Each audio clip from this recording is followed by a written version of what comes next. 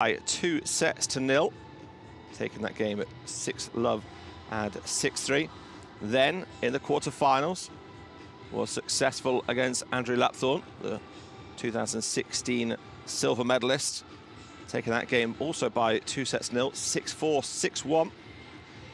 But then just missing out in the semi-final against the Australian legend, one of the greatest players to play quad singles in Dylan Alcott, in a close game, just missed out by 2 sets to 1, going down 6-4, 3-6, 6-4. And at the end of that game, both of the competitors embraced for what seemed an age, as Niels Vink has looked up to Alcott as his idol and hero. And Alcott shared some kind words after the game about the skills of this young 18-year-old from the Netherlands.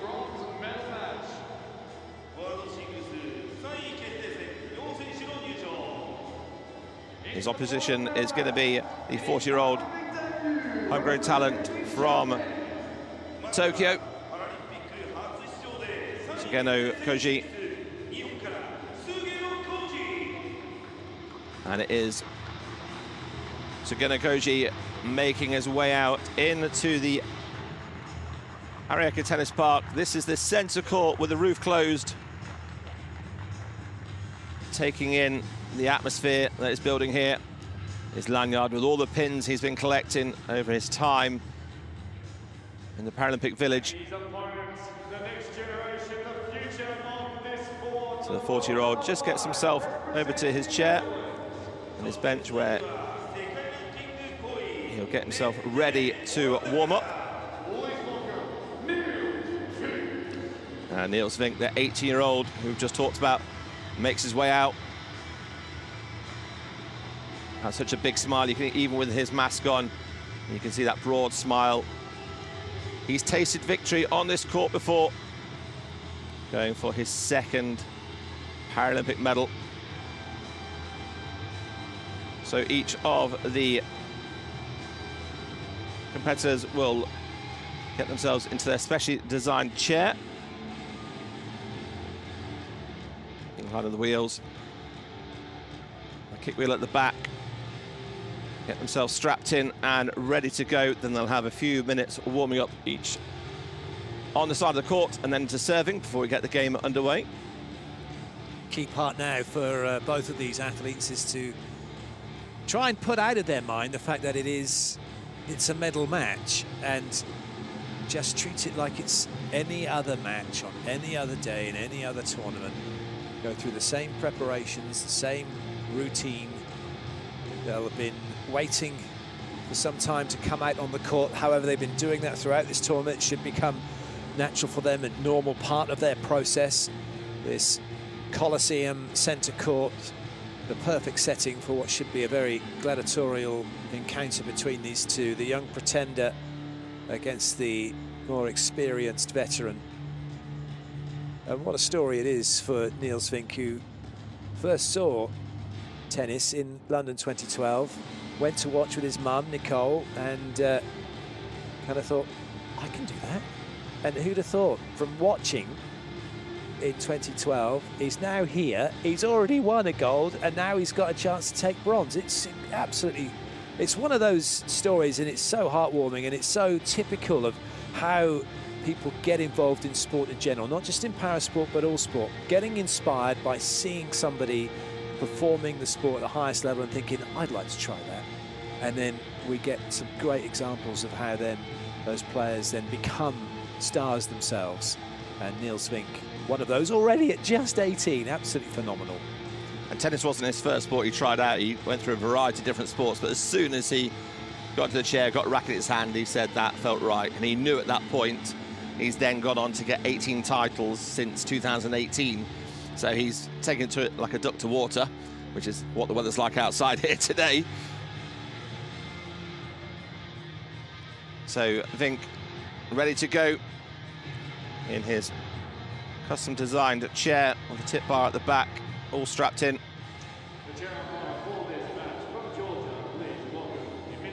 Emiliano Zana will be the chair umpire. Once the two players are all settled in their chairs and ready to go, he'll be then having a chat to them both about the game, what he'll be looking out for. We're explaining about the three-set game. 2 sets will be to tie breaks.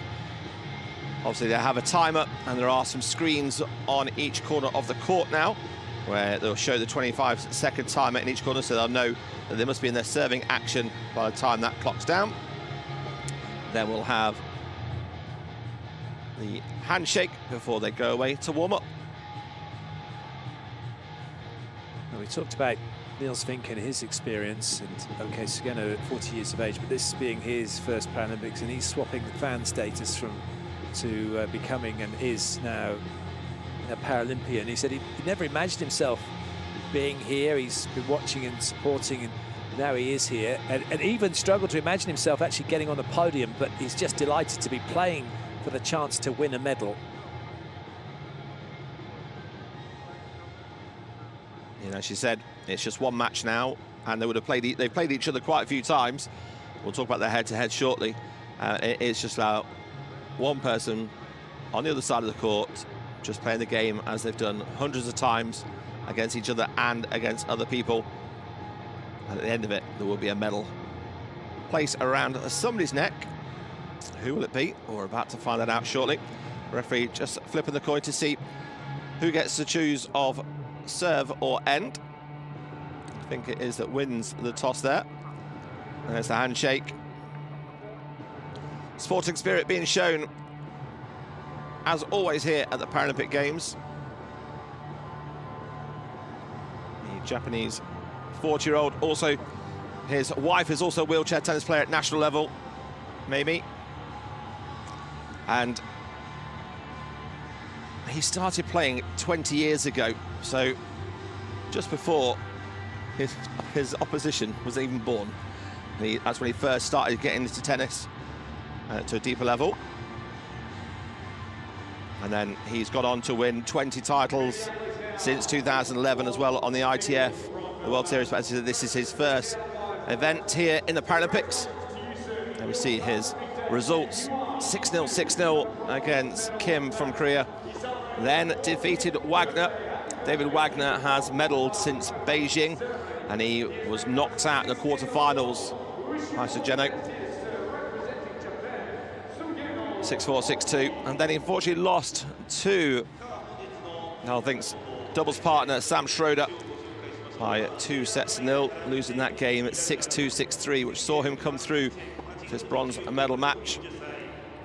So the Netherlands guaranteed another medal in the single competition. It'll be Schroeder going against Alcott later in the competition. There is the Japanese support, coach, trainer.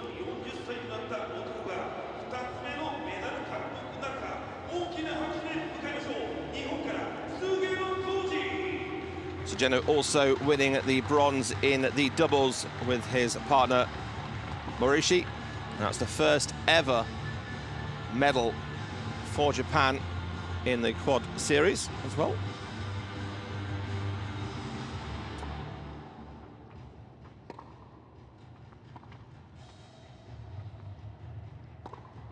And his opponents for this quad single bronze medal match, he is the future generation of this sport, a future world #1 we feel coming for this young man, 18 years of age, and he has already accomplished a gold medal in his Paralympic debut in the doubles competition.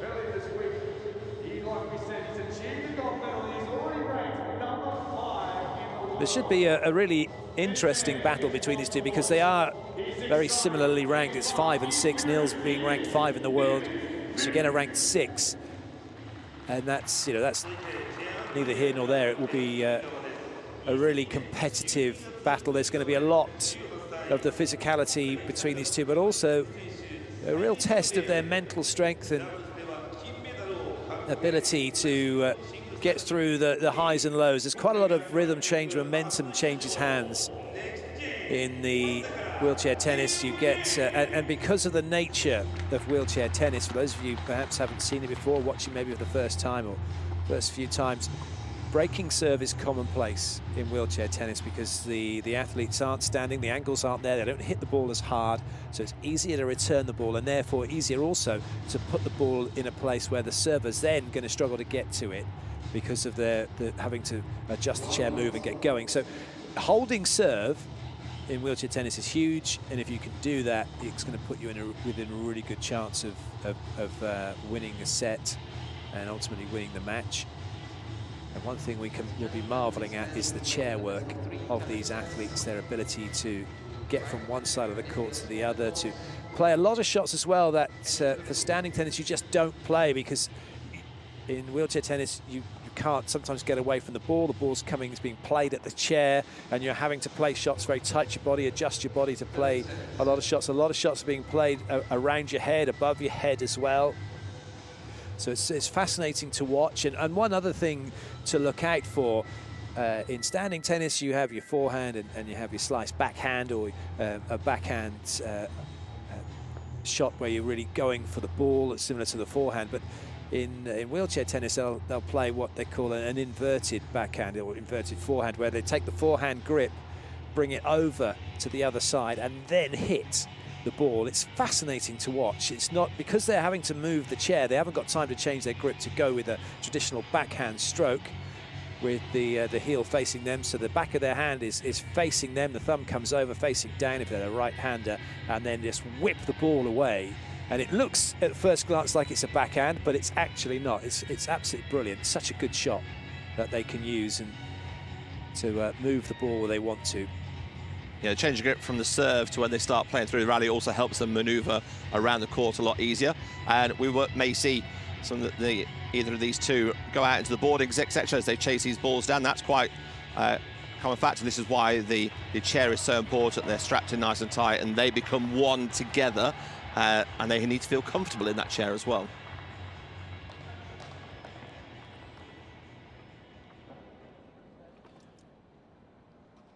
First set, Sugeno to serve. Play. So here we are in the Ariake Tennis Park for the quad singles bronze medal match. We've got Niels Vink taking on Sugeno Koji from Japan.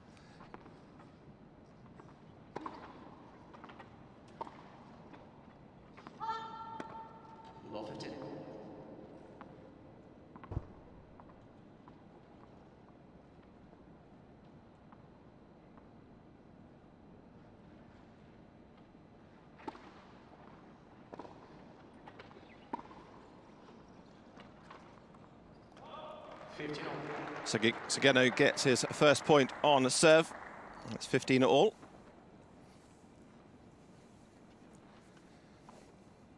That left-hand serve.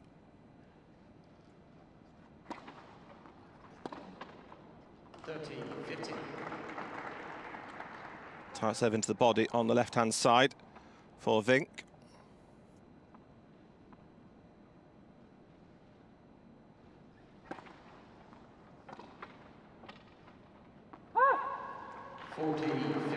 And that left-hand serve coming really tight in, making it really hard for Vink to get the ball away, the ball away from his body. Some good serving this from Sugeno. It's not powerful. It's just really well placed and going right at Vink.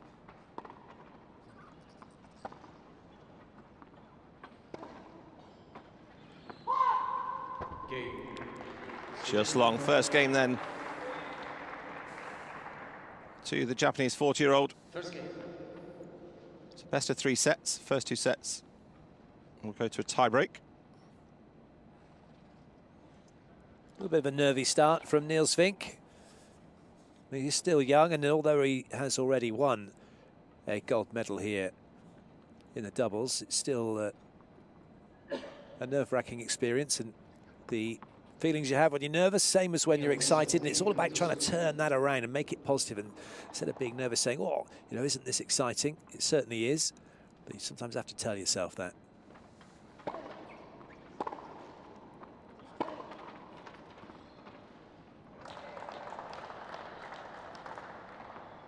Good work from the serve, and then a nice forearm just out of reach.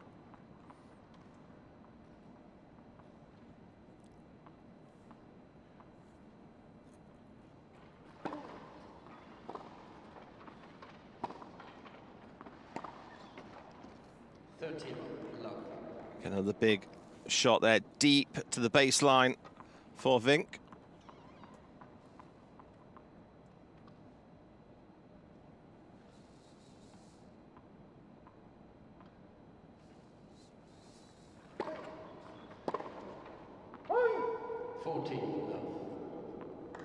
Just a little bit too much on that shot, going wide to the left-hand side. The left-hand option for him really does attack that cross-court well. I think just inviting Sugeno to say, come on then, let's see what you got with your forehand cross-court.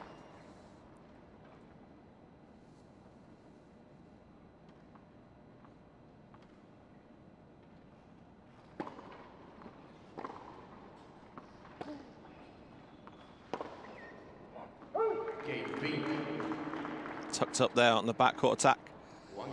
So, first 2 games have gone with serve. I think we'll be a little bit happier after that first game. Just settling down. Very warm conditions here in the Ariake Tennis Park.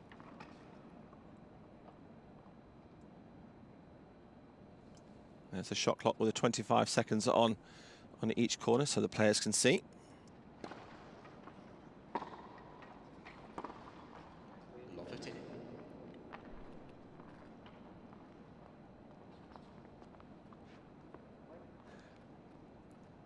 The shot clock is important. It's 25 seconds for them to then get ready and serve. They don't have to serve by the time the clock's gone to 0, but the ball has to start getting it into play, ready to serve. Nice shot to the right-hand side for Vink there. Catching his opponent out of position. Nice and deep.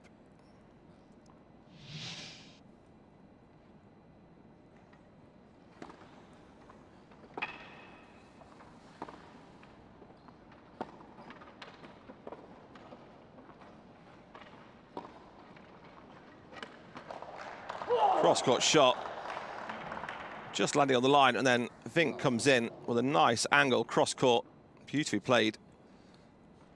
3 break points. It was an excellent play that from Vink. Got a really nice backhand slice, nice and low and deep, that had him then putting Sugeno exactly where he wanted him to open up the other side of the court.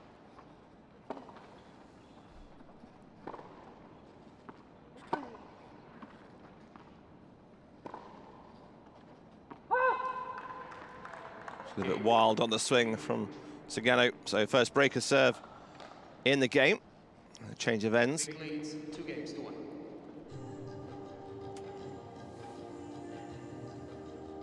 So they're coming to change of ends.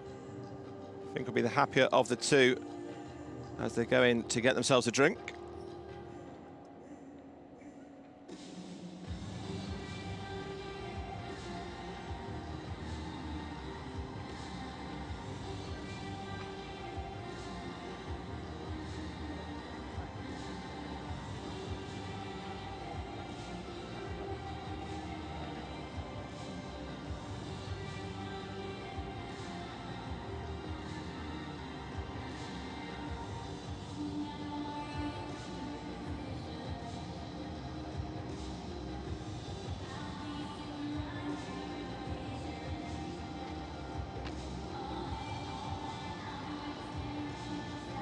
So here in the head-to-head with these 2 teams, these 2 players, Vink has the advantage with 4-2 lead.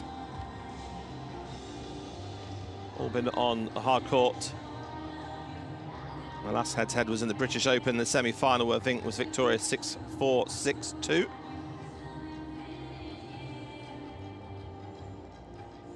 That was then, this is now. There's still, I guess, a little psychological element to that. You come in feeling good, so yeah, I know I beat him. And also from Sugeno's point of view, the manner of the loss leading up to this, how he was defeated, he'll be thinking about that and whether that will play on his mind. Both teams, both coaches will have done a lot of work looking at that, looking at how they're playing here to come up with their game plans for this one.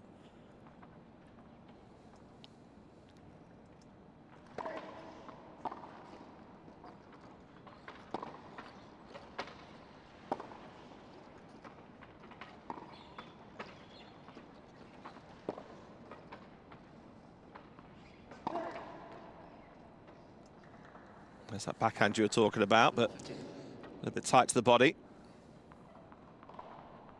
So 15 love.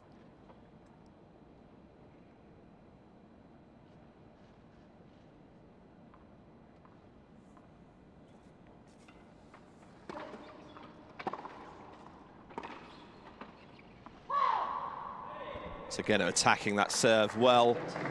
Put the pressure on the young Dutch as he serves. 30 love.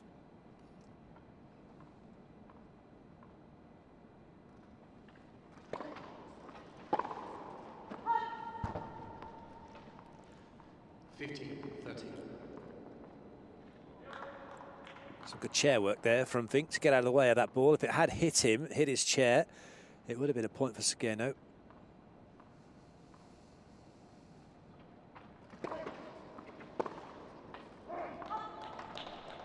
A little bit too much on that forearm receive. Both players just getting a feel for the court and for the game at the moment.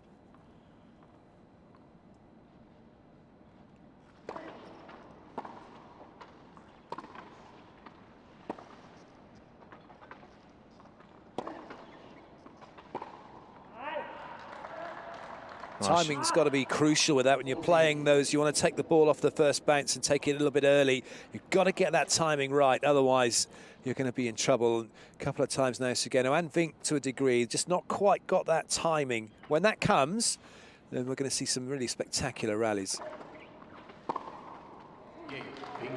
Another example of that. He wanted to take it nice and early, but he's taken it just that. It's only a split second between that being just set up perfectly to get over and get through it, or it gets too low and then the net gets in the way.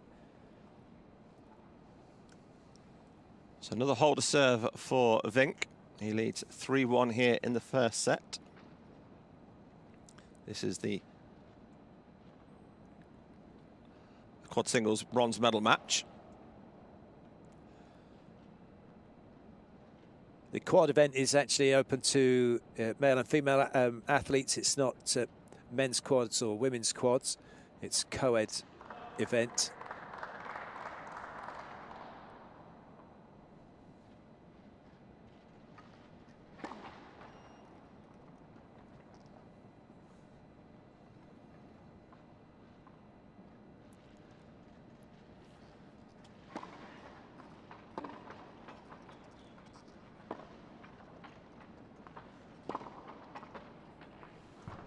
Good aggression. There's a fist pump up to his support staff directly opposite him as he follows through. Exactly what we were talking about, get that nice height over the ball, whipping it into the deep court. Serve again, tied to the body and chop away.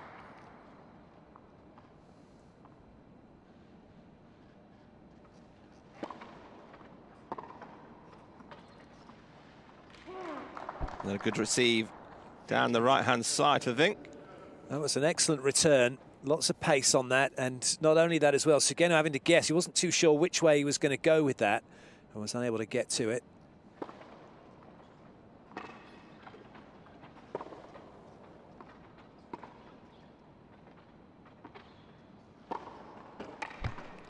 Big forearm smash. 30. There's not much that Vink could do. He's tried to keep it in play. And Sugeno then was never going to miss that one.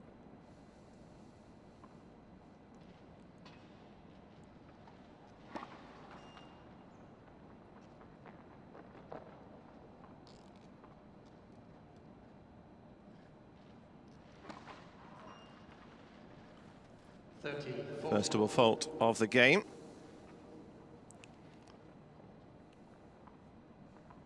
It's a break point for Vink.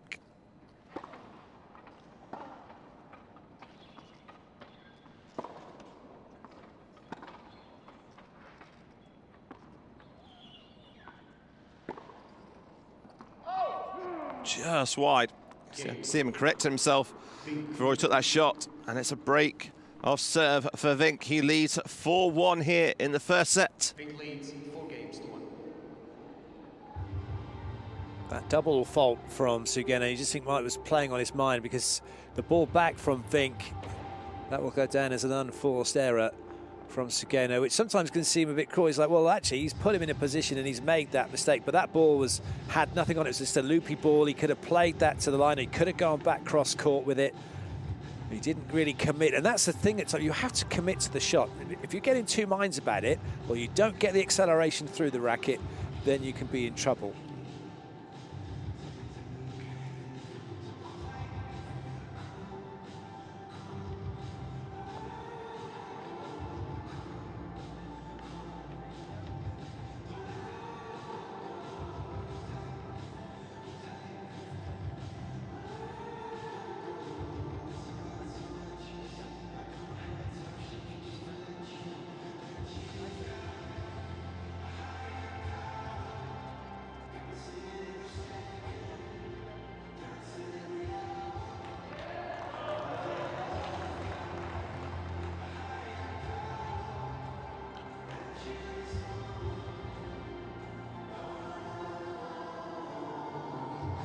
Time.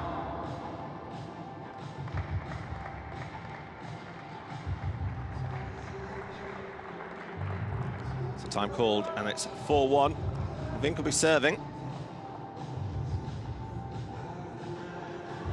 He's got an abundance of energy, even with 1 gold medal to his name in the quad doubles. He's ready to go.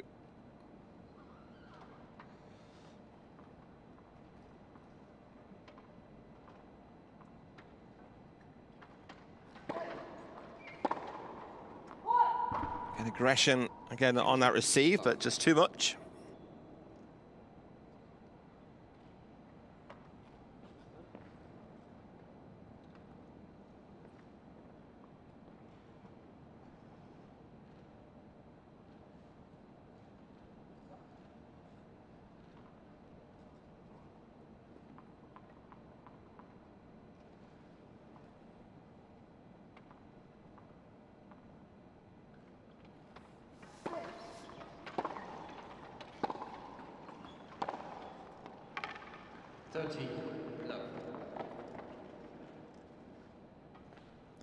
Sometimes it's like, sometimes when you play golf, for anyone that's played golf and you hit a duff shot and it comes right up through the shaft and you feel it in your hand. I think there's a similar situation there with Sugeno, as he caught that off the frame and it's gone right up through his hand and through his arm.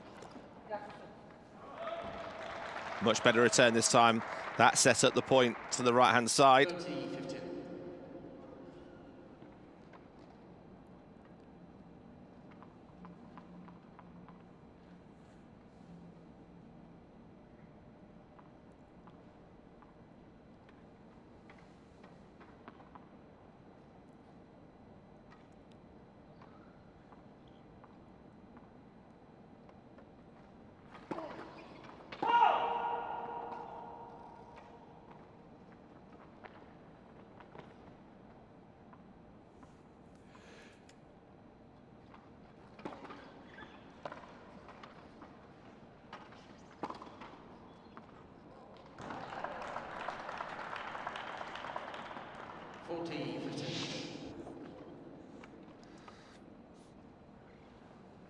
Sugeno trying to attack that return of serve and get aggressive against Vink. It's 40-15.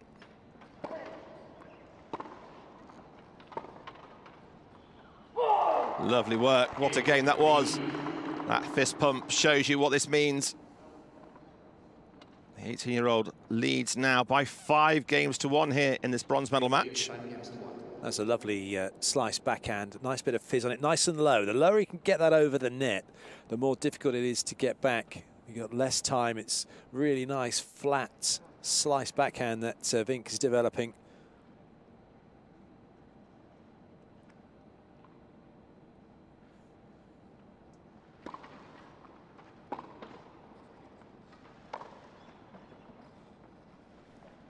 Just going for the short slice over the net there. It's got to keep a serve to to stay in this first set.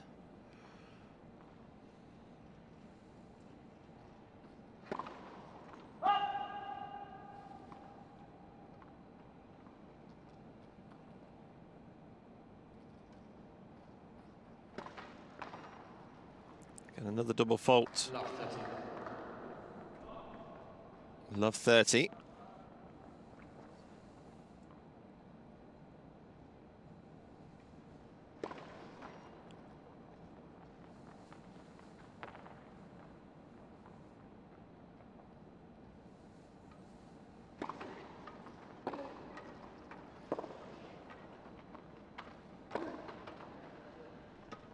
This time it's Vink getting aggressive from the baseline. 15-30.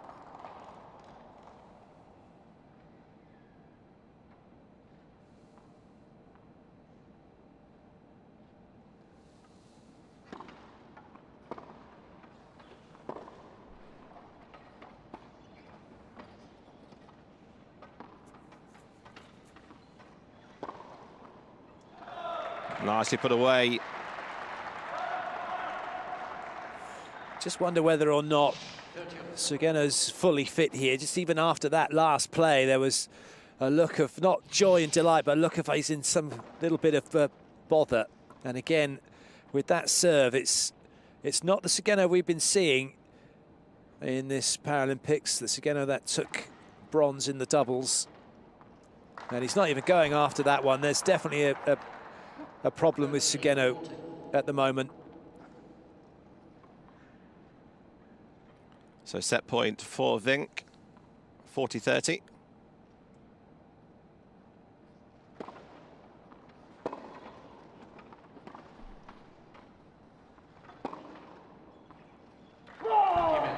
And there's the first set, 6-1. Sellingham looking as if he's going to go across and down the line. It's a great start from the young Dutchman. You've got to feel Sugeno's not quite on his A game right now. If there is a problem with Sugeno, he's just having a chat with the chair umpire. He can call for treatment, depending on what it is, obviously, and have it looked at. And likewise, actually, as we look at the statistics for this, which never tell you the full picture, what we have seen is Vink actually dominate that. He's done really well. He's put the ball into great places. Both were a little bit slow to start. Few nerves, but they're getting themselves into it. Vink certainly settled in. He'll be delighted with that first set win. The athletes can also, if they have an issue with their chair, they can get it looked at, and they get 15 minutes for that to be repaired during the course of the match. And if they still haven't sorted it, they'll get another 5. And if after that it's still not been sorted, unfortunately they'll have to forfeit the game. It was definitely a first set that Vink got the better of early on.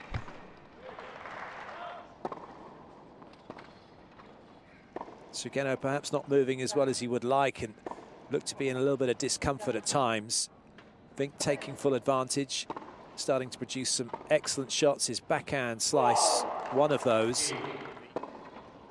And the reverse forehand starting to come good for him. And given time and space, he's able to produce those kind of shots that Sugeno had no answer for. For somebody so young, plays with such maturity. You can just see he's just loving it. He's just loving what he's doing. He's found something. And that's the thing, no matter what you do in life, whatever it is, there's always something, I think, that everyone is going to be good at. It's just discovering it. And when you do, and you find that, it's the best feeling in the world.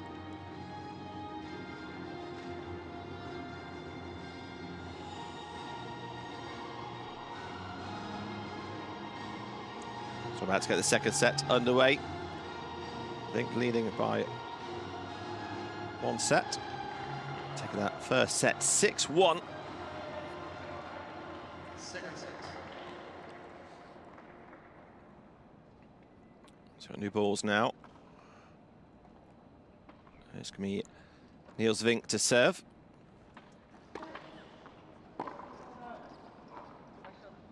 Great return to the corner.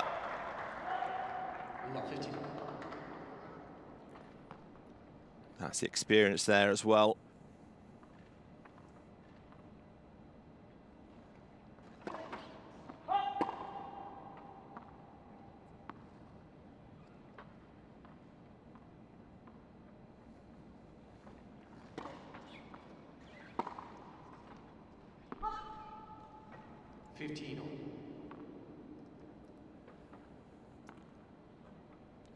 So return just going long. 15 all.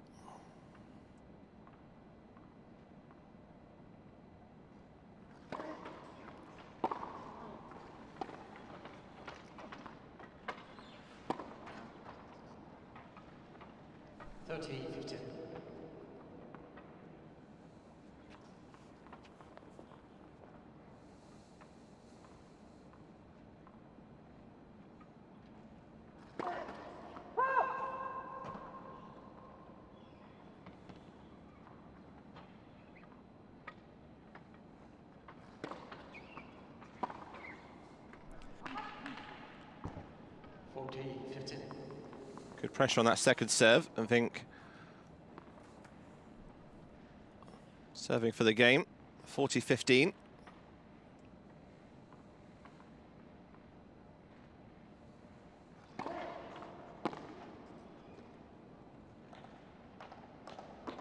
Good pressure serve again to take the game. First game, second set. Vink continuing in the second set as he finished in that first set. You get the impression watching Vink, he's very good at, for someone so young, at just concentrating on the processes. He's not thinking about outcomes at all. He's just getting in there. What have I got to do now? What's happening here? And figuring out solutions to the problems Sugeno's posing for him. And he's playing really well, is Niels Vink right now. 15. In the semi-final defeat to Dylan Alcott, Alcott did mention that he's so proud of how he's generated to the level he's got to in the last 2 years, and that the future is going to be in his hands as well to take on almost Alcott's legacy. I think he'll be creating his own legacy if he continues in the manner he is.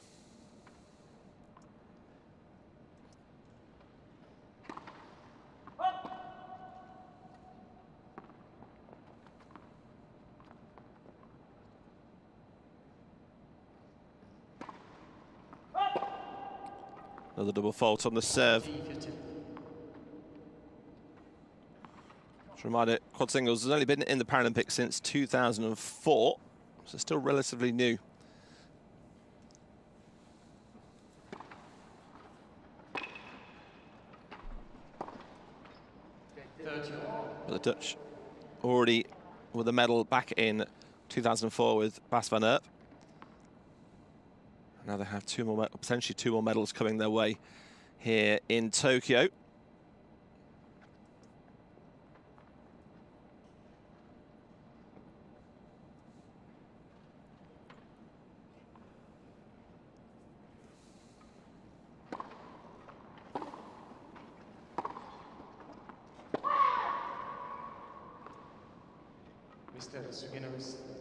Sugeno thinks that one has stayed in. It looked long. So he'll challenge this. The players have unlimited challenges as long as they get them right. He's not got that right, so now he's got one challenge lost. And if he loses two more, he has no more. 30-40.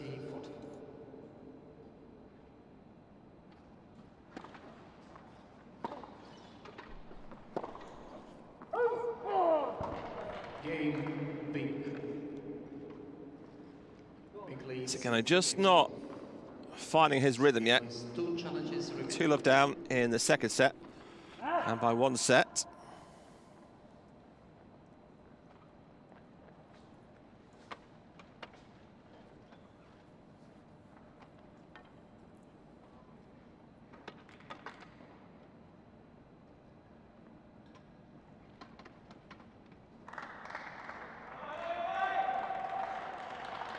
So Vink looking to continue his dominance here in this bronze medal match.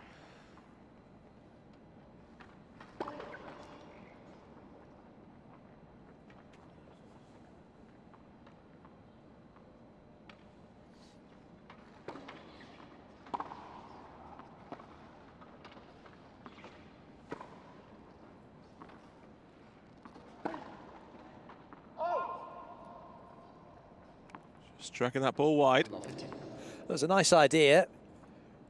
Wanted to get a good feel for that reverse backhand of his to really whip it across his body.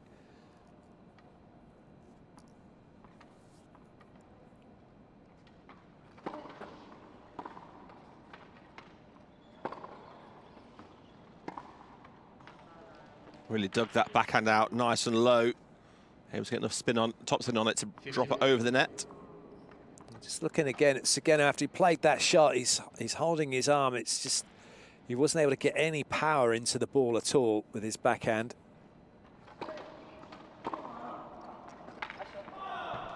That was better, but he see how he had that really in close to his body as he played that shot.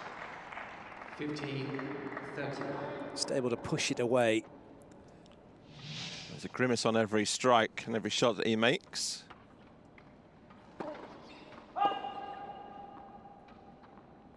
Definitely going to attack each and every serve that Vink has.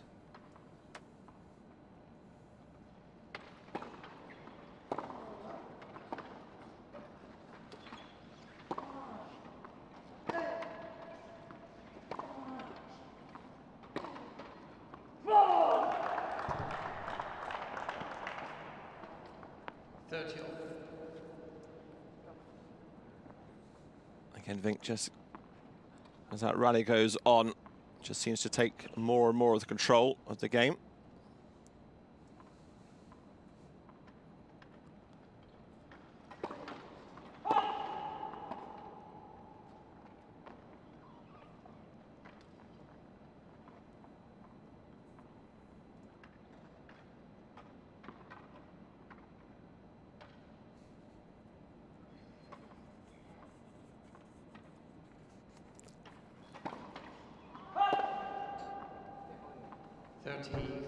First double fault for Niels Vink. Gives Sugeno his first break point in this game. 2-love down. It's 30-40.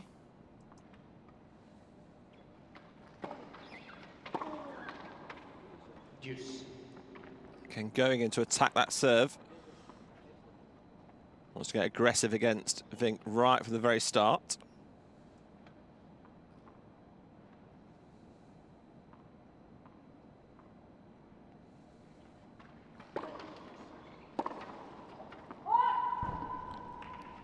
Vink moving out the way.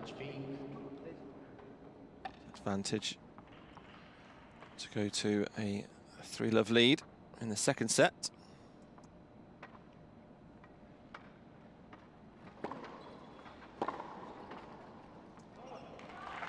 Advantage of that left hand, able to get the angle across from left to right. That's the best shot so far from Sugeno in this second set. Maybe that'll be the shot that'll inspire him to go on to better things now. Really get some confidence in what he's doing.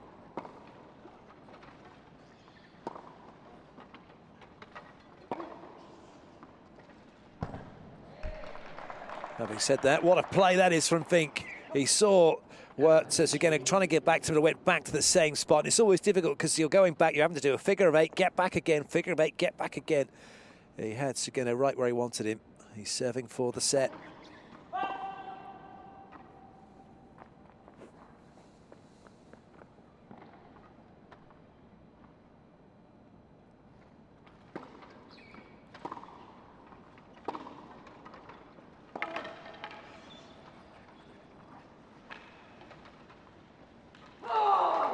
Too good. What a rinky-dink from Vink to get that one. He takes the game as well and now leads 3 games to love. Totally in control of this game. Sugeno doing well to get that ball over then as well, losing the racket halfway through. Almost was a winner. As you said, a rinky-dink from Vink. It's such speed as well that Niels Vink has got. He really is one and only. He's a true original, isn't he? Look at this, he gets in, he can see his chance. That is an incredible amount of chair work to get that. Even if Sugeno hadn't lost his racket, he wasn't going to be able to go and get that ball. That's what this game means to him, this medal means to him, this competition means as well. He's set his standards so high already. That's the way, since he's got to Tokyo, that he's played his games.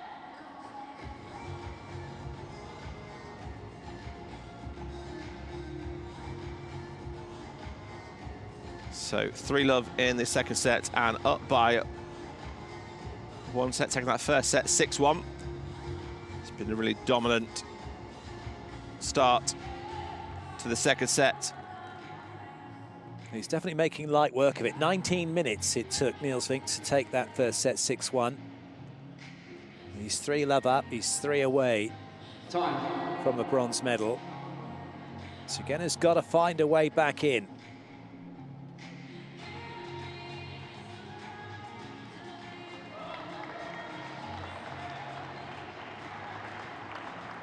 You think it needs to be this game, you give Vink any more advantage.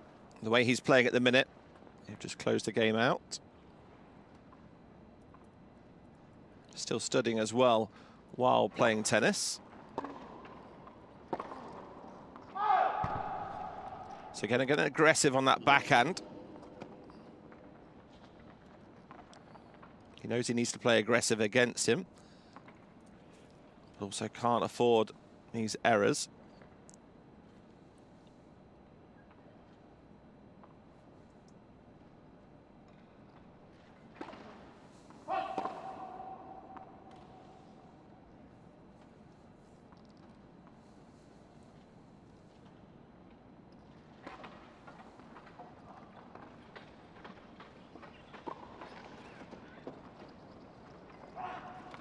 Oh, got the look of the net on him, that side.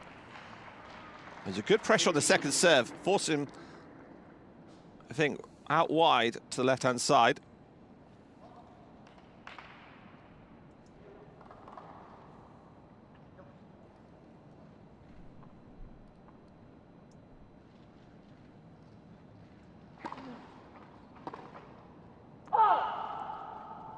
This time better.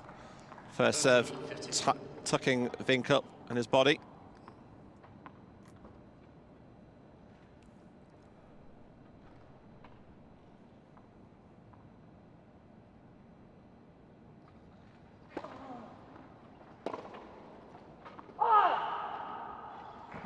It's starting to get closer and closer with that reverse backhand going back towards Sugeno.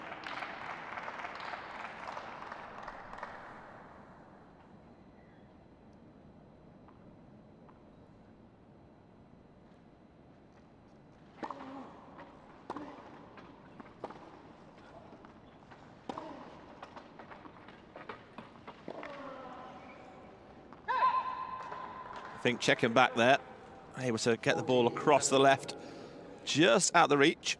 That was an incredible shot from Vink. He's got that right onto the line. There was no chance of Sugeno. He did well to get anything near it.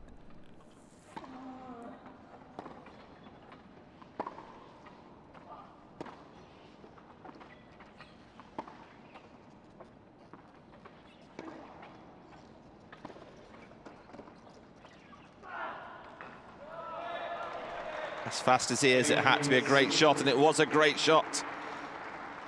That's the best shot so far from Sugeno. Applauded by his coaching staff and also by his doubles partner, Moroishi Mitsutero. As Sugeno gets on the board. He's taken his first game in this second set.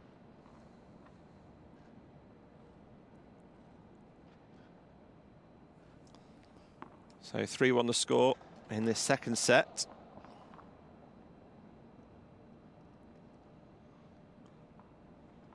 Vink already up by 1 break.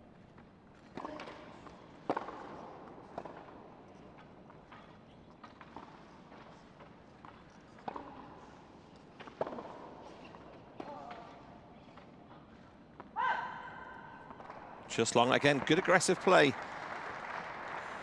You can get an idea of why a lot of the play is down the middle, backwards and forwards, because they don't want to create the angles for the other player because you can't chase it, and also they want to jam the player up and make it difficult for them to play shots where they can open up and get through the ball. Exactly as Vink's done with that one. With that ball in front of him, he's able to spin the chair, then he's able to whip through it, and that ball is never coming back. Wonderful shot from Vink.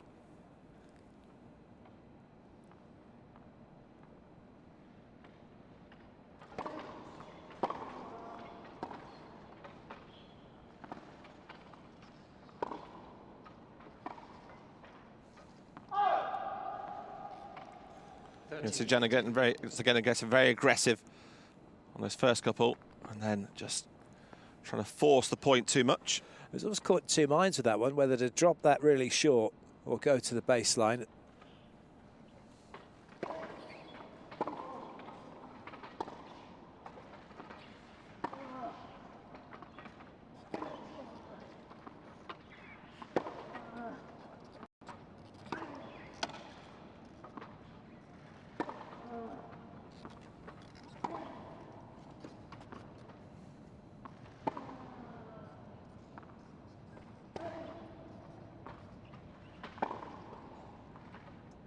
Oh, well played. Waiting for a call, Vink, and it didn't come. 30. This is as good as it gets from Sugeno. Just on the edge. 30 all.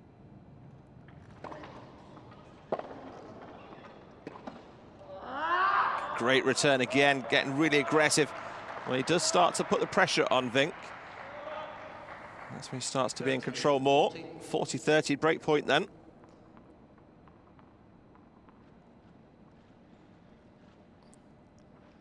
He's not comfy with his grip or his hand. Something's still not quite right for him.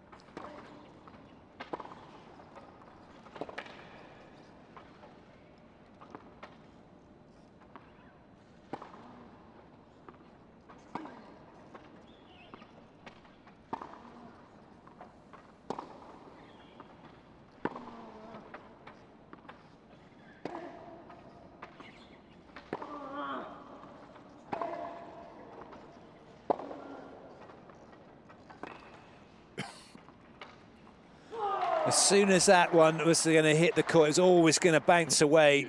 And a massive amount of side spin that Vink put on that sliced return.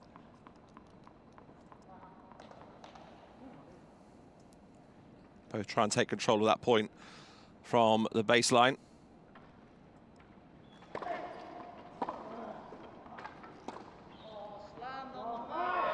Advantage, Sugeno. Nice return, give him second advantage. Points, a break point again.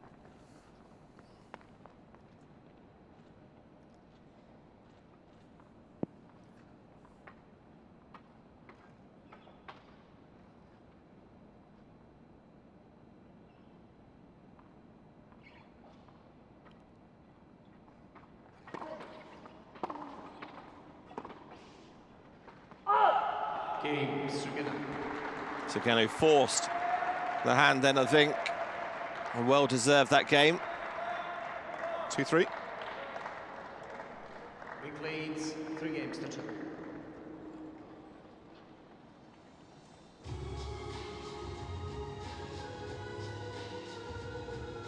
Much better performance from Sugeno. It's almost as if he's kind of thinking to himself, right, all right, well, maybe I'm not at full fitness level, but I'm going to stop worrying about it and I'm going to play through it.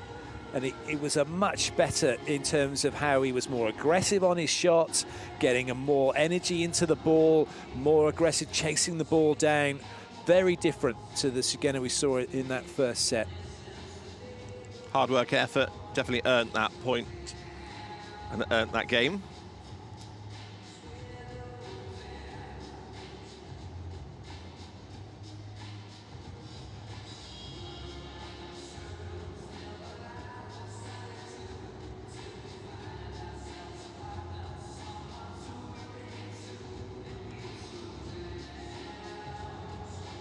There's a drive and motivation around Niels Vink. He just continues to go and go and go, no matter how many games he plays. But the last 2 games, 40-year-old from Japan, just using all the time. He's got the blower underneath the shirt. He sprays his face with that cool water as well before he comes on. Vink always quick to get onto court ready. This is the experience here. Sugeno going back to the baseline.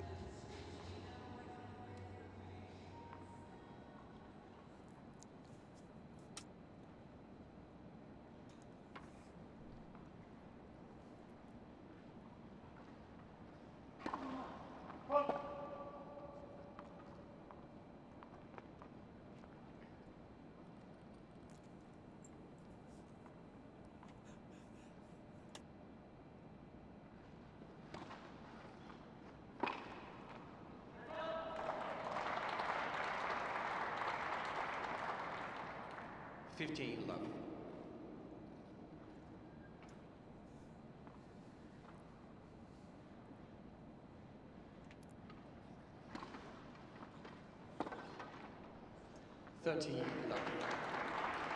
Left-hand serve slicing round the ball, moving away out of court. 30 love.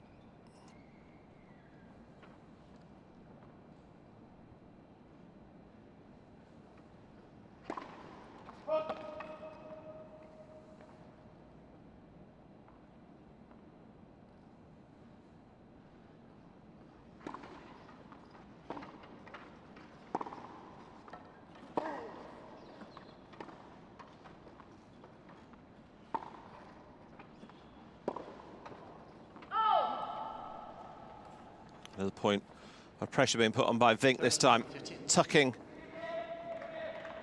him up right close to his body, can't get the swing in.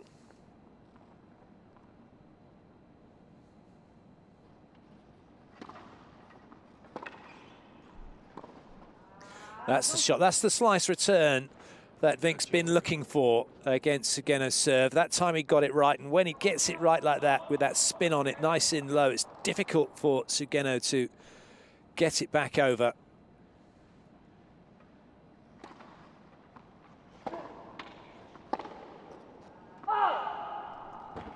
Having both those options on the backhand is such a powerful tool. So break point, 30-40.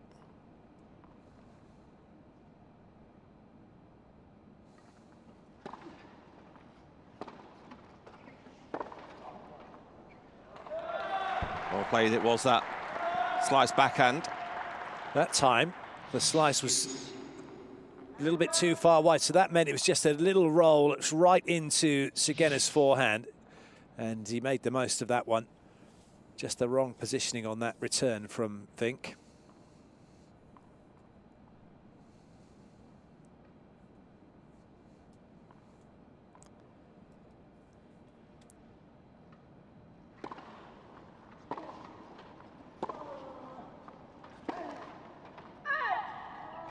Advantage, Sugeno. But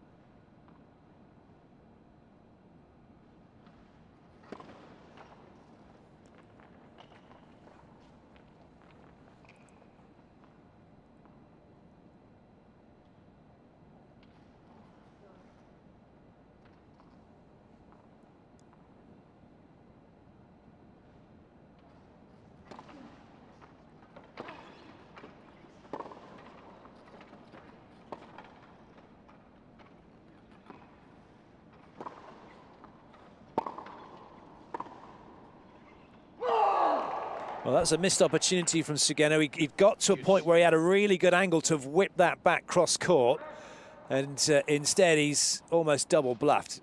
He tried to double bluff Vink, put it right to him, and then the advantage in that rally went straight back to Vink.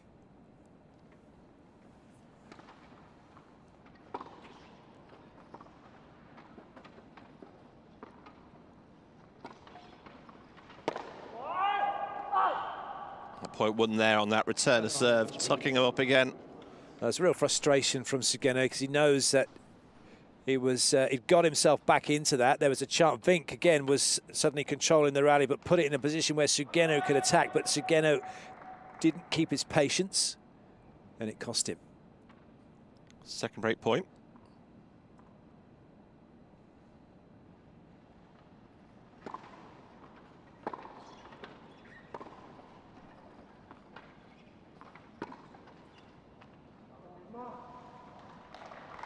Deuce. Gets it back to Juice.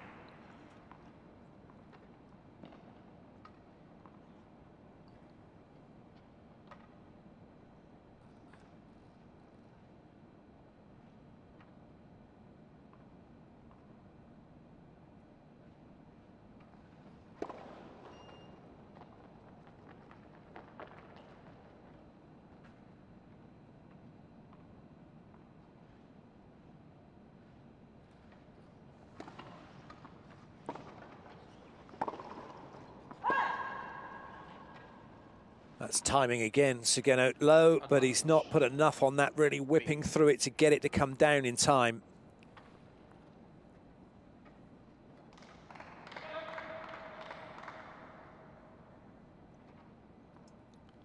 So the third break point for the number 5 seed. And third time I'm asking.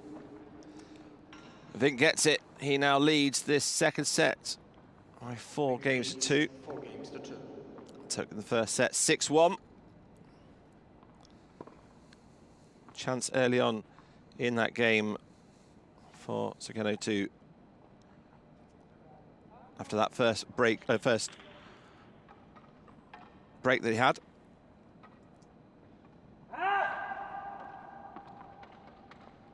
He knows this is the time now. He's got no other choices. He's got to break the serve of the 18-year-old Dutchman. Otherwise, the game's just going to start moving away.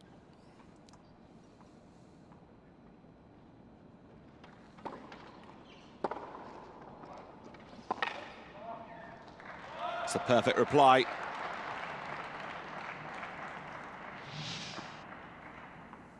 Law 15. He's just not done enough of this in the match, really.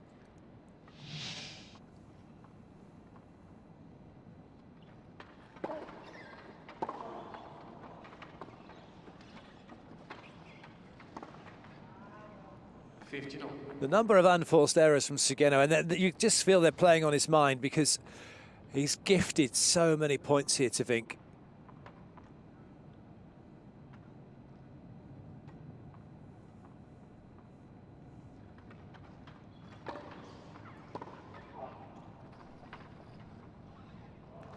And then he can come up with shots like that. It's incredible. He's got twice as many unforced errors as Vink's got at the moment. Sugeno with 10. But you're looking at the percentages across the two of them. First serves and points won on first serve. It's 63% for Vink, 47% for Sugeno.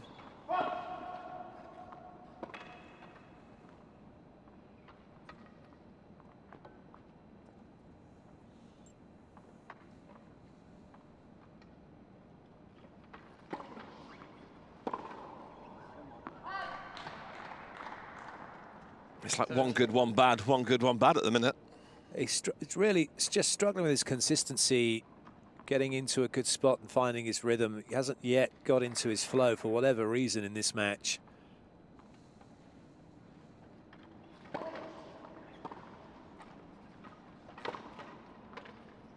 Great, really good shot from Vink. As I say, let's not take anything away from Vink as well, who has been solid in his actions. Came out with a game plan. Well, this is it. I said for whatever reason he's not been able to get into his flow, Sugeno. That reason is Vink on the other side of the net with the way he's been controlling the ball.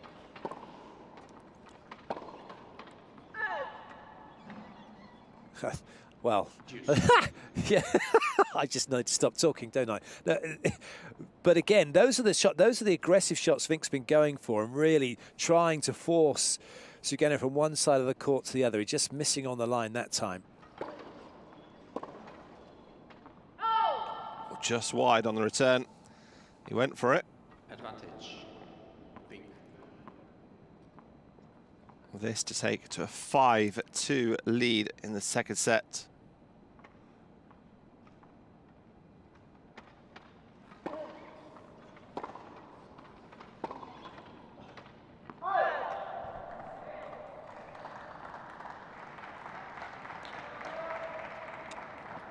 Deuce.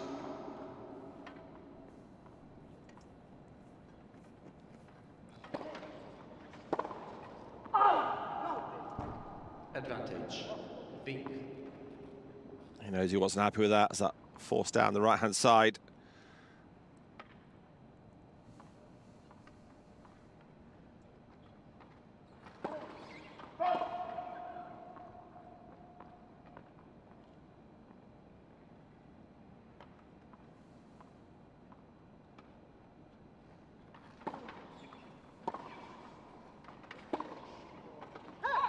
That was a chance. Deuce. That's a moment where you need to stay level-headed. He's tried to hit the winner instead of just maybe being patient and just making Sugeno play one more ball. And that's really the aim of what you're doing in wheelchair tennis, is make the other player have another go. Keep making them play one more ball and see what happens. Good experience there as well from the youngster. He's just got away from the court, got out, reset. Advantage. But it is a break point.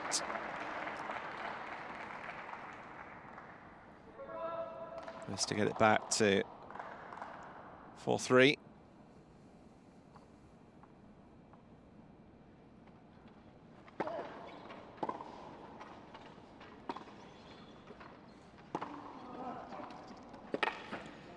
Sugeno showing glimpses of what he's about. Takes the game. Only down by 1. Good break. Vink leads 4 games to 3.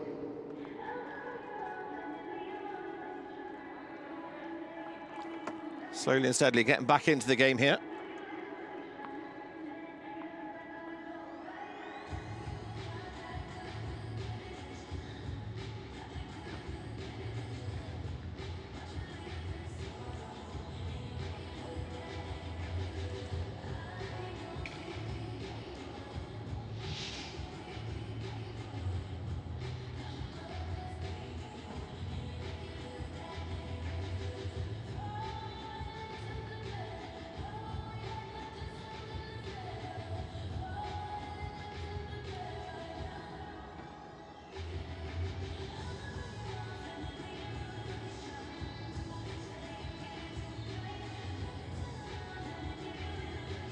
So a penny for their thoughts right now. As per normal, Vink the first back out. The positivity, fist pumps up to his support staff. There's the water sprays, the vents, everything he can do to cool himself down. Use every second he's got. He's still got a couple of seconds left before Park calls for him. It's an important break of serve. Get it back within 1 game. There's the Dutch on charge.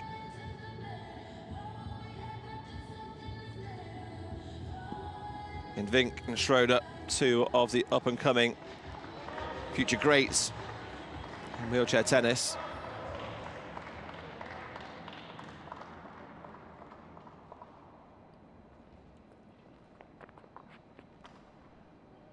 Sugeno serving 3-4 down.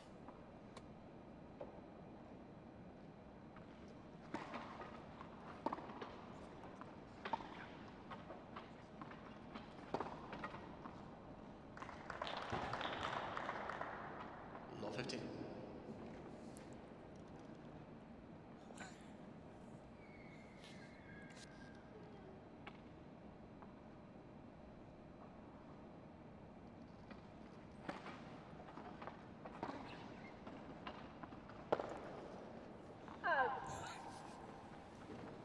Law 13.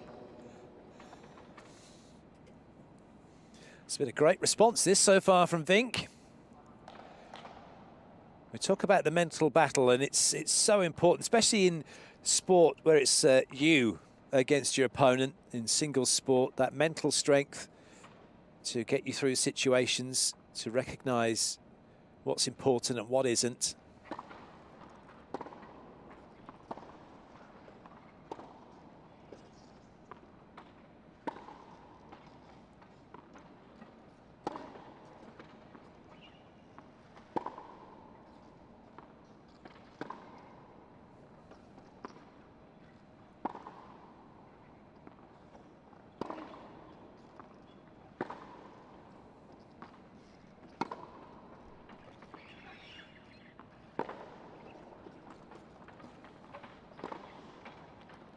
There's a real battle of the baseline. Then just get the angle in the end. Well, that was the one I was hoping that Vink would just not try to hit that winner, not try to hit that angle, but just get it back, even make it go down his line to get back to middle and reset again and keep it neutral and make Sugeno have to force the issue.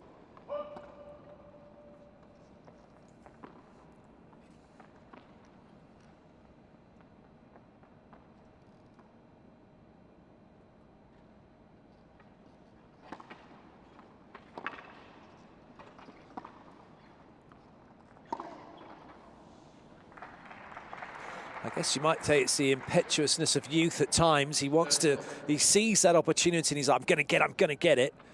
But timing off a little bit, he's allowing Sugeno back into this match. He's going to have to be careful, Vink.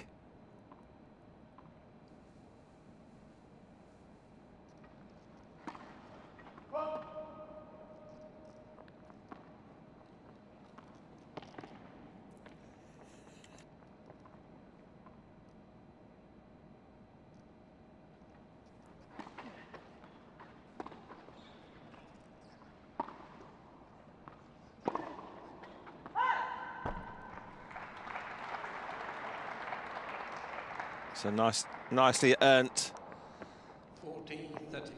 point. Now's a chance to level it at 4-all.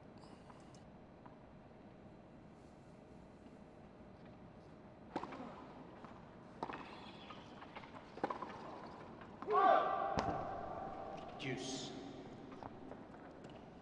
This time it's again trying to force it.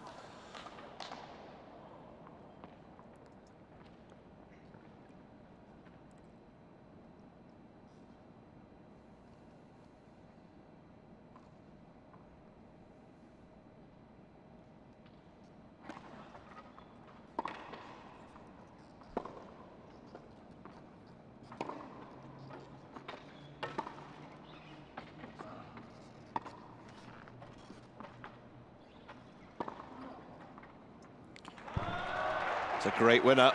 It's the left-hand side. Vink got in a little bit of trouble. All he could do is just get the ball back. And that's then meant Sugeno was able to do that.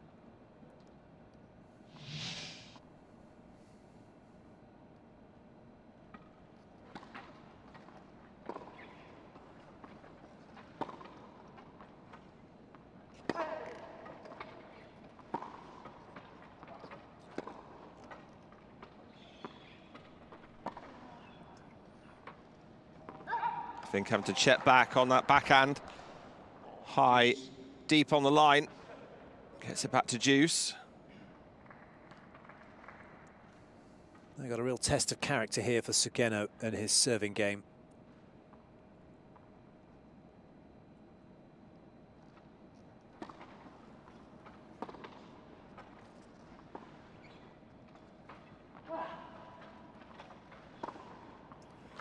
He knew as soon as he played that Sugeno is that, oh, well, that's that point lost.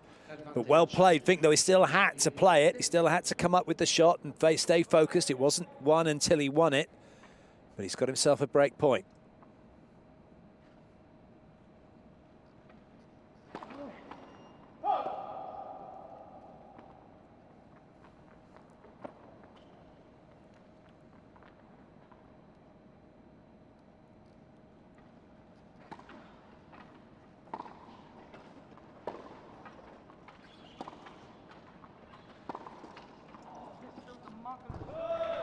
Good pressure applied then to save that break point.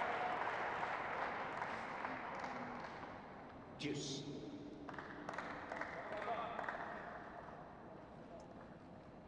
So again, it just needs that consistency now.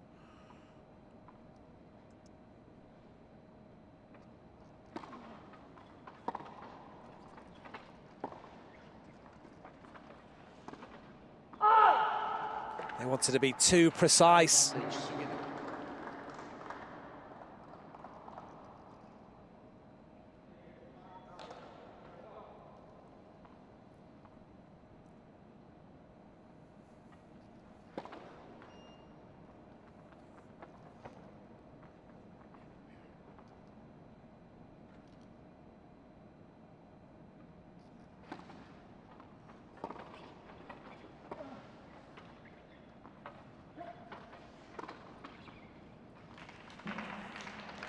He was pinpoint accurate there on that shot. Getting his wrist right over, dropping it in. Gets it back to Deuce.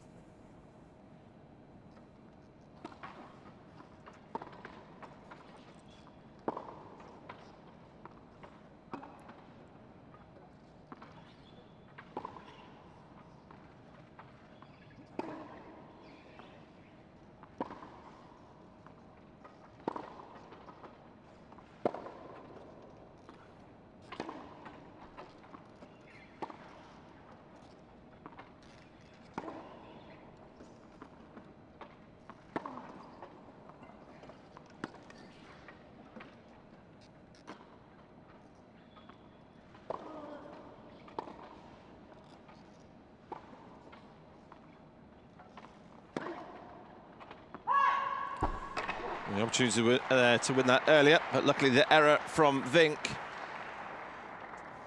Complete and utter frustration from Vink. That rally was lost and he was gone, but Sugeno gave him a lifeline by putting it straight back at him and got him back in that rally.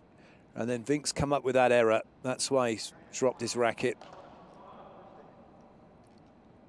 Just needs to have a little chat with himself here, calm down and refocus.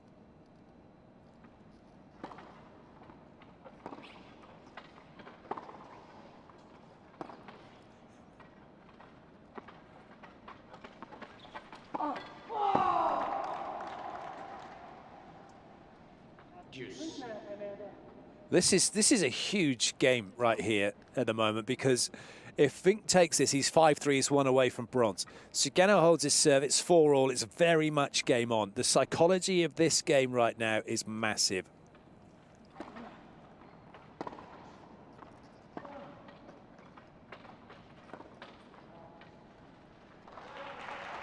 Sugeno's come back from being 3-love down as well. Advantage, Sugeno. So momentum is on the 40-year-old side. Can he close this game out and level out 4-all?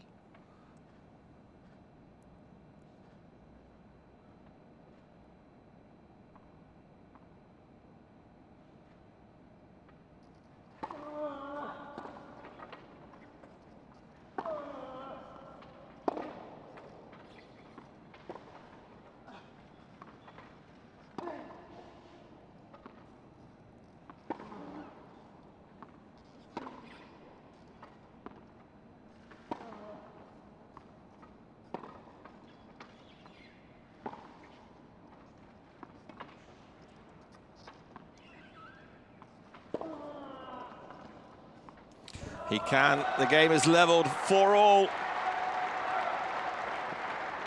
It was a battle of a game, but held on his serve. Game, Sugeno. 4 games on. Brilliant work by Sugeno in the end, held his nerve. 4-all, what a difference that is. He could have well been 3-5 with Vink serving for the match. It's a very different story now, and Vink's got some work to do.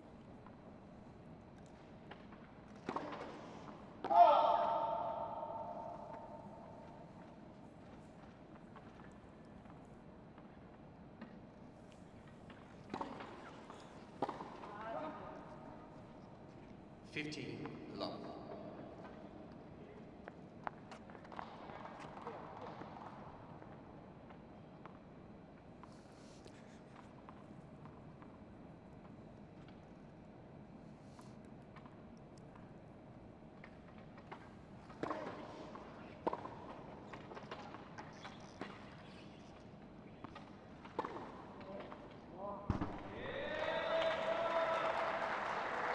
15 all. 15 all. Using the ball well, moving Vink across to his left and opening the other side up.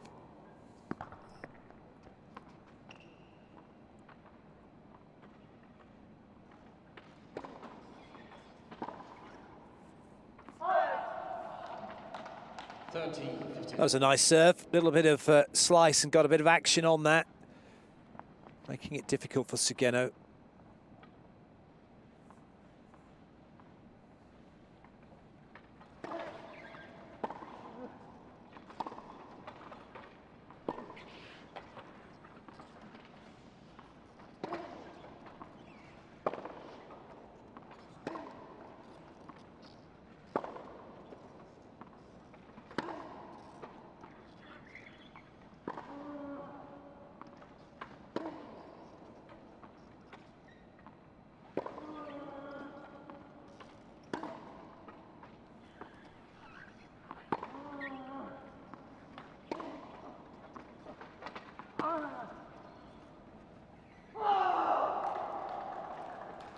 Almost bullied him into that point.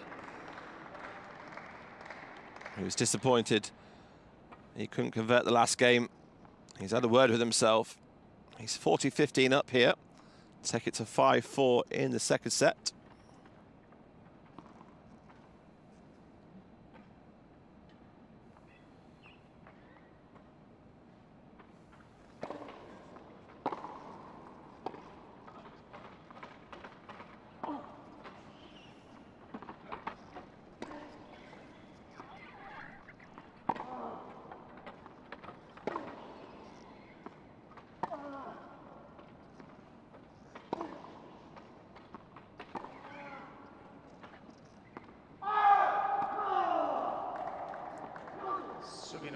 Is challenging the call on the There's a challenge for the call here.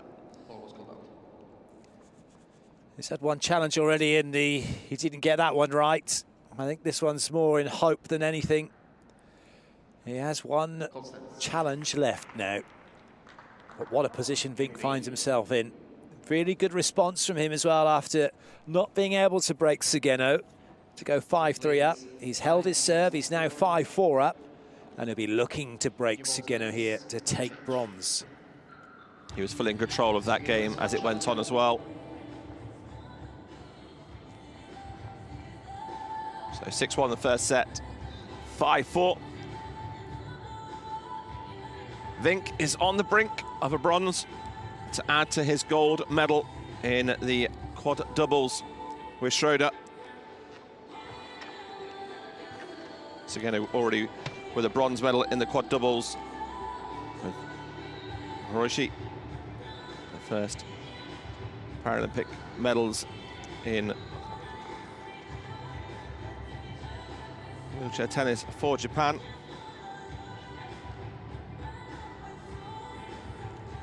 There's a drive and motivation about Vink now. He gets himself out early. Still 30 seconds left to go. Well, it has some psychology as well. Sugeno knows he's there. You can see him in his peripheral vision, so he's looking elsewhere. He's got the blower on him, doing everything he can to keep himself cool here.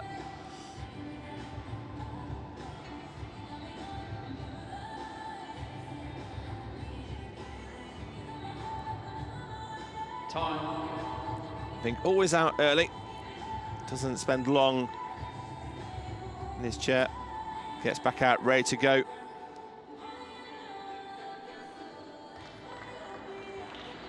In the semi-final, we saw that. And Alcott just using all the tactics in that game. Just to slow the pace down a little bit, just to get under him. Sugeno now serving to stay in the match. 4-5 down. New balls.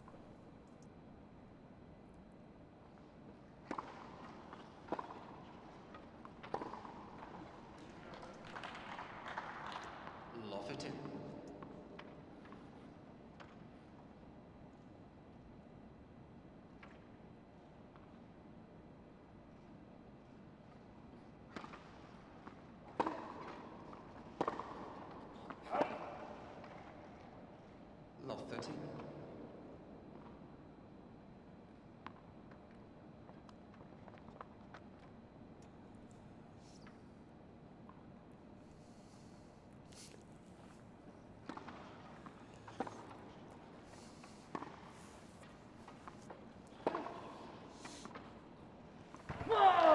Great shot from Vink.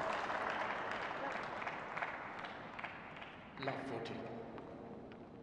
3 match points, 3 bronze medal points for the 18-year-old now.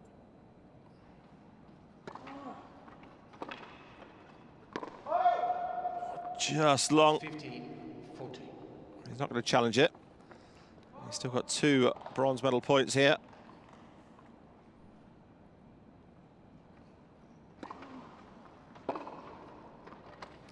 And with that return winner, cross court, he takes the second set by 6 games to 4, and the game by 2 sets to love.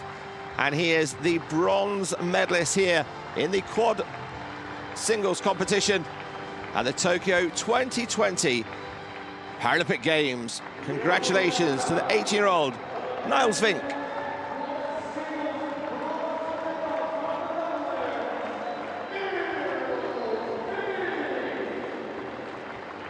He's done it in style as well. Wonderful forehand winner, cross court, just putting it into a place where Sugeno could not get to it. And it's another medal for the youngster here at Tokyo 2020 Paralympic Games. And yes, another chance to pose with his flag and to enjoy the moment. He'll leave his first Paralympic Games with a gold medal in the doubles and now a bronze in the singles. What a debut this is for Vink. And what a future he has in this sport. Vink is the name to look out for. Paris will be his next target. He goes away and reflects on his success.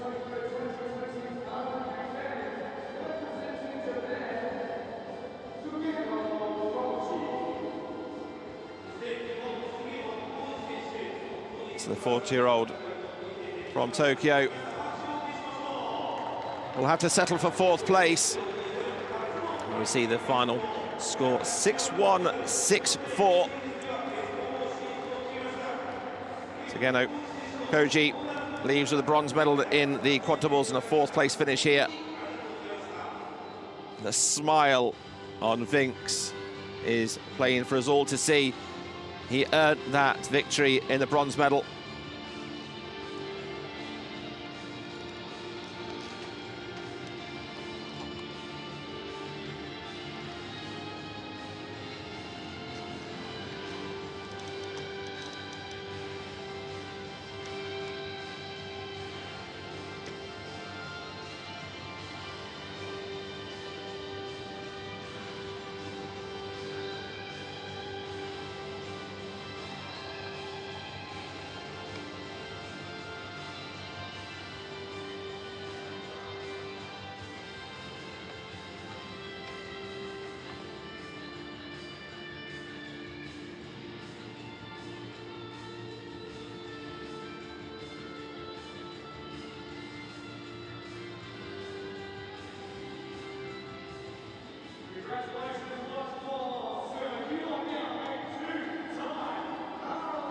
So Vink goes over to see the entourage.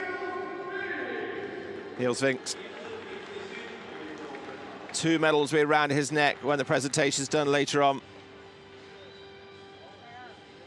There's that winning shot. That forearm return.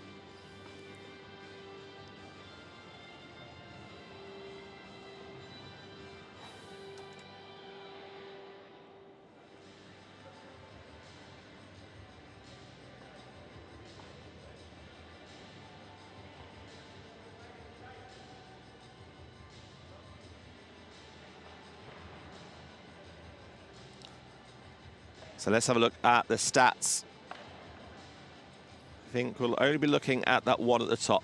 2 sets to love. Almost match each other on the first serve. But it was the unforced errors of the Japanese player that just held him back in those first 2 sets. And there we see Dutch flag and Vink's name on the bronze medal. And it's now going to be between Olcott and Schroeder who takes the gold medal. It is the #1 seed against the #2 seed. The top 2 players in the world will battle out for a gold medal here in the Tokyo 2020 Summer Paralympic Games here in the Ariake Tennis Park.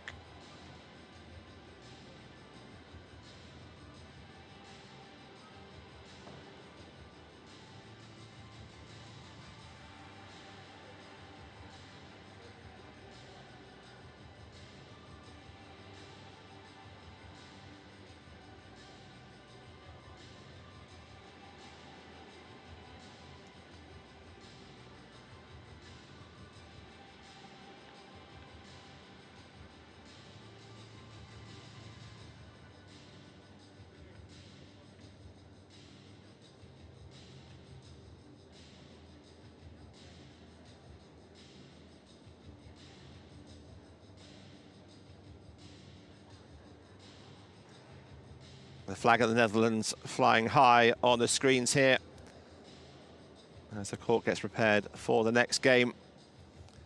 On the scoreboard, it's got Netherlands 2 sets to love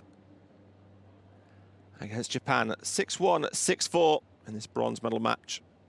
Vink has a second medal to his name in his first Paralympic Games. And the first medal since 2004 for the Netherlands, since Pas van Erp won the bronze medal. Obviously, the Netherlands also guaranteed another medal.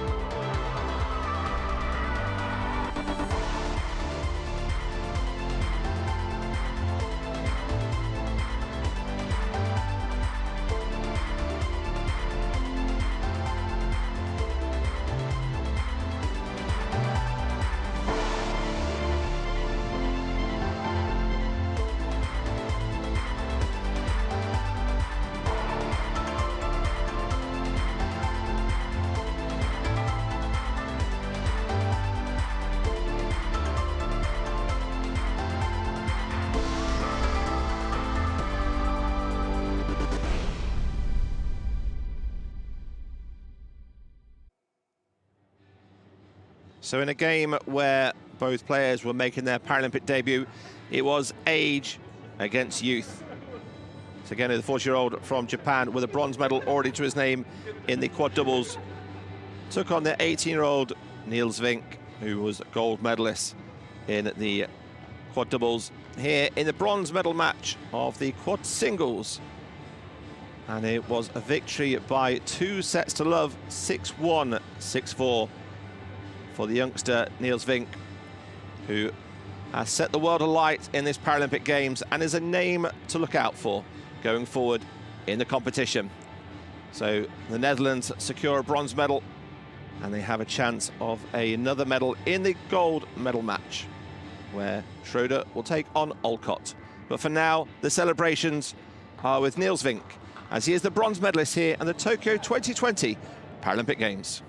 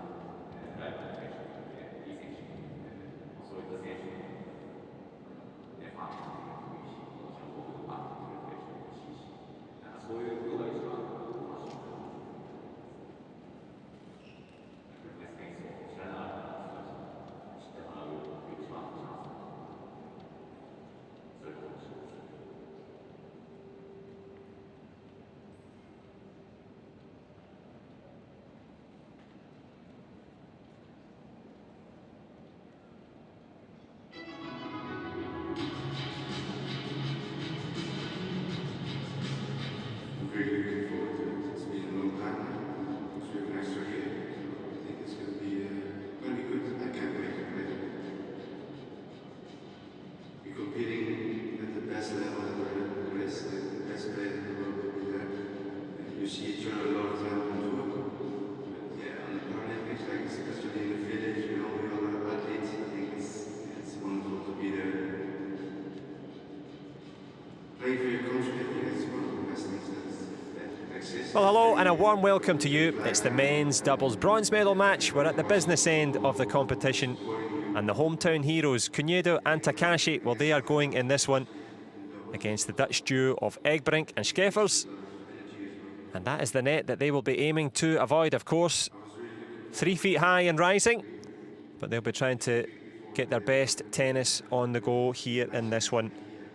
You maybe saw the little graphic a moment ago that it says 21 degrees. It's pretty chilly outside, but we are inside, under the cover of the roof here in centre court. A perfect arena. The only thing is missing is the fans, which is just as well that you're here because you will be supporting, I'm sure, all 4 of these athletes, but you might be rooting for 1 or 2 in particular. Okay, so we are down to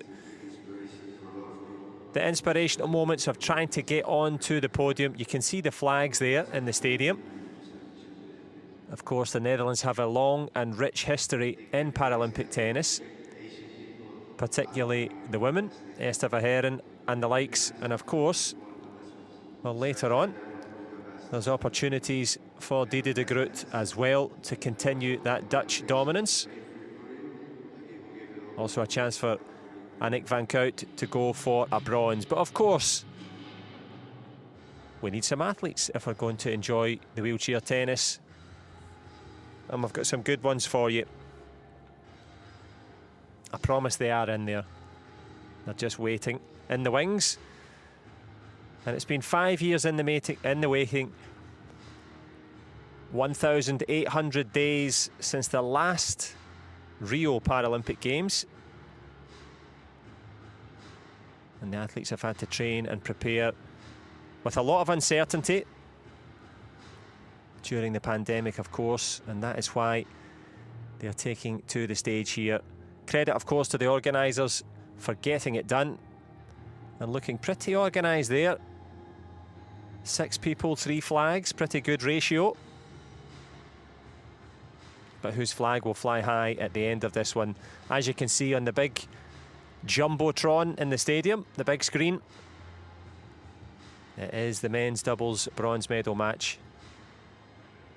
Opportunities, of course, to add a little bit of history to 2 top-class wheelchair tennis nations. And when the music change, that usually means the athletes are ready.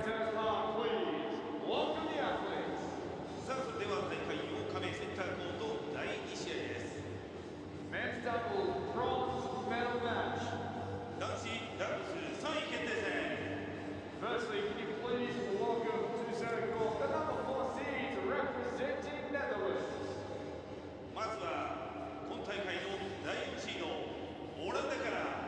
Tom Egbrink and Michael Scheffers. Well, here they come, the number 4 seeds, and it is Scheffers there in his 4th Paralympic Games, and they are wasting no time.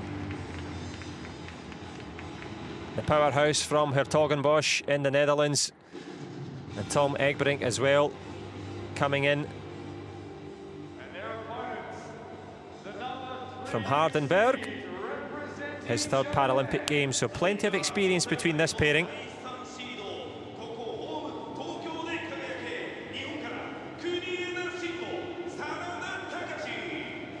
Well, big moments for the host nation.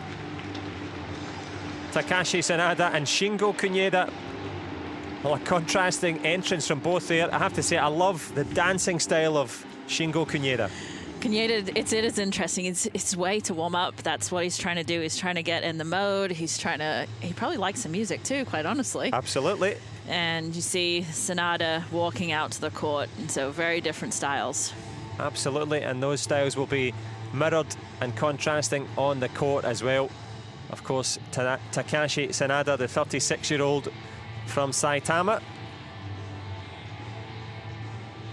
Opportunity for him to go one better. Well, he's been in a Paralympic quarter-final in London, finished 4th in Rio. Can he go one better here and claim a bronze.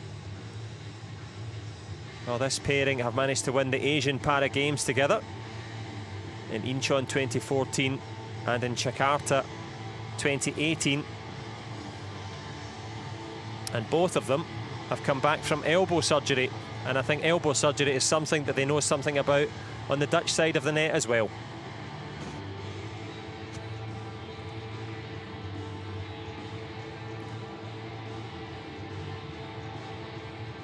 Yeah, Egbrink with 6 elbow operations, and as you see these players play, you'll understand why sometimes the pressure on the joints as we take a look at them transferring out of their everyday chairs into their tennis chairs, and the differences between the two. The camber of the wheels is the most noticeable, and then the tip bars in the back. So the chairs are need to be very dynamic. The players have to be one with the chair.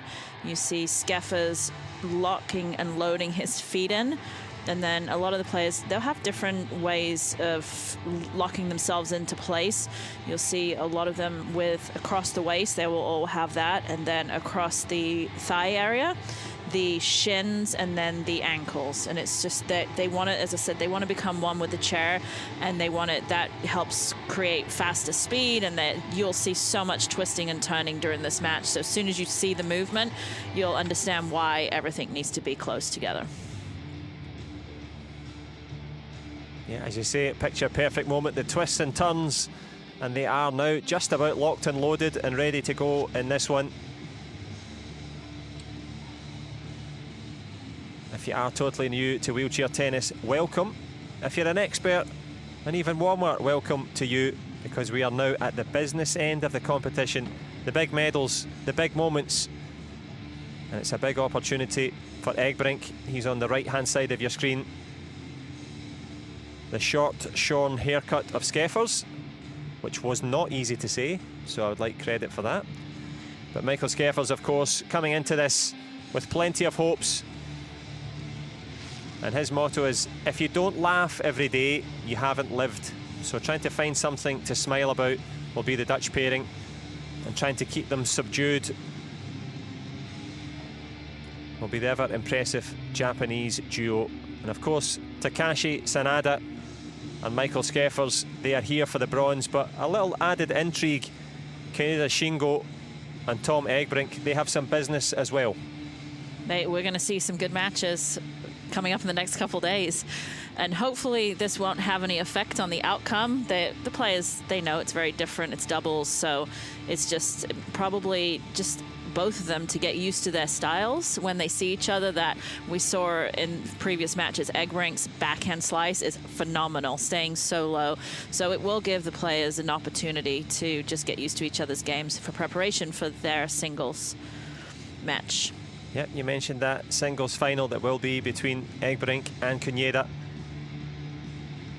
A battle of the backhands, perhaps, as Yassine Lakhtar, our Tunisian umpire, in charge of proceedings here.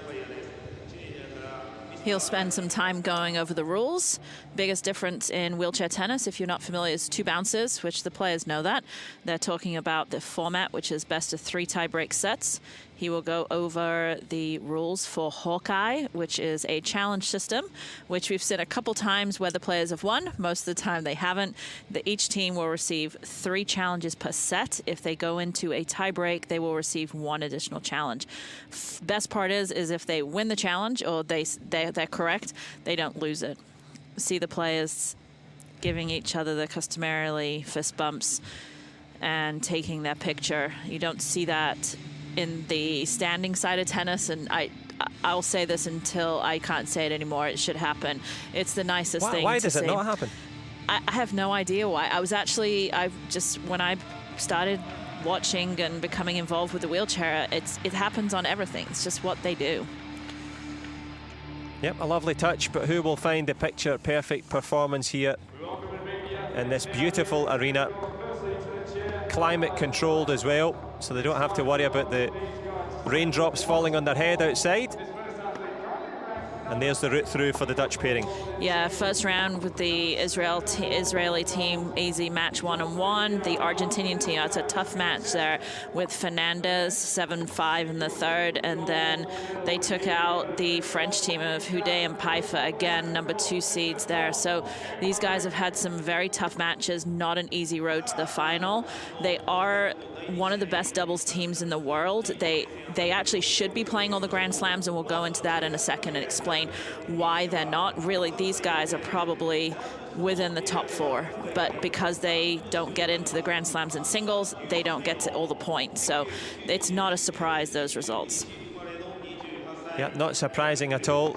And we will get a chance to discuss the rankings and the different wranglings of how you make it to the very top. And it is an elite sport. If you're looking at it thinking, quite like to have a go at that, get along to a local club. There's a thing called the internet that I've just about heard of. You can have a look on the ITF website, find a club near you. And it is a career that can be made. It is. They start out with grassroots from the ITF, so every country has grassroots programs if you're just first injured or you've got a youngster, and they've just got so many programs. And the best part about, for me, is wheelchair tennis, out of all the sports, is that we have such a pathway to this. There's a strong pathway, including junior programs, including a younger tour, or the tour for those players that are trying to break through, that's very professionalized. So you can play year-round on the ITF tour, and then that's what qualifies you for this type of event, the Paralympics. And most certainly it would have been a tough qualifier, as we see the route through for the Japanese pairing to make it to these Paralympics. Far from simple, but to make it to this stage, as you can see, for Kaneda and Takashi. They've had a little bit of an easier route, but obviously yesterday beating in the semi-finals Hewitt and Reed, and solidly 2-1. I mean, that was to me a little bit of a surprise. They struggled in a little bit of a tough first set against the Dutch team in the quarterfinals, but these two have played solidly as well. And it's these two don't play together as much, again because of the rankings, because of Sonata. So they just don't get into the Grand Slams. But leading up to these events, these players do try to play together. So the British Open, which was one of the ones before this event, you see a lot of the teams playing together. You see a lot of the countries playing together. Yeah, as you say, playing together as much as they can, despite the limitations of the pandemic. But they have that synergy, they have that understanding. Game plans will be ready as we get ready, of course, to decide who will win the bronze medal in this one. Big opportunities, a big wave there. I think he's trying to get he's trying to tell someone something. Give me the ball, I need to serve some more. Wasn't looking for a cheer, was looking for, as you say, some assistance.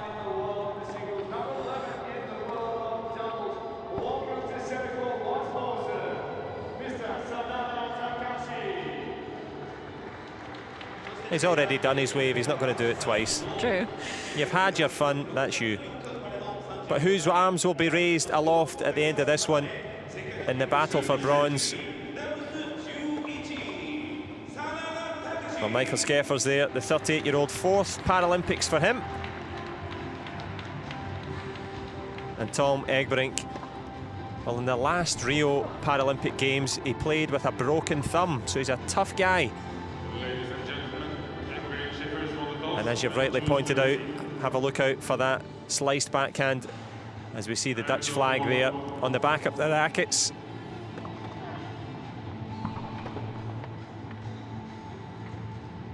Players will take just a few seconds, just rehydrate, towel off, take one deep breath before they go out for this big match.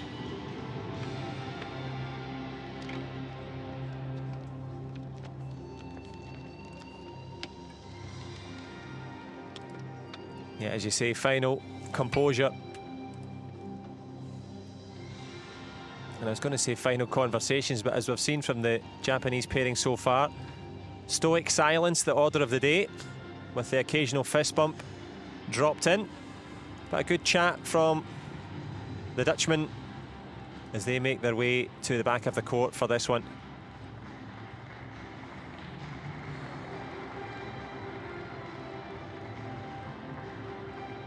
And of course for Takashi Sanada, he'll be wanting to make his contribution,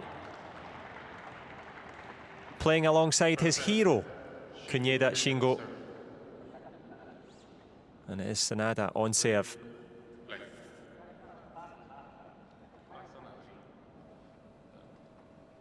Takashi Sanada to serve. Play.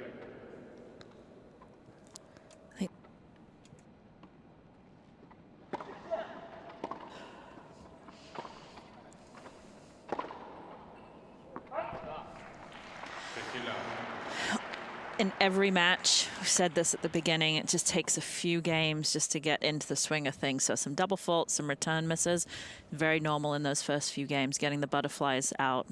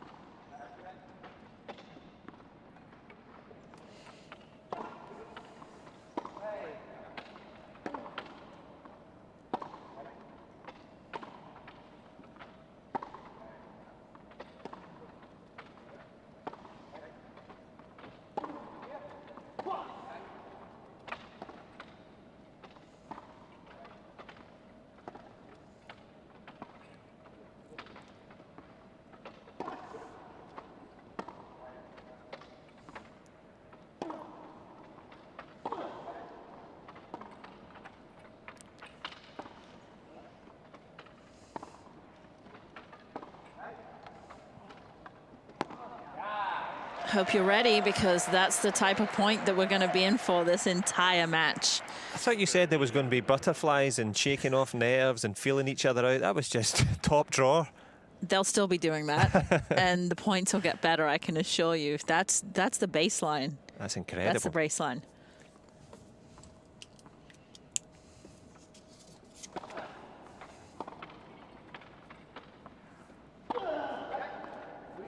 Using that center ball again, very, very good play in doubles in any way. Open up the court and then really look for the middle of the court. Yep, you said that was the baseline of the quality. From the baseline, it's the man with the big reputation, Kunieda Shingo.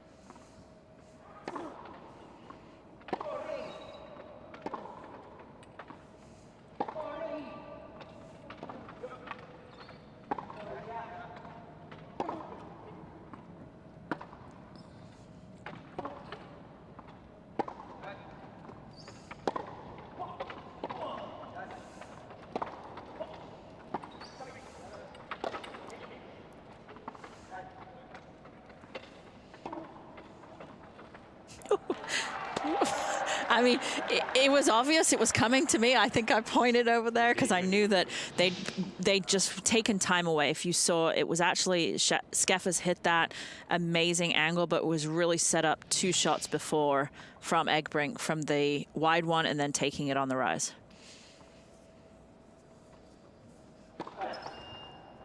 Net for service.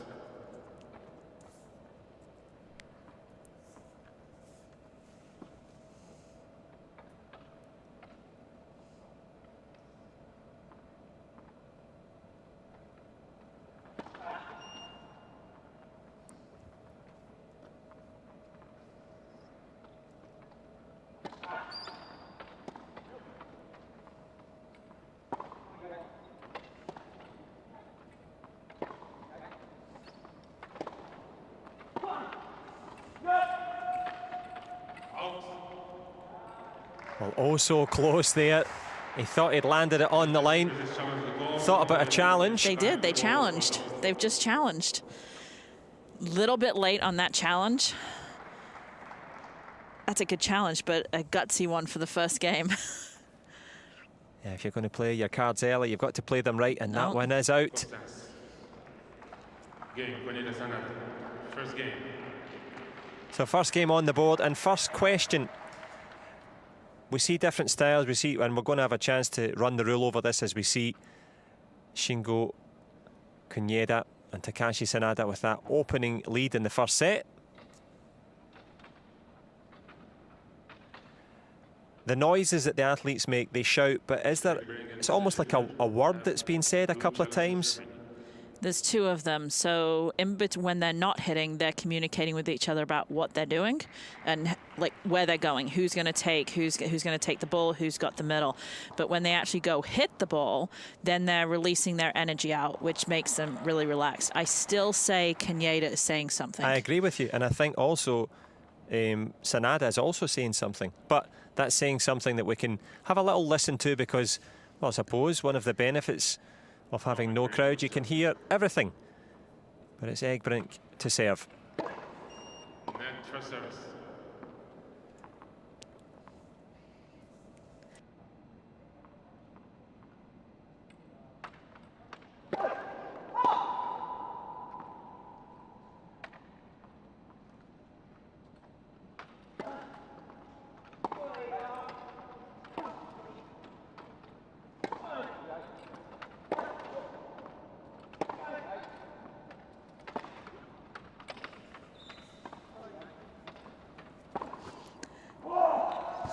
Good point. Again, Egbrink looking to move forwards and look for that.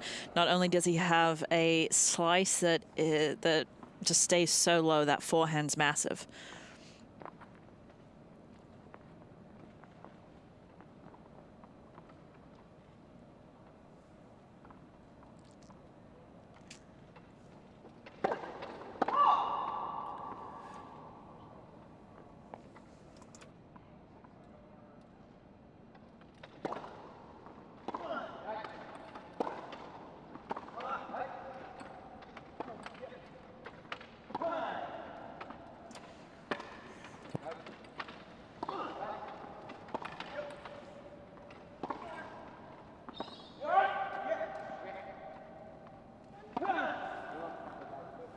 Yeah, I think there had been a challenge thrown up there perhaps on the Dutch pairing before that backhand. Yeah, they did indeed. They both had a little conversation, put their hand up to the umpire, and Yassine Lakhdar held it and heard it. That's a good call from the Dutch because they'd stopped in the point. I mean, he thought he hit a beautiful backhand, Kunieda did, which he did, but they'd already stopped.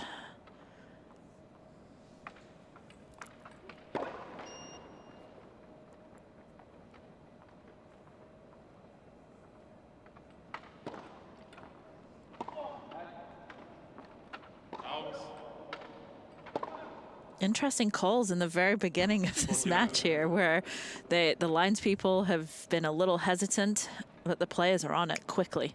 Mr. Kunieda and Mr. Sanada have 2 challenges remaining. It was a great serve from Egbrink, just catching Sanada's body, just jamming him.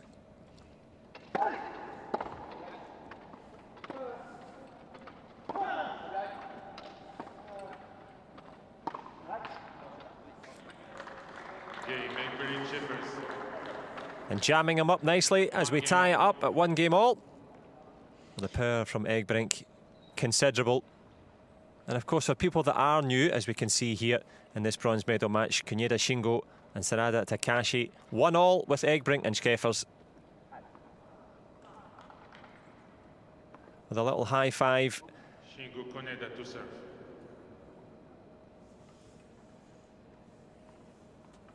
And it's the main man from Japan on serve.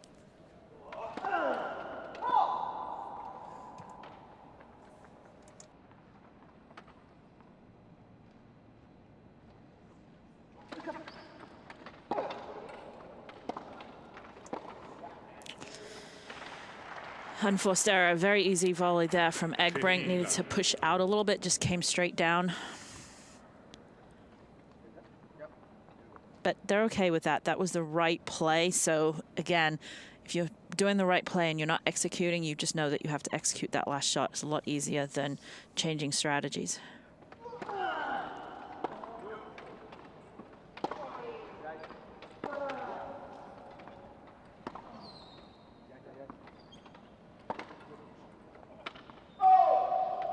Well, as that one lands long, of course, there are 4 athletes on court, lots to look at. And as we come to the next point, we might have a little individual discussion about maybe the movement of some of the players.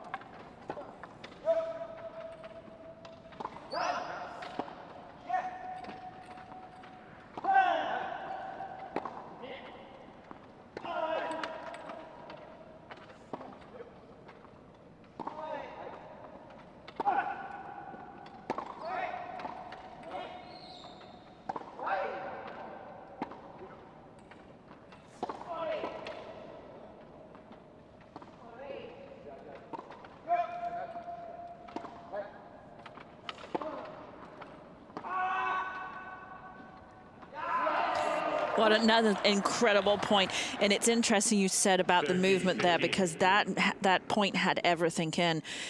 When you're watching, when a tennis player is watching when you're playing, not only do these players have to watch, they know where they're going, they have to watch their opponent. So they're watching their opponent and say, Caneda's serving here to Skeffers. He's watching him go out wide, but then his peripheral watching Egbrink cover him. So these guys, they're seeing the movement, and they're seeing where their partner is as well.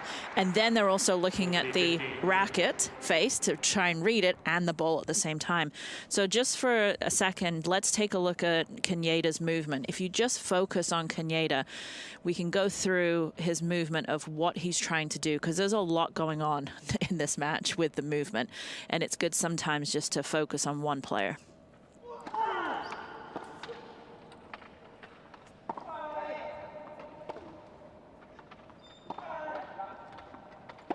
So he's just holding, still holding. Now he's kind of looking to come forwards, still holds.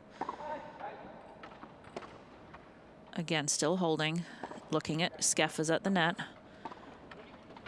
He's taking it, still looking to come forwards and holding.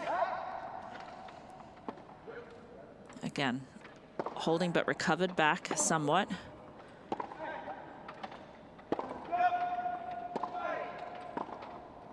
Watching the net. Again, just holding, just waiting, biding his time.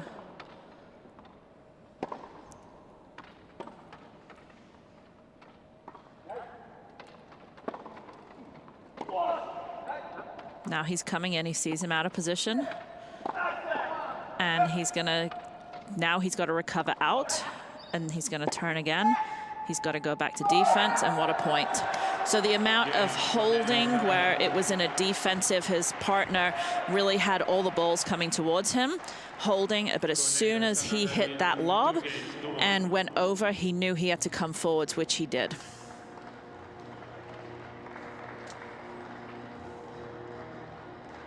Well, certainly very revealing in this bronze medal contest. Caneda and Sanada 2-1 up against Egbrink and Skeffers in this bronze medal contest. I'm so glad you did that. We had a conversation before about there's 4 players on court. As a newbie, you're watching it going, it's hard to watch all 4 of them, but there was a thing that I saw there. Caneda changes the non-dominant hand. He actually reaches across with his right hand and turns himself differently. So you see those little things. Yeah, there's a lot within the movement pattern. You'll see is most of the time they don't back up. You see him a couple times if he can't get out, but what happens is after they hit a ball, they can't take a recovery step, obviously, which transfers the body weight to the outside to recover. So their equivalent of that is a rotation, which creates a figure-8 movement. So they're constantly turning their back, which doesn't happen in tennis, standing tennis. You don't turn your back unless you're running back for a ball and going for the tweener, that trick shot. But these guys, they do that after every shot, and it's very difficult to just constantly like have your head on a swivel there. But you can see the pushing, you can see the change, you see the grips when you really focus on that one person. You surely do. So you can keep an eye just on the racket hand, but also the non-dominant hand. So all the chair skills required, the mobility, that's what separates the best from the rest, and he most certainly is one of the best in this battle for bronze between the Netherlands and the host nation. Michael Schäffers to serve. Thank you, umpire. It is Michael Schäffers.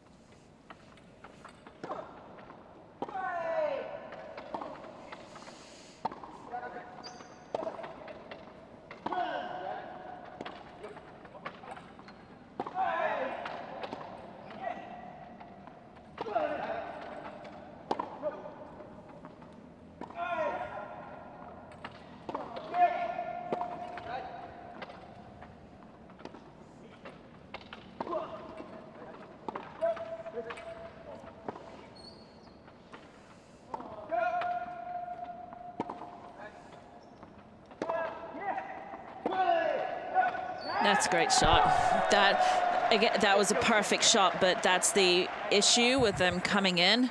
Kaneda's laughing at that. It's a great point.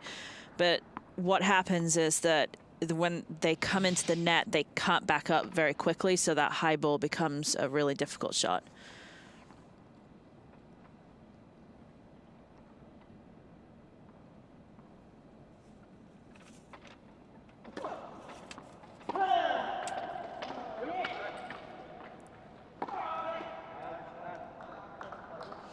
See a lot of balls being hit to Sanada. It's pretty obvious at this point in time. So in the doubles, when 4 people stay back, the positioning is different than in standing.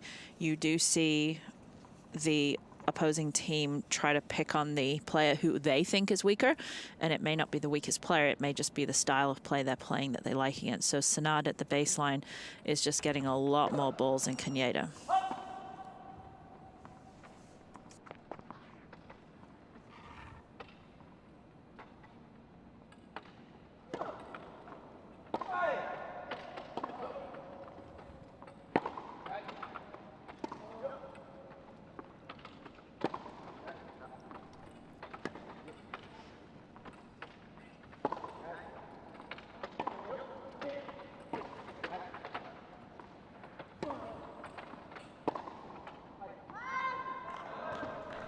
Yeah, and as you said, the targeted man, Sanada, overreaching on that one there.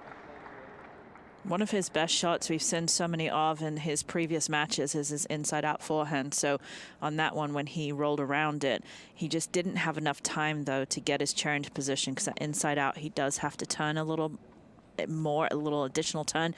Just wasn't able to. So went down the line, but pulled it wide.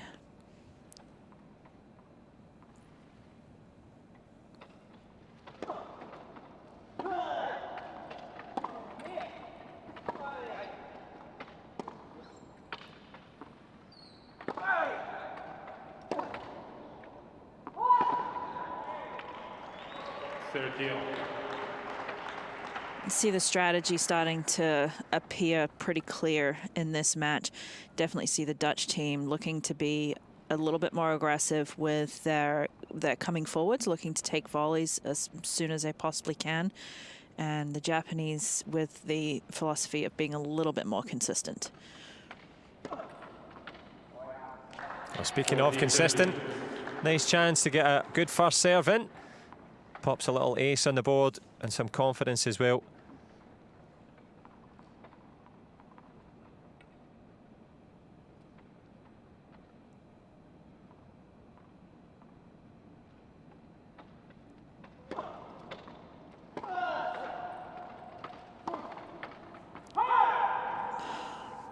Both times also Skeffers on the deuce side going out wide short, trying to open up the court, and then on that side showing us that he can do the same serve but with different spin with a kick.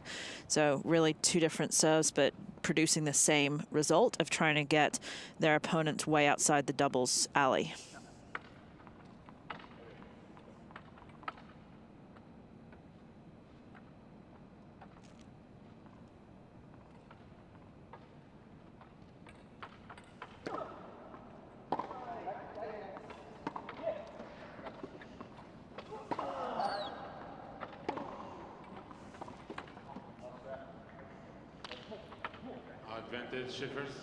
Kenyatta seeing that Egbrink was really far back, but also really hard shot to hit that drop shot from pretty much just behind the baseline.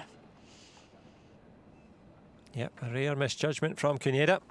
Gives the Dutch an opportunity to hold serve here.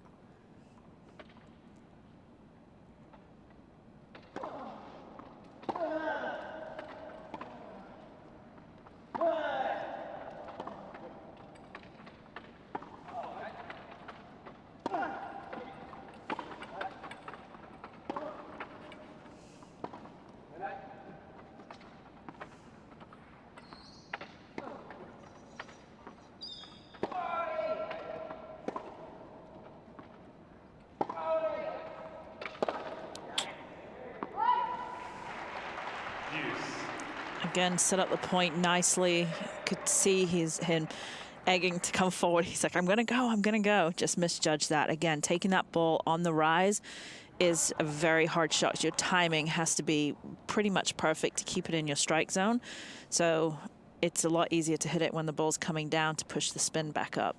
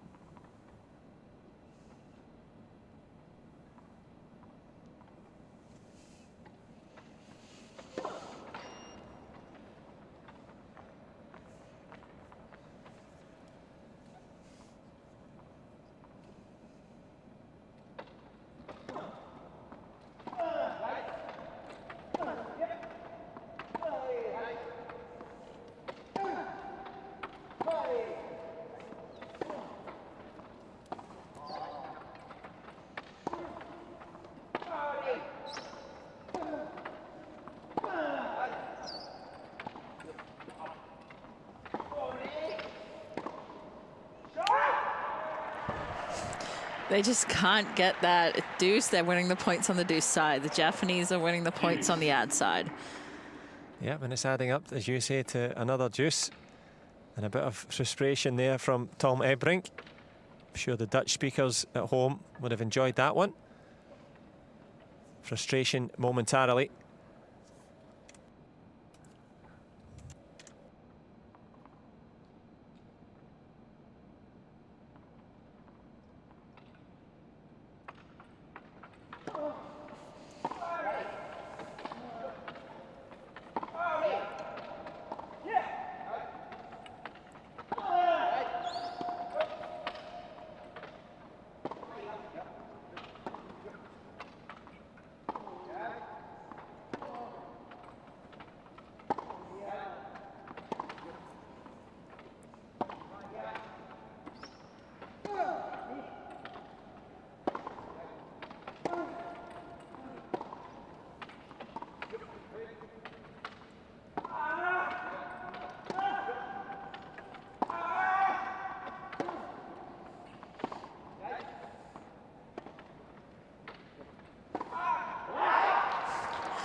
In that point, you could hear Sonata after about the 20th shot, like, oh, he just can't do it anymore.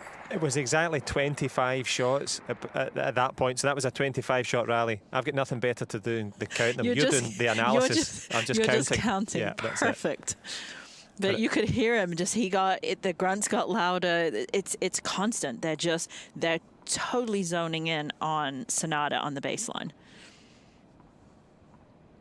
And it adds up to another opportunity to hold serve.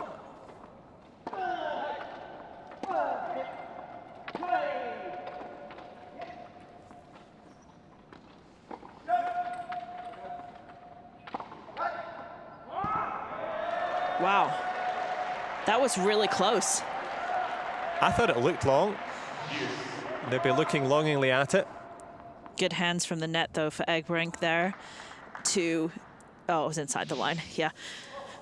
Good hands for the reaction from Egbrink, but wasn't able to do enough with it. Guess what? We're Deuce. back at deuce.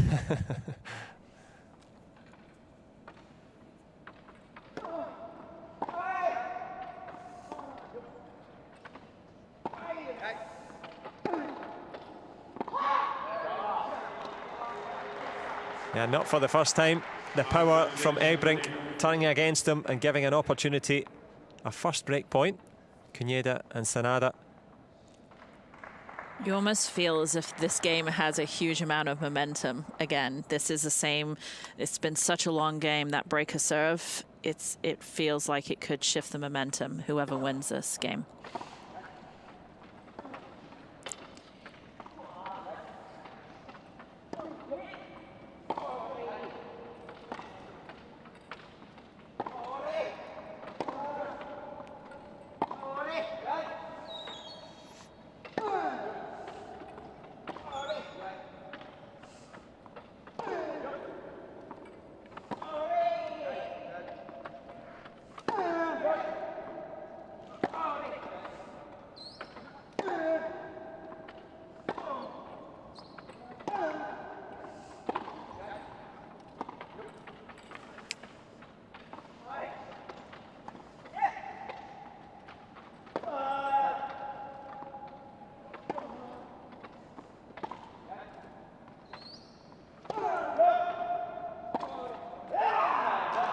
Wow, now it goes the other way.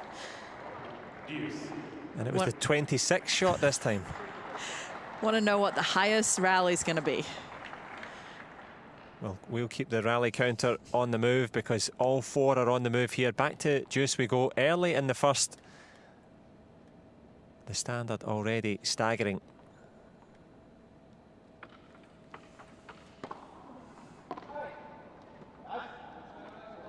Very unusual unforced error from Sanada off that return.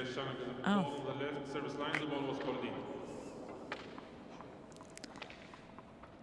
He's smiling, he's hoping, he's wishing, and it was in. I think that's what it skidded a little bit, and yeah. the lines, they do skid just a little bit, even though it's indoors and the lines are painted, just gives it a skid when it hits the ground.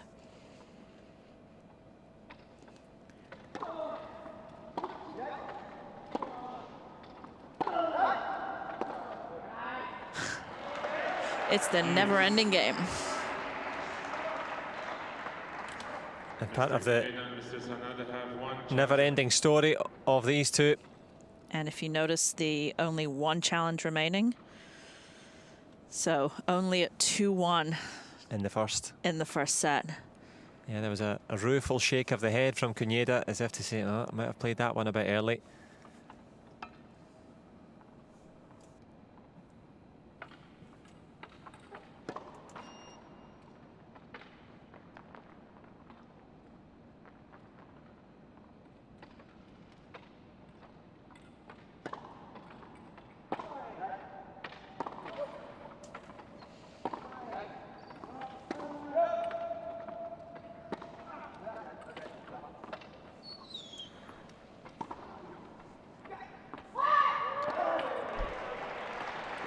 Ooh. Yep, that one landing long. Late call on the baseline. But a big call now. Kaneda and Sanada with a second breakpoint opportunity. in the longest game of the match so far, maybe in the history of tennis so far.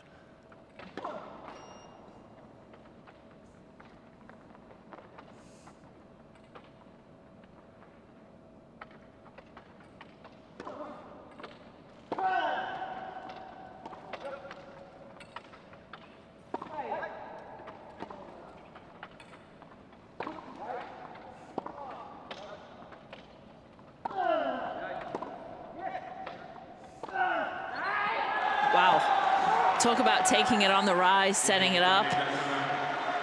Inside out forehand, above the head height, created the angle that he needed.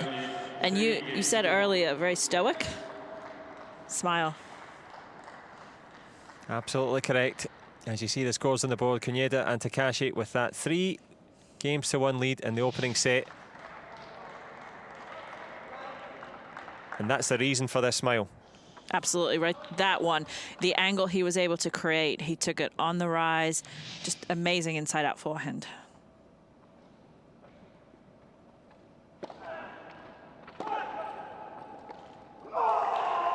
A big roar though from the big man.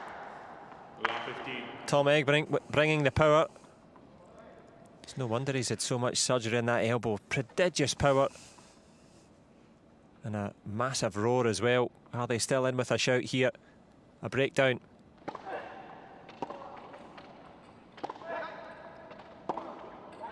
Just too much. It's important for the Dutch. That's why you heard the roar from Egbrink, because he knew that this is a very important game. Just the 3-2, again, 3-2, 4-1, very different mentality.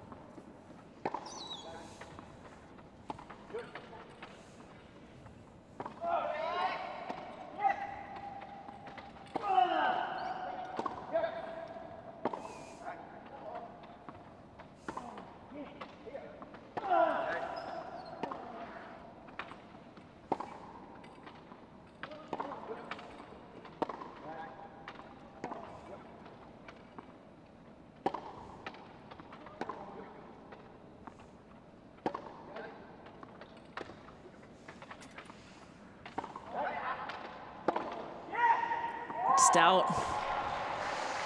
Putting a little bit of pressure on Scaffers. See 2 unforced errors.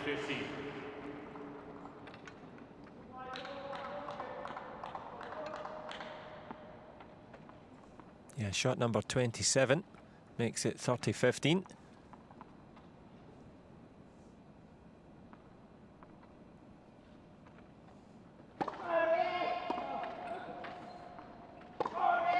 Beautiful. Again, now they've hit so much to Sonata's in a rhythm. So he saw the opportunity, moved in, and see that forehand, which we've seen a lot these last couple of days. Yeah, he's been the target of a lot of the Dutch's best tennis, but a good confidence booster for Sonata there.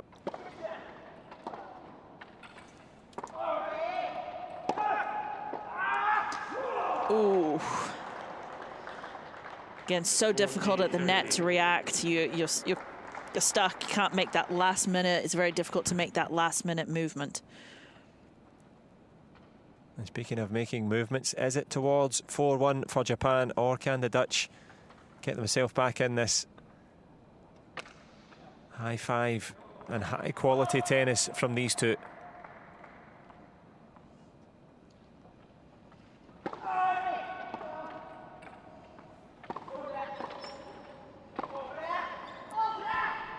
What? Out? Out? Just confirming. Great, really good play. The momentum coming forwards again. Played a great volley and swinging, taking 2 different volleys. The first volley just being your classical volley. The second being swing volley.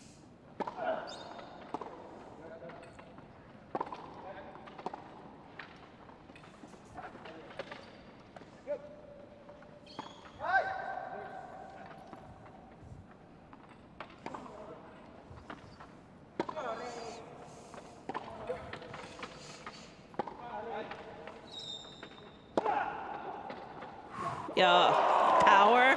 The spin on that ball is amazing.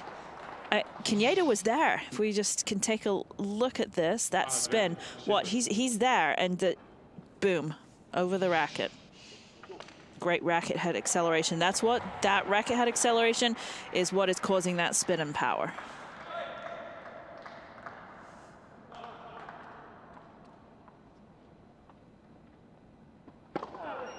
Net first service.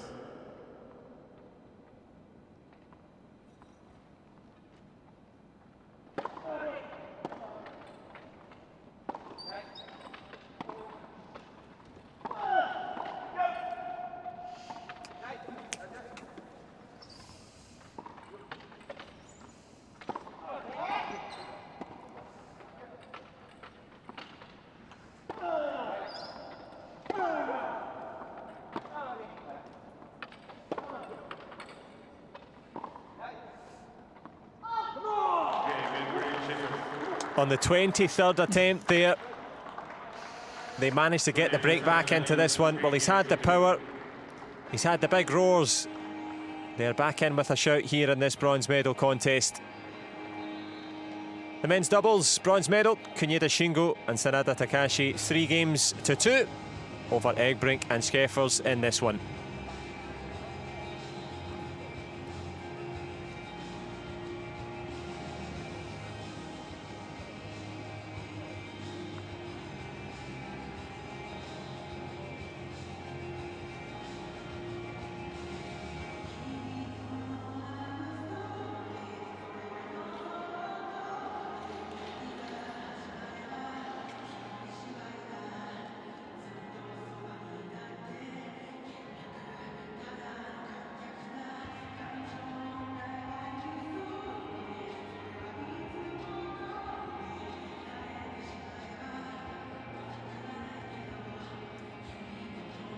Well, some different level tennis and some different class athletes here at the Paralympic Games.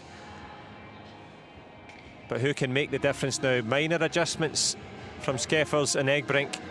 They were on the brink of being 4-1 down at one point there, but have managed to salvage it, get themselves back into the conversation here. They have, and these guys have played each other. It's interesting because I would have called it the other way, but Kaneda and Sanada lead 2-1. They haven't played each other a huge amount. It's only their 4th meeting.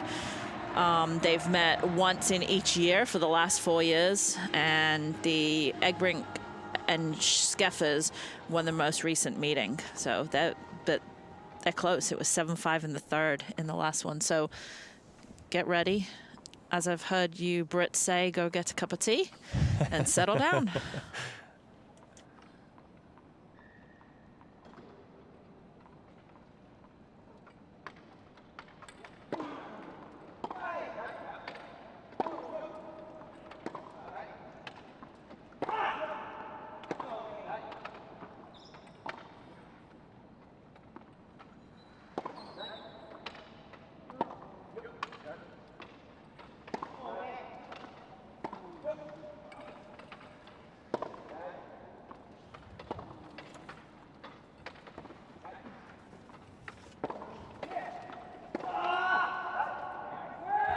He made it. Again, that spin, a different kind of spin, somewhat than Egbrink, but just really got the outside of that, and they were just, the Dutch team were going the wrong way. But you can't hit a better shot than that. Yeah, the disguise could lead to the demise of the Dutch.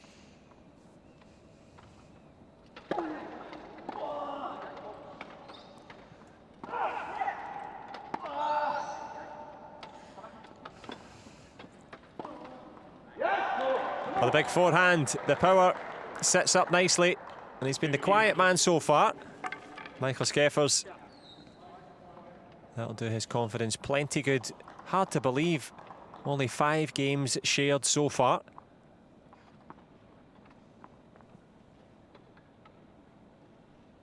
As the clock ticks in this one.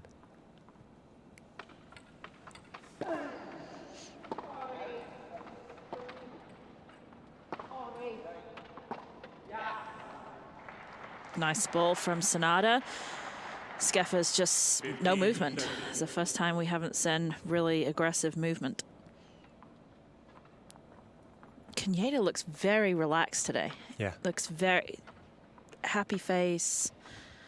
I'll not be too happy after that big ace landing, but I know what you mean. He's looking calm and composed.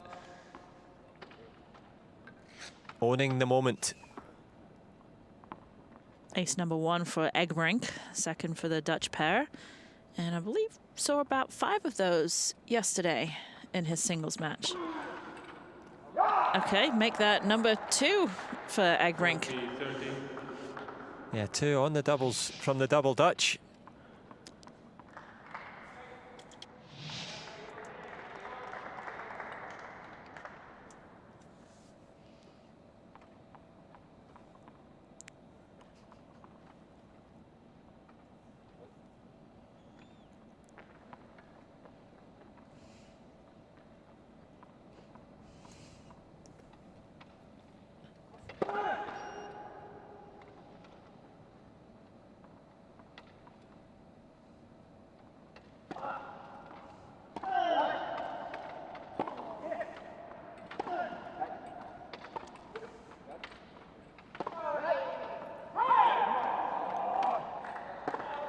Yeah, the call is wide.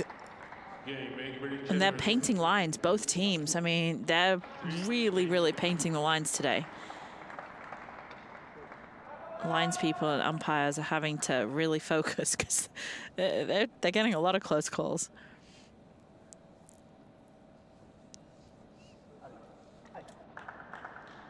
The men's doubles bronze medals, Kunieda Shingo and Sanada Takashi, 3-all with Egbrink and Scheffers.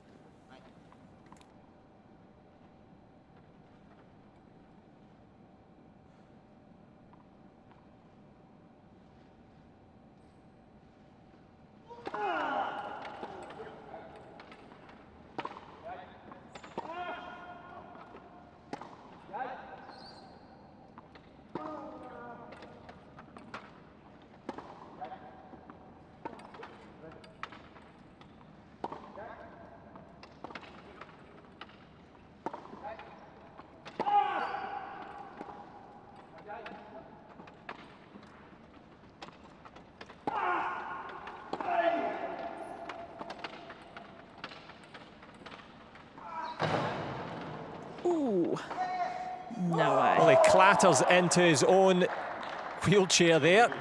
Wow. Mercifully okay was Sanada, but the speed at which he did this. Let's have a little look here.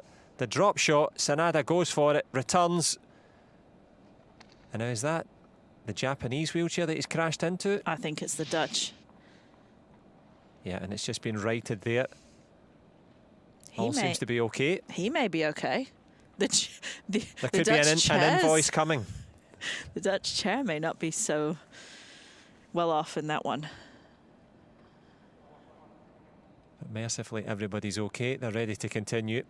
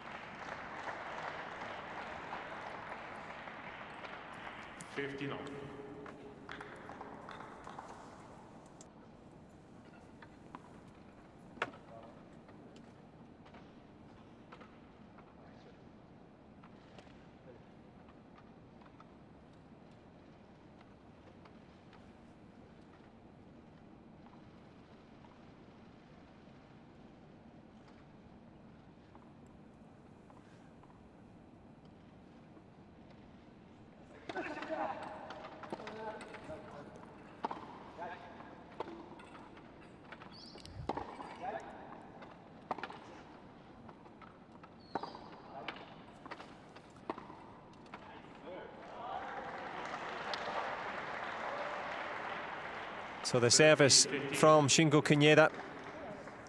Well, imperious. He has a little diary at home of 30,000 shots of each of the shots that he has hit He's kept a track of them in his training diary, and that gives him the smooth action on all those shots. And just perfectly set up for him to hit the net there. It happens. It does.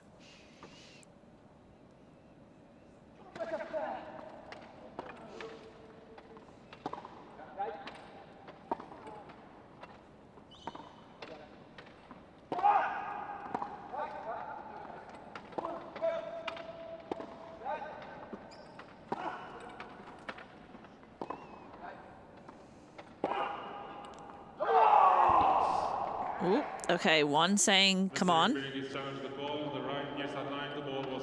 And I think Skeffers says it was out. Well, the big challenge is you say for the lines people. It's definitely out. It's interesting when you see, I've been in a couple trainings where the chair umpires and the lines people train, and the compression of the ball is amazing. So depending which way it's coming from and where it compresses also makes it a difference, which is what they learn.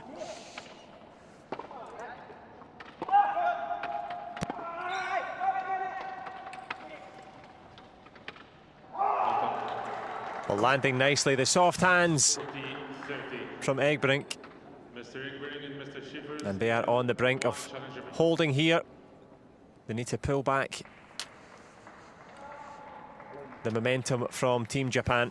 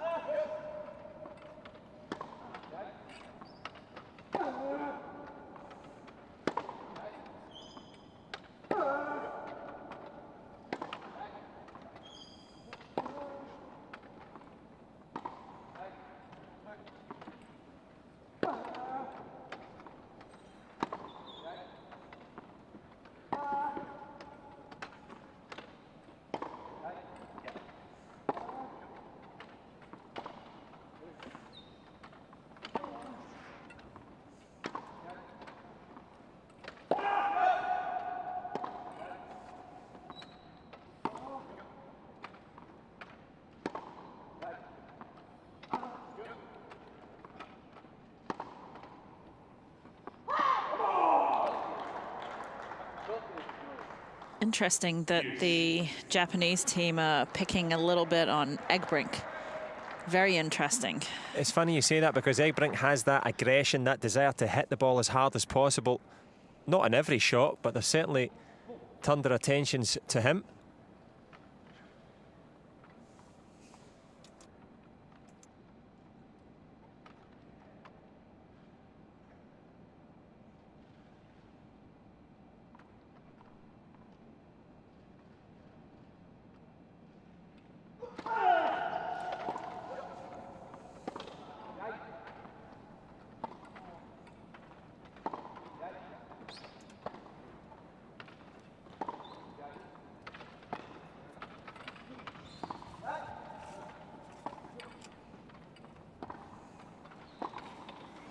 Beautiful volley. That's the first time that when Skeffers has been able to come in, we've been able to see his volley. Beautiful shot, nice deep, just Sanada not able to get enough on that high one. And we see Skeffers with a beautiful backhand volley right through the center of the court and gives them a break point. Yeah, it surely does. They were almost staring at 4-1 down. This could be quite a reversal in fortunes.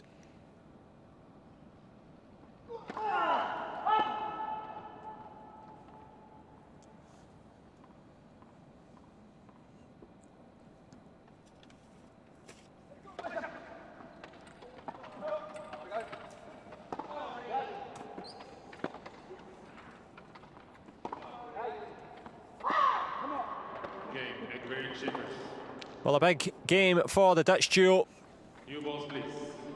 They could have been 4 games to 1 down quite easily, but they've pulled it back 4 games to 3 here in this opening set, and it has been a bruising set in terms of stamina, but just brilliant in terms of tennis. Egbrink and Skeffers, for the first time into the lead.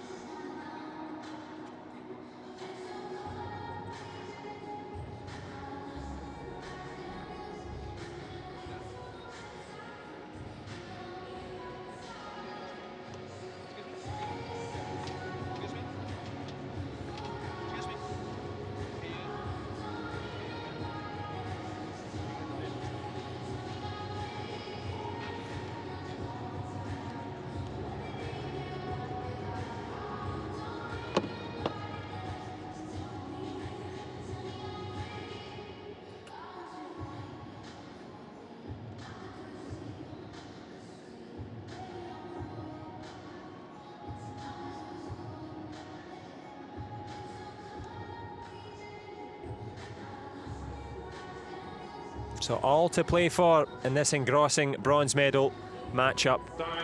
The men's doubles here in Tokyo. And they have been at the double, the Dutch duo, to pull themselves right back into contention here. And not too much of a difference on the scoreboard, but of course, confidence crucial when it comes to the medal matches, and the momentum is with this man here. And it is Skeffers, the man from Hertogenbosch, on serve.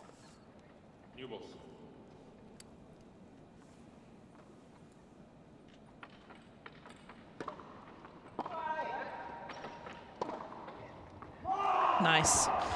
Again, good serve from Skeffers, and Egbrink looking to come forwards, push and be aggressive. And it's just, he just covers that middle beautifully. And Caneda just actually wasn't ready. I just don't think he saw him move in, and he's had so many of his balls that he's watching Sanada hit. He was not expecting that one.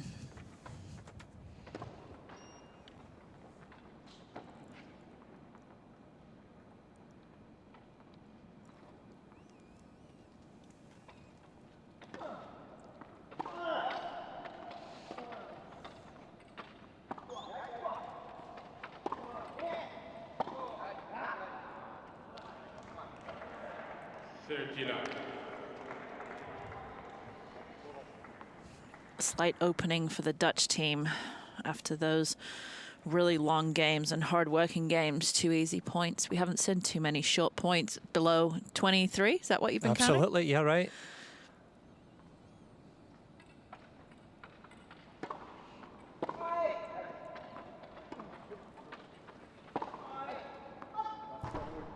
Yeah, as you said, short rallies, but big opportunities now. 5-3 would put a lot of pain on the face of Caneda and Sanada. Pressure mounting.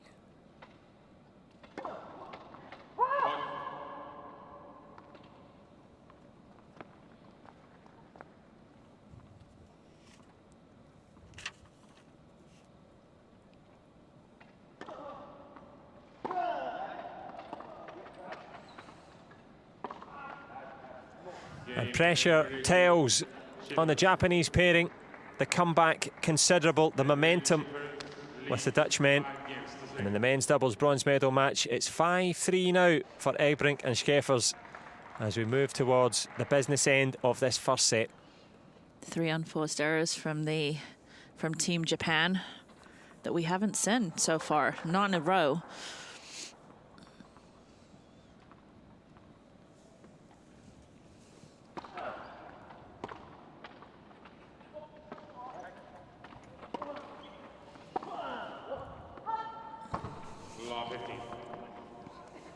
Four unforced errors, and he's frustrated with that because you don't see that from Caneda, and smile's gone off his face now.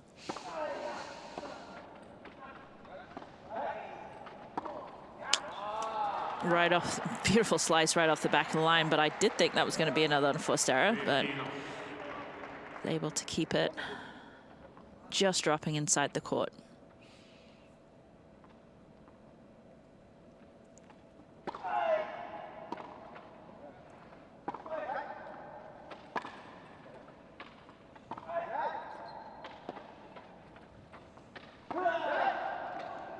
That's beautiful backhand again, finding the center, finding the angle. Egbrink had to cover the down the line because the ball went that way, and Skeffer's just not quite covering the middle, but Caneda just able to see that.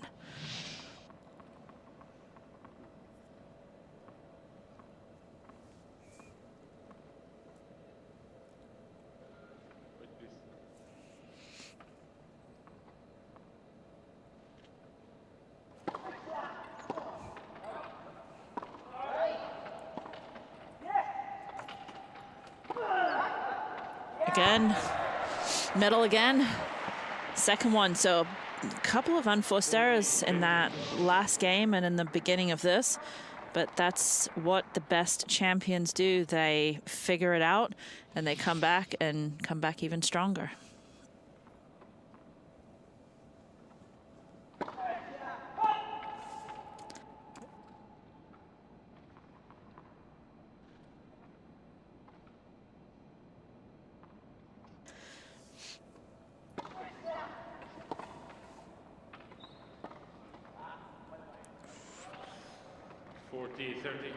Not necessarily tight. It looked tight, but it looked a little tired. Yeah, there's been some bruising rallies, some moments of magic from Caneda.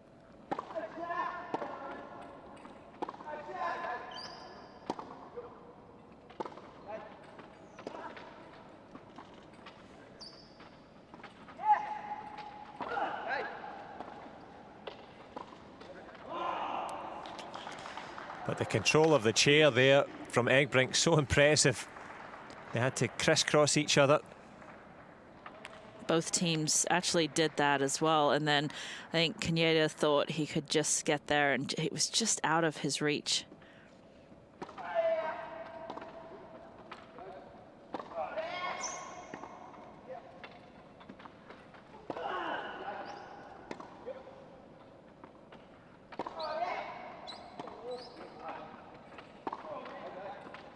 That is the first set out of the reach of the Japanese pairing now. Lands long. Set point opportunities.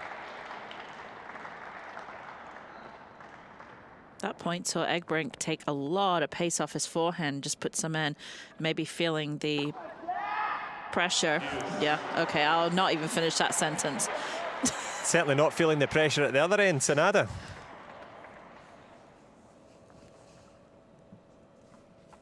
Ocha indeed.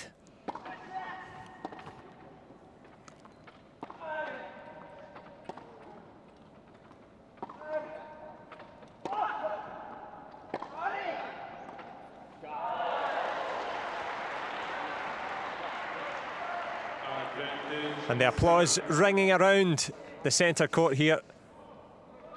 The standard going up as the shot lands low.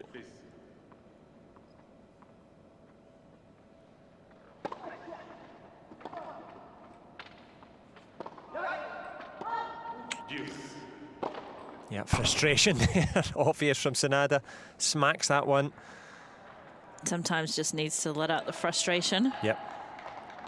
Just to feel, you get so head up, you just want to hit one ball as hard as you can, and you don't want to do it in a point, so do it after.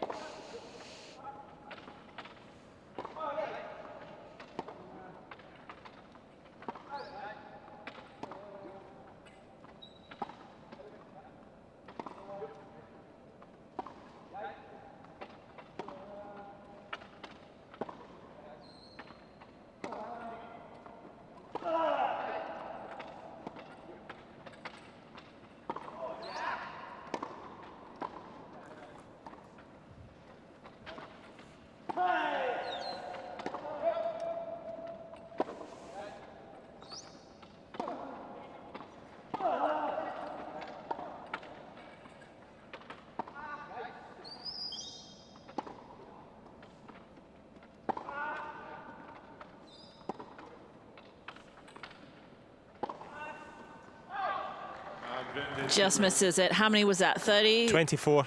24, wow. Yeah. Again, Sanada looking for that inside-out forehand, which is one of his favorite and best shots, but that was a great point. The both teams switching sides multiple times in that one rally.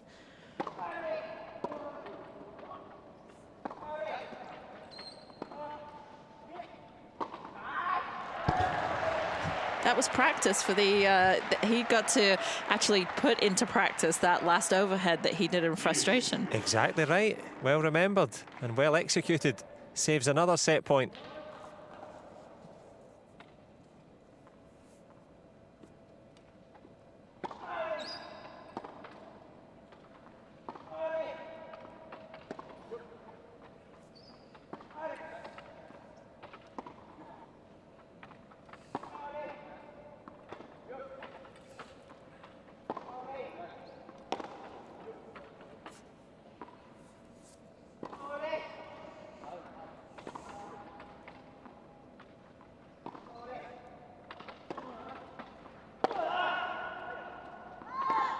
And the mishits go to the Dutch team there. Multiple mishits in that rally. Absolutely right. Egbrink, you've been framed and then responding. Cuneda, but producing a third set point opportunity.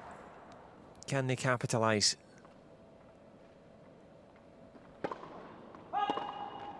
And as you have told me, you might as well use the whole of the racket. You've got it.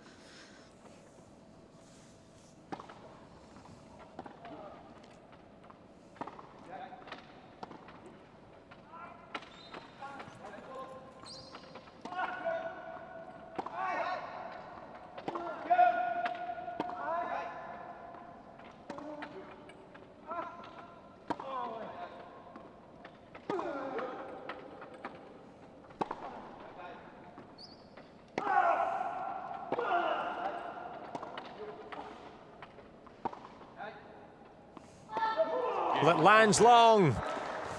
And at the third time of asking the Dutch duo, have they got the set? Is it worth playing the final challenge? It's going to be close. It was definitely a great challenge. Oh. Yeah, it lands long, lands out, and they have landed the first set there. Tom Egbrink and Michael Schäfers.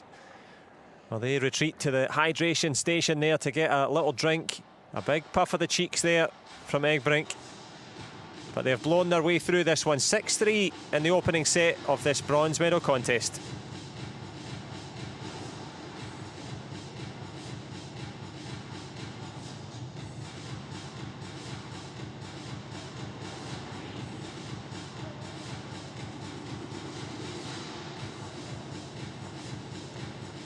Match stats really, really even. They're just total winners even, unforced errors. It's very, very close. And the stats look better for the Japanese team. But again, very deceptive because in the tennis world, it's the important points that count. And we get to see those important points. 1 hour and 2 minutes of top-class tennis. Well, they came in smiling. But Egbrink's the one that says if you don't laugh every day, you've never really lived. And they had the last laugh in this set.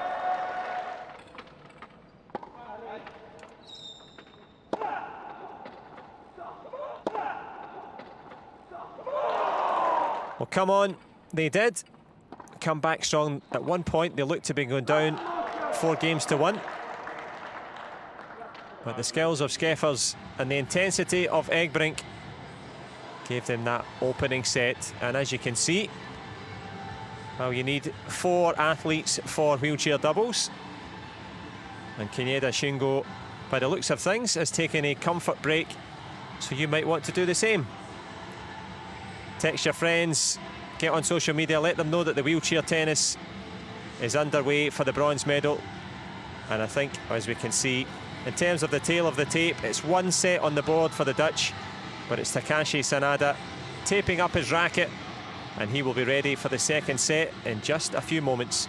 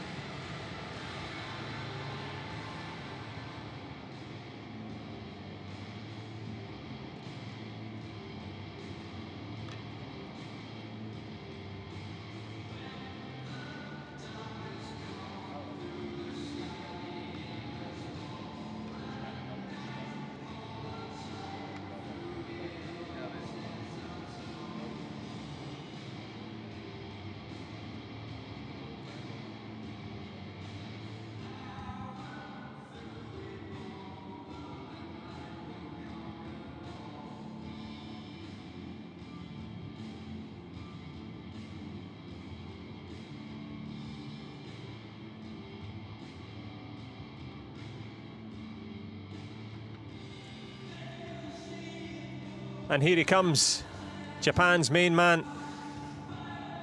Fresh from the comfort break, but of course it was the main breaks in the previous set, as we see the focus there from Sanada Takashi on the right hand side of your screen. Work to be done in this second set. Composure needed. Sanada spent a lot of that break while he was waiting for Kaneda with his eyes closed, just really trying to decompress and think of what he needs to do to make sure he keeps up his end of the play in this second set. Yeah, as you rightly say, teamwork makes the dream work. And Sanada trying to compose himself.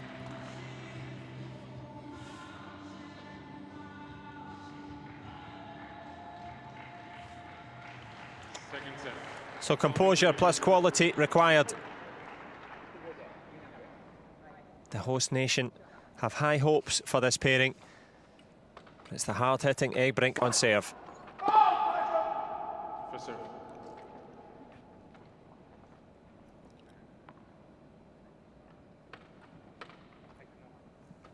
Japanese team not necessarily agreeing with that, but do not want to use up a challenge on the first point.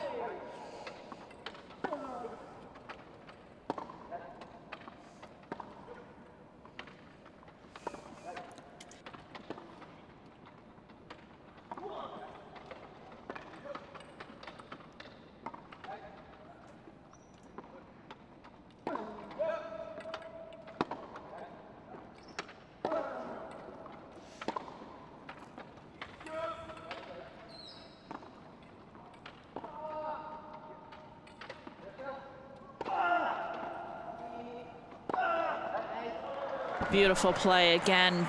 Kaneda's just understanding where the ball is, where his opponents are. He sees Egbrink moving forward, staying at the net, just rolling it to the feet as we see there, but then continuing his momentum forwards. And as the ball's way above his shoulders, he's taking a swinging volley.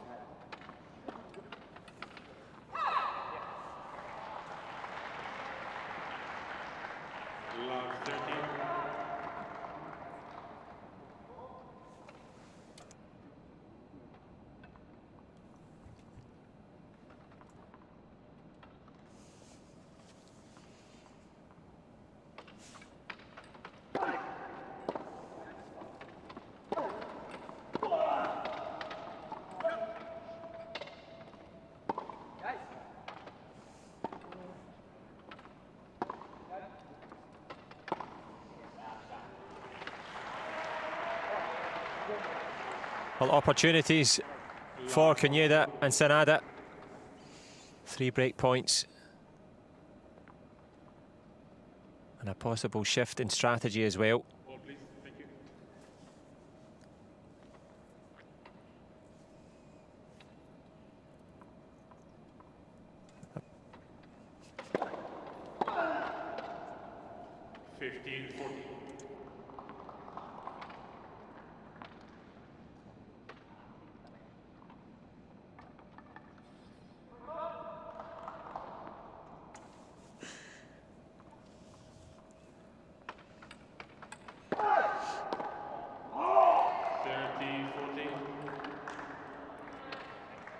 Good serve. Players know how important it is in the second set to get off to a strong start.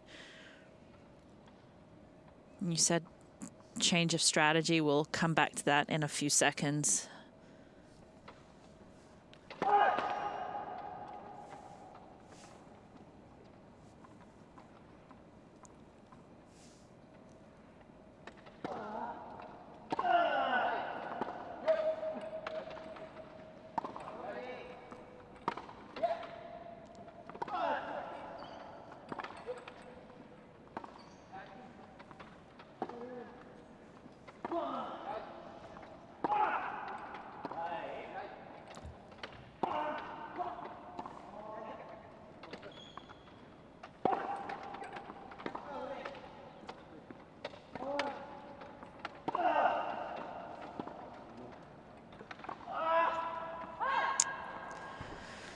It's a difficult ball. Ball was dropping. He had to continue moving forward. So the force of his chair coming forwards and also moving forwards gives that little bit extra, but he just couldn't quite get it above the height of the net to come down on it. So that's why he pushed it just a little bit long.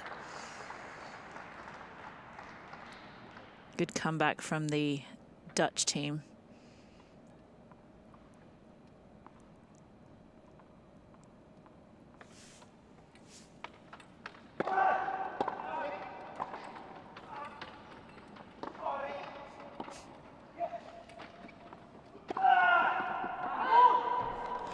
That was, Sheffers was hoping that Sonata would not just crush him on that. That he was ready, so he just pushed forward and put his racket up in front of the net and in front of his face. Yeah, defended himself at all times. That's the rules. But ruling this service game, Egbrink on the brink.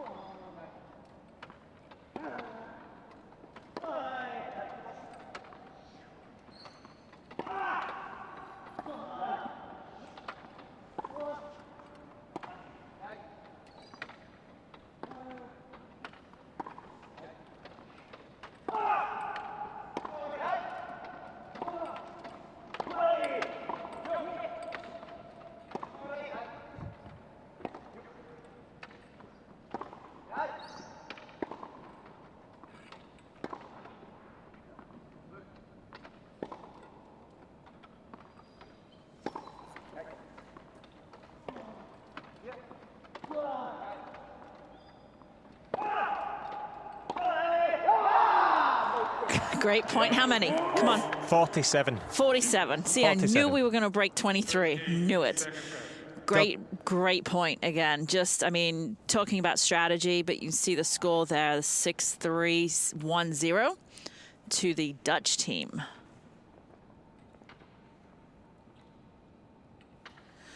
Change of ends, but not a change of sitting down or getting too much of a break. You talked about strategy. Let's circle back to that. The Japanese team have to do something different because whatever they're doing at this point in time, the Dutch team have answers to everything. They're just a little bit better, a little bit stronger, a little bit more firepower, and are really understanding the court much better. Their strategy, they've hit a lot of balls to Egbrink. I would start to pressure Skeffers a little bit more, and I think the reason they're not is because when Skeffers does hit the ball, he's not staying back. So if they do that to him, they're going to have to go high and deep to his backhand because Skeffers is taking the ball on the rise. He's coming forwards every time. But it wouldn't be a bad option to do that and then just crush a couple balls right at him, just to see whether they can change the strategy somewhat.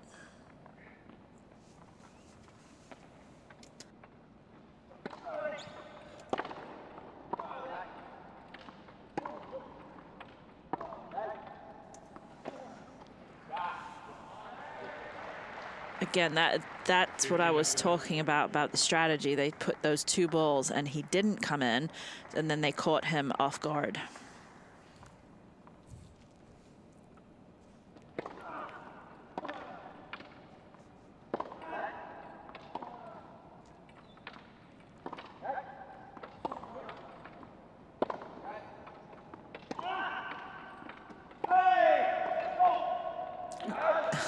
So now they are hitting.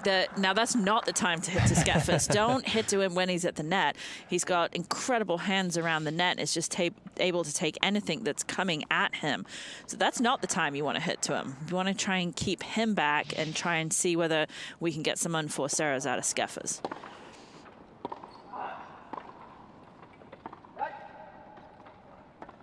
But here it comes. And there it goes. As you say, the strategy quite hard to implement when the Dutch team are on the move, and a couple of errors as well. Tries to shake it off, does Sanada.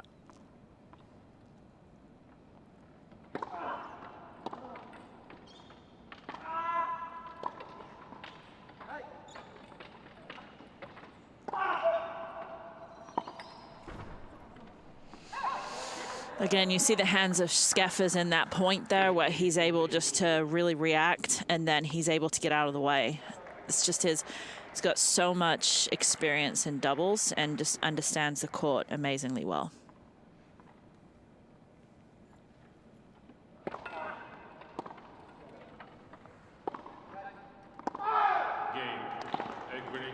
And that one landing long and landing another blow here early in the first set. 2 games to love, and lots to love about it too here in this pulsating bronze medal match. The standard has been incredible, but it's Tom Egbrink and Michael Schäfer's 6-3 in the first and 2 love in the second.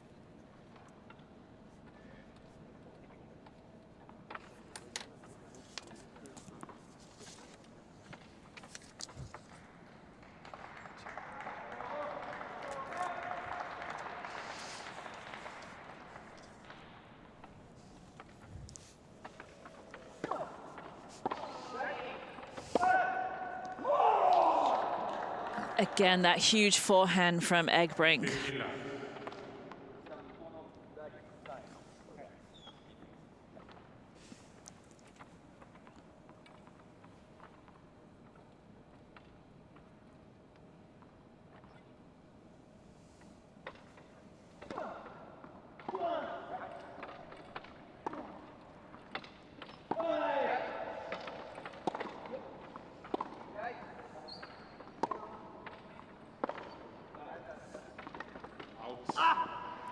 Well, a big call from Yasin Lakhtar there, calling out on the line. They're challenging that. That was instantaneously challenged.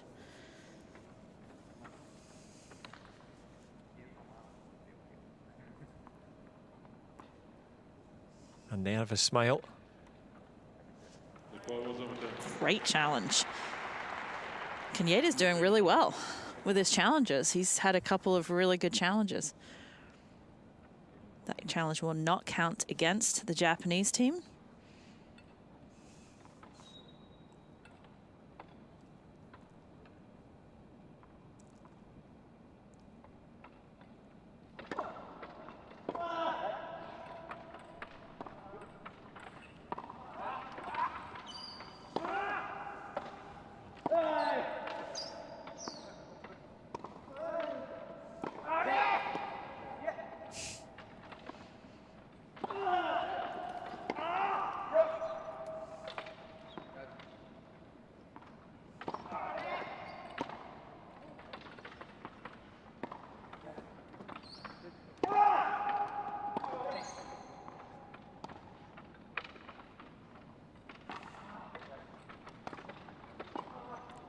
Oh, the defensive skills of the Dutch team are impressive.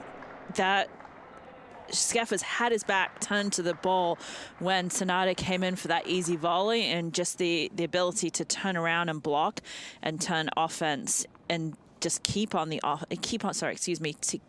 defense. And now the Japanese team are really feeling under pressure to just come up with bigger and better shots.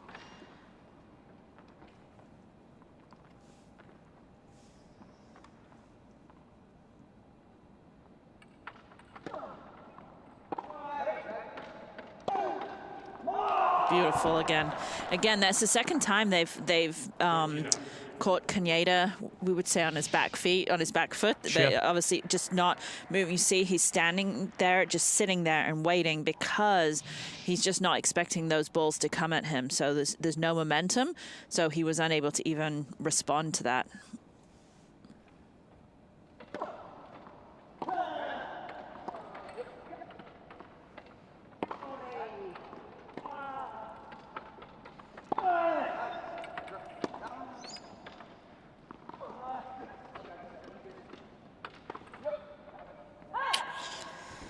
He apologized for that. Kaneda, again, using all the parts of the racket. Yep, the Shingo surprise on a couple of occasions, but he's a little bit of luck always helps as they hang on in here in this one. But you get the feeling, a critical stage of the match now. Sometimes there's important moments, but 3-love in the second would be massive for these men.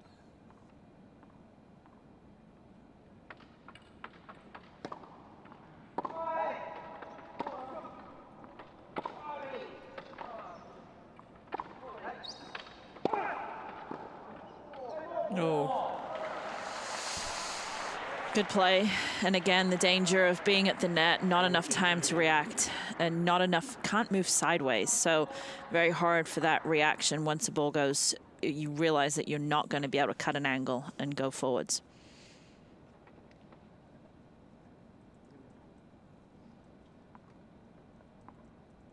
Can they go forwards now at the second time of asking?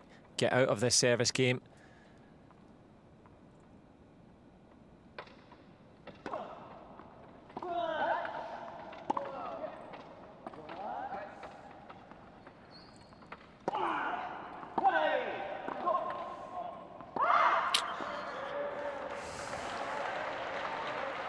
Again, as Skeffers, we see Skeffers coming forwards and really taking that volley. Just the extra push of his chair, unable to control that. Good comeback in this game from the Japanese team.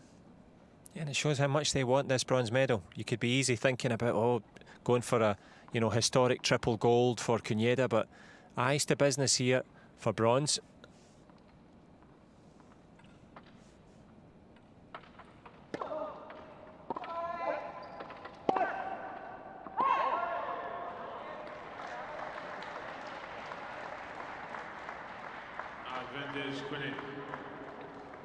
Turning the tables.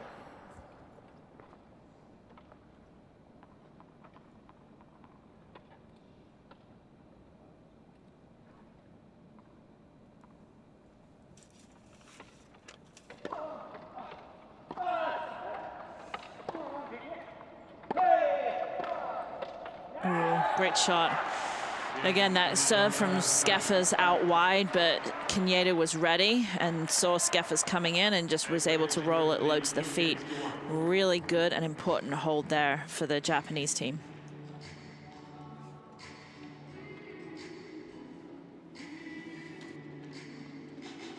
Bronze medal match, Kaneda and Takashi dropping that first set 3-6, but it's Egbrink and Michael Schäffers with the marginal lead in the second, 2-1 as they go for bronze.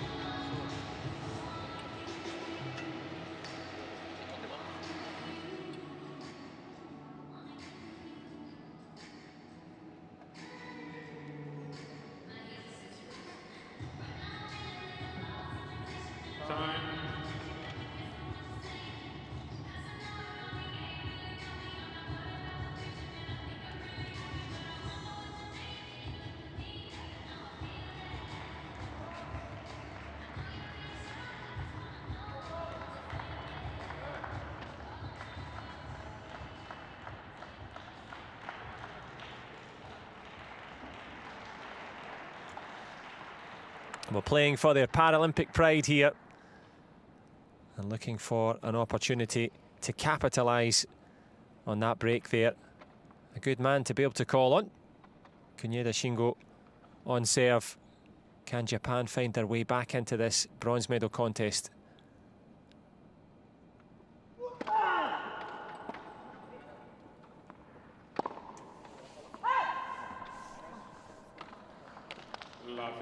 We saw a few unforced errors slipping into the Japanese team, especially Sanada. So we'll see whether he can cut out those unforced errors. He has to in this service game.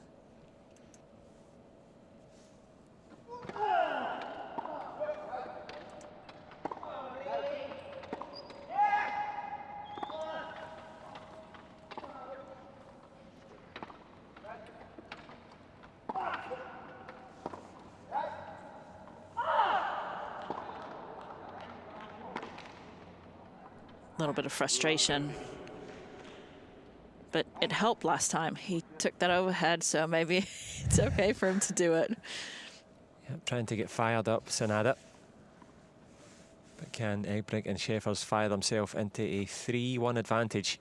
Plenty of tennis left in this game, though.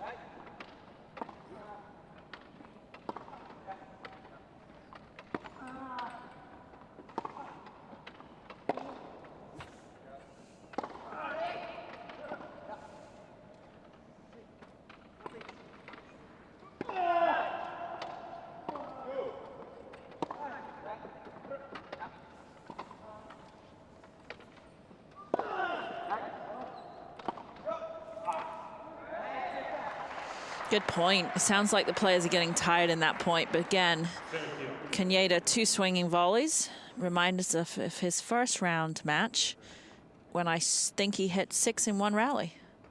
So he's had lots of practice this week.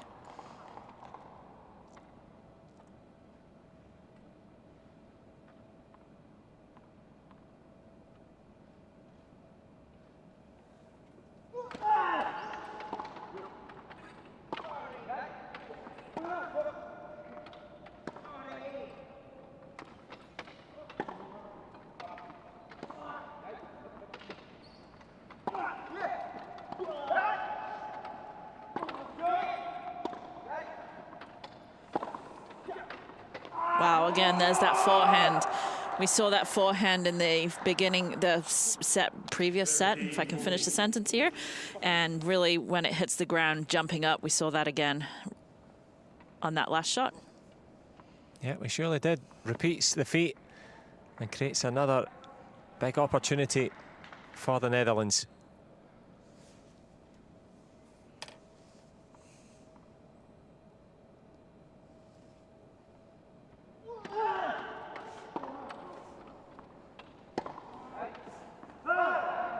And it is an opportunity. They managed to grasp another unforced error there.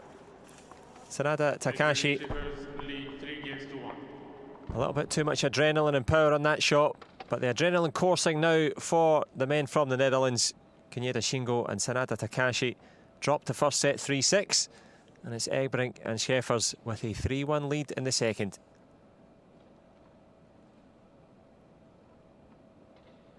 Dutch team looking very confident at this point in the match. They've actually calmed down a little bit, not going for quite as much.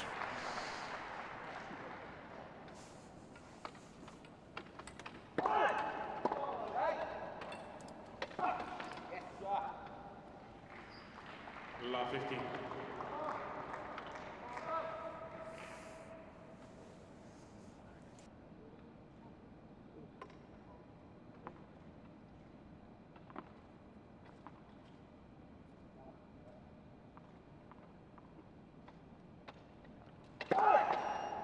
first service.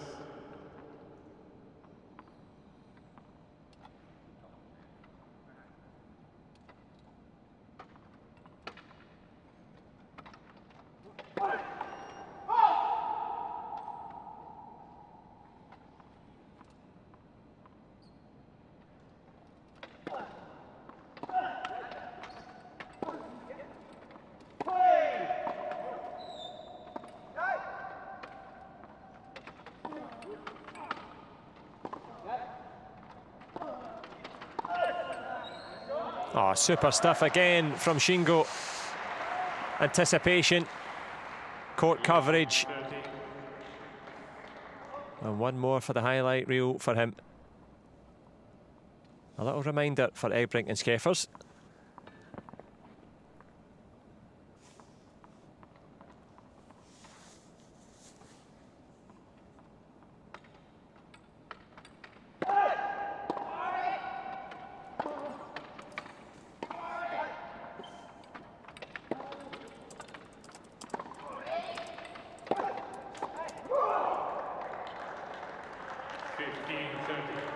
Again, the confidence from the Dutch team, and they know that it's getting to that point where it's go time, it's bronze time, so they're going to start getting fired up, and you're going to see, I think, a little bit more emotion coming from the Dutch team in these next few games.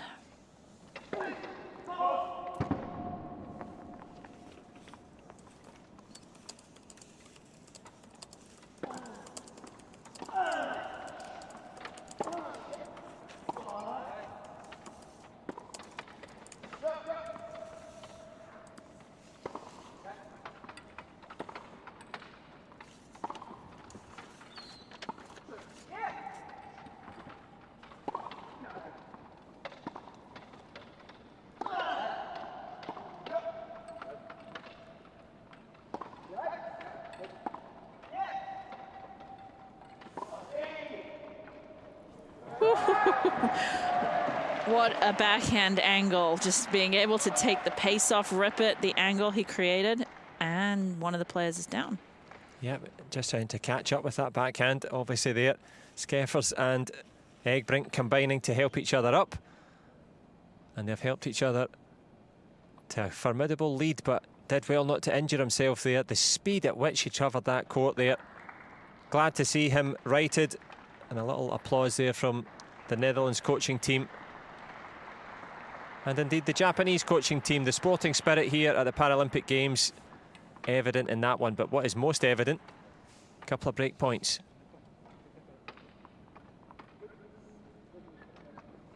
And Kanyeda's such a nice guy. These guys are just all amazing guys, but this just to be able to ask if they're okay.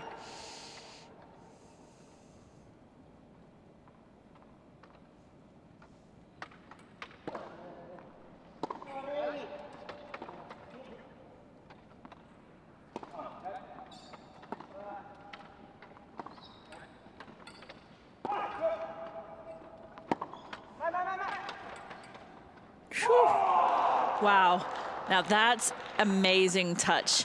Again, they did a great job of just dropping it right down at the chair, but Egbrink was just able to just put his racket there and just block it, and it was a beautiful shot. And Kanyeda even saying to his partner, great job. That's just too good. Yeah, had to pick his partner up, but he certainly picked that one up as well.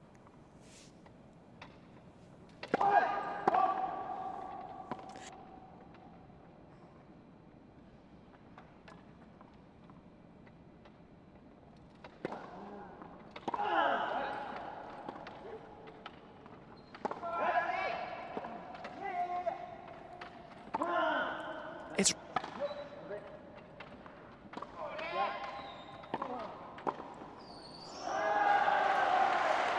the Japanese team is still fighting, and again, Sanada just moving forwards, and the Dutch team not able to get it out of the way, and Sanada was so close to net, easy volley.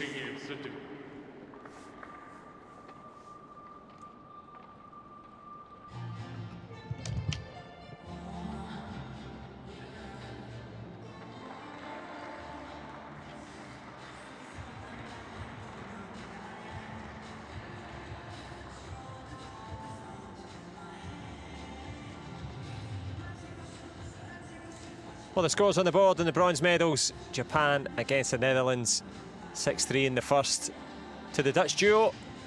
And they have a 1-game advantage, 3-2 here in the second.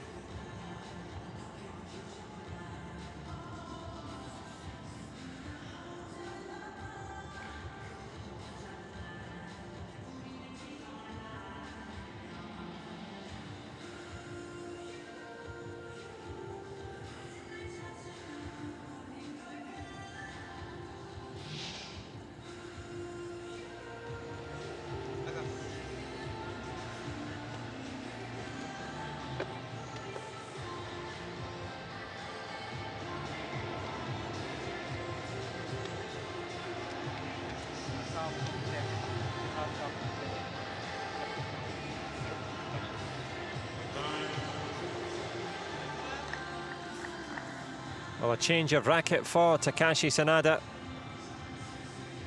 Can he produce a change of fortune for him and his formidable teammate, Koneeda Shingo?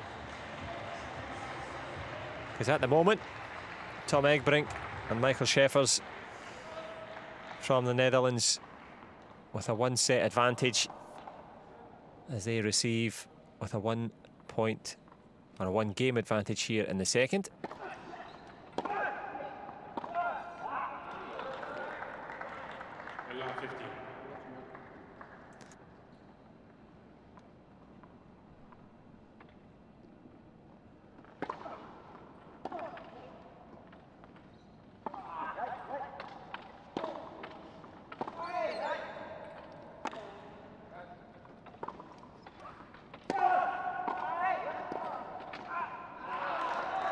Again, we see the Dutchman, Schäffers, coming out on top with that volley exchange.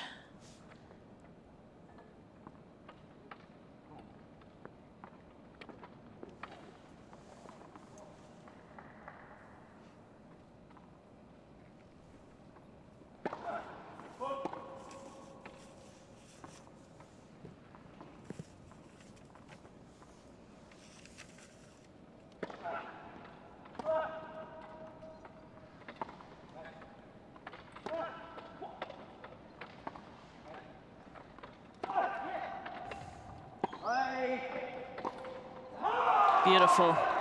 Again, set up by that deep, deep ball, and Egbrink just close enough to the net. When they get that close to the net, just the angles are just choose where you want to go. Yeah, playing the angles and making the right choice there, creating 3 breakpoint opportunities.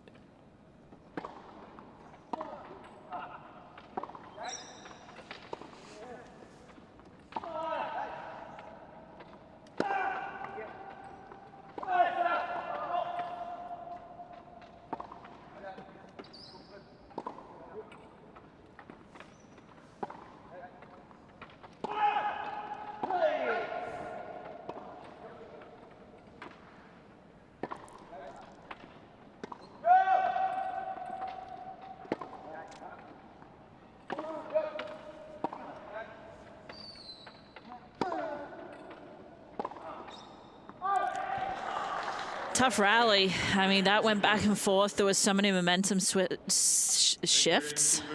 Switches and shifts. Switches and shifts. Don't want to say that too many times. That's true. In that rally, and the Dutchman coming out on top once again.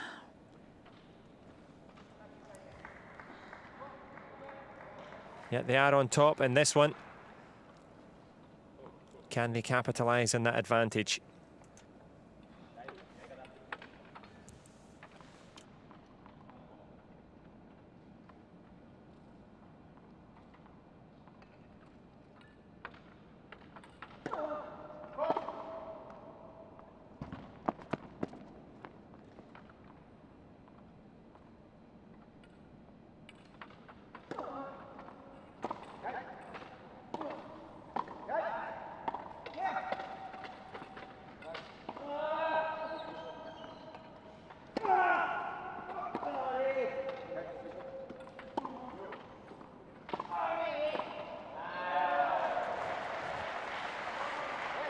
Japanese team still fighting, still knows that even though it's a set in 4-2, it's not over. It's not over until that last ball is hit.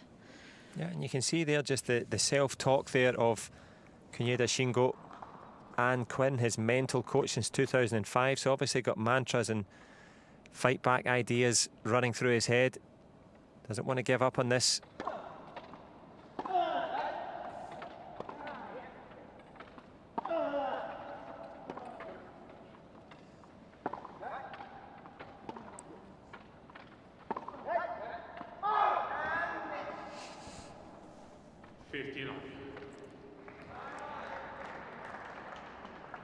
Konoeda's still looking very relaxed. He's out here and he's fighting, but I've actually liked his attitude. He's been very relaxed, and he's been in these situations before. So I don't think he feels the need to get super pumped up until after the match is over.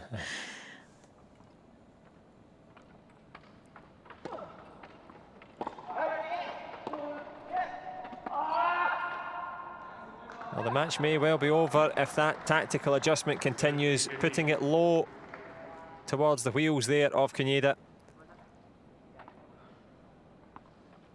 Still smiling, but for how much longer? Well, you get the feeling that that's his default expression, though. He's just a happy athlete, but happier so far at this end of the net. The Skeffers serving for a commanding lead.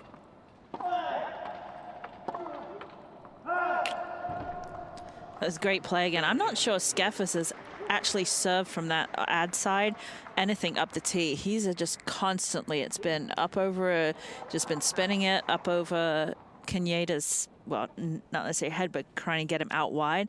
He's done it consistently, hasn't changed up.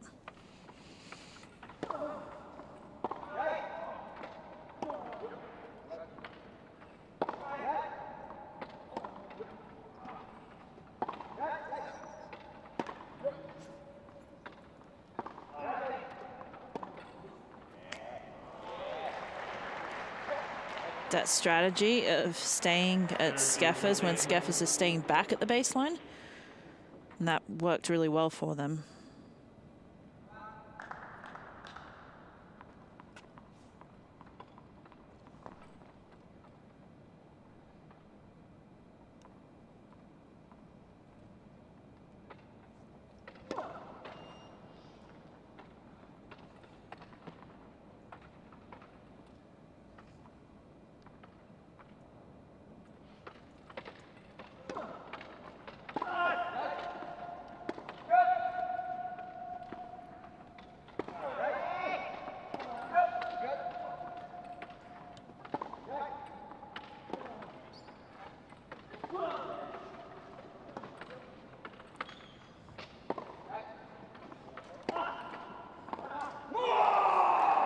So just the awareness of what is happening with the opponent. These guys, as we said at the beginning, in the beginning of the first set, the awareness that you're looking at both players, where they are on the courts, you're looking at their racket face, you're looking at their grips to see if they're changing grips, but the awareness there to see that Konoeda had just pushed in a couple steps and just to drive it a little bit more than he probably would have done to try and get it down at the feet.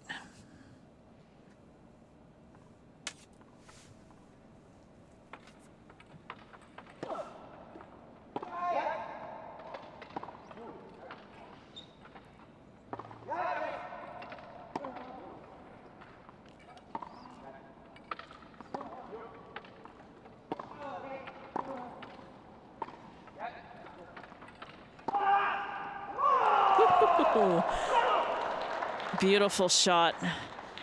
Again, that forehand, see it down the line. We've seen a lot of his forehands go across court, but again, set up with Skeffers, and just that one, same thing with Konoeda, wrong, making him go the wrong way. Konoeda's thinking middle or angle, and Egbrink hold it to the last second. Just a basic forehand down the line winner.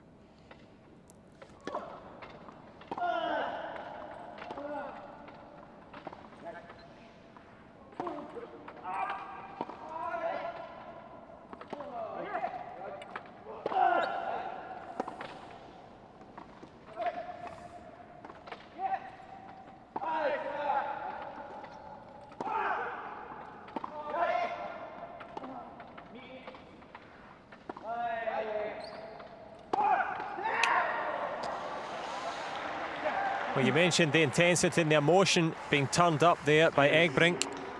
But a little reprieve there for Kaneda and Sanada. Power over placement, and it keeps the Japanese pair in this conversation.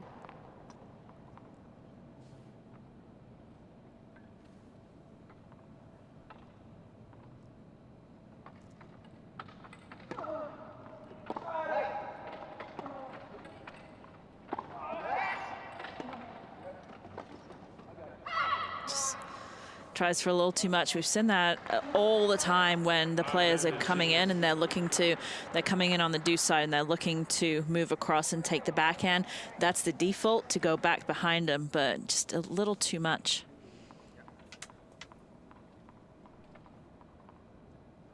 Well, the Dutch duo were a break point down.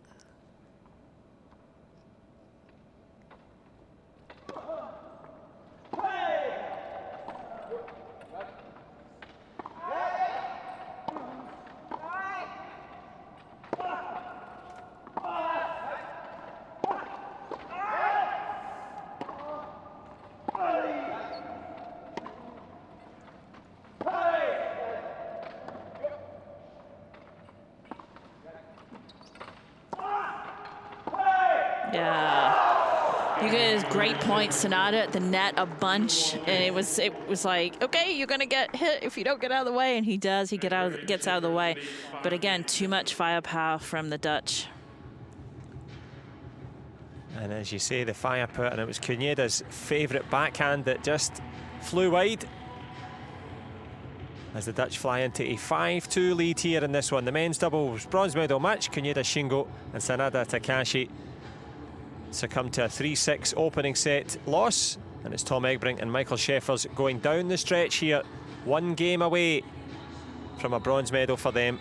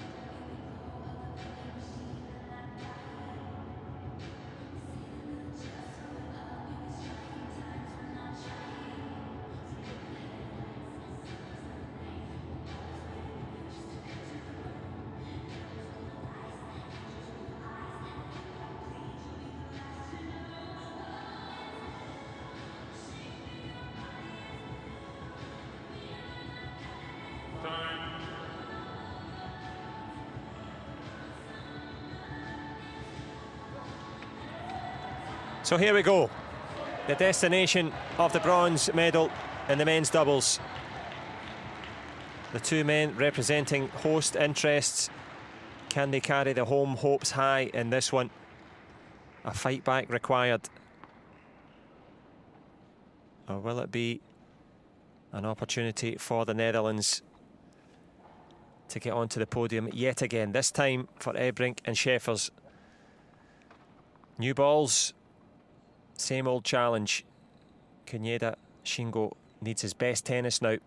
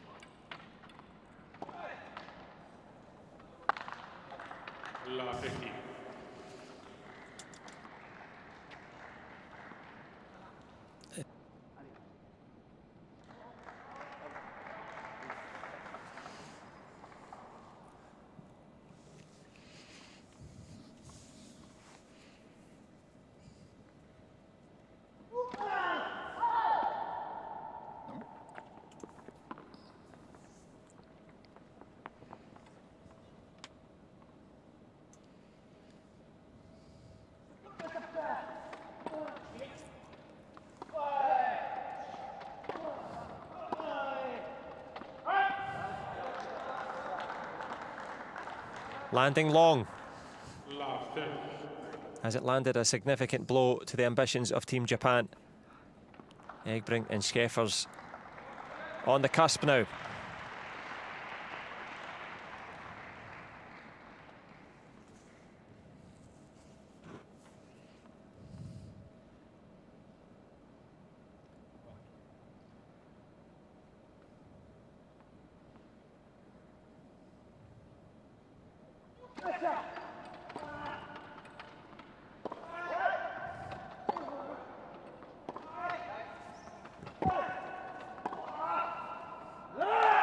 Well, Schäffers and Egbrink, they are on the brink of a bronze now. Another huge forehand from Egbrink, and it's been the story of the match. That big forehand from Egbrink has come at very important times and very critical.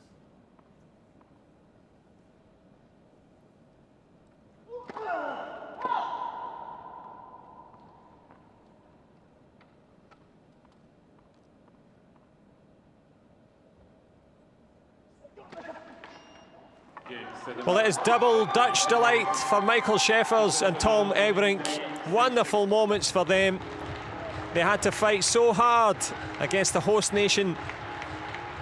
Shingo Kunieda and Takashi Sanada couldn't get it done, but the emotion, the delight is evident. And the Netherlands have delivered once again. Paralympic bronze medalist in the men's doubles. It's Tom Egbrink and Michael Schäffers. Always so amazing to see the emotion. I'm glad you say it, because my eyes are tearing up, because you see that and you see what it means to these players. We've talked about the Pro Tour before, but the Paralympics and those medals are so important and just mean so much to all these players. It surely does. The emotion evident. A big shout from the big man, Tom Egbrink, flanked there by Michael Schäffers. They'll be catching the flag. Well, they caught every shot that came at them. Okay, one flag flying high. Beautiful moments for both. Really solid match from the Dutch team. Didn't see many unforced errors, huge amount of winners, and they just played more aggressive and more consistent, so fully deserved, and they come out on top in this match. Yeah, they surely do. They're all smiles now, flags flying high. And these moments will live long in the memories of the Dutch team. Families from home watching. This year, unfortunately, not being able to be here to celebrate these moments with the players on the courts, but looking at these matches from across the world and joining them in their celebrations. Yeah, they surely are, and I could just about hear, well, as you mentioned, back home in Hertogenbosch and Hardenberg, respectively, for both Schäffers and Egbrink, but I could just about hear Tom Egbrink saying, come on down, bring the coaching team down. And they will. And here they come, and that is why Kunieda Shingo and Sanada Takashi succumbed to a 3-6, 2-6 defeat. The bronze medalists from the Netherlands, superb from them.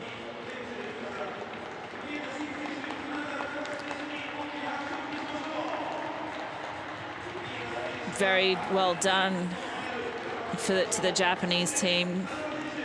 They're saying their thank yous for the support. And not bad, fourth. Just that heartbreaking. You just don't get to be on the podium. Yep, fourth again for Takashi Sanada. But top class for these two here. Wonderful moments.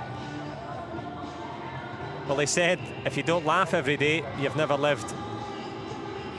A wave to friends and family at home, sealed with a kiss. And they will celebrate this one, I'm sure. Wonderful at the wheelchair tennis.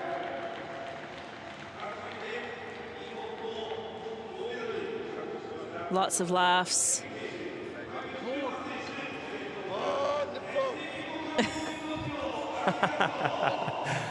They should be talking a little bit more to the camera, telling their friends and families at home.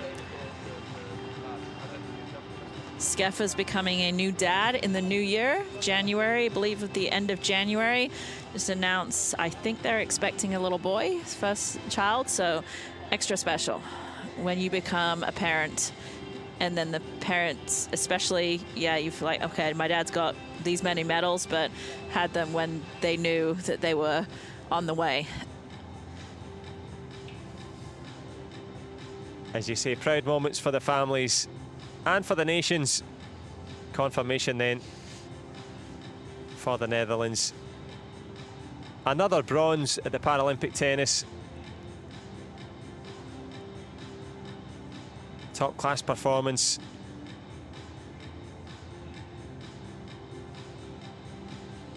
And 5 years in the making. So many surgeries, injuries, back and forward. Can we train? Can we not? Can we compete? Where are we going to go? Lots of unknowns in 2020, but these players spent a lot of time off the court training physically and mentally if they were not able to train on the court. And leaving the court now, the training done, but still more business. Konyeda Shingo will be coming back to go against the man just putting on his Team Netherlands orange tracksuit. Well, it's the two men in orange that will go back in bronze. And they're very happy they didn't have to play for that last point. That was a gift in itself. And he knew it. He apologized. I'm so sorry. Didn't mean to double fault there, but great job. Yeah, hugs all round. Perhaps a see you tomorrow as well. But anyway, the bronze medal confirmed, and well done to both.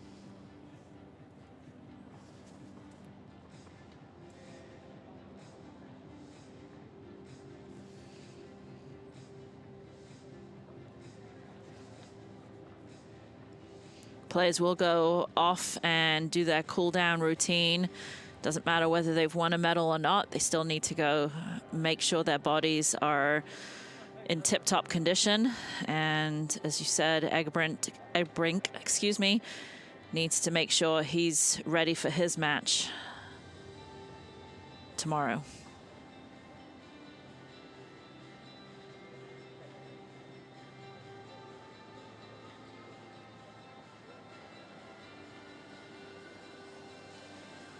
Take a peek at a few of these stats, and the unforced errors column on the right side, the Dutch side, is just a little bit better than the Japanese side. Really the difference in the match, the unforced errors, just much tighter for the Dutch team, and the Dutch team come out with that bronze with a 6.362.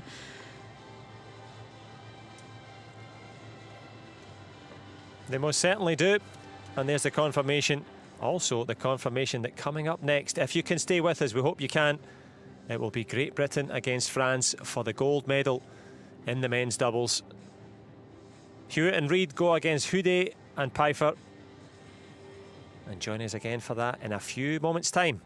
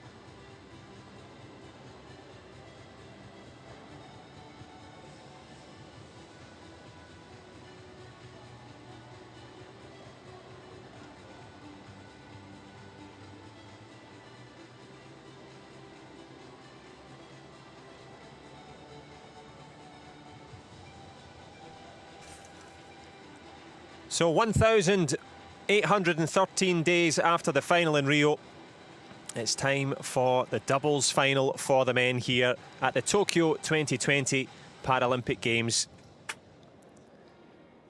Alfie Hewitt and Gordon Reid going in this one against Stefan Ude, who of course, along with Pfeiffer, managed to claim the title in Rio. Can they defend their title? Or will it be a major opportunity for the dynamic British duo? They contested the singles last time. It was silver for Hewitt, gold for Reid. But I'm sure they'll be having a read of the playbook just now as they get themselves ready. Couple of moments now, the tension building, the athletes are in the call room, and you will not miss a single shot. Thank you for joining us. We're here at the Ariake Tennis Park. Ariake, of course, meaning daybreak in Japanese, but the action is about to break out here. Big opportunities, gold in the offing. Where's it going? France or Great Britain? Well, all we need to get to that is 4 fantastic athletes. And just as well, we've got them.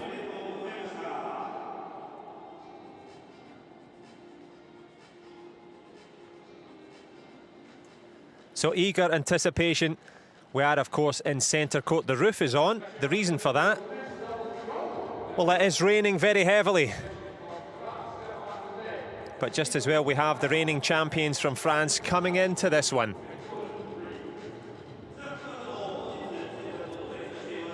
Similarly, of course,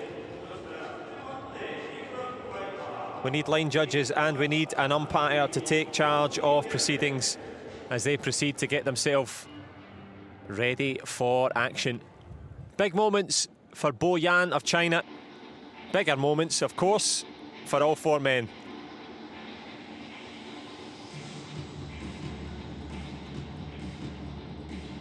If you're totally new to wheelchair tennis, very little differences, but certainly high quality. 2 bounces are allowed, not often required.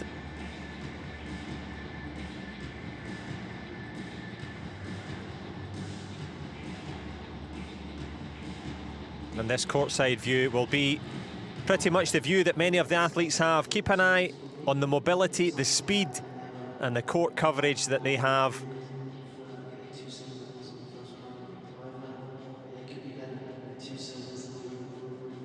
Final coming in just a couple of moments' time. You can probably just about hear.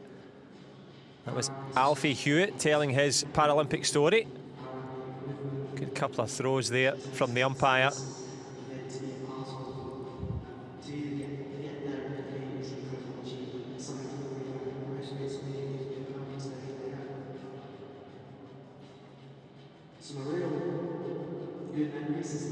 So Hewitt, of course, taking the silver medal last time out in the singles against his teammate, who's playing alongside in this one. I'll let you have a listen and join us again in a couple of seconds' time, because behind the curtain lies the 4 best wheelchair tennis players on the planet in the men's singles.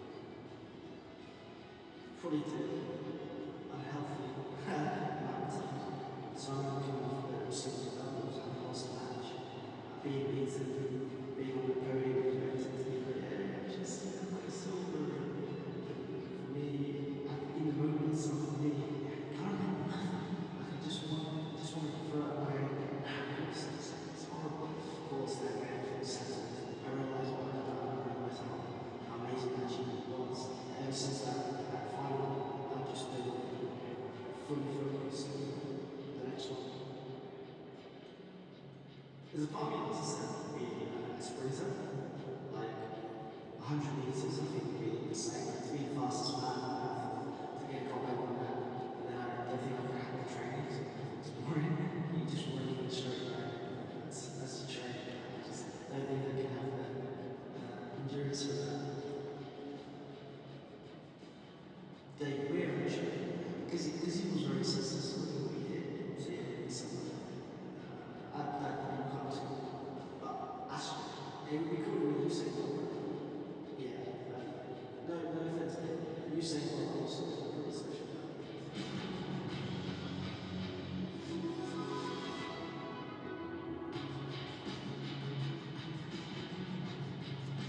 I think this year is going to be very special because we can't play. So the man on your screen now, Stefan Ude, will team up with Niels Pfeiffer to try to defend their title.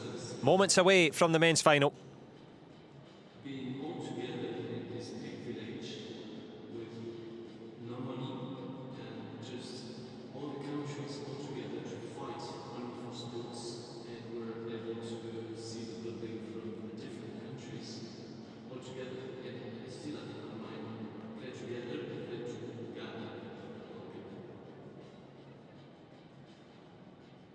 Yeah, of course I do. I did the final in London in singles, and it was a very good match against Sugeno. It was a kind of my goal then because he played such a match that, I mean, this year was nice. I have in my mind that which of these is improving so much and is stronger and stronger. And there's still room to fight despite the years. Myself, probably my worst opponents, not on the court, but for practice, or that being lazy. I would be a golfer or really badminton, squash, paddle tennis, this kind of sports. But golf, I was number one in Europe, so golf definitely would be a good sport for me too. But apart from sport, if I wasn't a tennis player, I would go back to my job as a Well, the British coaching contingent gathered. They're all listening eagerly to the video of Stefan Ude and Niels Pfeiffer. And l'équipe de France just on the left of your screen there, getting themselves ready. And there they are, a few texts home to say, get ready, the final is coming.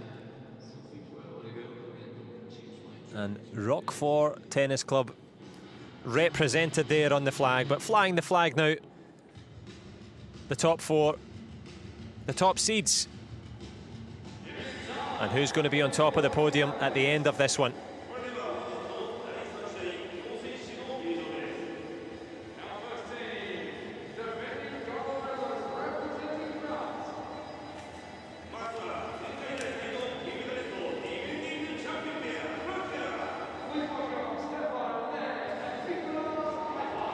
So here they come. Niels Pfeiffer. He's the athlete in the wheelchair, and the athlete behind him there, Stefan Ude, 50 years young.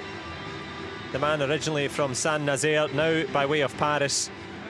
And it's the slugger from Sarreguemines, Niels Pfeiffer. He brings the power, and they are indeed a formidable duo. And for any formidable duos, you need a formidable foe, and here they come. A wave there from Gordon Reid. He's in the orange jacket. Alfie Hewitt, rival, teammate, friend. He's rolling in with the white headband on. They're, of course, in their battle fatigues, and they are ready to go for Paralympic glory in this one. And of course, the everyday chair of Gordon Reid will give way to the sports wheelchair, the tennis chair, that has some adaptations and differences. Yeah, and it's a great time to talk through those as we have some time while they do transfer over to their chairs. And the difference, the camber of the wheels is very different, and then the tip bar in the back. Usually the everyday chairs for these athletes, they don't have the tip bars. Then they need to work together. They basically need to become one with their chair. So they will strap in usually their knees, they will strap in their shins, they will strap in their feet and their hips, and they'll become really tight. You'll see as we go through the match, the movement, we see everything. We do actually see them tip over sometimes, not a huge amount because of the two wheels up front, the short ones, but it does happen, especially when they're going for the really wide balls and into the side.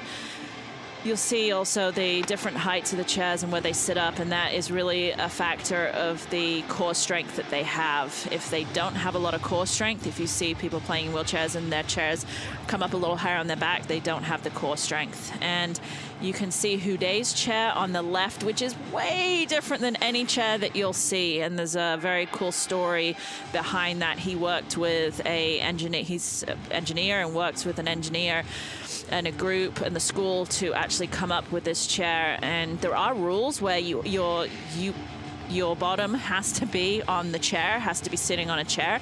And what he does is he actually kneels. And so he doesn't have a chair that he would sit in, like a seat that you can see from PIFA on the left of your screen. So what he'll do, he'll take his leg off in a second and he will actually kneel more in it. So what that does, it's not that he's sitting up much higher than anybody else.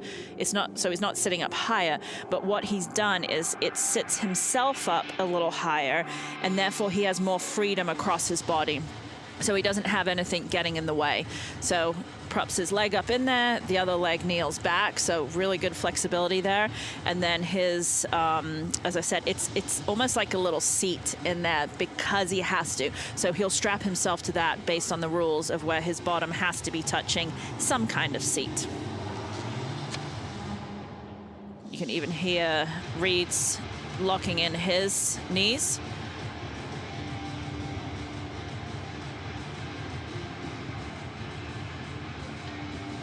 I was actually taken back just a second when I first saw one of my first tennis matches I ever saw, wheelchair tennis matches in real life, was at the year-end Masters in California. And I saw Huday walk out onto the court. And it takes you back a little bit because in the tennis world, you have three different, and you see the leg coming off, which is, again, it does, if you're not used to it, it does take you back a little bit. But he walked out, as I said, there's three different classifications: men's, women's, and then the quads. So the quads do have some impairment, not only with their lower body, but their upper body, which we said, so there's some adaptations with the rackets and the hands. But Huday coming out, it was fascinating to watch him pull off the leg and then kneel in the chair. It was very different. Absolutely, very different. And if you are new to the sport, you are in for a treat. Now that you're understanding of the angles of the wheels and all the different mechanisms and innovations required, that allows these athletes to play their very best tennis, and they have done that consistently at the top level. All four decorated athletes of some renown. Alfie Hewitt there, the 23-year-old from Cantley in Norfolk, or North Norfolk to be precise. And he will be trying to go one better than the Paralympic success he enjoyed in Rio. A couple of silver medals for the young Brit. Would love to get a gold here, but of course, formidable foes on this side of the net. Nicholas Pfeiffer there, originally from Strasbourg and now from Sarreguemines. Keeps that towel there just to allow him to dry his hands off, because it is a sweaty pursuit, the speed at which they move. But thankfully it's not a rain-covered pursuit because the roof is closed. But who can raise the roof in this one? Raising the speed there, Gordon Reid, the singles Paralympic champion, spinning the racket there. And he'll be spinning his chair to try and get the returns, because Huday can bring the power. Well, you just about heard the umpire. It's the first time I've heard the umpire in the game say anything about the time, because they just usually let them take the time that's needed to transfer and get locked and loaded in. But you do see the British team ready and excited to play. Marta Marycka from Poland, as you say, giving out that 1 minute warning. Well, it's been 1,813 days since the Rio Paralympic final. And here they are 5 years later, and just 5 more minutes of warming up. Hewitt loosening off in the chair, Pfeiffer likewise. And the toss of the coin will be the last moment for a bit of luck, and it's a little bit of instructions now from the umpire. And those instructions do include, well, the obligatory picture before the gold medal match. And they will talk about the format, which is best of 3 tie-break sets. She will talk about the time clock that we just saw her using. And they have 25 seconds in between each point. And that clock will be used for those and the change of ends.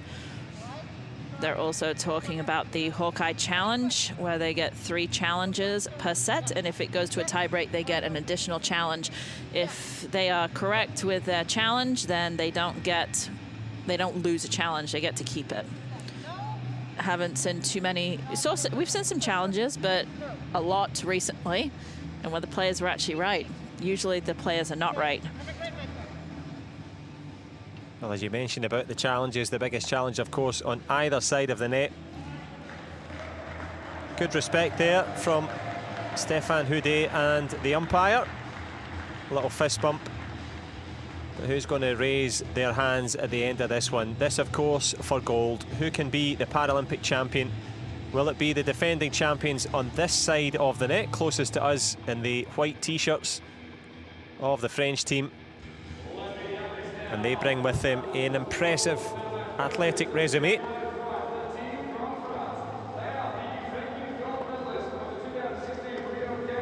Fourth Paralympics now for Pfeiffer. Ude likewise. And there's the route through. And first round match, they've had a pretty straightforward, taking on the Korean team easily in that first match. And then the matches got somewhat tougher, with Kawasaki and De La Puente giving them a harder time of losing 7 games. And then in the semifinals, the Dutch team of Egbrink and Skeffers, but still very solid. You're going to see so much movement from these 2 teams. These are really the top 2 teams in the world, and it's going to be such an incredible match of the drop shots, all the different swings. And someone that I know you know well, you've been communicating with Stefan Houdet since he's been here. What's his preparations, what's his thoughts leading into this one? He's excited. I mean, he's such a positive person, and he thinks so much outside the box within the sport too. He's got some quite interesting concepts of what wheelchair tennis should look like, which we can go into a little bit later. I think we will. I'm sure they will be ambassadors for the Paris 2024 Paralympics. But speaking of ambassadors for the French team, Nicolas Pfeiffer, the 30-year-old, I'm sure that Lucas and Noe, his children back home, will be cheering him on. A national swimming champion as a youngster. He's going to have to go some lengths to get through in this one, because we are at the deep end of the competition.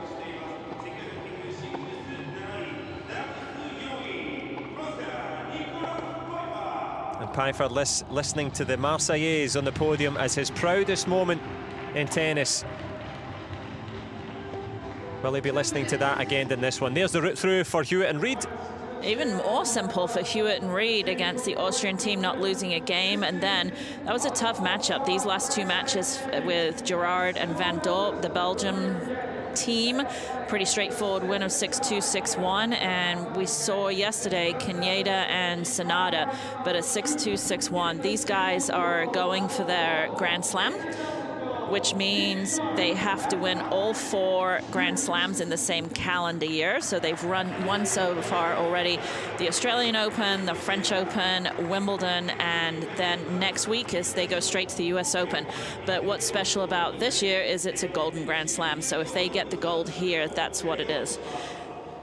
They would be the first doubles team in any tennis category to win the Golden Grand Slam for doubles. So it's a lot for them, because I think that they will feel the pressure. Yeah, they will indeed feel the pressure. Of course, only Steffi Graf in the singles producing the even title of Golden Slam.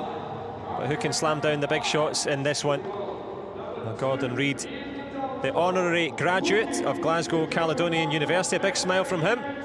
Can he graduate with honours and grab a gold in the doubles with his teammate Alfie Hewitt? And of course Hewitt, the relative youngster, the 23-year-old, from Norfolk, highly experienced, has the athleticism and power. Can they combine to produce Paralympic gold? What I think is even more exciting about this match is their head-to-heads. Guess what? They're tied at 16 apiece. Wow. So I don't think we're in for a blowout in any way. They are, the last two matches have gone to, no, I apologize, ignore what I just said. The last three have gone to Hewitt and Reed.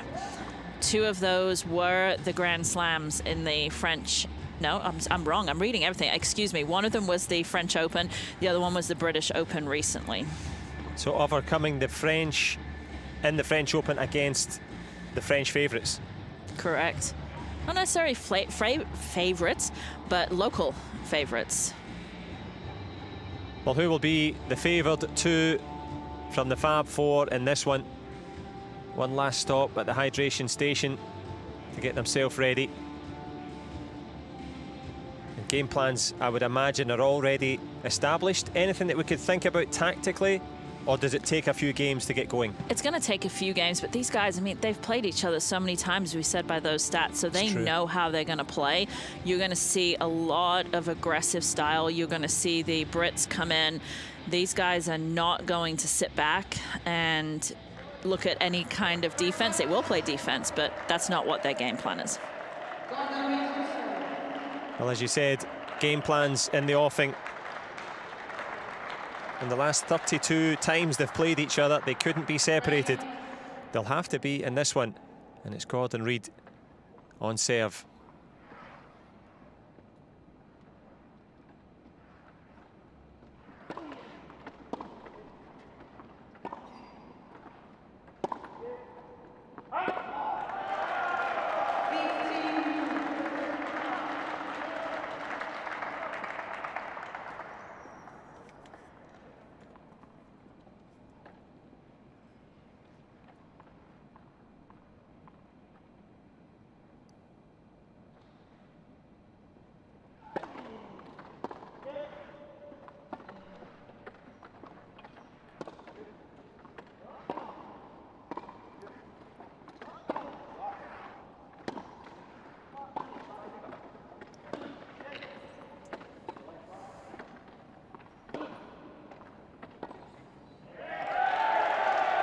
Good point there from the French.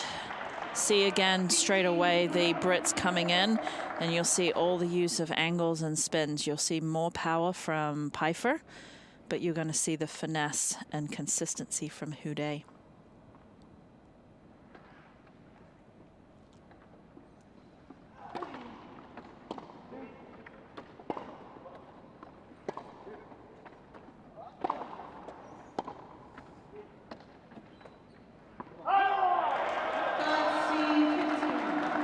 The Brits are going to come up to those short balls and do a lot with them. They're going to be very, very aggressive. That one just jamming Pfeiffer.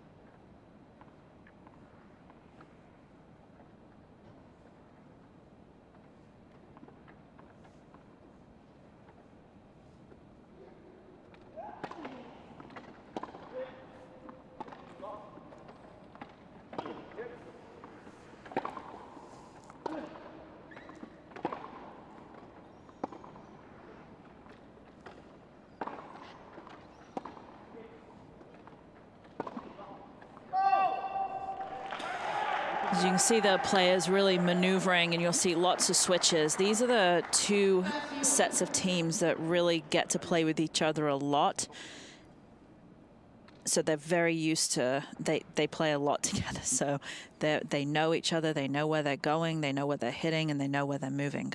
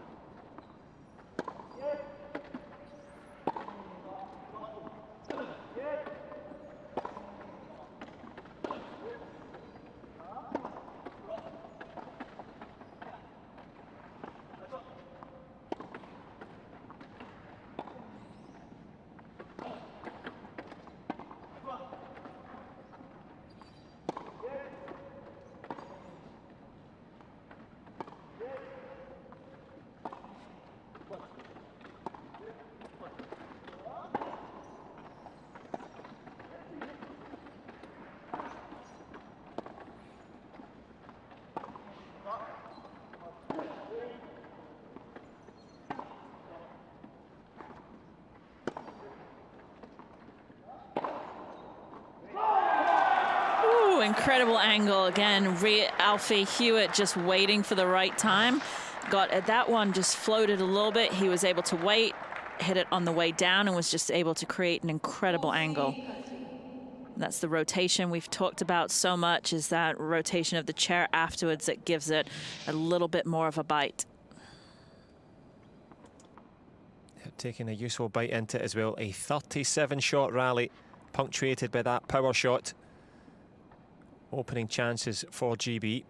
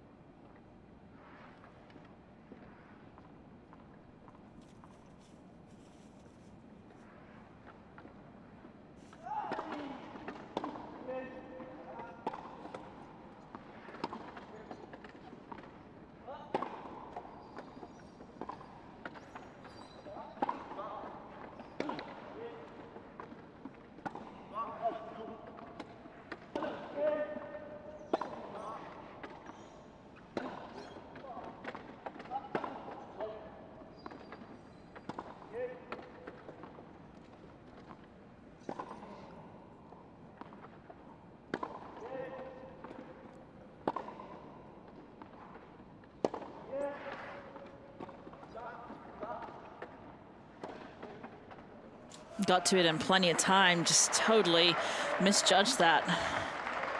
Thought he was going to go with a slice, but he decided to hit that reverse backhand. And I think you're beginning to see why it's 16 games all.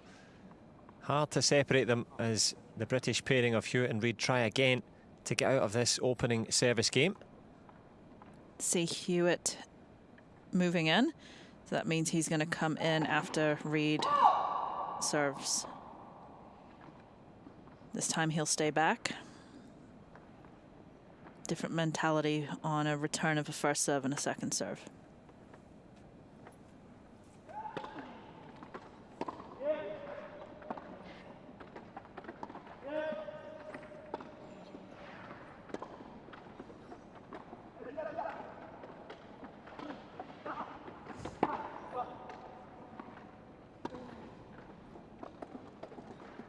Yeah, it's just beautiful play. Pfeiffer just really didn't make a good choice there.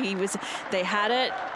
Houdet was moving forwards, but then Pfeiffer just with that lob, just not good enough. But if you saw in that rally, I'll stop for a second.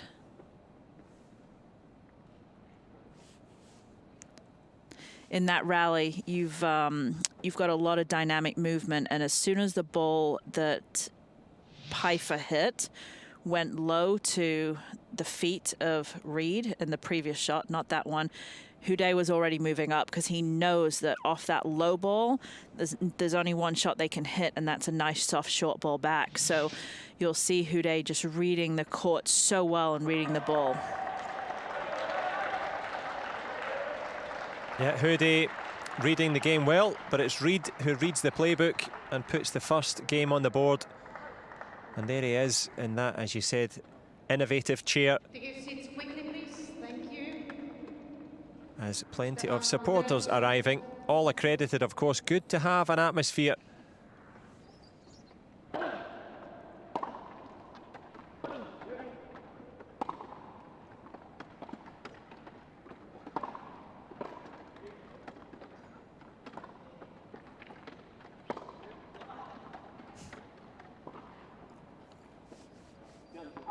Wow.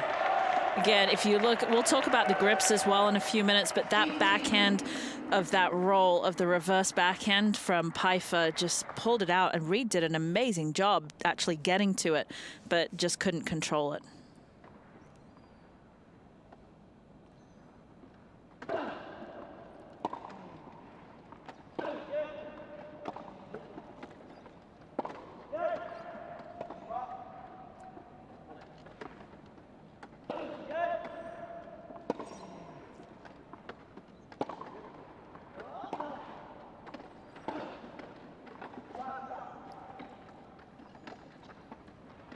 It's beautiful play.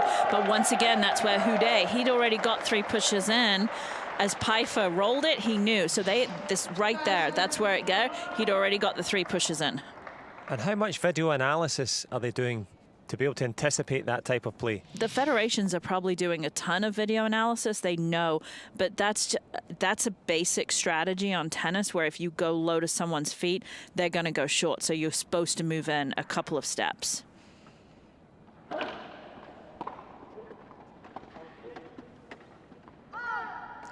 You say video analysis is a great point because that has been a big part of the game in the last couple of years. Just in tennis in general, they use the video analysis.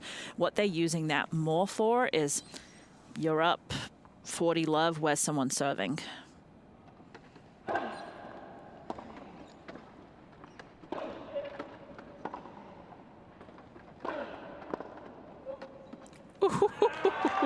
The unbelievable hands, unbelievable. He's got to smile at that because he knew that was lucky, but if we watch here, great swinging volley there, but look, right down at the feet, just put his racket there, just kept moving, and nothing anyone could do there.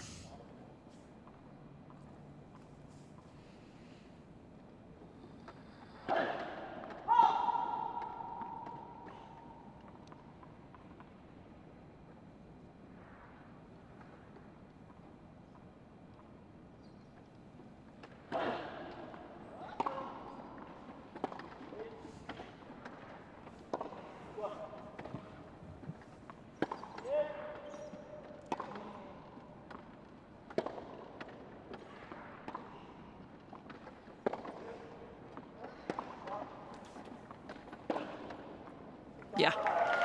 We've seen Houdet move forwards now 3 different times. One when he's been on the ad side, but this one he moves in, again, above his head, and he's able just to come down on it because of the angle where he's at. The last 2 were inside out. That one just cross court.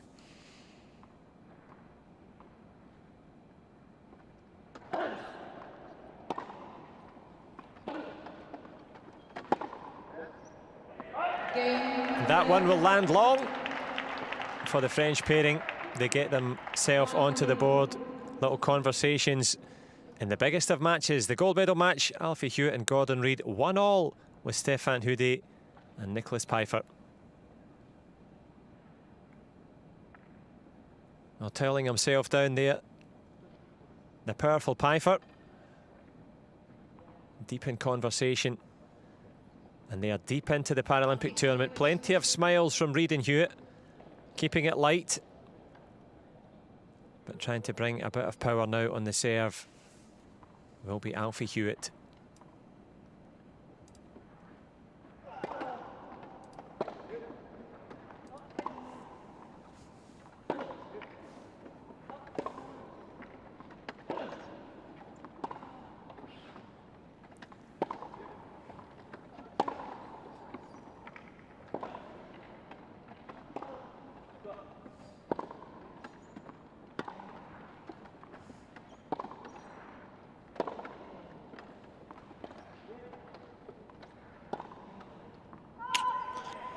Trying to use the court, trying to open it up, but it's too much. You've asked me a couple different times about strategies and about what's going on. We've seen in a couple of matches where people have won a lot of points off a certain shot, and you said the players recognizing that. Houdet is so smart. He would be the one. That's where he's really working with his partner, Pfeiffer.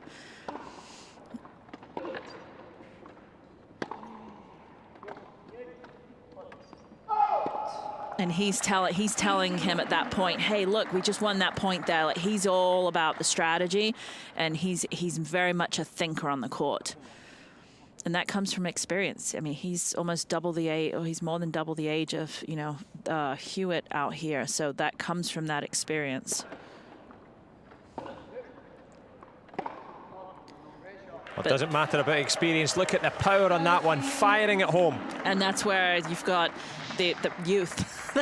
that's the strength of your youth. You've got the strategy of the guy that's been around for a long time with the firepower of the youth. That's what's so fun about this game.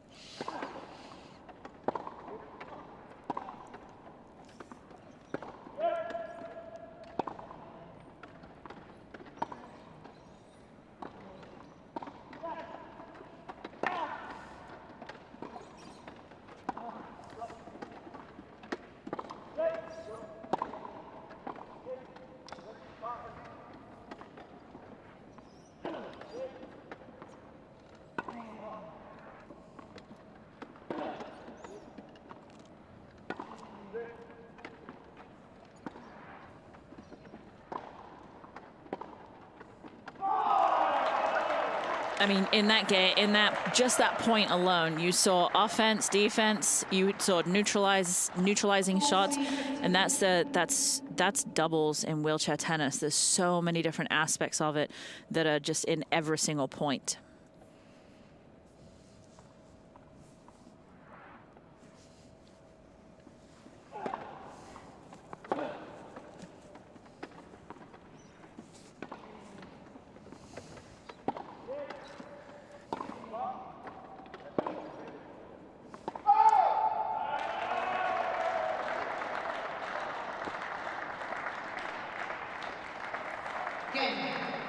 Well, the game on the board for the British duo. And it's a strong start here in this gold medal match. Alfie Hewitt and Gordon Reid on serve against Stefan Houdet and Nicholas Pfeiffer. Neither really getting a look at any sort of breaks. And as we take a break in this one,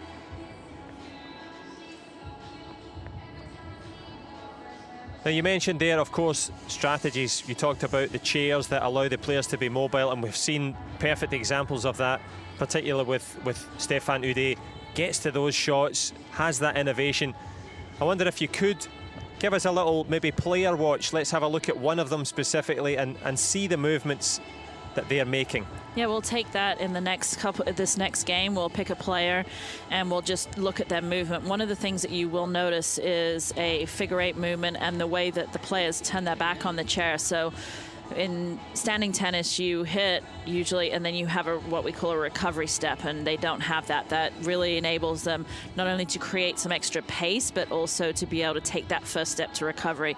So you'll see the chair. We saw it on Hewitt a few minutes ago in that one of his last forehands where he twisted, but the ball didn't come back, so he didn't have to do anything, but he would keep going, and then he would turn his back on the court to recover back to then be able to push forwards. It's very hard for the players to push forward, stop, and then push back. You'll see it very, very, very few times, but it does happen. And then with the strategy, you've got 4 players on the court. They're looking, they know where their partner is, they're looking at everything else. So of the 4, who do you want us to watch? We are going to watch on this one Houdet. Okay, so Stefan Houdet, the non-server. I know you want to watch the ball and the shots, but let's keep an eye on the man at the bottom of the screen. So even though he's not serving, he starts back, and then he starts his push, which is enabling him to be ready for the return if he gets it. And didn't get it there. Take 2 on player watch.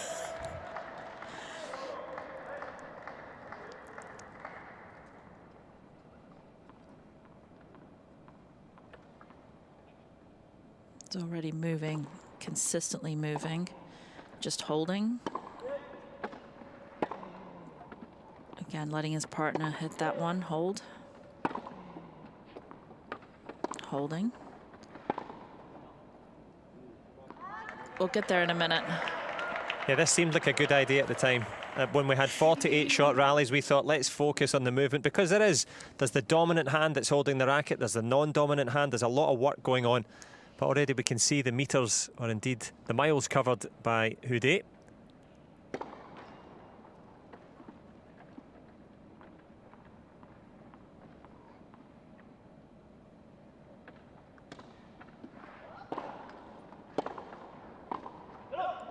Again, can't say much yet, so we'll just hang there. It's okay. What we can say is that Nicholas Pfeiffer is beginning to get his serve back on after that initial double faults. Reid, as ever, anticipating.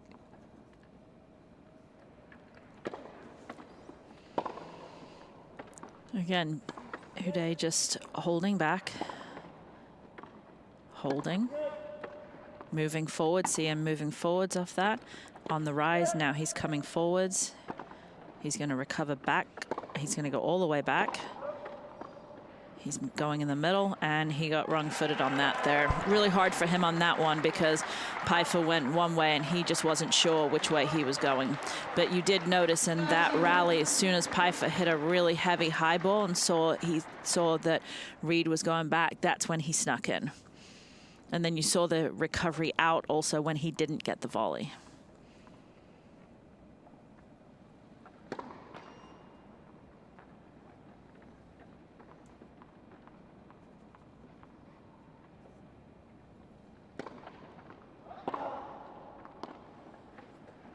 Again, he's moving out to the wide one, again, holding back. Just holding. Move forwards a little bit. Now he's covering that angle. Again, just holding. Not doing too much. Holding. Still holding. So again, he's, as you can see, one of the, now as you're actually watching this and we're trying to focus on someone, you can see who they're playing to, the Brits. Yes. We've said this before, they will pick on somebody who they think is weaker for whatever reason. It's not, I'm not saying they're the weaker player, but they think there's somebody weaker.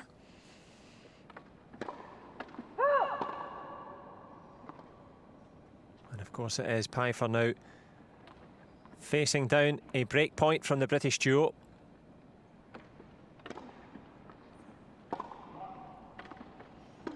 Gonna give himself time again, stay back and recover. He's gonna switch, covering that side that was just hit by Pfeiffer as he was moving.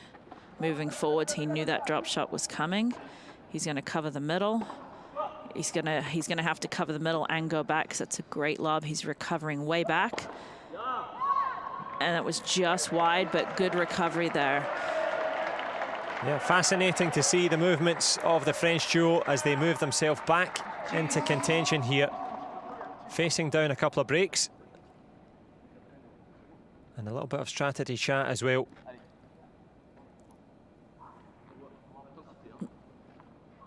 Again, you still see Houdet taking a couple big pushes, being ready for the ball. Just holding again. Moved across, he knew that was the right shot that he was gonna hit, taking that on the rise. Moving forwards a little bit, now he's gonna back up and hold. He's gonna move in, take it on the rise and keep going to that side. He's gonna retreat back, so he's in a little bit of trouble there. That's a great get. Again, he's recovering back, now he's gotta go forwards. He's going to recover back because they're in trouble. He's going to move up a little bit. Again, just holding.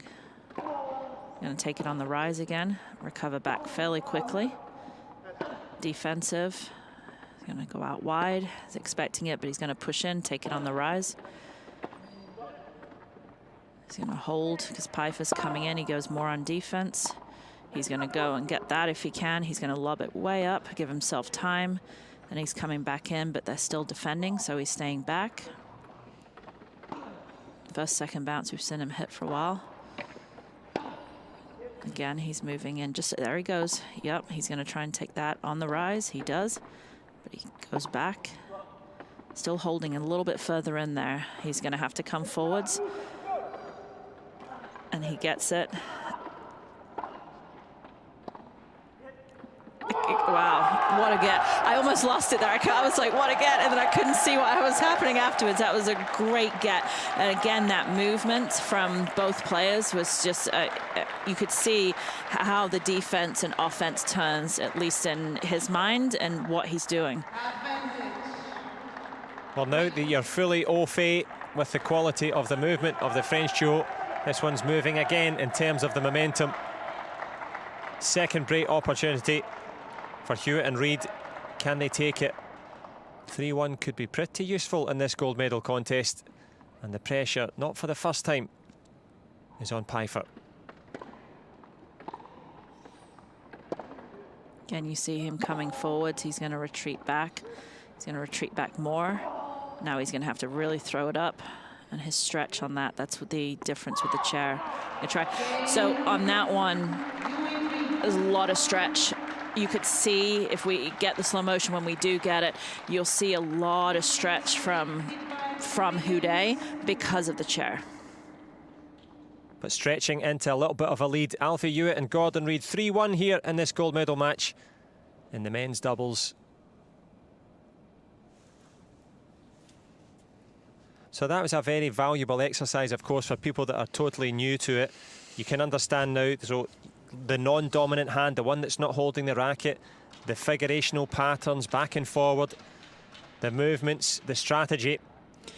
Even if you know tennis, that's really good just to look at, because whether you're playing standing up or in a chair, it's that defense, offense when you've got to move forwards. A lot of recreation players don't realize that. Yep, the movement separating the best from the rest, and we have the best for your entertainment. And thank you for joining us.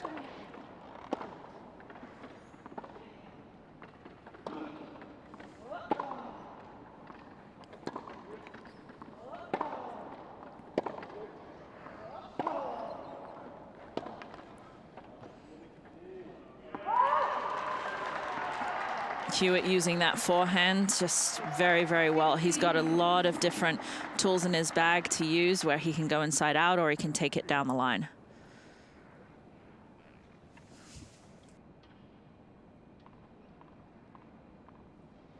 He would fall.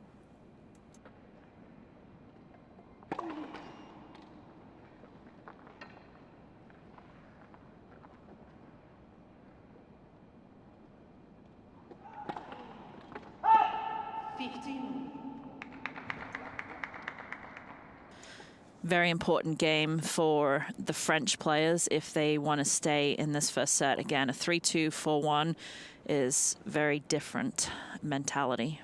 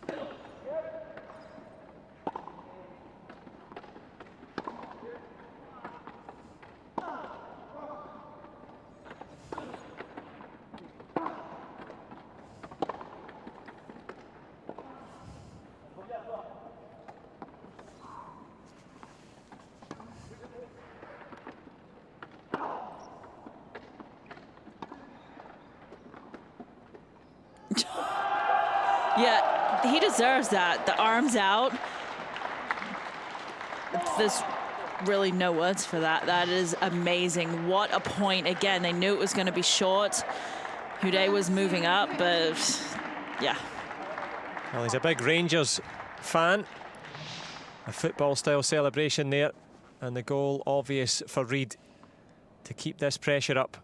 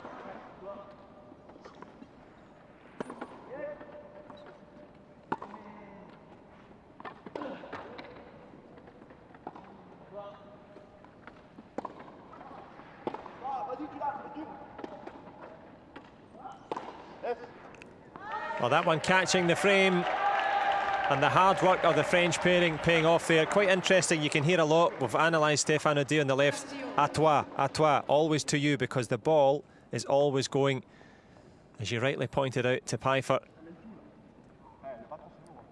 Really difficult. If you're watching wheelchair tennis, some of the things that you might be seeing is maybe wondering why players are not coming across and taking so many volleys or missing overheads like that. Very, very hard if you think about it. You're supposed to turn on an overhead and not able to do that. It's a very difficult shot to hit.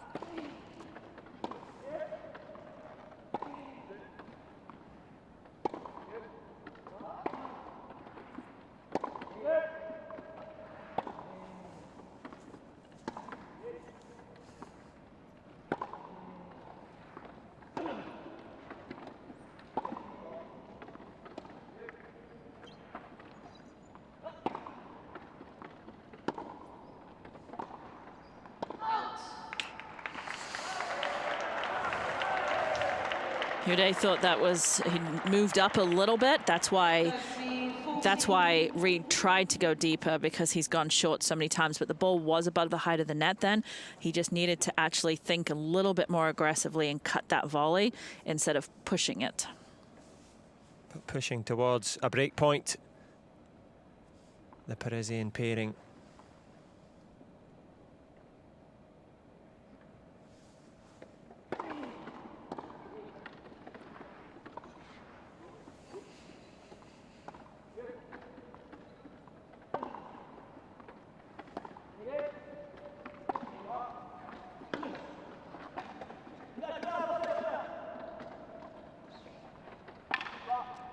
Oh, good work again at the net there. Nicholas Pfeiffer taking advantage of that opportunity. A lovely little drop shot at the net. But it was Pfeiffer racing in. And we are racing towards the halfway point of this opening set. The men's doubles gold medals. It's Alfie Hewitt and Gordon Reid. Let's go with that. 3-2 against Stefan Ude and Nicholas Pfeiffer in this one.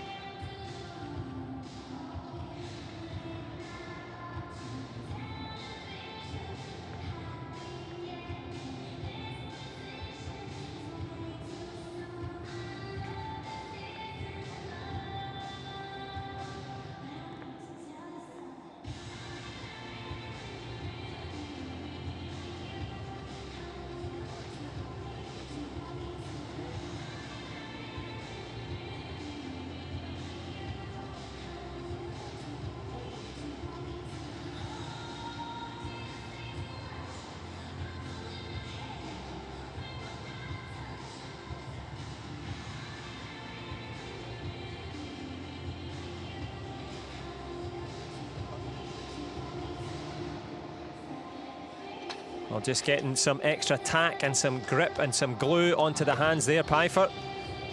Can they get a grip of this opening set? The defending champions, and they've had to defend mightily so far. And this is the reason, this pairing here. Reid and Hewitt combining so well so far.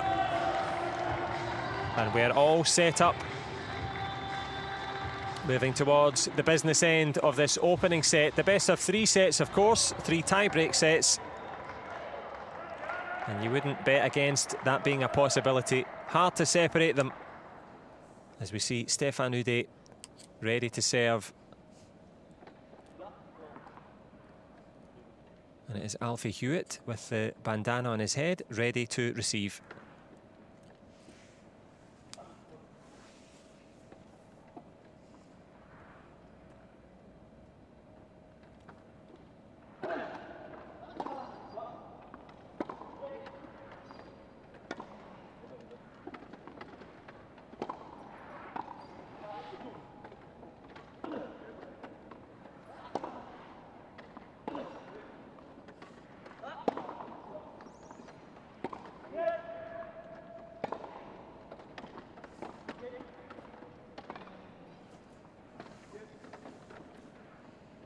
Wow. That slice just had a little bit extra on it.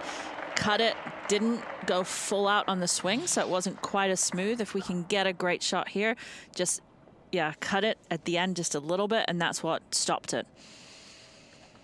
You mentioned the French finesse. Perfect example there.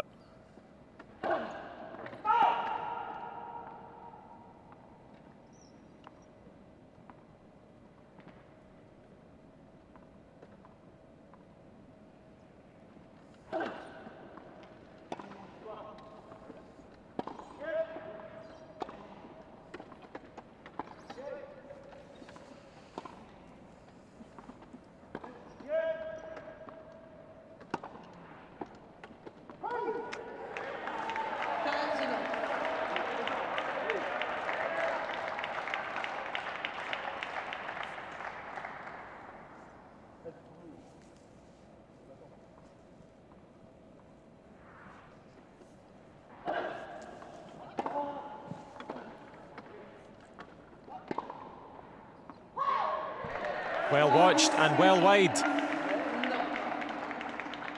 That reach from Houdet off the return was just, he was able to take it and have his body basically parallel to the ground.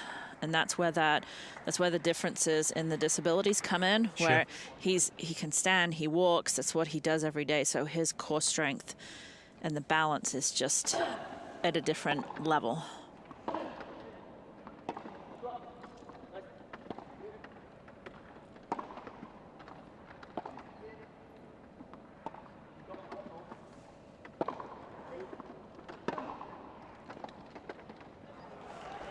Well, the touch at the net, not quite at the right level.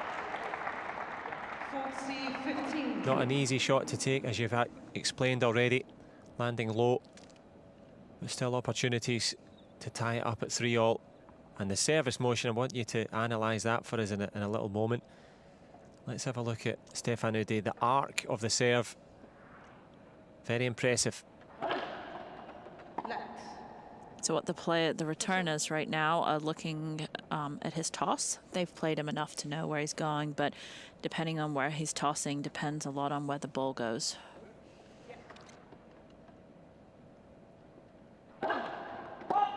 So the toss on the first one went way back to his left. He tried to kick it out wide, and then that toss went further to his right, and it was flatter.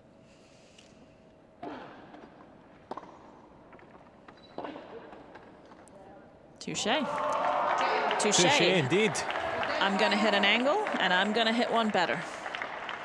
Finds the angle and finds himself with parity here. 3 games all and an engrossing first set. The number 1 and number 2 seeds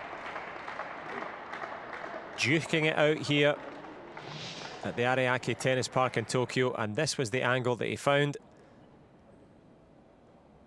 And that one will not be coming back.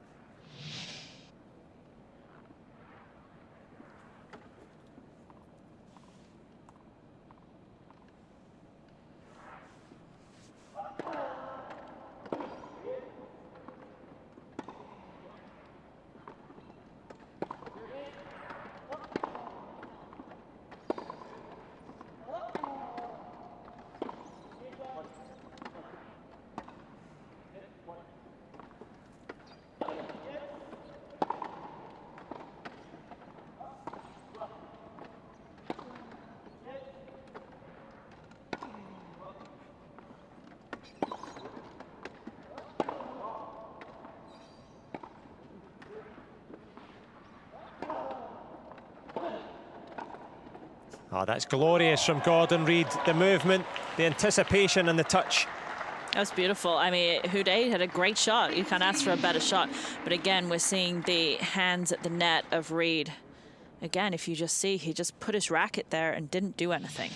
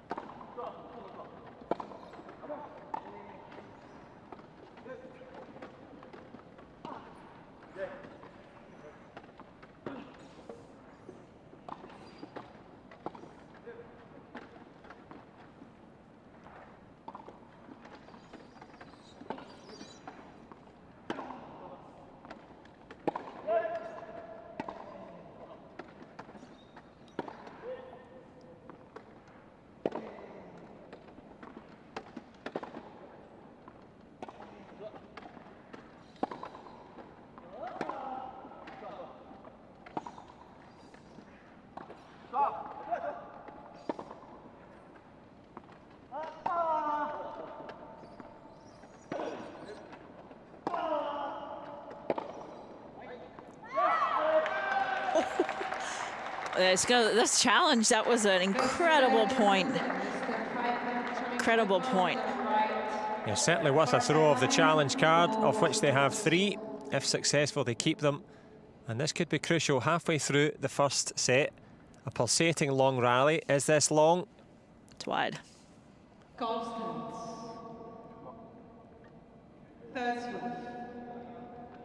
So the challenge gone, but it remains on the other side of the net as Alfie Hewitt pushes towards a service game hold. 40. And that will help. Serving better today, being a little bit more aggressive on his serve. Center service line, ball was put in. Another challenge. Yeah. Got to play your cards right in this game. Constance. 14. Couple of errors on a couple of calls. That's the 5 And 3 opportunities for Hewitt and Reid now to capitalise. Notice they've changed the serving position, so it's going to be the equivalent of serve and volley. Reid pushing up. Not on this one. He will stay back. Yeah, but aggressive intent from the Brits.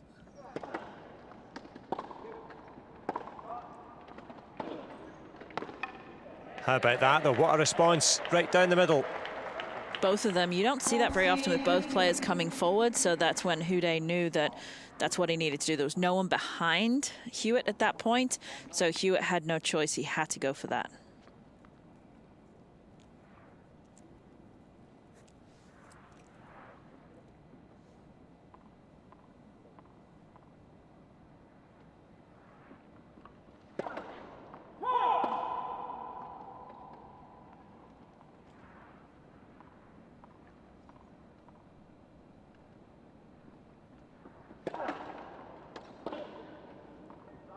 Beautiful. Again, pushing forwards, but was still able to, even though the ball was up above his head, still able to get underneath it and then over it to create that angle. Yep, he who dares wins.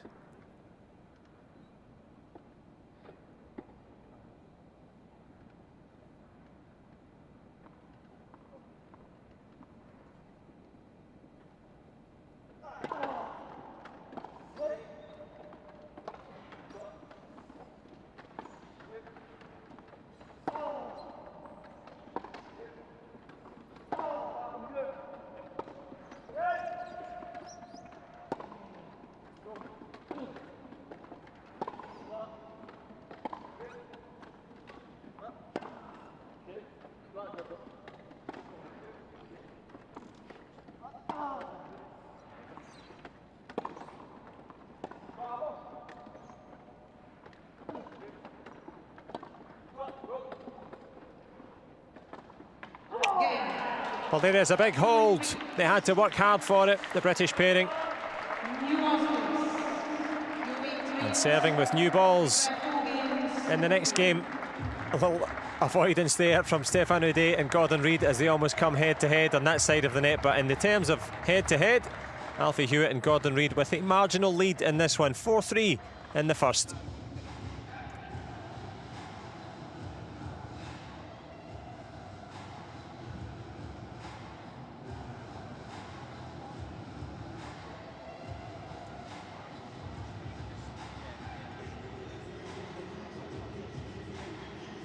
Yeah, full of conversation on this side of the net.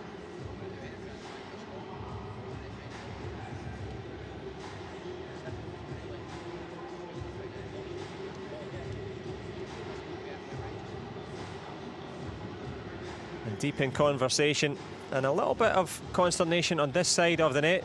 Team France still on serve, but under a bit of pressure. These lengthy rallies as we go the distance in this one, going for gold. And of course, you gave us the play-by-play look at the French side of the net. Obviously, we don't need complete play-by-play on this British side of the net, but some of the adaptations you mentioned there about the British duo being aggressive at almost serve and volley there at the end. Yeah, I mean, they're just trying to kind of play mind games. They're doing it to put pressure on the returner. So off a first serve return, you're not thinking of attacking it. You're thinking of just counter punching it and just getting the ball into play. So that's why they're looking to do. They're looking to come forward and make that even more, because if you do that, then you're in trouble because someone's at the net. Yeah, someone's at the net, but knocking at the door are the British duo, going against the defending champions, and it's Nicholas Pfeiffer on serve.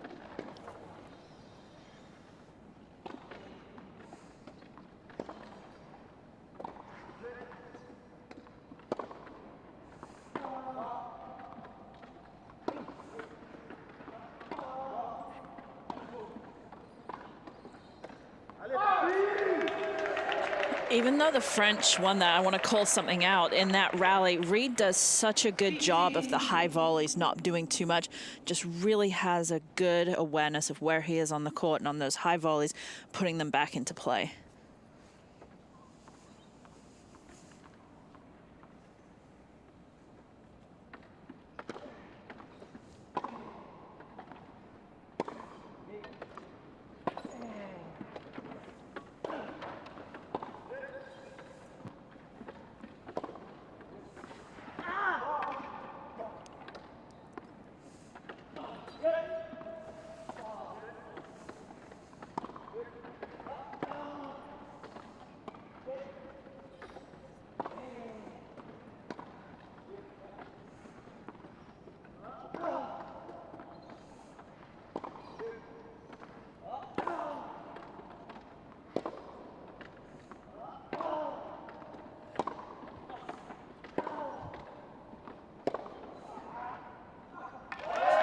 Yeah, I don't think you want to play power games with Pfeiffer too often. I wouldn't want to. That was a who can hit better forehand angles, and on that, the Frenchman came out on top. Yeah, precision and power, chasing shadows. Not many do that to Alfie Hewitt.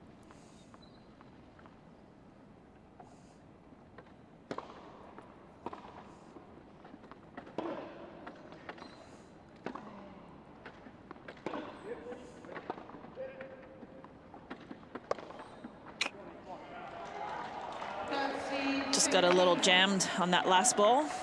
And when you say jammed, can you explain? So the ball gets too close and they're not able to get the chair out of the way. So when you're hitting, you want to be slightly out in front of your body and off to the side.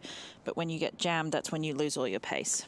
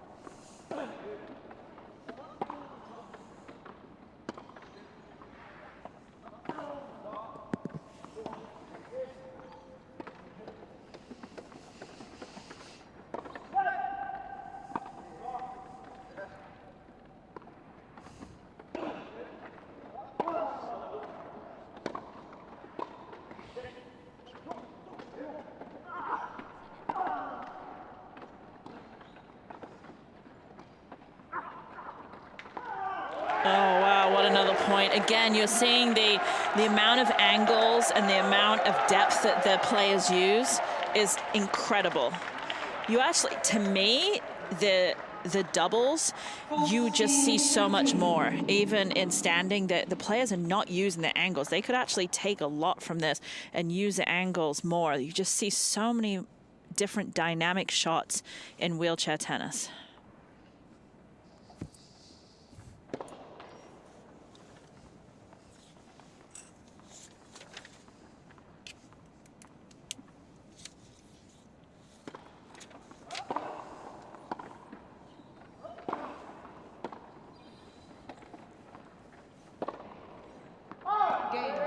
Well, speaking of dynamic shots, too much power on the end of that one. And it's the dynamic duo from Team France.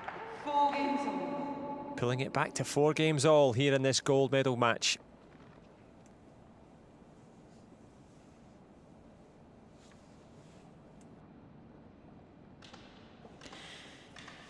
The confidence, this 4-all, the confidence coming in here. We've got Hewitt and Reed have won 21 of the 23 doubles matches they've played this year. That's huge. I mean, that's a confidence builder when you're at 4-all in the final of a gold medal match. Well, that's the contest with the context, and it is Reed on serve.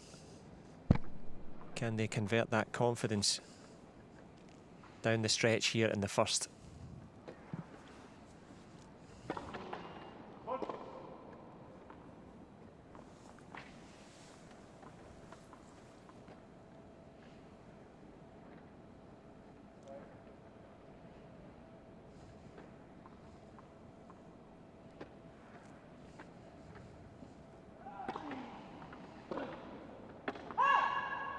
15. And we saw Reid moving there. If it hits the chair, what happens? The French team would win the point. So it can't hit any part of your body and or chair before it hits the court. Because you never know, that wind could come and blow it back in. But can the winds change here? Hoodie and Pfeiffer hoping so. They've got a bit of momentum. But Reid and Hewitt all tied up.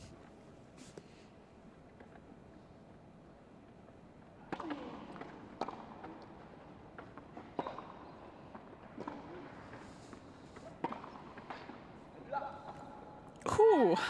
A double bounce on the top of the tape. It was. That second bounce made it go out. And Stefan Ude is almost away out down the high street in Tokyo. Back in again. He's going to have to come the long way round. Just as well, he's in such good condition. Extra miles on the clock there.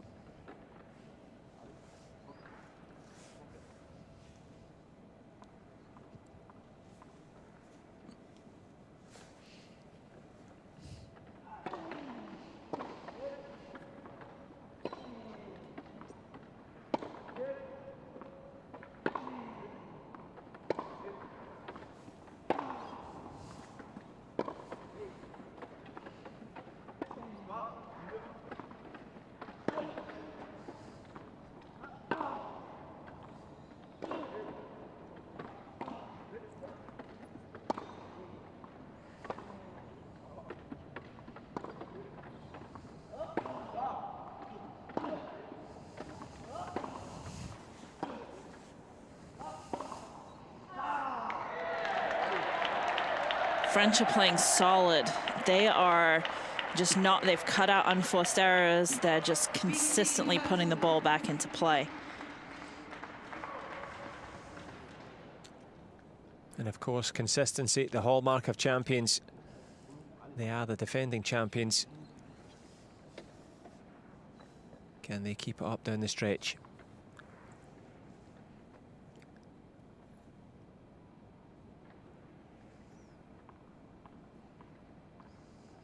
I'm glad.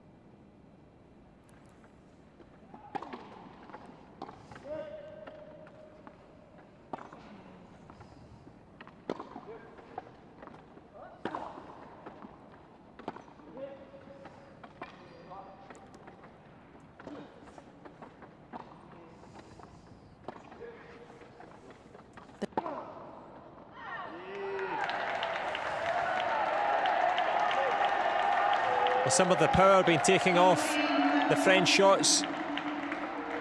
Trying to create that extra shot for the British pairing. Make them make some mistakes. And they have in this game. Well, they could have been 4-1 down. Could they possibly make it to 5-4?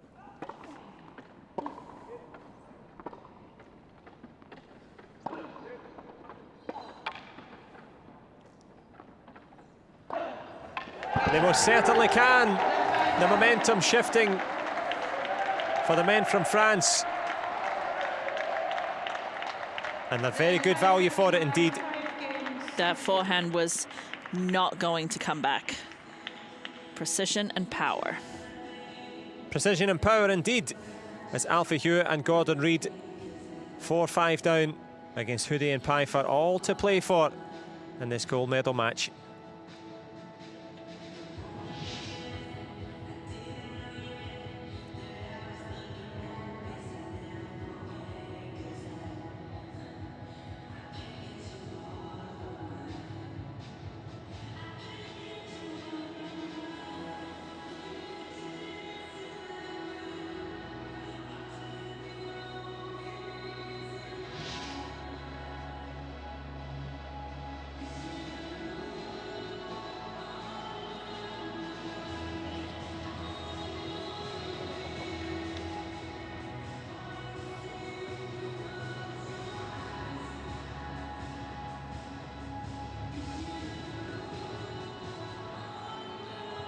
So great to have you with us for the gold medal contest.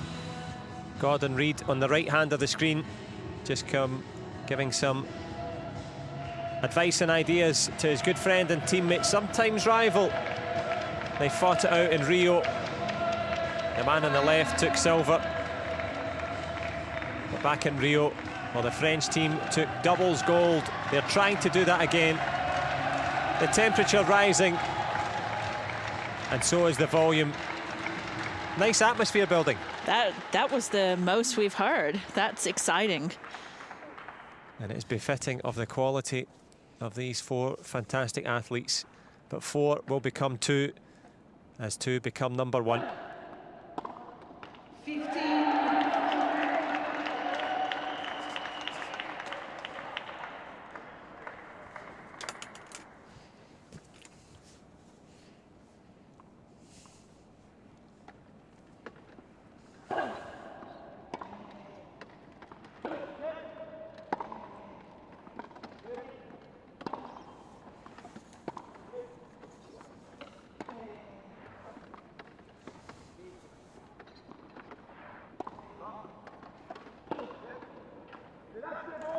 Beautiful. Again, they're just the last couple of games. The Brits are struggling. The French team have cut out their unforced errors.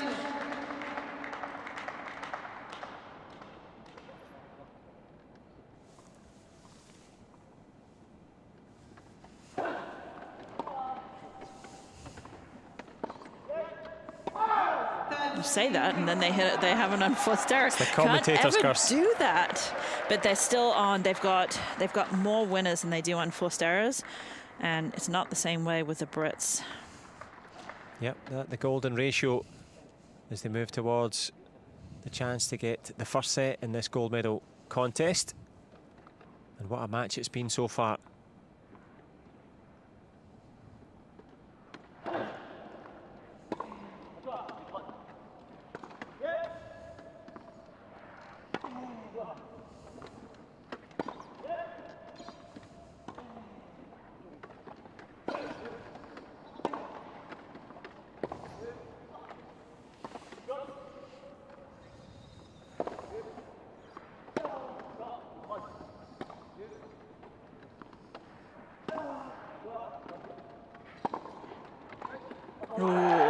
That's one of the first unforced errors we've seen from Reed. He came in and he, instead of just keeping his racket head under the ball, tried to push it. A little bit like an overhead, but below the height of the net. Yep, tried to push it, but pushing towards the opening set now. A couple of set points.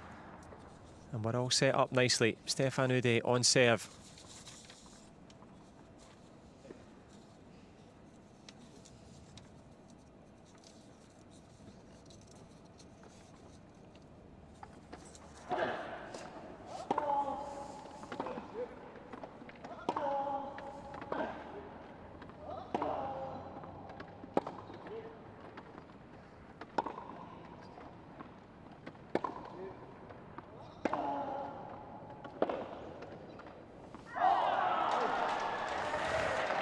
Not over yet. 40.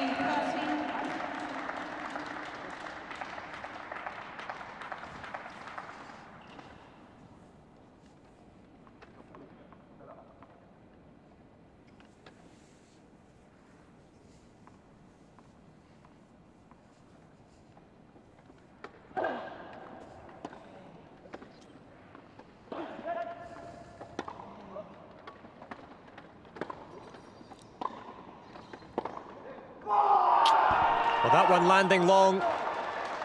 They've got Pfeiffer where they wanted him there, trying to get that power shot. A couple of set opportunities are gone. Yeah, Reed did a great job on that high volley of just putting it back into play and causing Pfeiffer just to go for too much.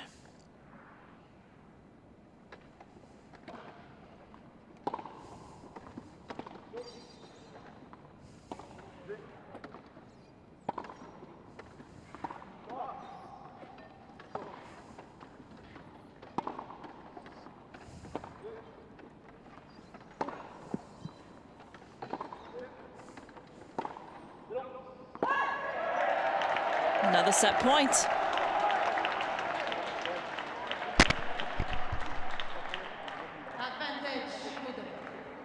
Yeah, they have the advantage. Can they capitalise? Full of conversations now.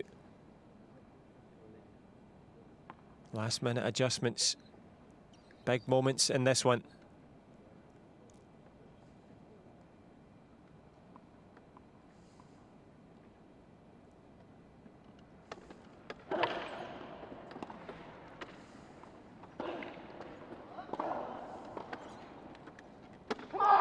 That one landing long again.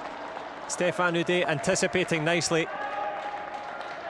That ball was a lot of power at Houdet, and Houdet just not able to control that volley that he took as a backhand, which he should. The backhand protects the body most of the time on that. A great shot to hit, but just not enough control.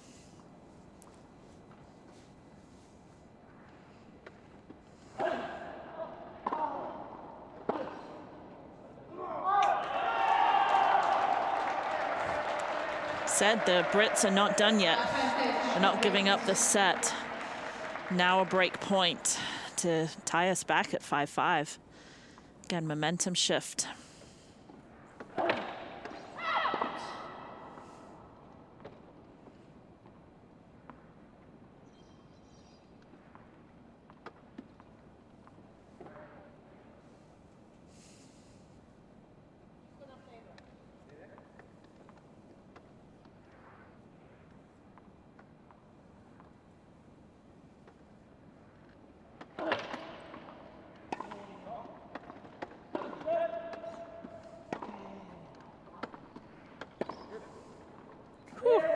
Great response, just in time. Well, he's been the man for the power, as Nicholas Pfeiffer. What about that for placement? That, I mean, again, the easiest shots to hit angles on are from when someone gives you an angle, but his chair was almost in the middle of the court. So to create that angle from there is extra special.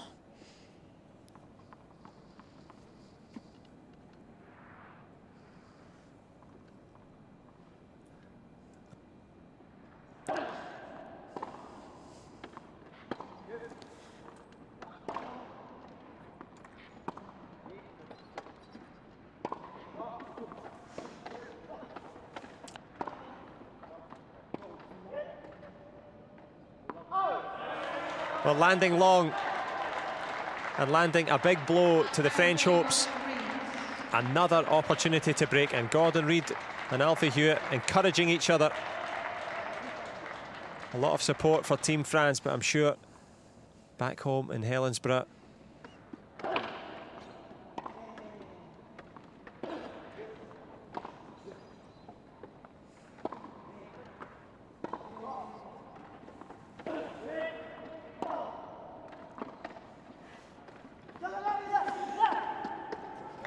Alfie Hewitt left it. Wow, but he left it because he thought it was going way out. That was an amazing shot that just landed in the corner. It couldn't get any closer to both corners. Well, they couldn't have been any closer to being broken. You've mentioned momentum before. Can they pull it back in their favour?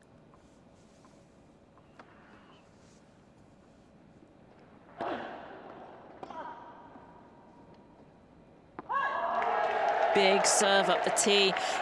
He actually looked like he was going to kick it, but he was able to kick it up the tee, just hit the outside of the line. Yeah, service to a tee and right on time. At the fourth time of asking, can they get a significant set on the board in their quest to defend their Paralympic title?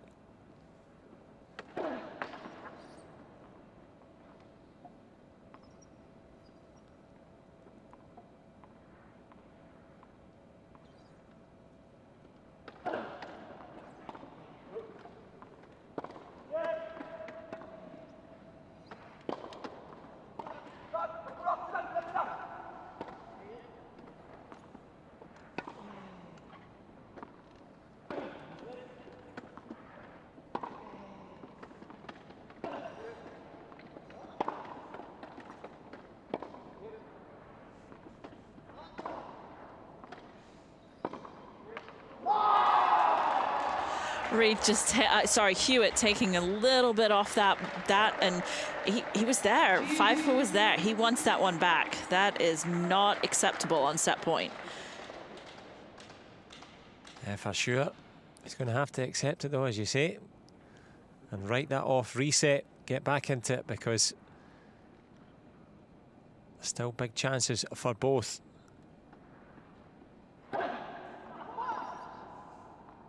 And Hude holding nothing back on these first serves.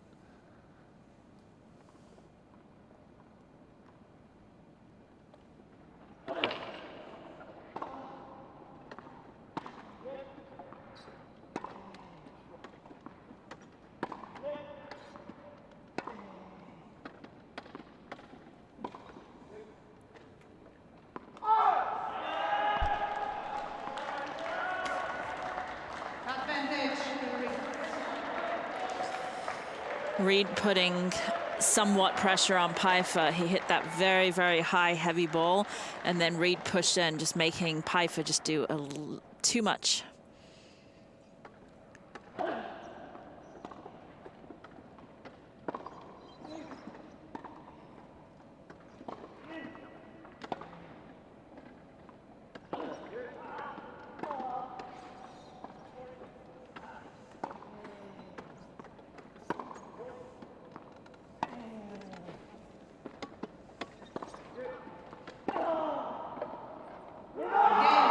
Wonderful big break for Britain. At the fourth time of asking, it's the backhand from Alfie Hewitt down the line, across the court, and crushing French hopes in that one. They had set points, but we're all set up at 5-all here in the first set.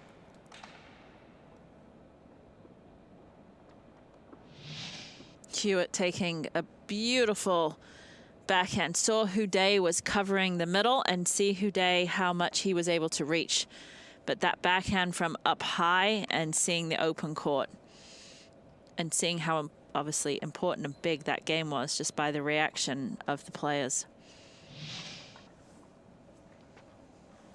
Yeah, huge reaction, huge moments. They faced down a couple of set points. Can they set themselves up to chip away at the confidence of the reigning champions? Well, the look on the face of Ude and Pfeiffer would tell you otherwise. Composed as the decibels rise here at the Ariake Tennis Park in Tokyo.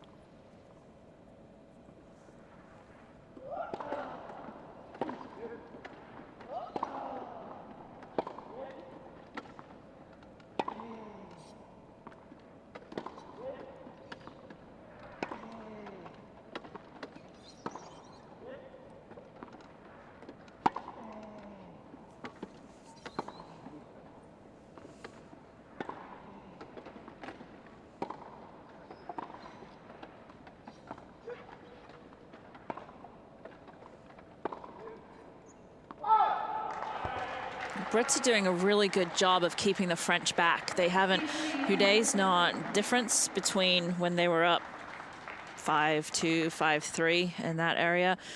Hude was really able to take a lot of balls on the rise and was coming forwards, and now it's the Brits are keeping the French back.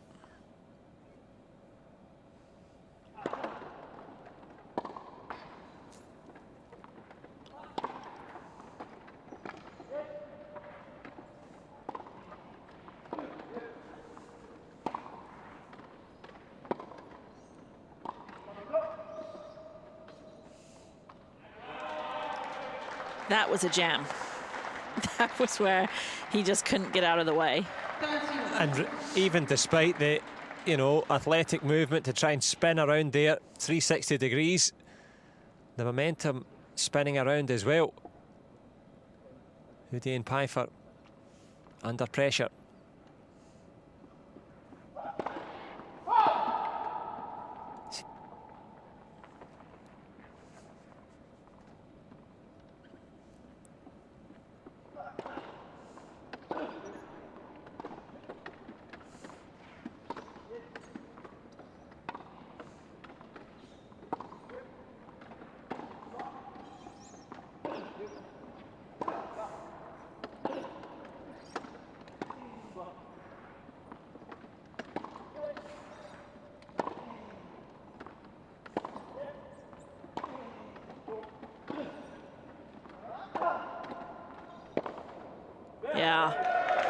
Again, the two Brits coming forwards, and once that happens, it's trouble because he just saw them in, rolled it, and there's no one to go from behind.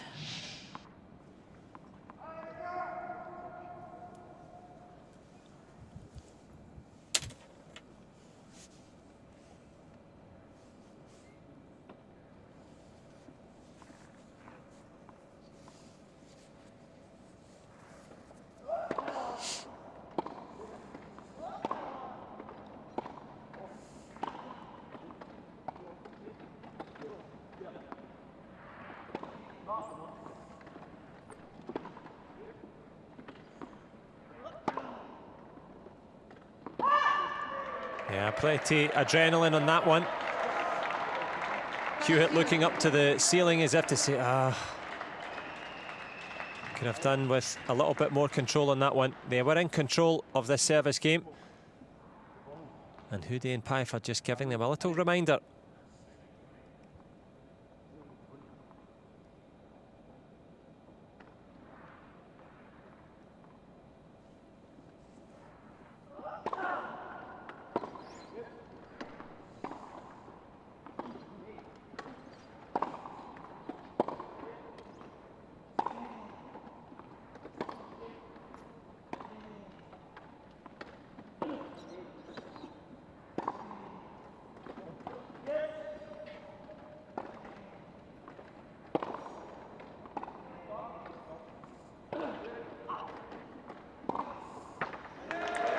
Again, there's Houdet moving in, taking that ball on the rise and getting that angle, and that's what they did in within the first part of the first set. Yeah, it most certainly is what they did, keeping it flat across the net. A little smile there from both men. Conceded a break a moment ago. Can they break back?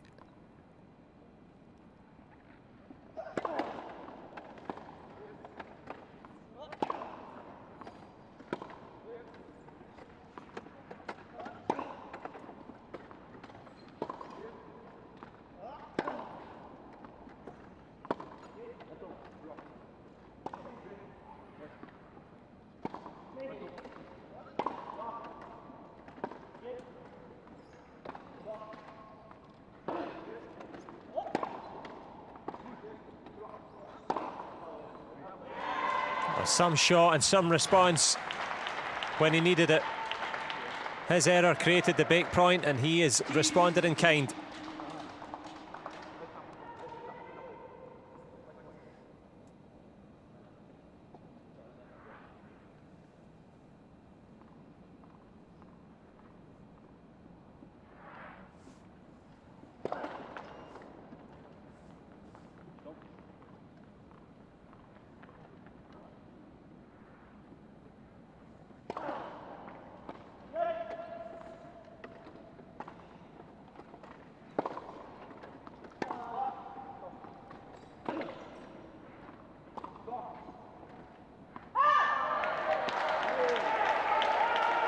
And out it goes.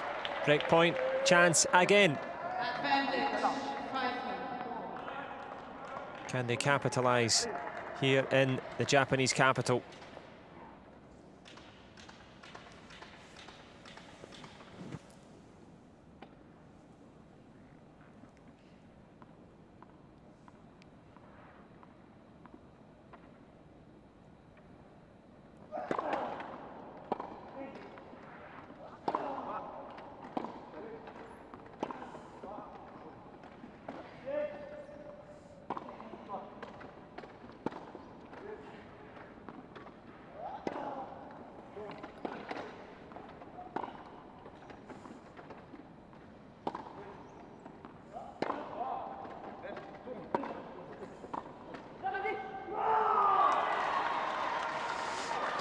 It's a good point. When Reed's up at the net, it's trouble for the French. They've got to hit such a good shot.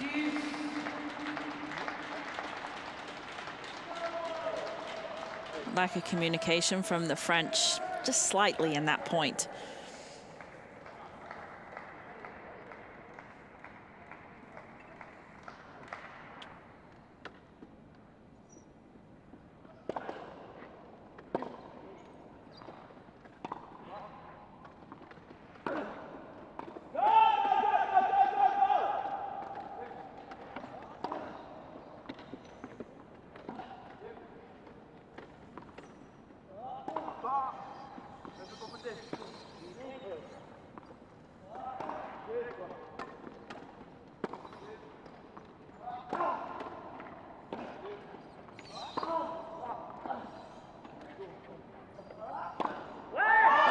good points again. That point, I mean, Pfeiffer was out of it, and you could hear Houdet saying, go, go, go, go, go, go, go, screaming at him. And again, that amazing defense and push got them back into there. And Houdet, same thing. He just got it back, but then that overhead is so difficult. Yep, the difficult overhead and the difficult times for the British pairing. Another break to contend with.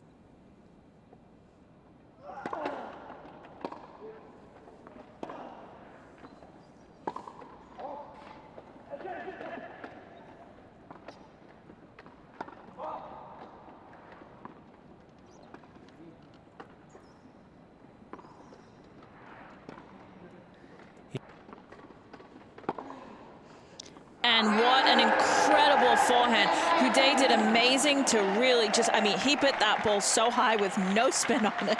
If you talk about a pushing shot, that was a shot. But the only reason he did that was to give himself time. And then Pfeiffer again with that angle from the middle.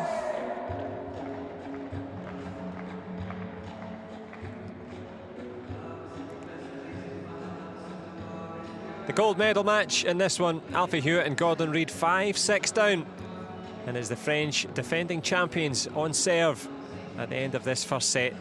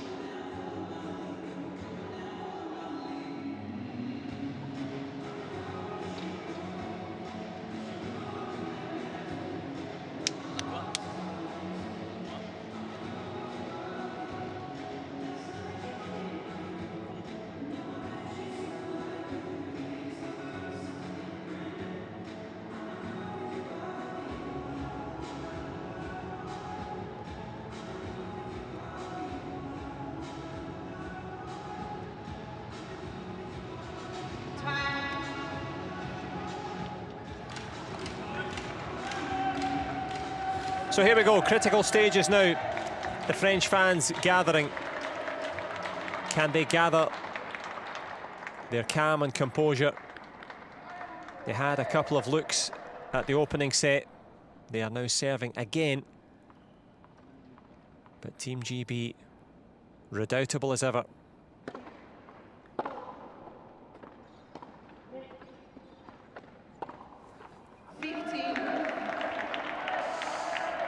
I mean, obviously there's no need in saying it, very important game, and the unforced errors do not need to come in. They're going to want to play a very, very tight game. When I say tight, not tight, but tight as in no unforced errors.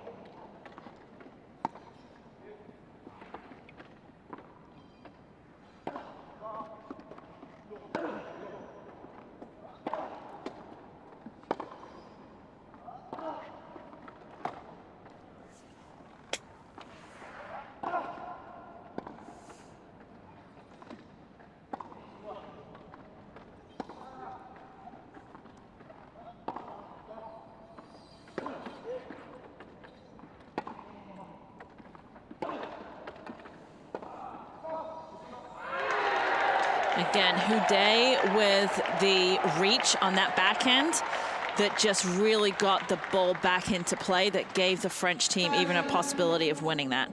The defense on the French has been paramount in these last two games.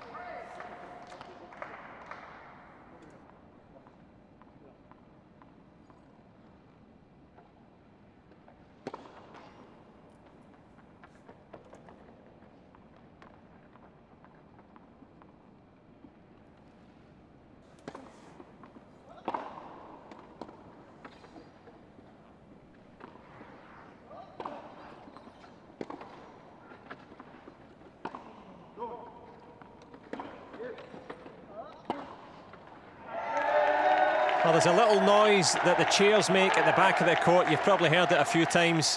Sounds like some doors closing. Are the doors closing on the Brits in this opening set? 3 points, 3 chances. Tout sweet right now.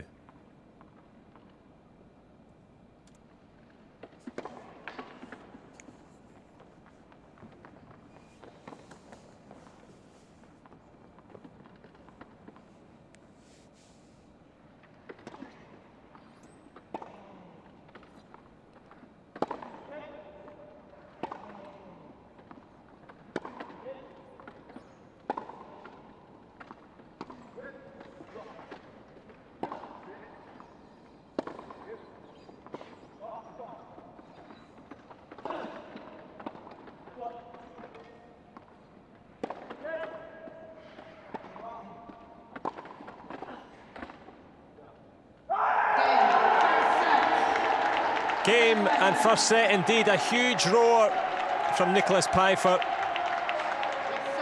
The combination of him and Stefan Houdet, they are halfway to defending their title. They fought for that one. The decibels rising, the atmosphere building. And it's the French ambiance at the moment. In this gold medal match, the opening set goes to Stefan Houdet and Nicolas Pfeiffer of France.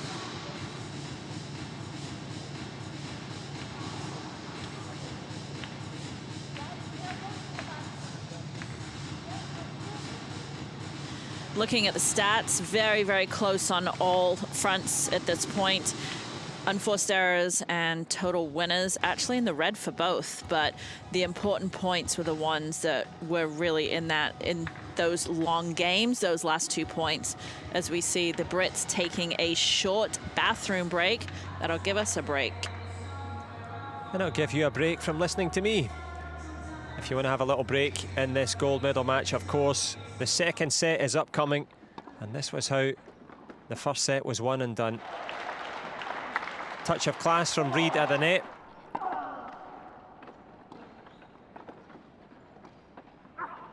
Matched only by the French finesse from Stefan Houdet.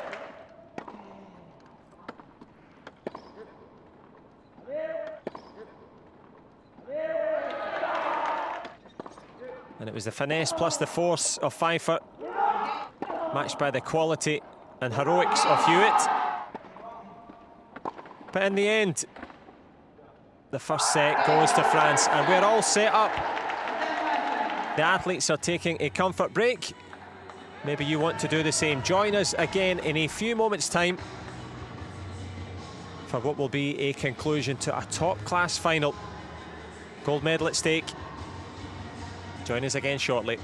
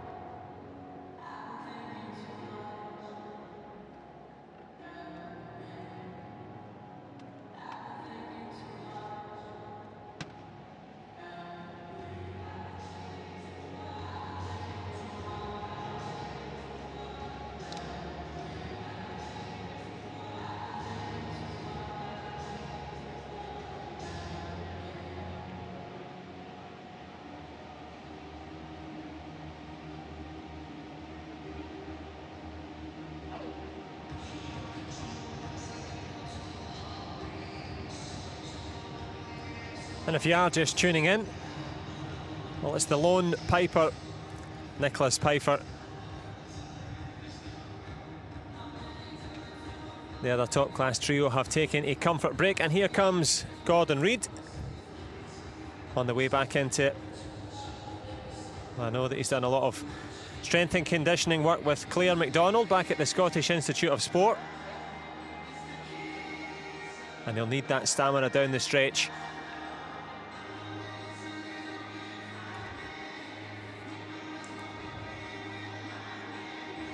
Well, Nicholas Pfeiffer and Gordon Reid, the only two on the court at the moment.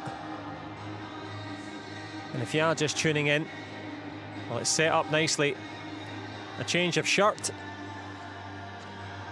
but won't want to change too much in terms of the tactics. 7-5 in the first for the French pairing. What can Hewitt and Reid do by way of response?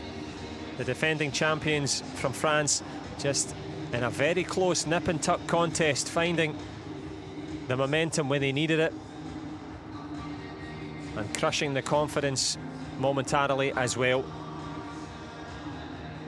Well, I'm sure Alison and Stephen, that's the mother and brother of this man here, respectively, cheering him on at home. Big moments for them. And of course the singles champion, and likewise here Nicholas Pfeiffer. I'm sure that Lucas and Noe, his children at home back in Sarreguemines, will be delighted with the work so far of Dad, as we see Alfie Hewitt on his way in to this one. Comfort breaks over for 3 of the 4, and we are all set up. Best of 3 sets, of course, having the best of it so far. The defending champions from France.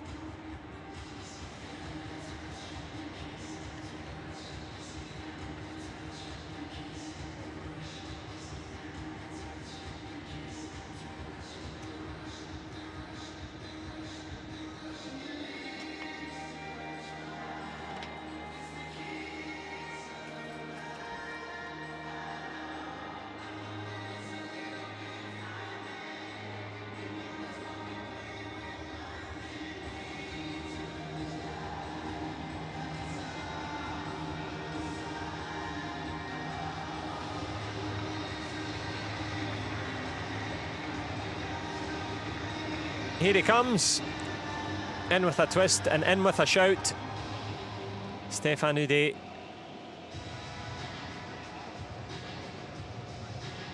Just a little bit more glue and tack added to the hands, just to give them a better grip, and they have a strong grip so far here in this final. And some of the more impressive things we've seen, not just the movement of Houdet, but the backhand of Pfeiffer. A sight to behold, that flick of the wrist. See a lot of, I've seen it on the changeovers quite a few times on the set breaks with the players changing their grips. And you'll see it more with the wheelchair players. The grips get real dirty, obviously pushing the chair. So you won't see too many standing actually change their grips. They'll actually just change a racket because they have like 20 of them. So instead of changing a grip, they're like, I'll just change my racket. Well, the biggest thing that the Brits would like to change is to get one set on the board and push this to a decider. But as you said, the changing grips as they change ends to go for this second set. Gordon Reid, the Paralympic champion from Rio in the singles. Can he summon up that quality here in the doubles with Alfie Hewitt?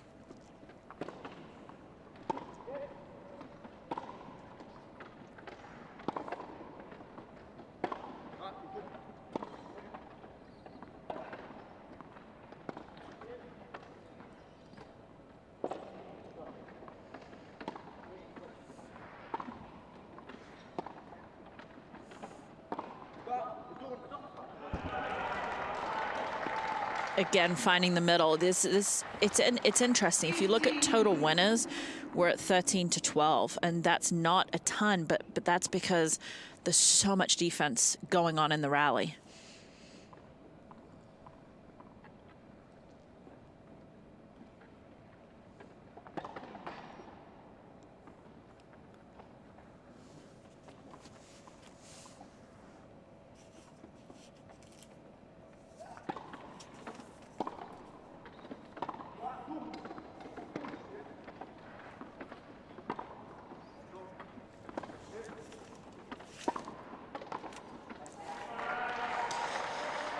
Misjudging that volley. Houdet trying to do too much. We've talked a lot about on the volley about just blocking it and letting the pace of the ball coming towards you take care of it. But on that one, Houdet tried to cut it.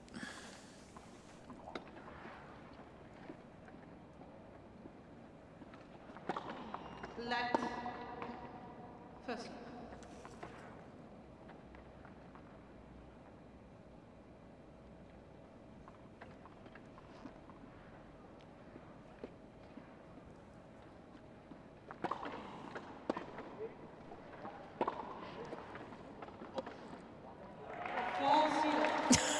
Bit of miscommunication.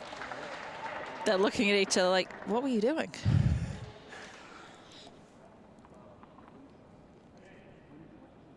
Fluffing their lines for the first time.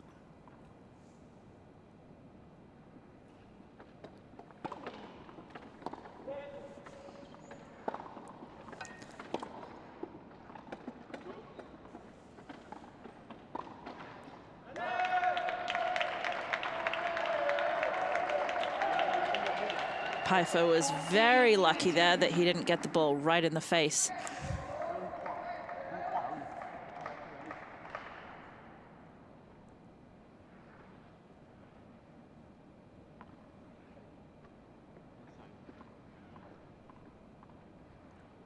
See the serve and volley coming here from Hewitt. Have you seen this game before? Oh dear.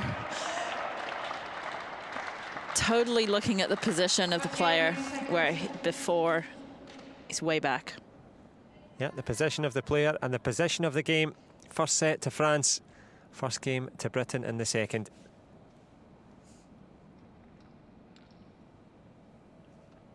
You must be happy. Secretly, you're happy with that. You're proud of it. It is nice when you call it and you're like, okay, they did it. No, it was pretty obvious. I mean, in a lot of the other, in everything else, the person that's not serving is behind. They're pushing in, but Hewitt was already moving forwards even before.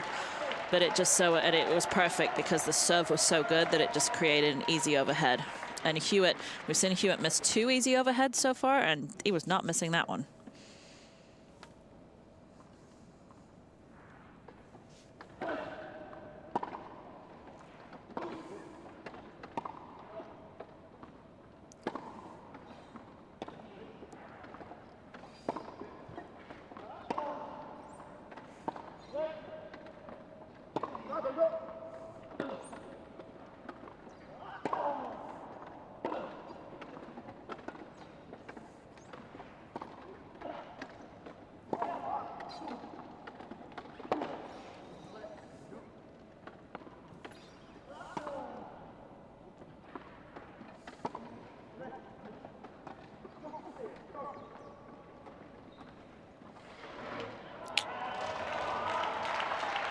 That was really high volley and had so much backspin on it. Houdet got to it and tried the angle, but the problem is as well is that if you watch here, Houdet has to stop.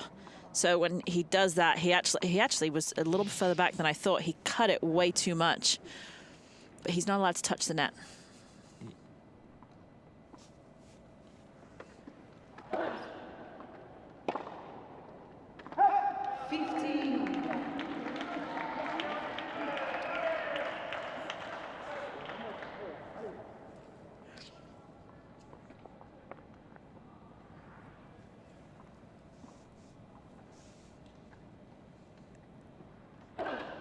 Let first.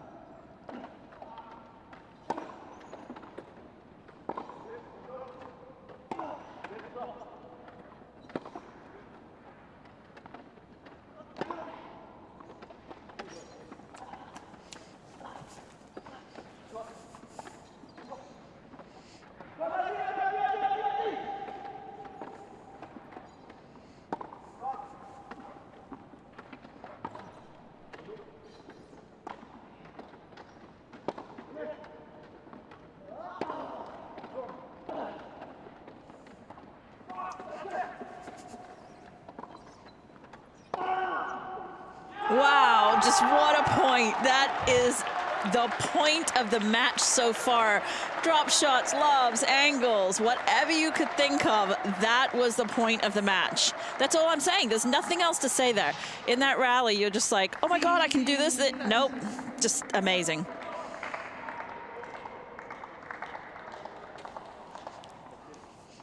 And he deserved that. Come on. Can they use that as motivation? A huge point. A point of pride for the British pair as well.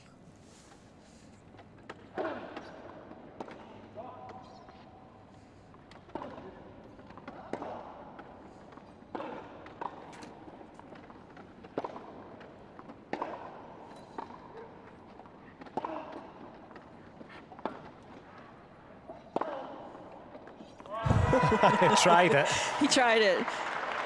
It was great play again. The Brits seeing that the Frenchman in trouble, coming forwards, taking time away, and takes that swing volley. And also takes a couple of break points as well. Good start to this second set. If you are just joining us, 1 set down for the British pairing, but all set up here in the second.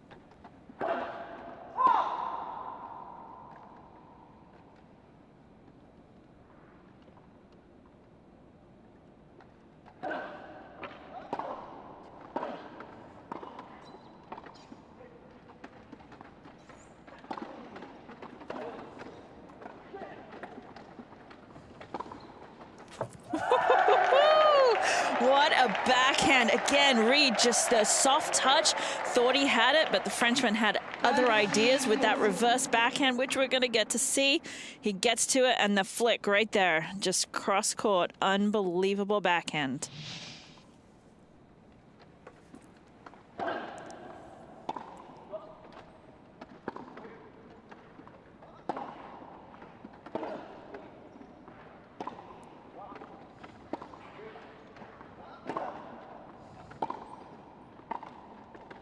From the backhand to the angle at the net, Alfie Hewitt capitalises. And not just a break there, the style in which they did it. I mean, way more aggressive in that last game. And then Hewitt just faking out. That was like, that's like, oh, a short ball's coming. No, I'm just going to rip it instead. In this gold medal match, France leading 7-5 in the first and taking that first set. But look at this one. That's the one. Short backswing. Now that's a half volley, which we haven't seen too many of. So a half volley is basically between the volley when you let the ball bounce and taken on the rise. So it's a very short, punchy ball, punchy shot, and it comes right off the ground. So that was one of the first half volleys we've seen.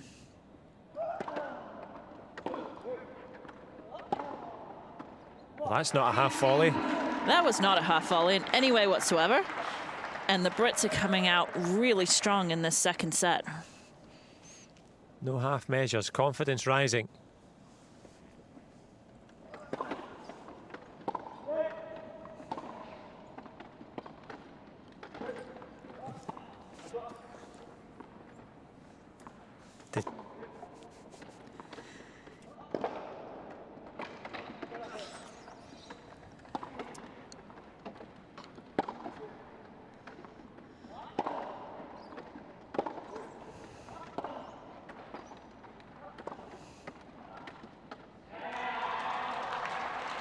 Again, the Brits really looking to come forwards and be aggressive, and it's helping them. Now let's see whether the French try and slow it down somewhat. We're not seeing this. We've seen long rallies, not the 47 shots that we've had in the first set, but definitely more pace.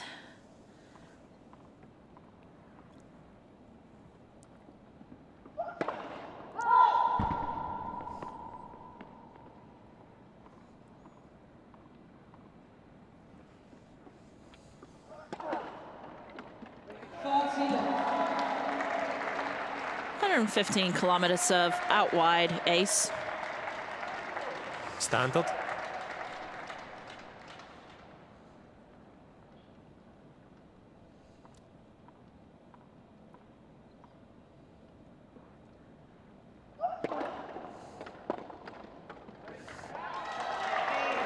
tops that with a 132 km/h serve there.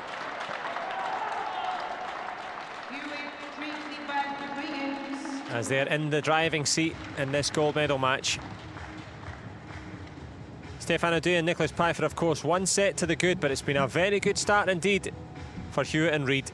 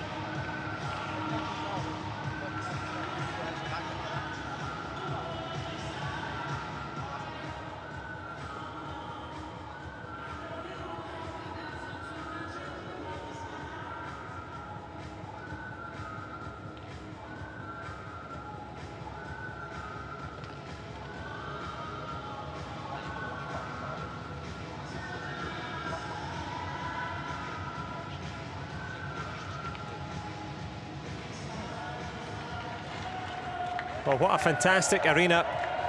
Befitting of a final. Yes, there are no fans, no supporters, but you wouldn't know it. The big cheers echoing around for the big talents.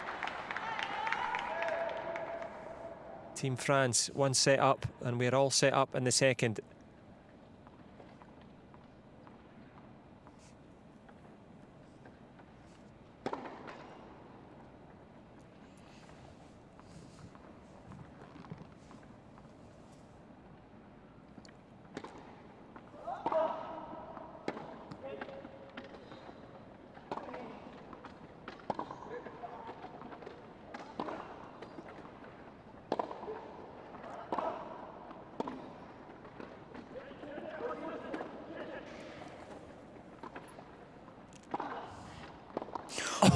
Right in the face there, but he's made of tough stuff, is Pfeiffer. The thing that's more painful to him is the communication. As you can see, the two of them. The intensity rising, and this ball just picked up off the ground, catches him on the shoulder mercifully.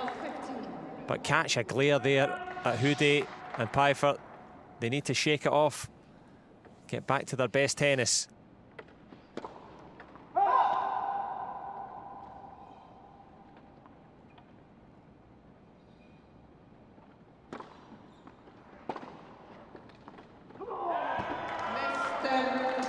And they're challenging. So again, we're seeing the Brits push forward with 6 winners already in the beginning of this set.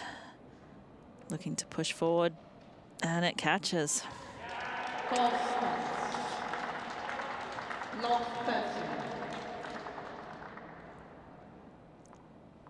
it's like watching a different match from the first set.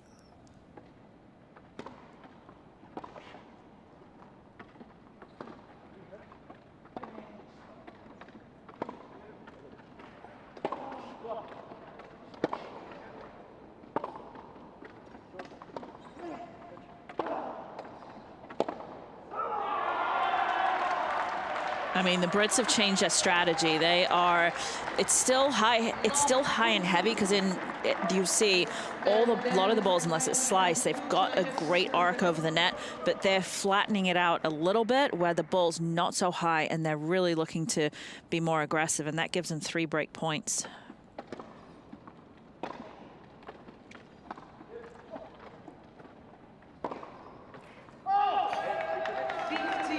Great slice from Pfeiffer. If you saw it cut on the inside, ball bounces and...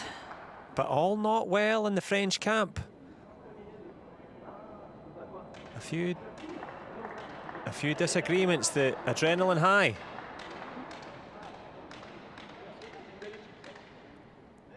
Tensions rising at the tennis, composure required.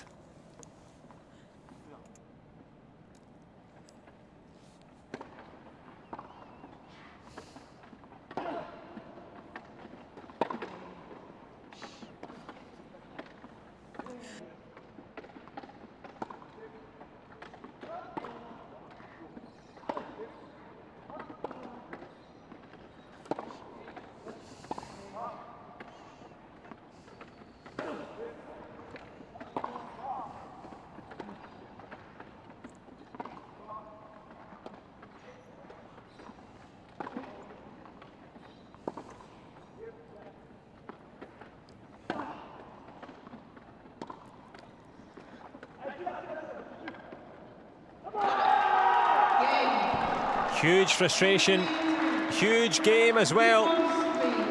Stefan Udy smashing that ball towards the back of the court, but going towards the business end of this second set. 4 love up now for Alfie Hewitt and Gordon Reid. 1 set, of course, to the French pairing.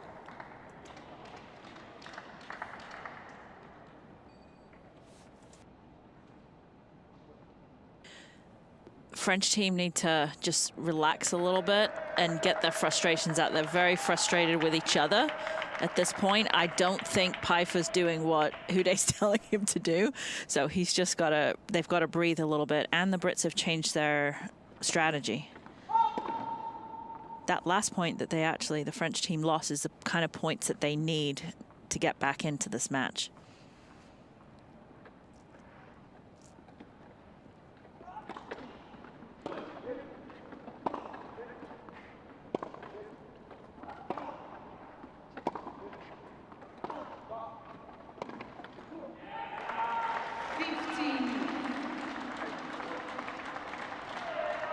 But meanwhile, at the British end of the court, good times.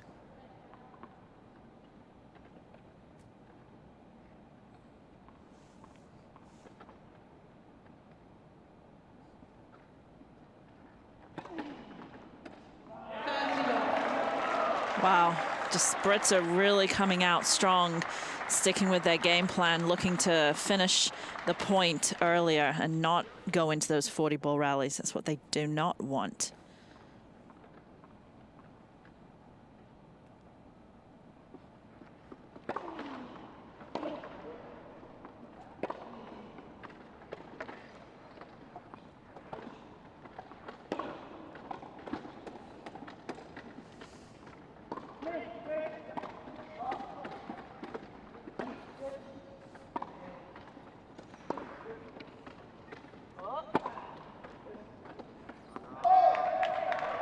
I just don't know if everyone noticed that backhand volley that I don't actually which volley that Reid hit had so much side spin on it.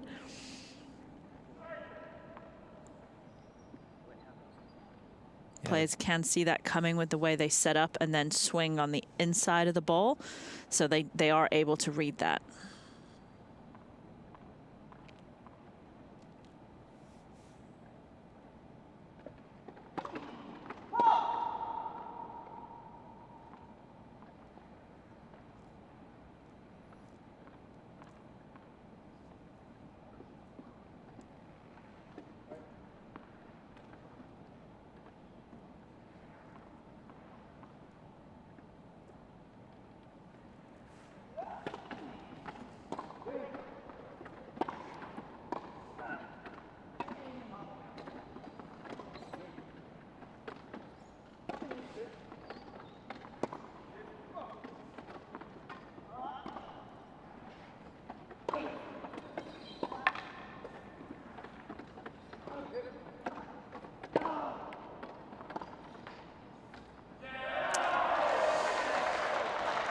Good point. That net not kind to the French.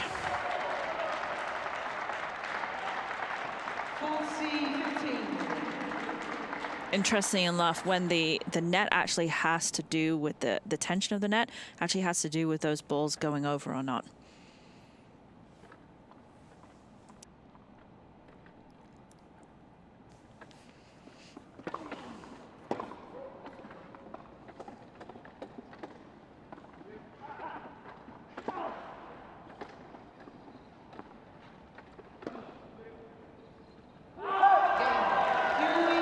Well, that one does go over, and it's a game on the board again for the Brits.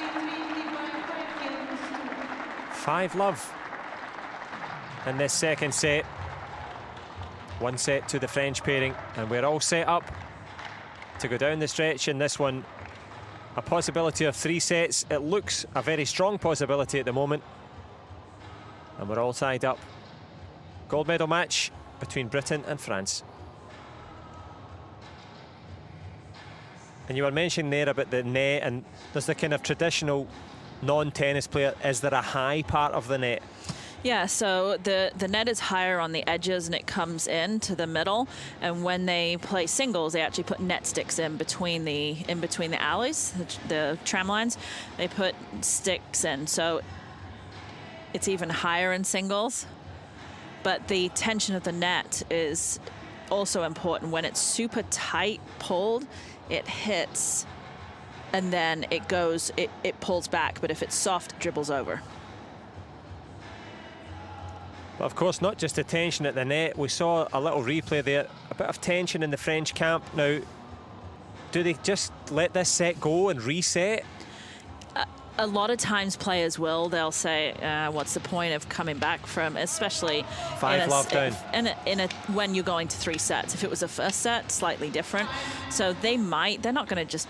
Yeah, they're not going to phone it in. They're not going to, tank it and just not do it.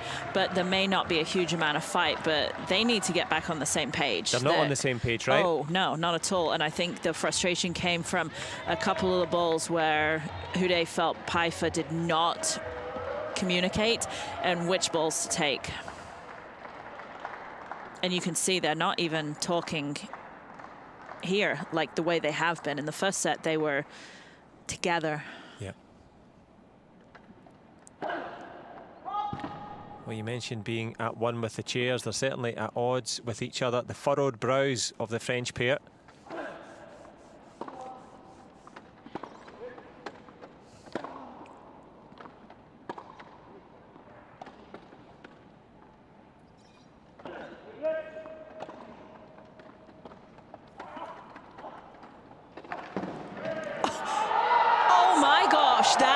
The point and the shot of the tournament. ESPN highlight reel. That was amazing. And yes, that deserved a hug. And it deserves a standing ovation. Outstanding from Hewitt. How did he find the angle for that? Well, you mentioned the height of the net. High quality from Hewitt.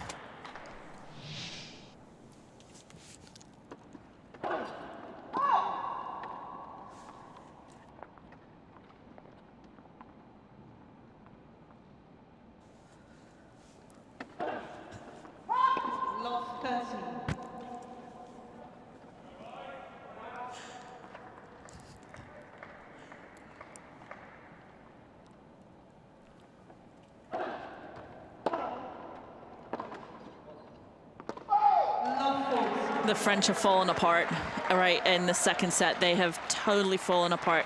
They're not talking to each other. They're frustrated. Houdet's just playing.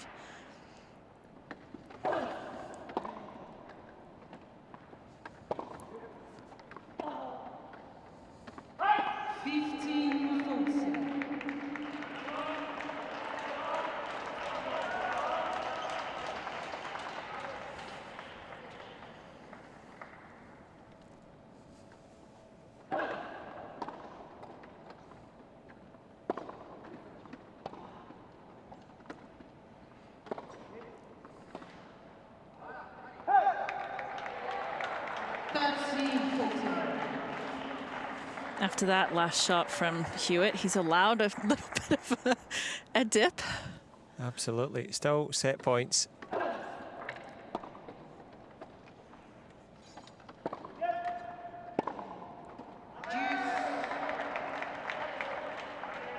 And as you say, from that moment of magic to just a little bit more, a couple of mediocre shots there.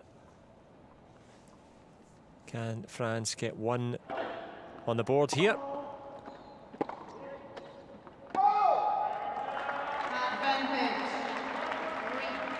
But set point opportunities again. I think the Brits are going to go crazy in a few minutes.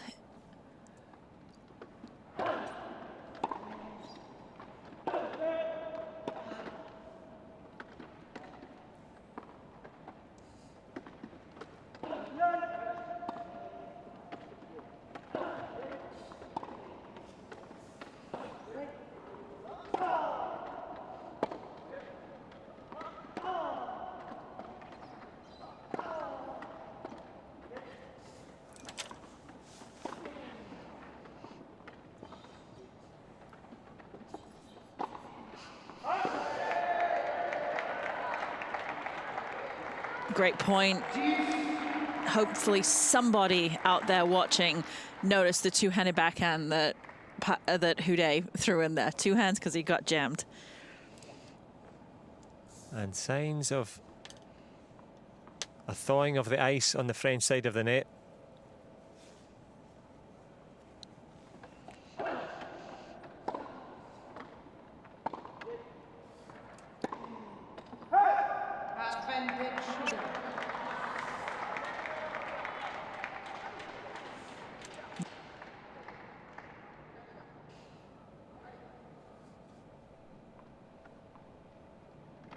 Yeah.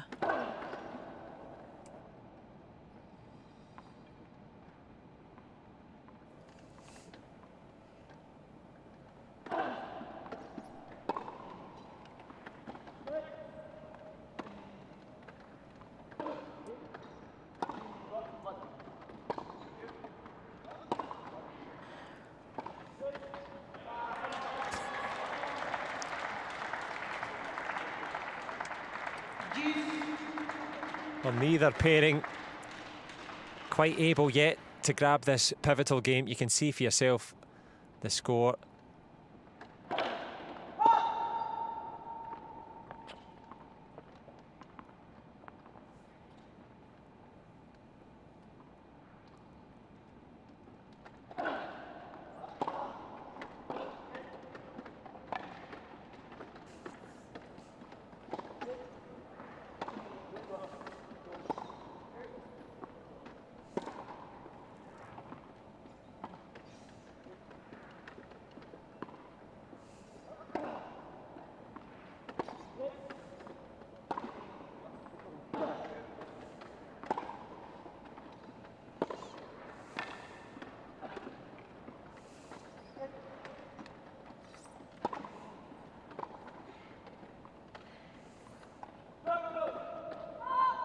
Too much.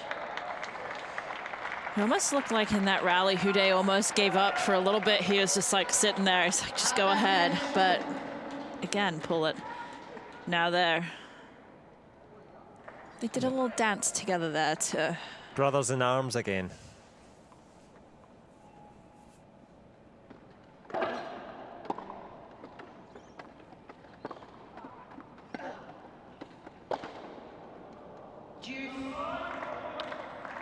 There's that overhead, ever so difficult overhead to hit. But set up the point nicely.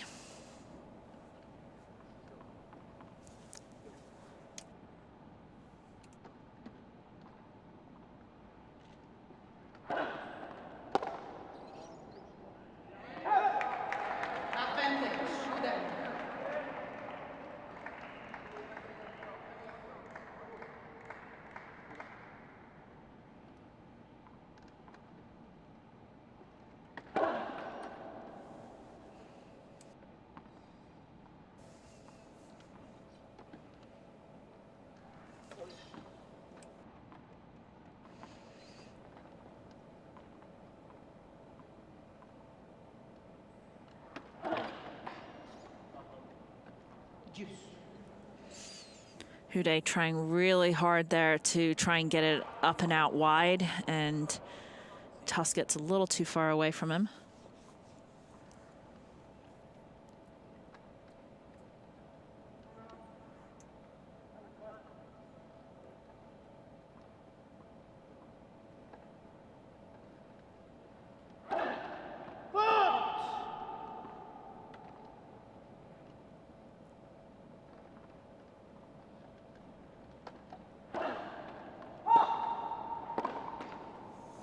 Frustration again. So as we've said many times, sometimes they've just got to let the frustration out just to feel just a bit better. Absolutely.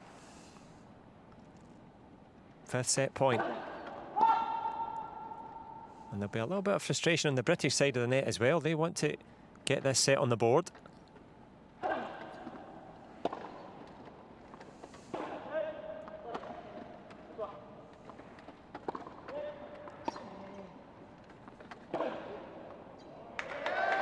French are not going away. They just making them play.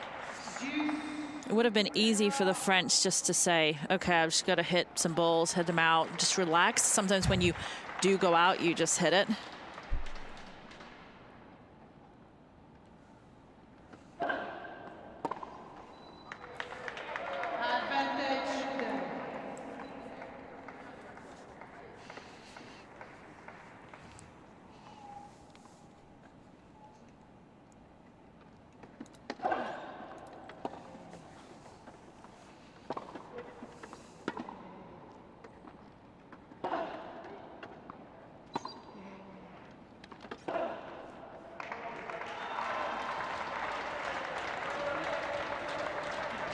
Well, the game that no one wants, the 7th deuce, but the game that the British desperately need.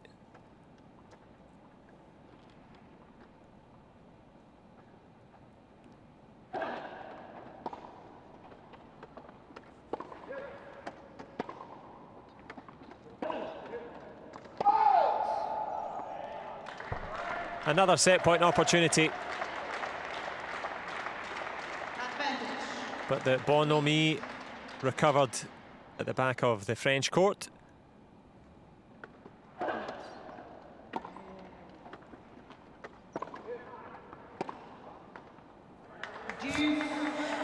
No one wants it.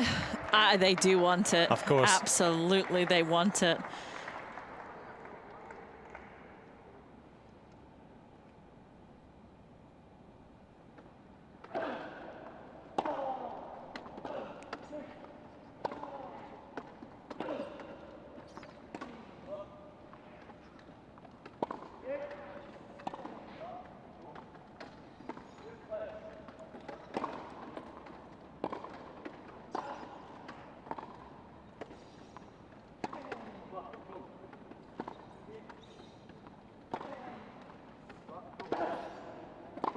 Yeah, beautiful ball. Again, that backhand, that's such a tough shot. Swinging backhand inverted. Inverted backhand swinging volley. Just amazing from there. The ball's high enough across the net that it does give him time to take a full backswing and a full swing. It's not even easy to say. No, it's not.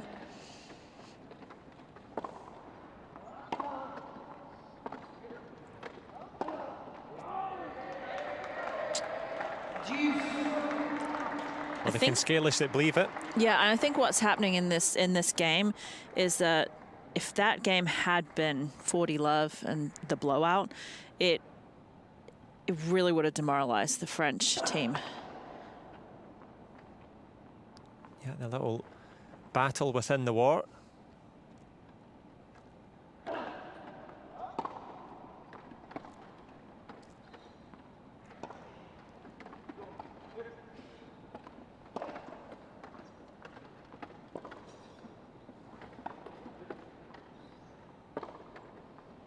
It's a great shot.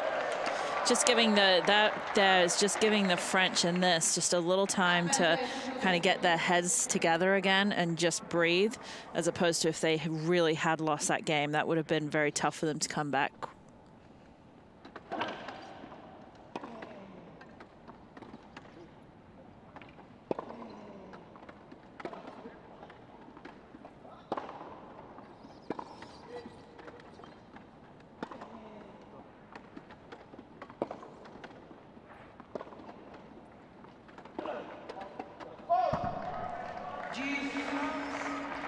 Houdet hit lots of winners from up above his head, but again, very, very difficult to keep taking that ball on the rise.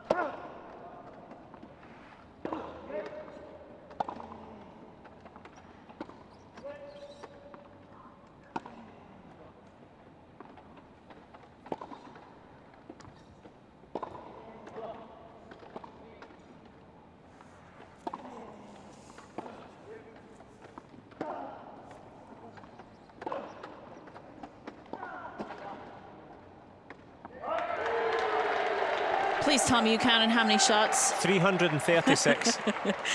Great comeback there. And again, just those are the points that the French team needs. Thinking that Hewitt and Reed may have been smart in one of those points off the baseline. It looked like there was a ball that was just out, but they didn't take the chance.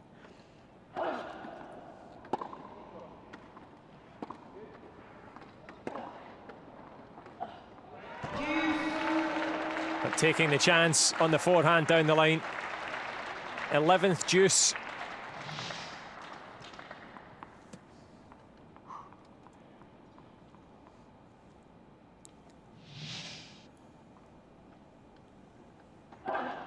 Left. First one.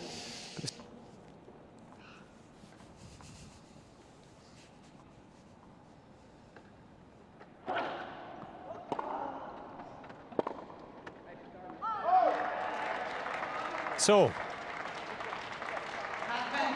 where were we? 9, 10, 8. 8. 8th time lucky, that old saying.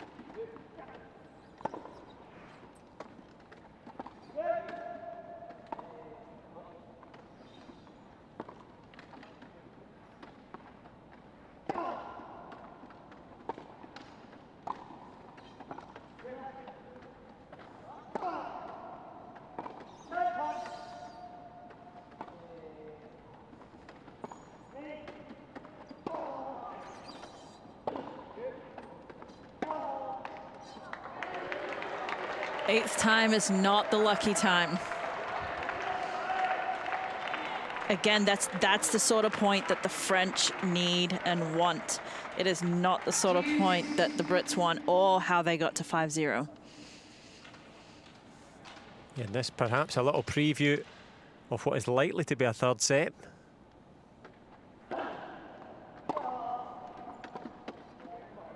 Not giving anything away. A little error at the net though.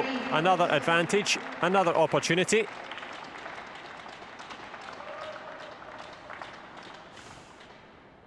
They'll be on cloud 9 if they get this opportunity, number 9.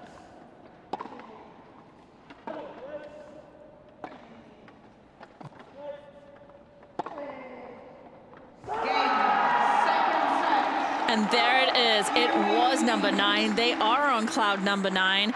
And I had a feeling it was coming, that I was like, okay, they've got it. They played an amazing set. They need to keep that up. They need to keep the aggression up. And the French need to talk to each other. That would be a start, but that would be an end to the second set. Scores for Alfie Hewitt and Gordon Reid. They lost the first set 5-7, took the second set 6-love. Gold medal match will go into a decider. Stats, big stats here up on the bottom left. 14 winners to 3. That's the story. And 14 unforced errors and to Pfeiffer. Again, that's it right there. And the story within the story, obviously they had a bit of a lover's tiff, a falling out, but they seem to have got themselves back under composure as we see some of the top moments of the set, and it was an elongated set. A big roar from the British Lions. And a big shot from the big man, Pfeiffer, on form. But things started to go slightly wrong for the French team.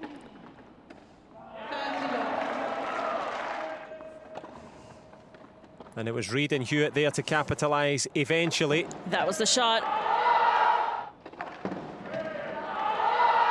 Shot of the match so far. I think he enjoyed it. And lots to enjoy for the British fans The hands are raised.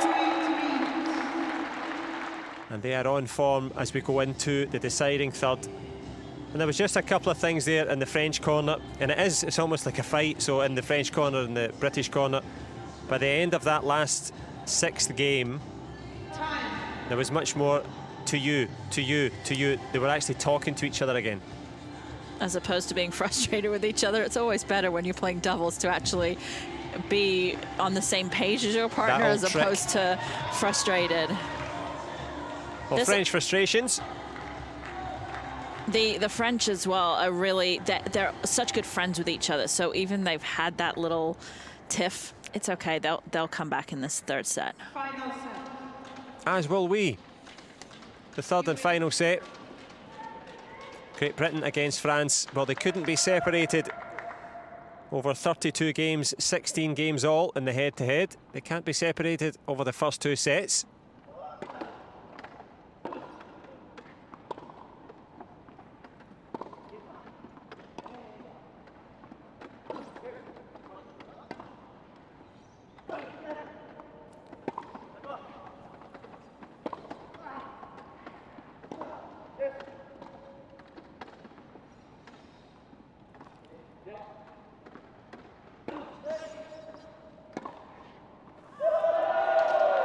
Wow.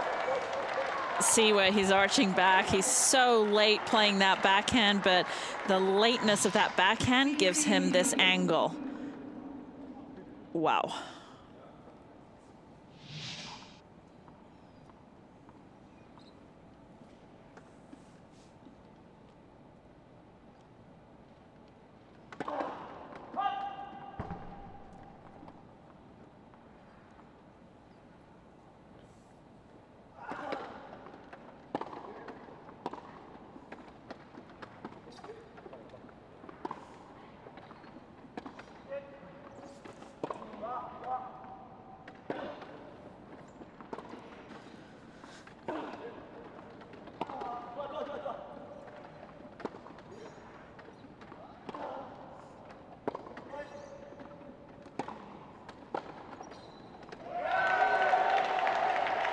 Yeah, perhaps Pfeiffer bringing up in power what they lacked in communication just momentarily there, playing to his strengths, and fires that one home.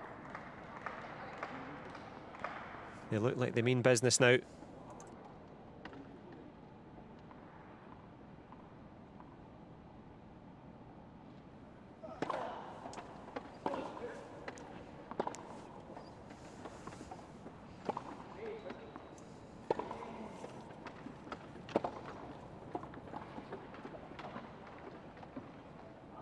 That drop shot just too good this time. We haven't seen the Frenchman not get up to a drop shot too many times in this match, but in that one, just too good from the British players.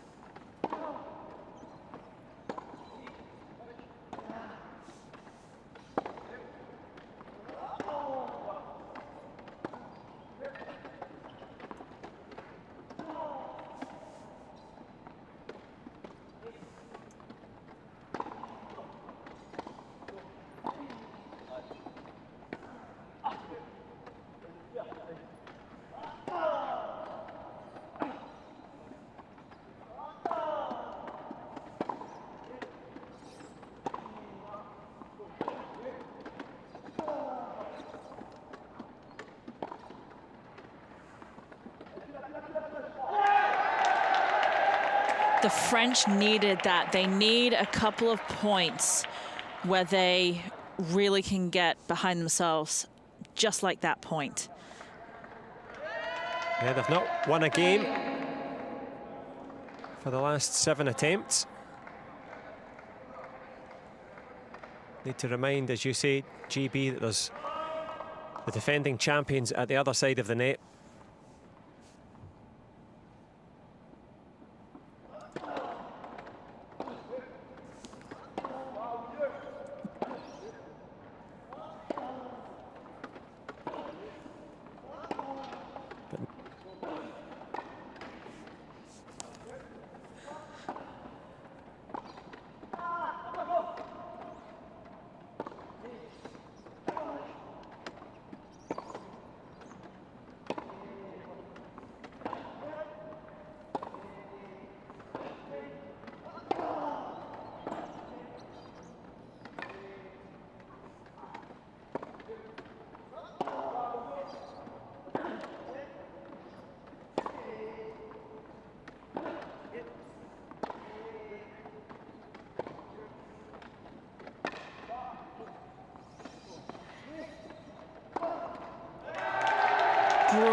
point, absolutely grueling. And on those grueling points, the French like them. 13-14.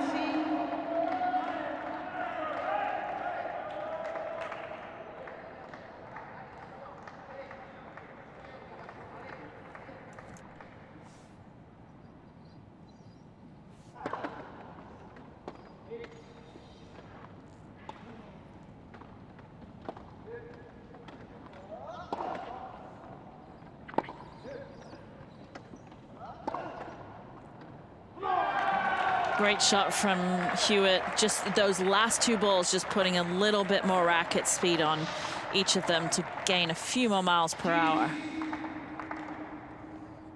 Yeah, the chair of both coming off the ground there.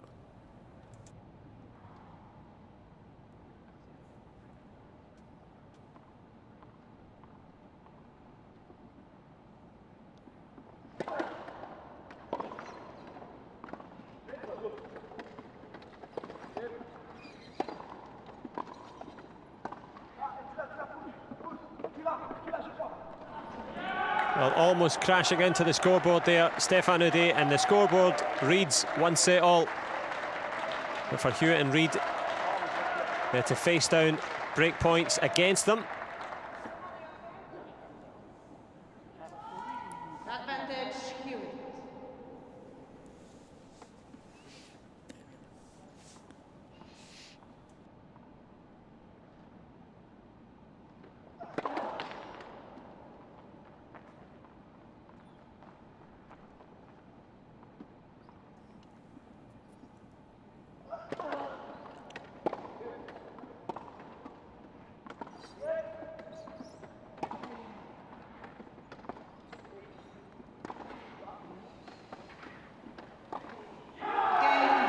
And that will be a very, very good hold indeed. Gordon Reid, to the delight of the British crowd gathered here at centre court. And they have taken centre stage. And another game goes a-begging for the French pair. First set to Stefan Ude and Nicholas Pfeiffer, 7-5. 6-love in the second for Hewitt and Reid. And the early stages of the third, 1 on the board, and it is for Britain.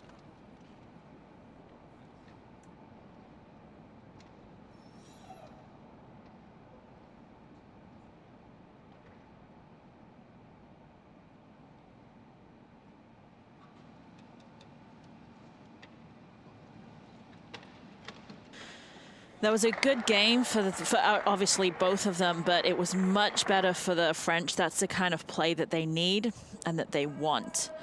And now if Hewitt and Reid come up with better shots, then so be it. They're not going to be upset with that. They'll be upset with the second set.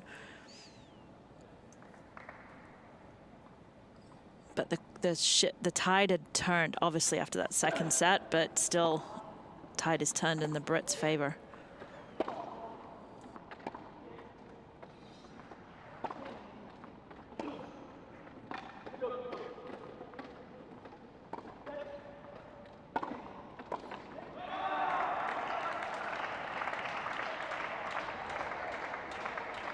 Low 15.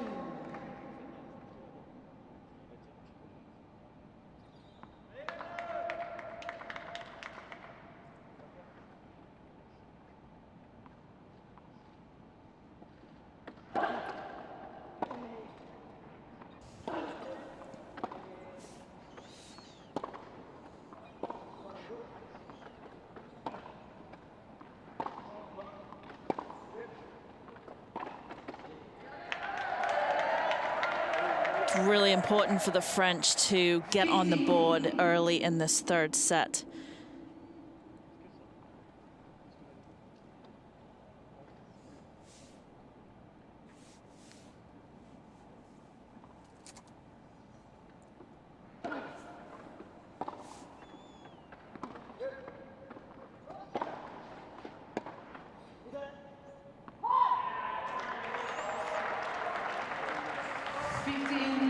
The French have to find a way, and find a way quickly, to stop the confidence of the British pair.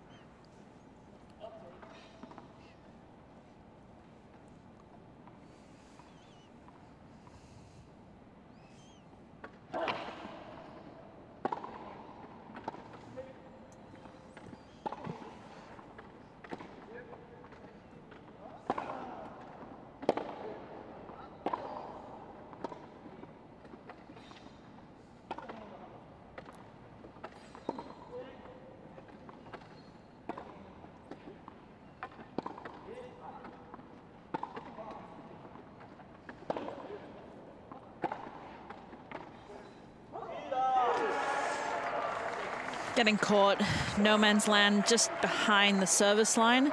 Just getting caught back there, really difficult volley to play. Just out of position. But in position now, the British pair. Couple of break points. The French look a little tired. Yeah, they've lost a little bit. Emotionally as well. Yeah.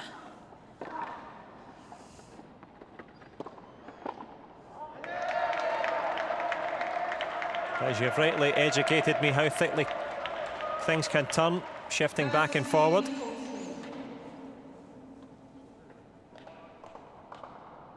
Sweat-stained brow. Big opportunities for Britain.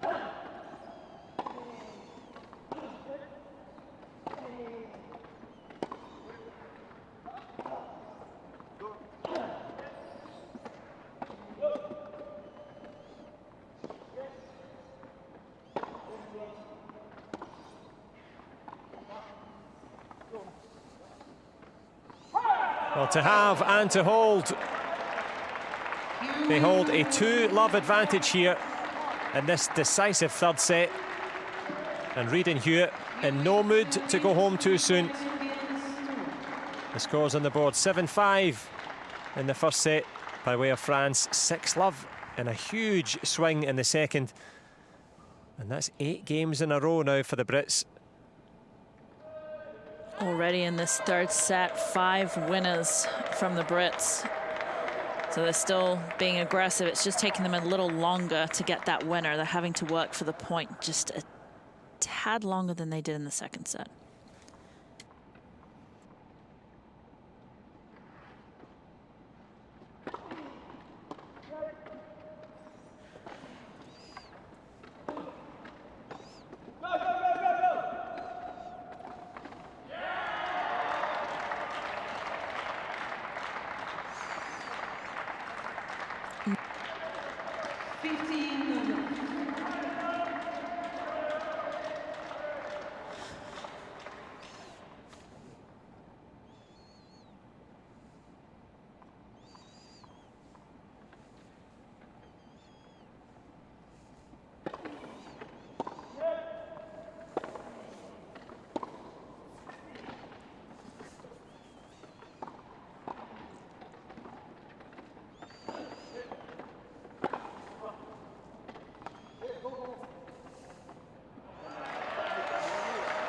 There's not much the Brits can do wrong at this point.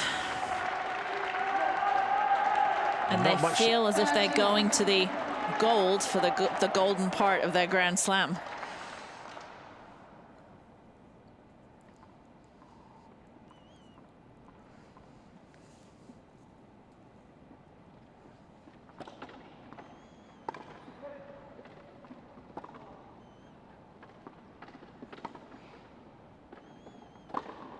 But speaking of slam, he slams that one home. Can they slam the door shut on the French ambitions, the defending champions, in a spot of trouble here? They're just playing with so much confidence.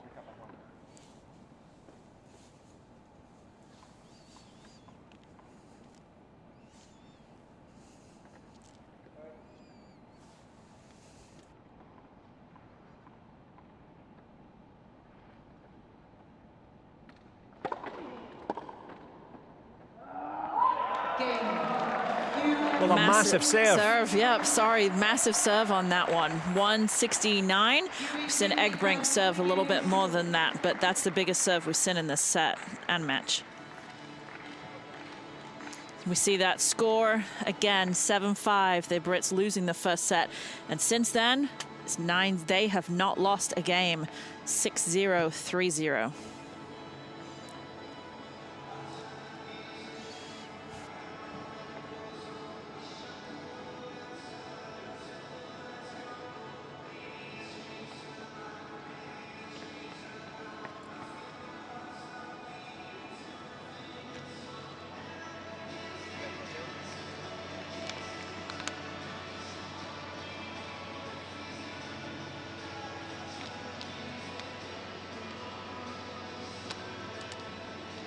So if you're just joining us, perfect timing as we see Alfie Hewitt just cool himself off there with the air conditioning pipe. because the temperatures are rising here in this Paralympic final. What a match. If you're new to wheelchair tennis, this is a perfect introduction. Every shot in the book, every emotion on screen. The defending champions still in this contest, but they need to find their best tennis. And they need to find it fast, because this pair here, Gordon Reid and Alfie Hewitt,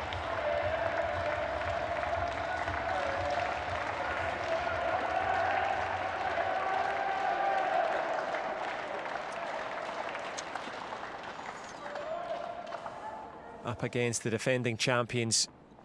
The scores on the board obvious, as is the task in front of the French.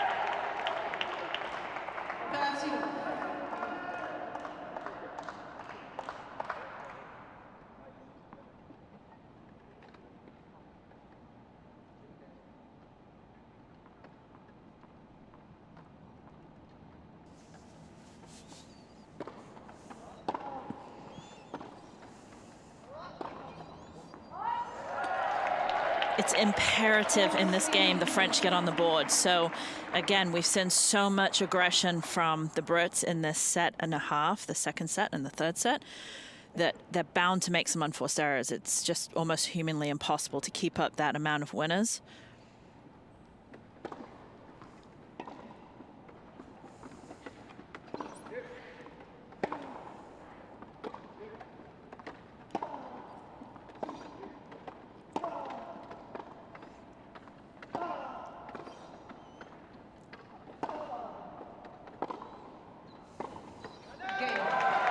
And they do get the game on the board.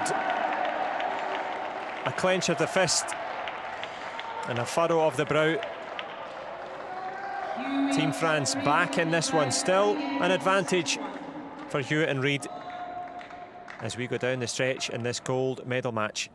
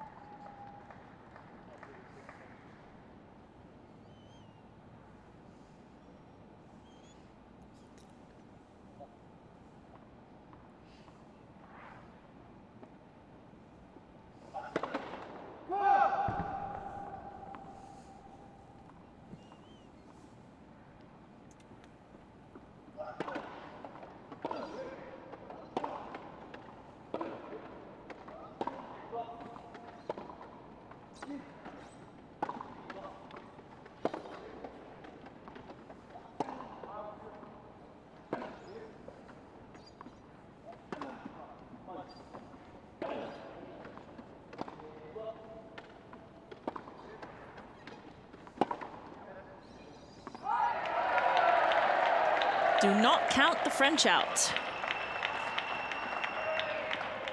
As we saw in the first set, the good comeback from the Brits, even when the French are ahead, and they know what's on the line. They know that medal is on the line, and they're going to do everything in their power to get it back.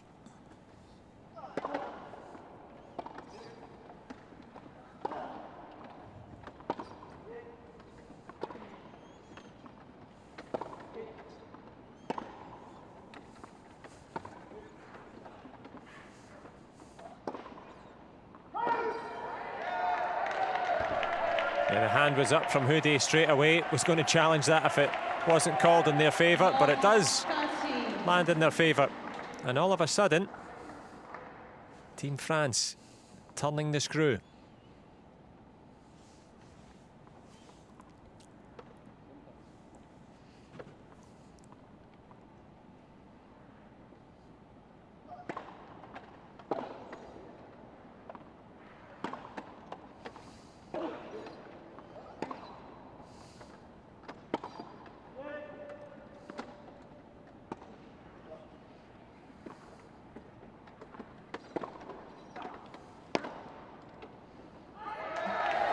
Again, these are the points. And even though the first couple games of this third set, the French did a good job trying to get those long rallies. And now that it's paying off.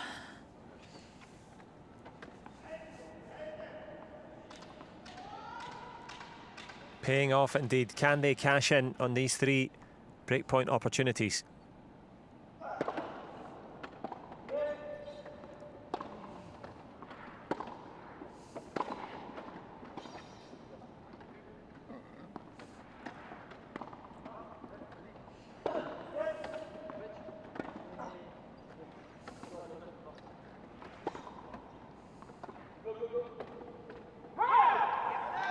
Well, it lands wide, and it lands another body blow to the Brits. They were in the ascendancy, but coming roaring back.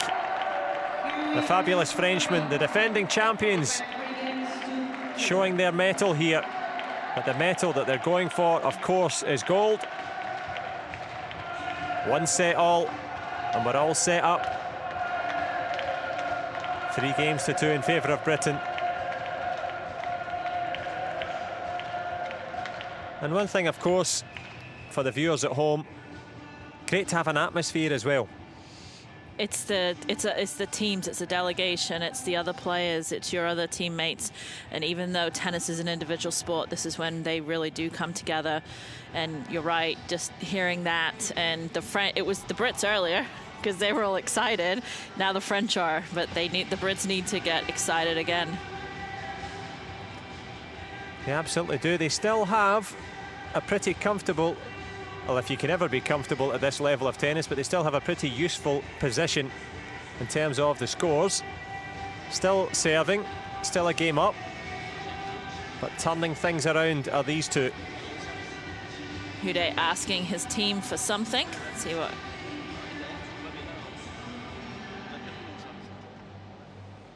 Energy boosting gel.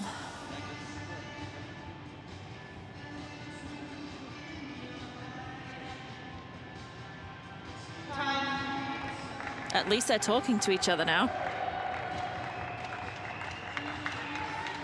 This is getting quite interesting. This is what it should be. This is the reason. This is the gold medal match. They're 16 and 16 head to head. We would expect nothing less.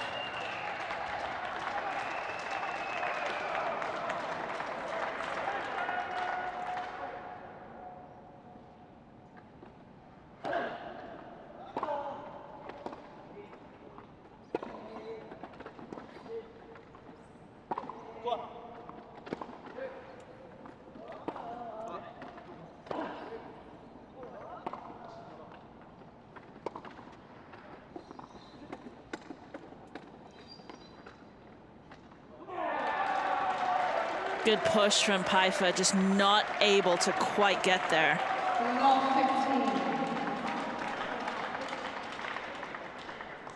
Yep, and that is useful for Reid and Hewitt. Can you please take your seat? Yeah, we mentioned having some fans, and that has its challenges as they take their seats here at centre court.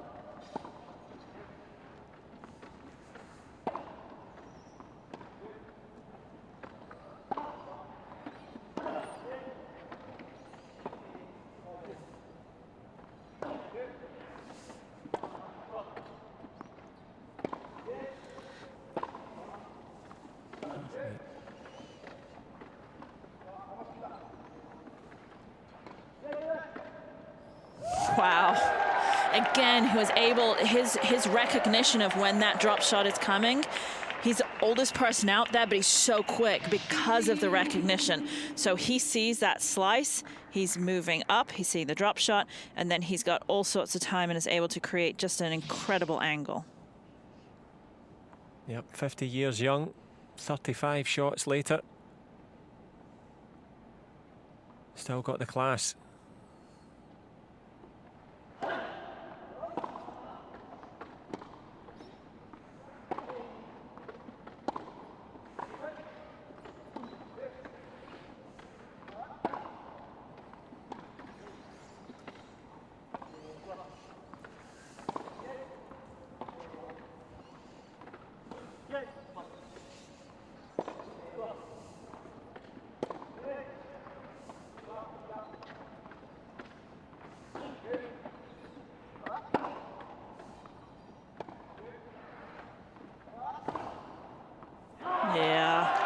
Nice play, able to roll around that backhand to create that angle to go inside out down the line.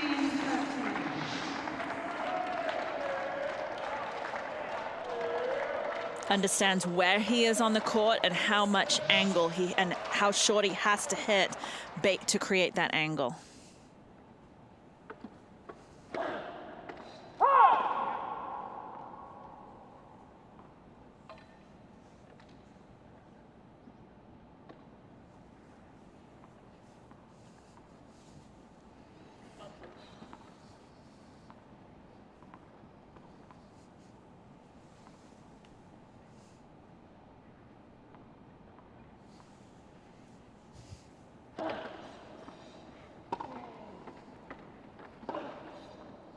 Well, anything they can do on the British side of the net, they can match it and more.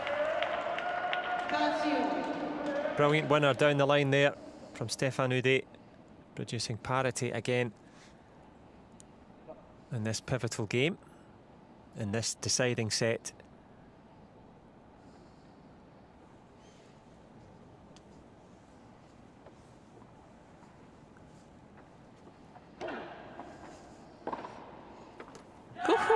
Wow. Again, 3 winners in a row. Again, Houdet tossed that ball so far out to his right that he was already there. He was moving before he even hit it. He had no choice but to slice that. He read it so well.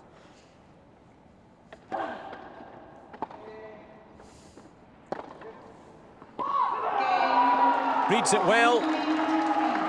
And it's all well and good for Reid and Hewitt, hammering home that advantage.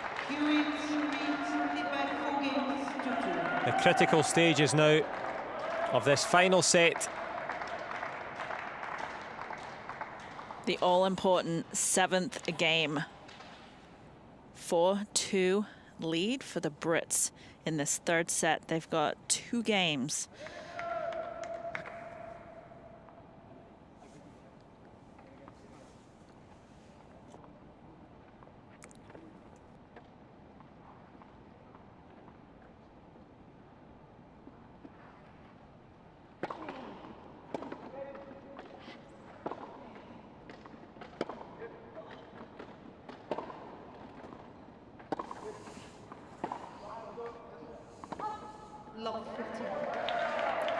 Very important point and game for the French duo.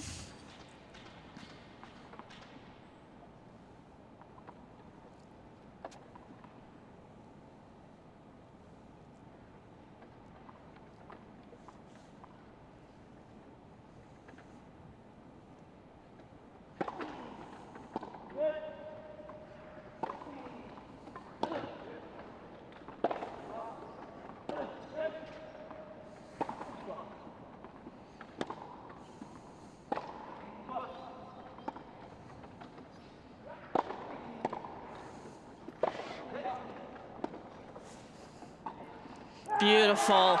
Overhead, backhand swinging volley, and then just shows us the touch. In control of the center of the court, up at the net.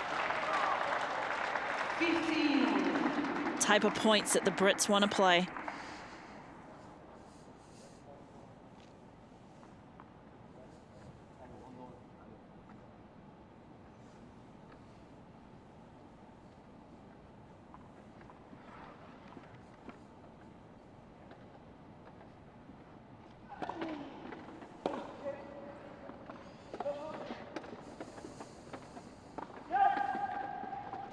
It's a great get. Again, a great read. They're reading the drop shots really nicely. That time, Pfeiffer was able to get up to it and also be able to run around his backhand to hit a forehand. And they do that little dance again.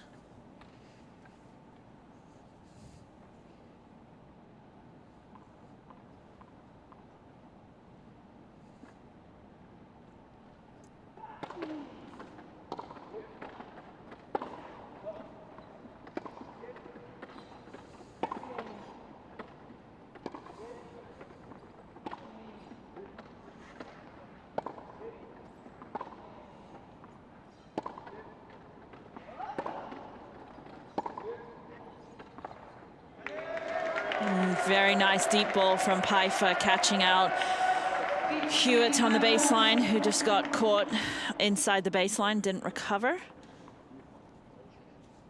2 break point opportunities for the French team.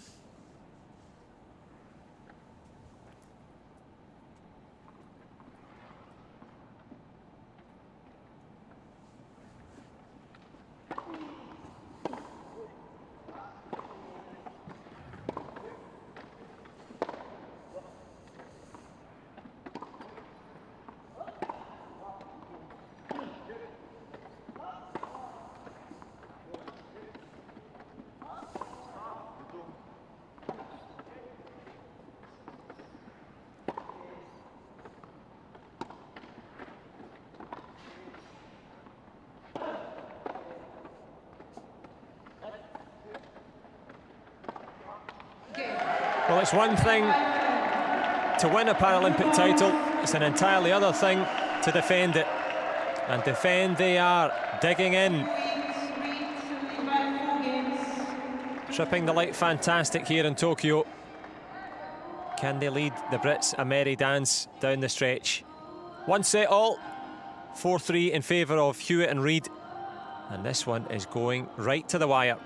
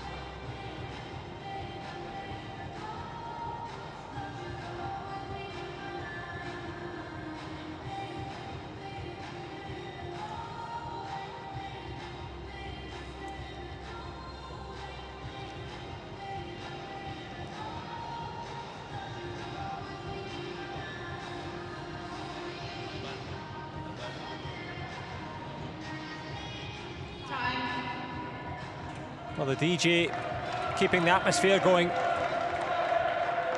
as the crowd welcomes them back onto the court. At the Paralympic Games, it doesn't get any bigger. Team France and Team GB, defending champions at one end of the court. The hopefuls at the other. New balls. Same old challenge. Going for gold.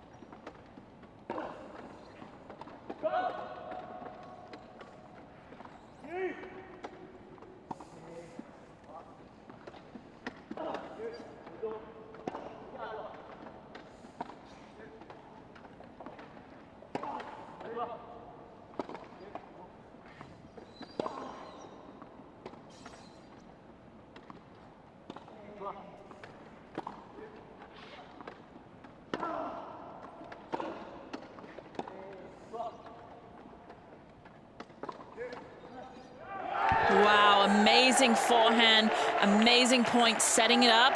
Again, just finding the center of the court for that winner.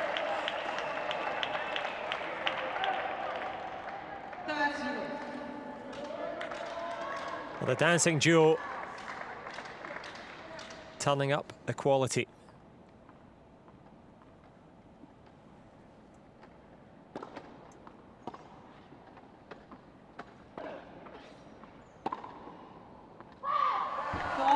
And how the tides can turn. I mean, the 3-0, 9 straight games, and now the French team looking to tie this up at 4-all in the third set.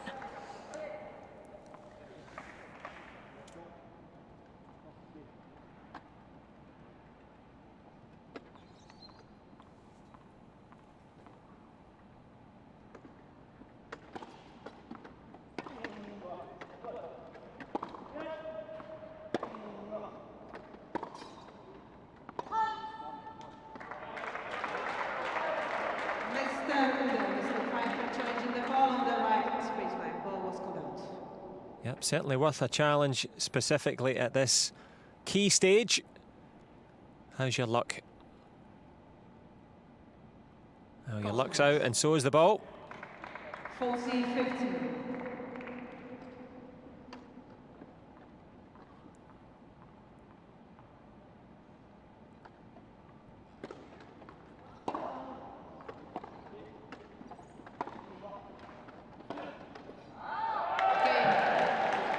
Wow, that angle again, that confidence. We're going at 4-all. We most certainly are. 4-all. And it's 1 for all and all for one at this one. Alfie Hewitt and Gordon Reid with the opening set. Stefan Hoody and Nicholas Pfeiffer with that response. And you could fit a credit card between them now as they go down the stretch. It's incredible how in sports the momentum shifts are so, you can see it. You can see it in the body language of the players. You can see it in their shots, and you can see it in their faces, just the shift.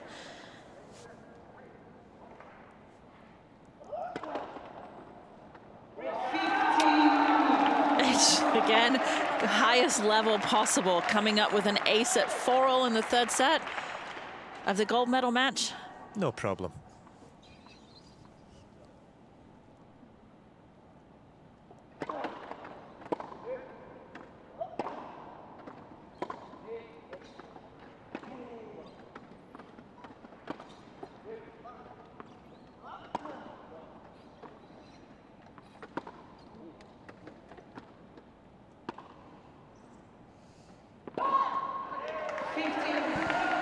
I have a feeling we could be in for a long game in this game. This may be the 10 juices. 10 juices. Well, who can deduce what to do next?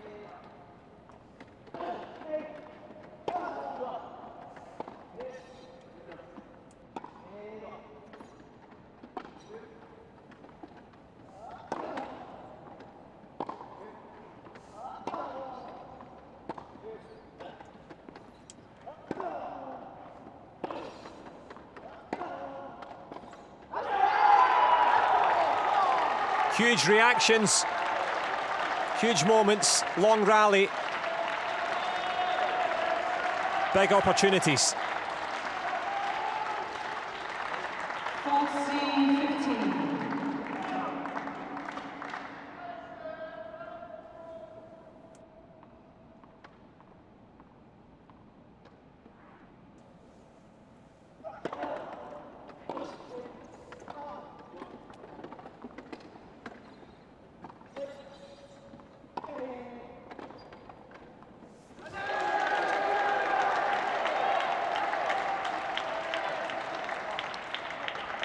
14-15.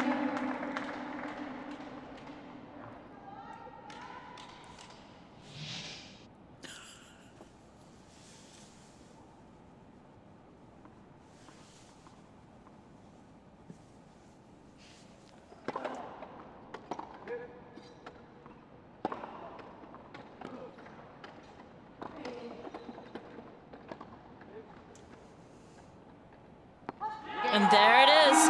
It is 5-4 to the Brits. They have one more game to take the gold medal. 7-5, they lost the first set. 6-0, they won the second, and they are one game away from Paralympic gold medal.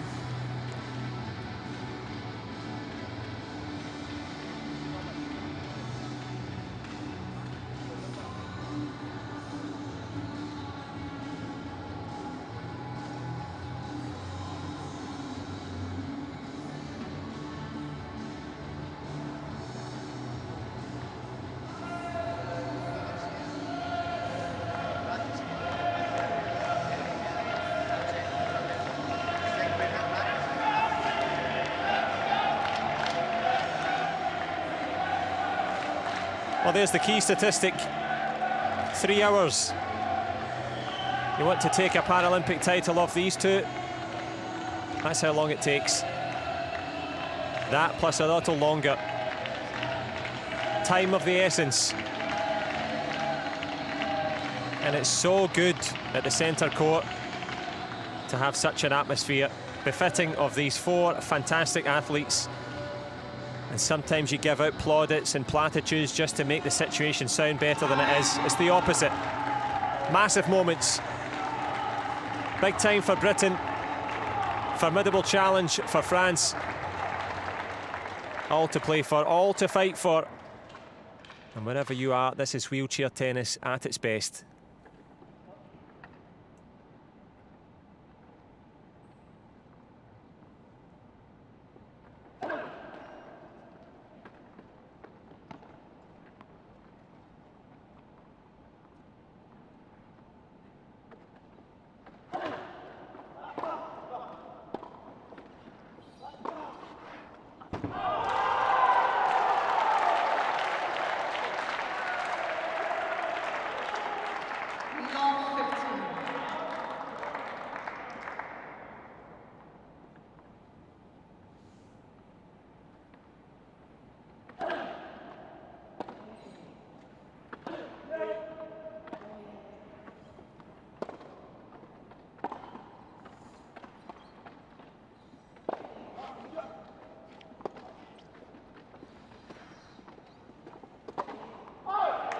Well, had a big look at it. The door was open.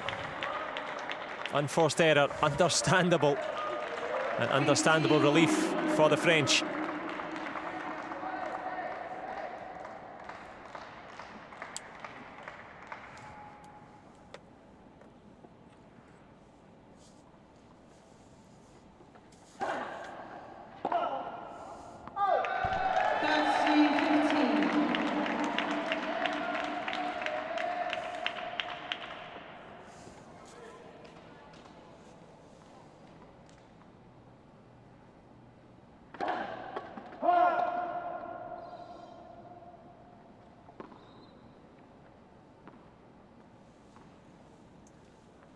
Good catch from the bulkhead there, tens times.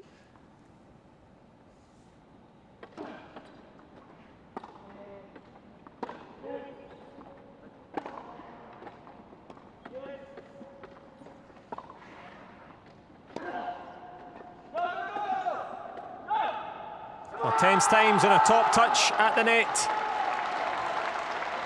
That was a great volley again. Really cool, very hard volley, but just put his racket there, and it was a great time to stay cool.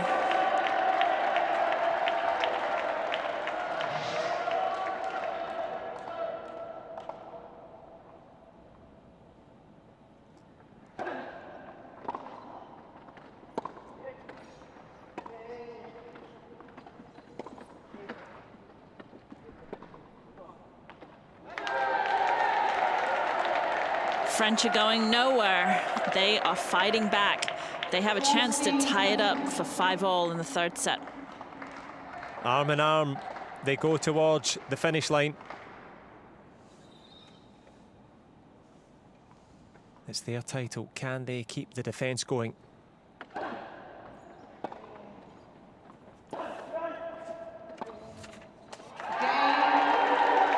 And they do. We're tied at 5-all in this third set. Again, we wouldn't expect anything less, but this is going to the very, very end. The defence will not rest here on court. Hewitt and Reid will have to serve for it, have to push for it, have to fight for it.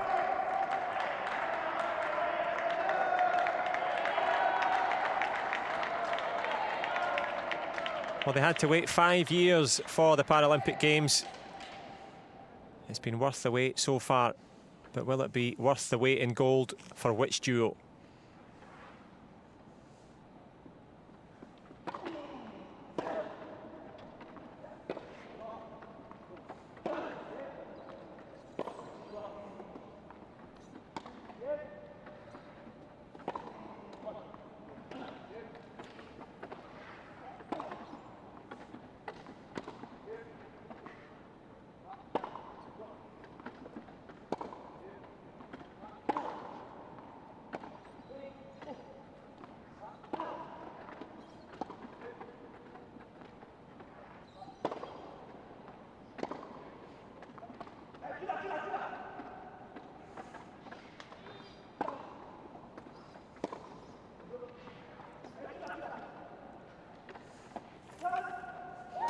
Touche, touche.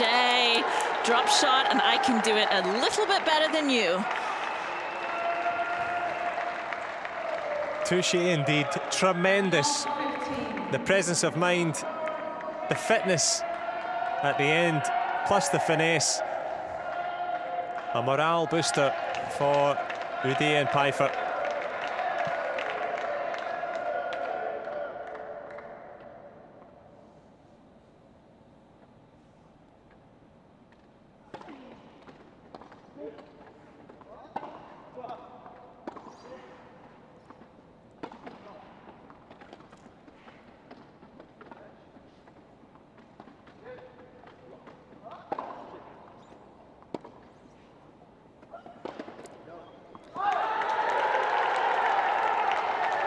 Well, as you've mentioned, the overhead volley is never the easiest to take out of the sky.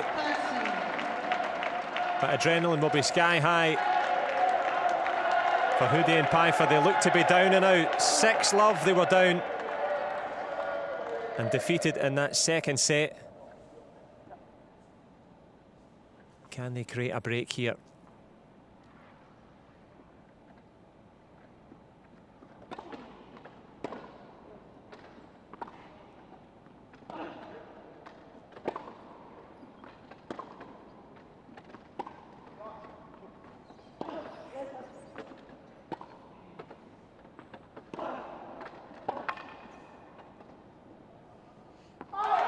That ball right up the middle again that is causing the Brits so many problems. And that creates a break point, not just a break point, 3 break points for a 6-5 lead.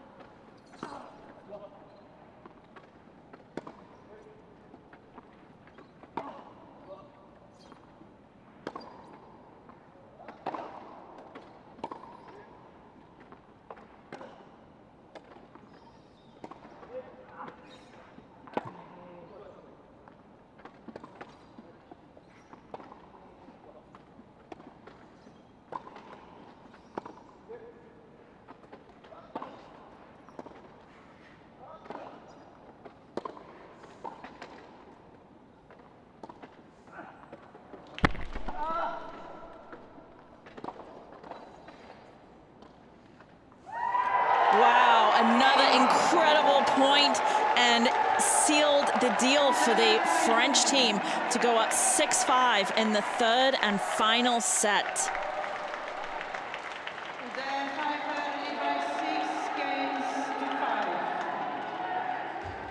Well, you probably saw Stéphane Houdet pointing to his head there to say to Pfeiffer, this is the one. And that's the reason. One set all and all set up. Is it always this good, the wheelchair tennis? Oh, always. Absolutely. If you've got to watch it. You just got to be there. It's so fun.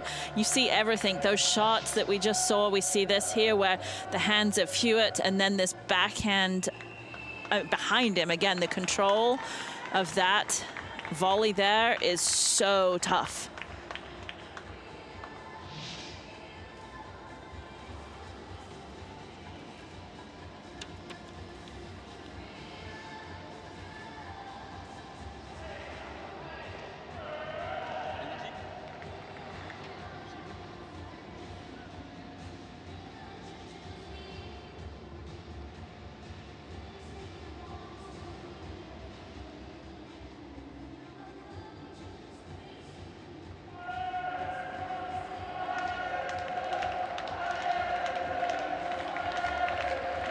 So here we go. The French are on their feet and cheering. Will they be at the end for these fantastic pairing? The defending champions, they look to be down and out. But Nicolas Pfeiffer and Stéphane Houdet, made of strong stuff. Gordon Reid and Alfie Hewitt likewise. But it is the French with the break, and they are serving to defend their title.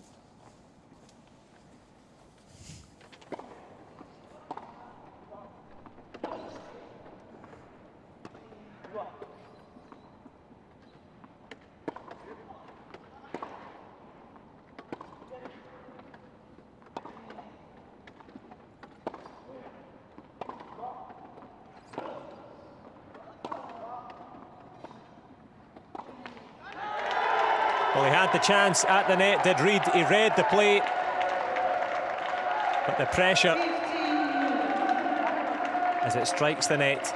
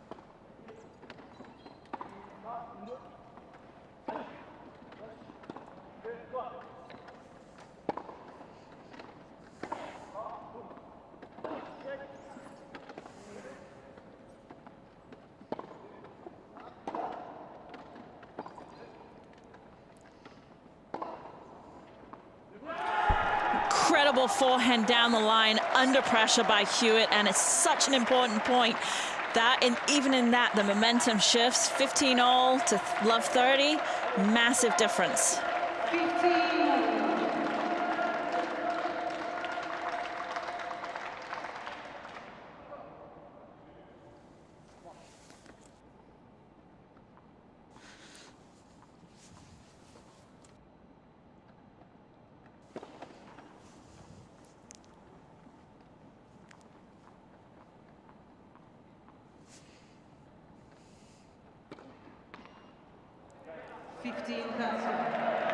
Well, an uncharacteristic error here in this third set.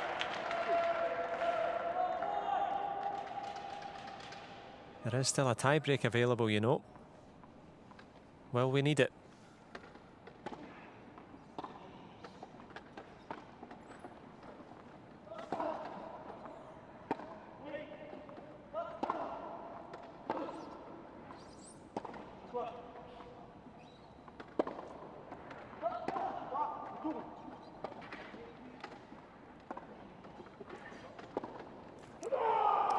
Well, speaking of errors, they're mounting up, as are the breakpoint chances for the British duo.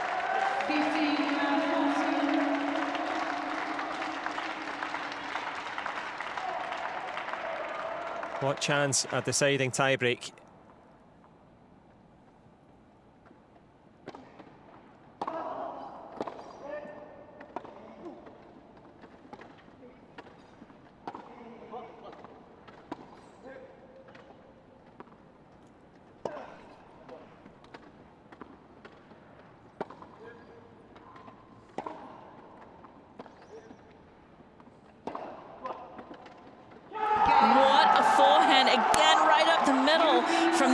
And they are taking us to the brink of this match.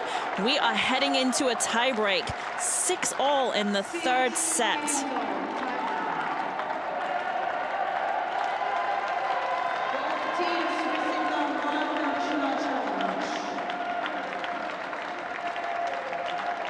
Well, you probably heard the umpire saying they receive one more challenge. It is the last challenge.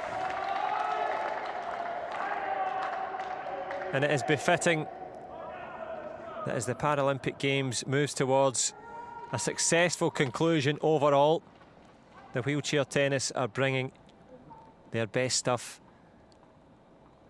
in this final.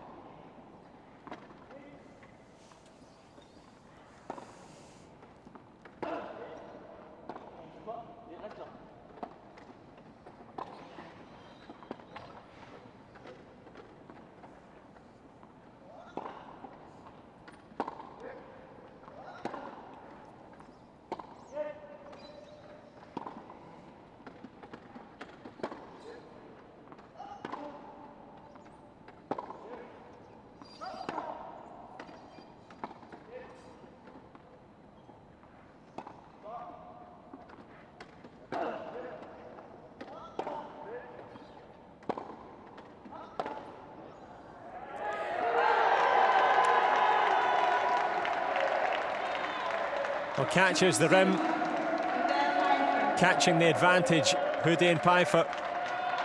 They couldn't be separated for 32 matches in almost 3.5 hours. It's been almost impossible to separate them. But they will be separated on the podium. Who's going to take it? Minor advantage for France. Major moments in Tokyo.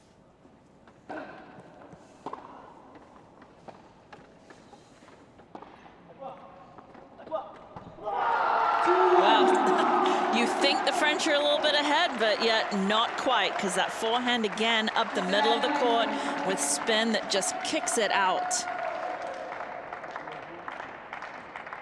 Yep, not for the first time. Reed to the rescue.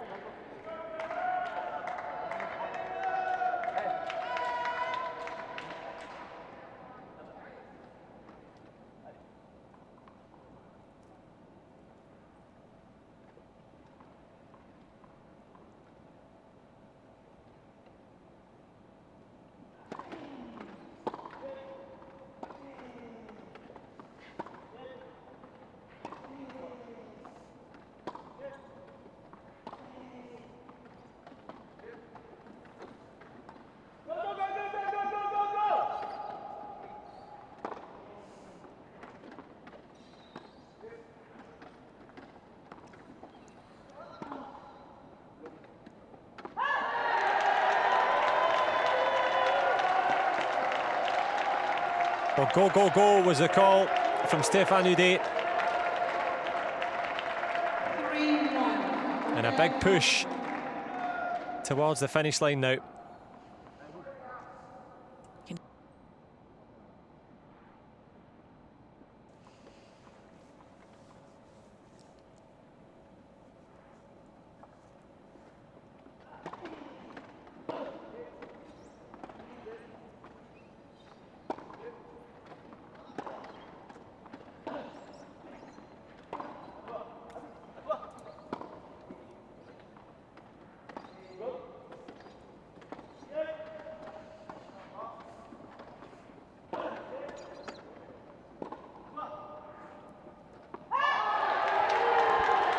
Great point again from the French duo here.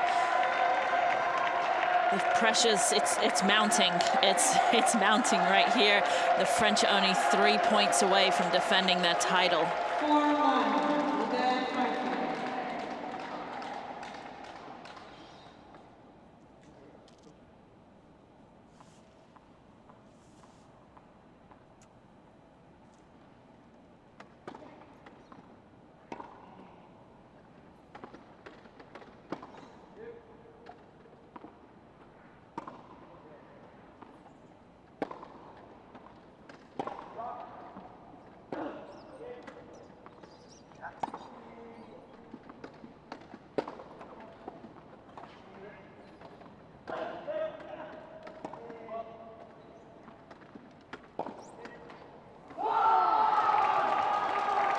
Well, sometimes a little bit of luck is what you need. And that is what Reid and Hewitt have managed to get there, catching the top of the net. Nicholas Pfeiffer. And it is Houdet and Pfeiffer still with a useful lead. It is a cushion, but not a comfortable one. As we move towards the conclusion of this.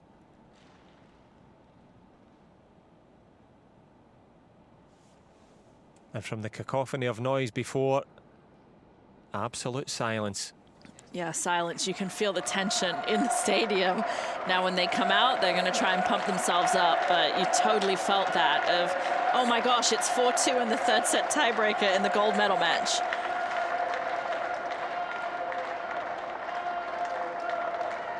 It is indeed.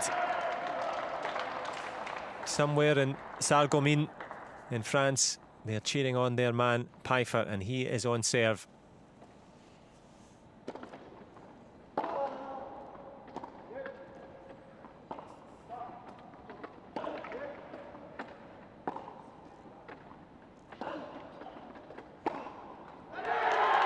And those cheers are getting ever louder. Mentality, concentration. 5-2. Winning a Paralympic gold medal is one thing. Coming back 5 years later to defend it, an entirely different matter. What have these young men got up their sleeve? Reid and Hewitt, can they do it?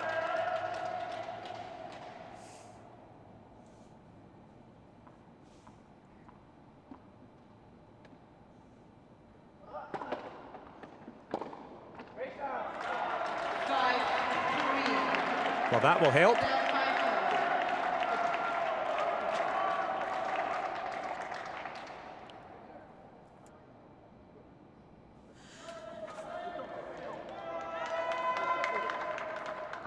Well, they couldn't be separated over 32 matches.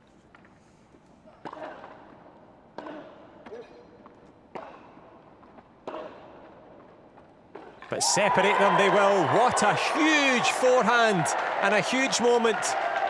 Well, he's been so pivotal in the development of wheelchair tennis. And Stefan Houdet creates 3 gold medal points. 6-3 with their 5-4.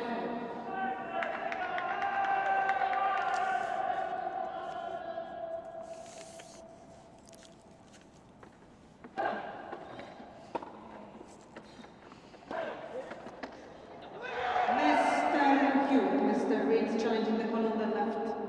Now. Huge tension This was for the gold medal. The challenge is in the air, so is the ball. And the formidable French duo claim their second gold together in Tokyo 2020. Pure emotion. Look at it, it's amazing. The emotion there from the players, just incredible. Pfeiffer cannot believe it, and Houdet is just, that emotion, it's just crazy. Well, finally here on court, the defence rests.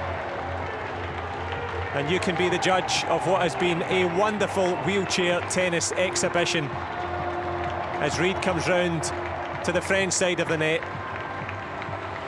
Rivals before, friends now. Lovely respect there from Great Britain's Gordon Reid, but beautiful moments for Houdet and beautiful moments for Pfeiffer. And for them to come back after being down 6-0, 3-0, 6-0 in the second set, 3-0. Unbelievable. Unbelievable indeed, and they're looking for the French tricolour, of course. They could do with two of them, I think. That would be only fitting. Nicolas Pfeiffer has earned his place as they troop the colour here. Well, of course, Paris 2024, only 3 years away. What chance that we see a three-peat?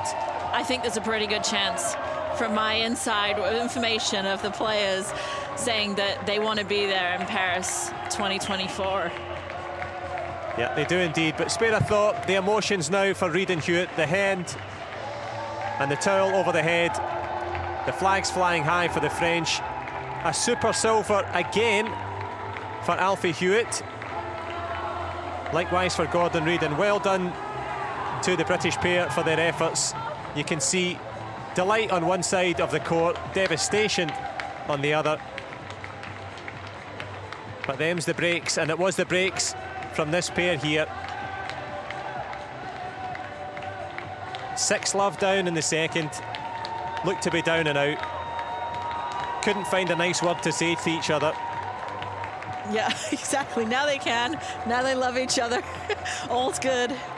But the Brits, I mean, we're seeing the French here, but the Brits, you have to feel for them too. They played so well. They were able to come back in that second. We forget the French won the first set, and the Brits just stormed to it.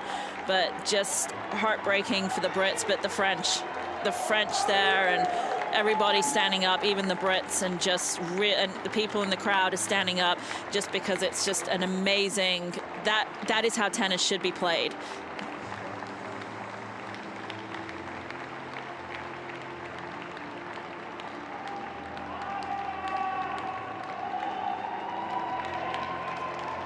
Well, it is indeed how tennis should be played. 5 years in the making. 1,813 days ago was the Rio final. It was worth the wait. 3 sets, deciding tiebreaker. L'équipe de France, félicitations.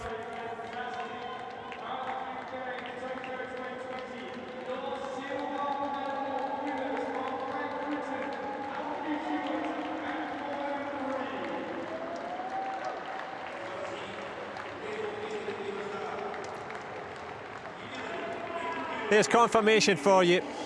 The defending Paralympic champions, Stéphane Houdet and Nicolas Pfeiffer, in the men's doubles at the double. And it's double joy for the Frenchman.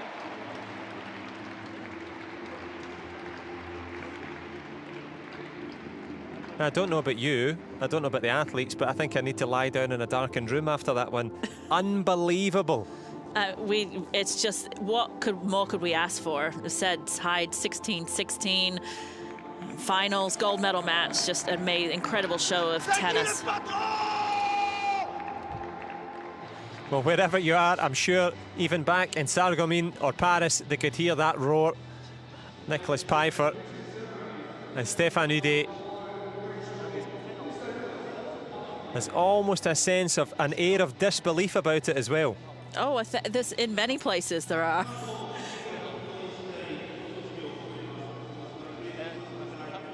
But despite the disbelief, they had the belief to get across the finish line. Can you imagine the tour of the stadium with the fans? That's what he was saying there. Well, we don't have to imagine the disappointment, the hurt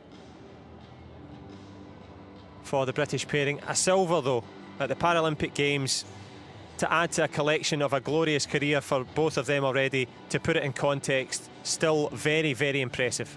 100%, and they're still going for their Grand Slam, just not the golden part, so they've got a lot to look forward to. They're still only lost 3 matches the entire year. And this was one of them, and that was the reaction. Look at Pfeiffer, and look at the laughing Houdet. The tension gone. The trials and tribulations, well, we saw them transferring to their chairs before. I think they'll be transferring a few calls back and forward, a few messages on social media, maybe even a little phone call. Well, FaceTime to the family. Father of 2 sets of twins. And looks as if they're both going to give a little call home. Well, they certainly found a home for the big shots. And they'll feel right at home on the podium later on as well.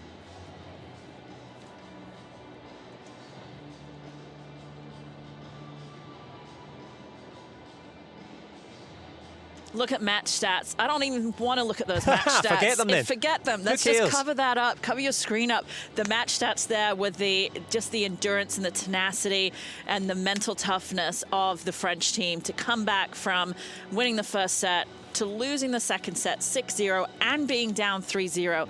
That's what the match was about, and that's what this sport is about.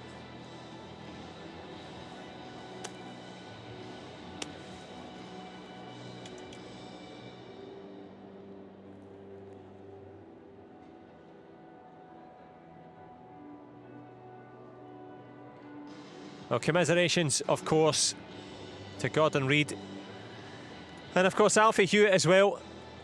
Hasn't managed to taste a Paralympic gold. Will he have the time in the future? Paris not too far away. What a repeat that would be.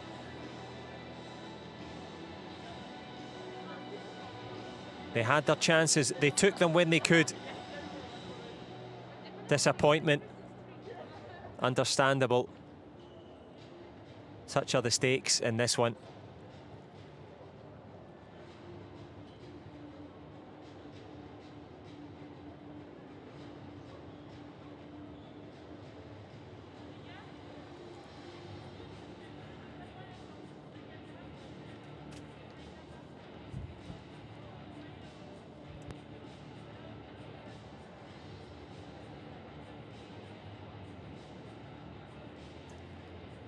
Literally outstanding from Stéphane Houdet.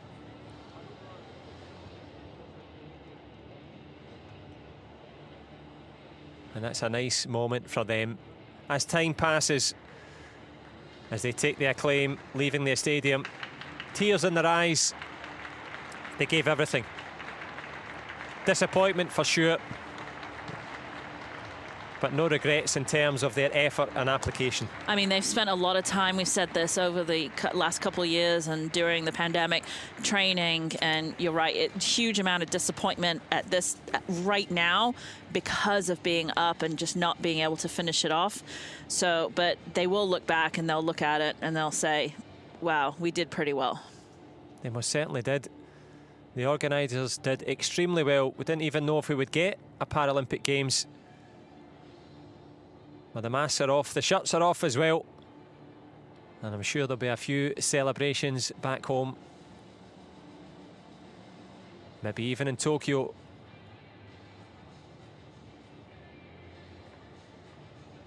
And the reason they're getting themselves ready, of course, they get their just rewards. The victory ceremony will follow. And you can guess where the French pair will be when it comes to the podium.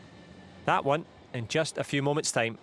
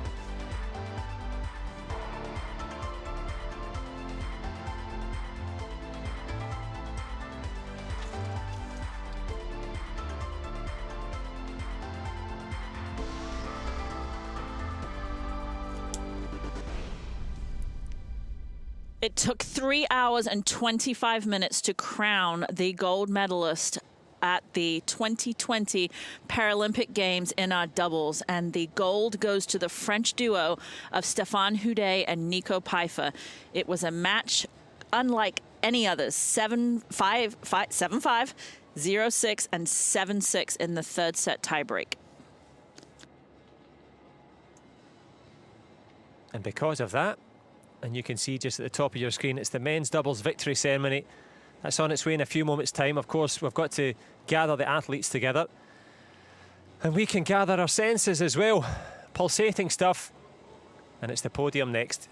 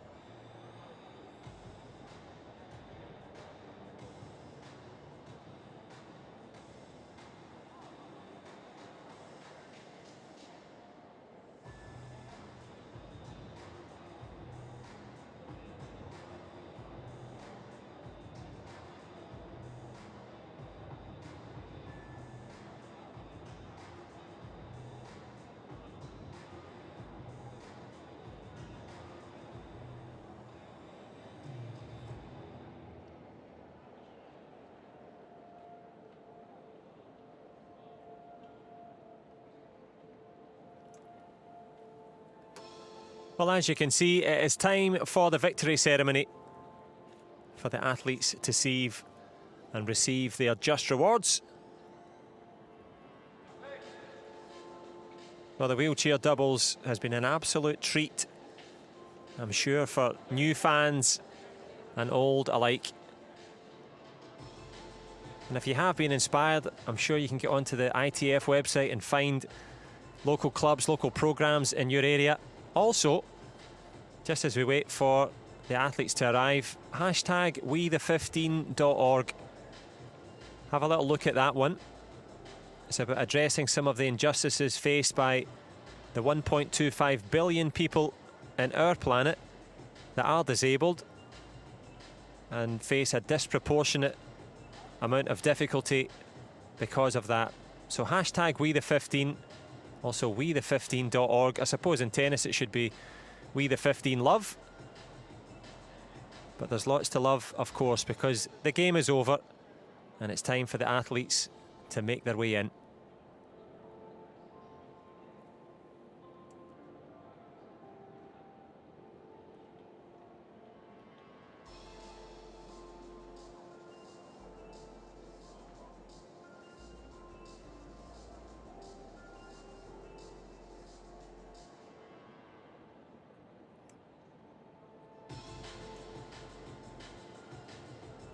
So if you are just tuning in, the victory ceremony for the doubles on its way in just a few moments' time. Text your friends and family, let them know. It's time for the athletes to get their rewards.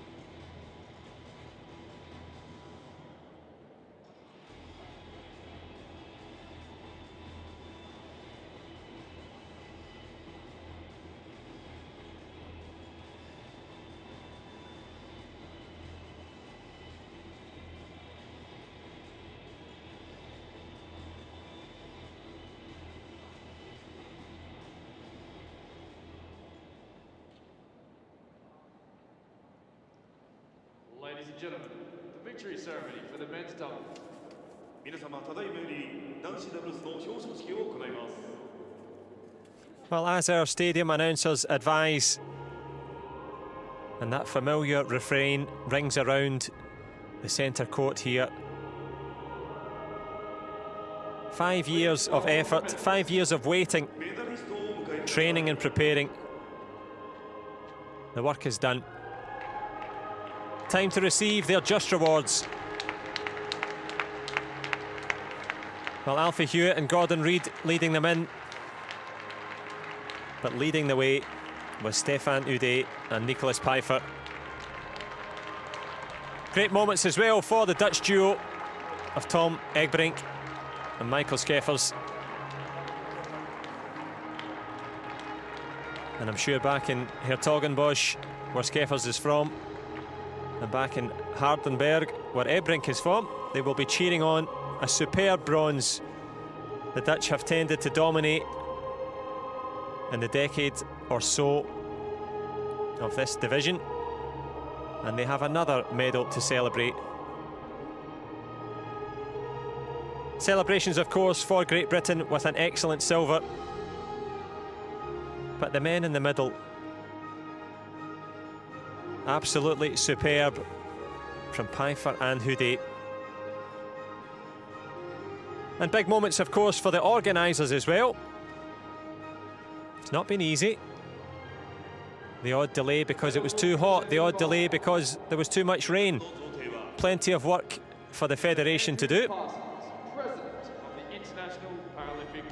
And plenty of work for the IPC as well. Andrew Parsons in charge of proceedings on and off the court. Mr. George Schlattenberger, member of the Paralympic Order. And there is George Schlattenberger, member of the Paralympic Order. And they will be giving out the rewards to this fantastic trio of duos.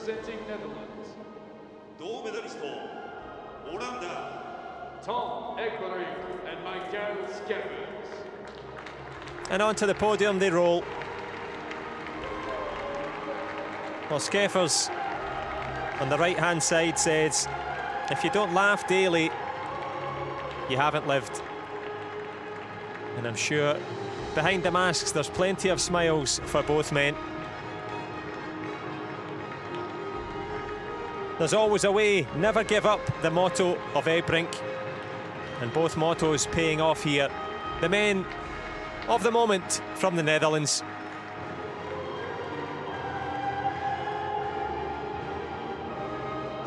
And it is Dutch delight for the duo here at the Paralympic Games in Tokyo. Third place, and I'm sure a smile on the face for Tom Egbrink and Michael Scheffers.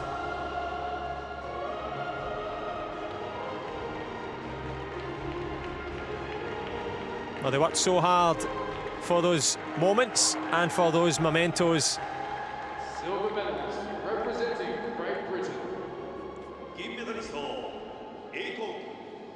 Alfie Hewitt and Gordon Reid. Well, Alfie Hewitt and Gordon Reid, they know each other so well. Friends off the court, rivals on it. And they will have to go again against each other for bronze in the singles. But they will present each other with the silver. A touch of class from the top two. And friends reunited. But of course, when it comes to a final, 4 become 2 and 2 become 1. And for Stefan Ude and Nicolas Pfeiffer, I'm sure at home in France, as we see the confirmation for Hewitt and Reid with her silver. Well, Stefan Ude and Nicolas Pfeiffer, athletes, of course, fathers as well. And I'm sure Lucas and Noe are looking on for Nicolas Pfeiffer. And Julien, Paul, Baptiste and Marie looking on for Stefan Ude.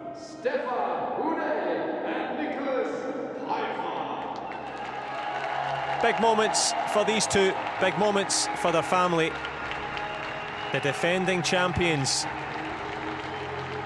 Absolutely outstanding.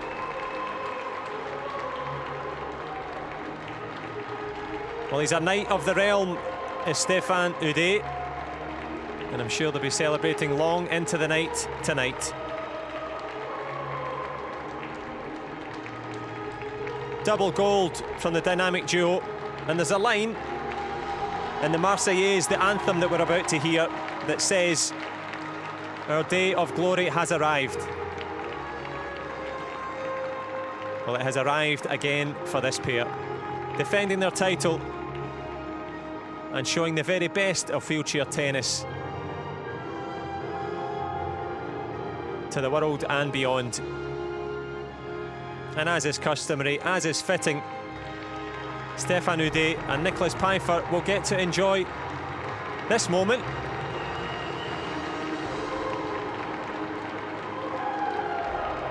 And of course, they get to enjoy the national anthem of France. A bite through the mask. I'm sure it tastes pretty good. Picture perfect. The national anthem of France. And time for the anthem.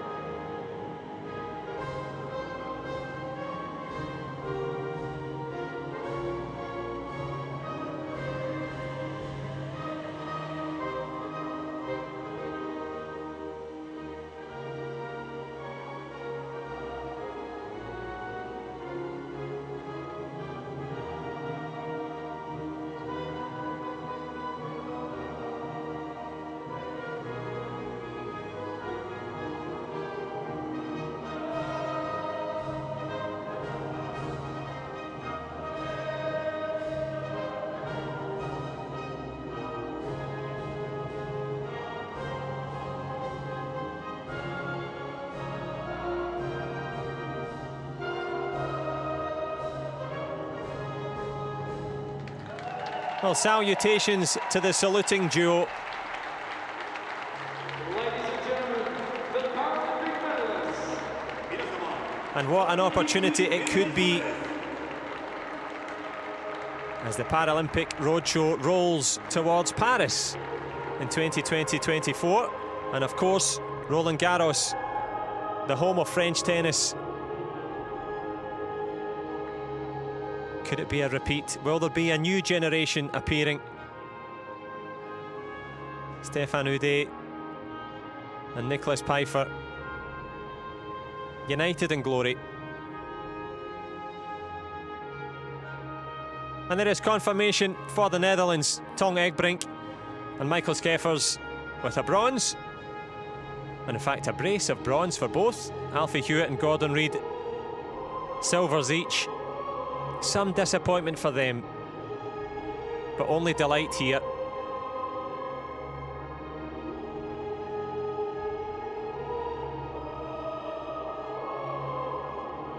And there they are. They gave it all they had. They contributed mightily to a great final. And look at the laughs and the jokes here for the Dutch as they all come together for the final photos of this tremendous trio of duos.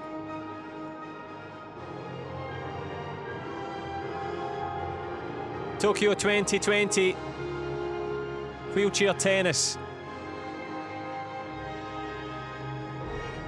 Outstanding.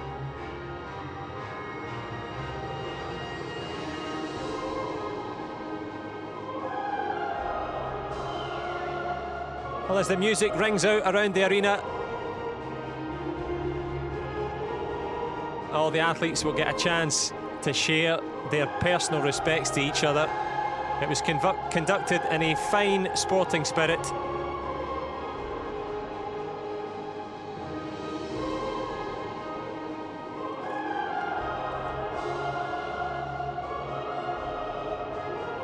And departing the arena, first, of course, the bronze medalist from the Netherlands.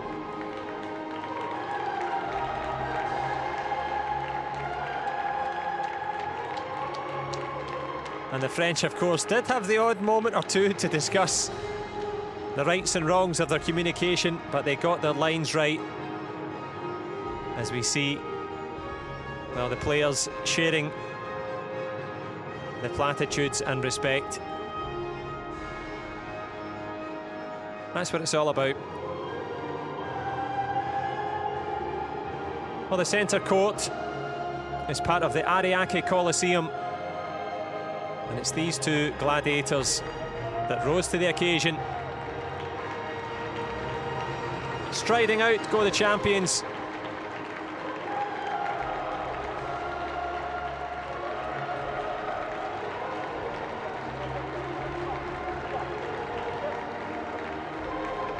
Beautiful moments, final photos. And only love for the French. Well, that will of course complete the victory ceremony for the men's doubles.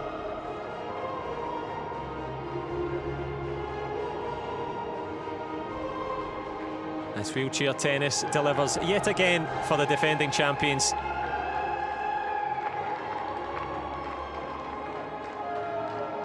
Well, they arrived with hope in their hearts. And at the end of the storm, there is a golden sky.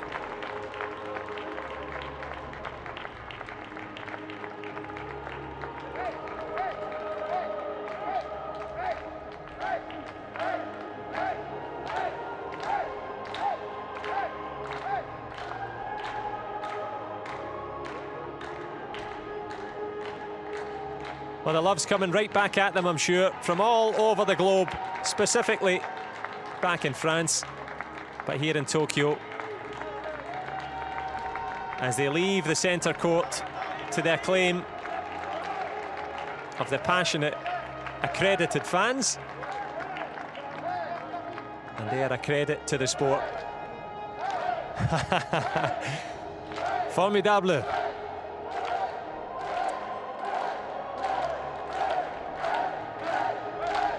Well, the French footballers bring the success, but reaching their goal, Stéphane Houdet and Nicolas Pfeiffer.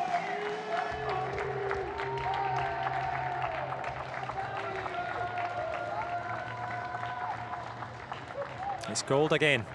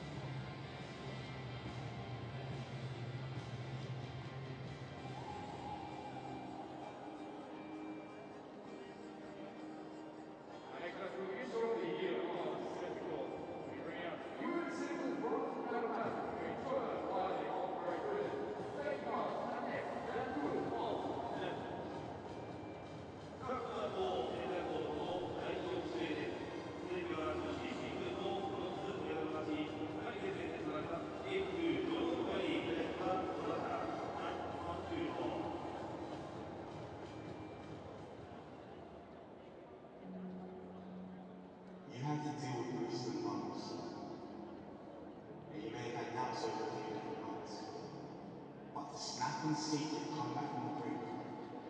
No one has a right to assume you're not. The fact that you're here is like massively clear. You're about the first time standing for years.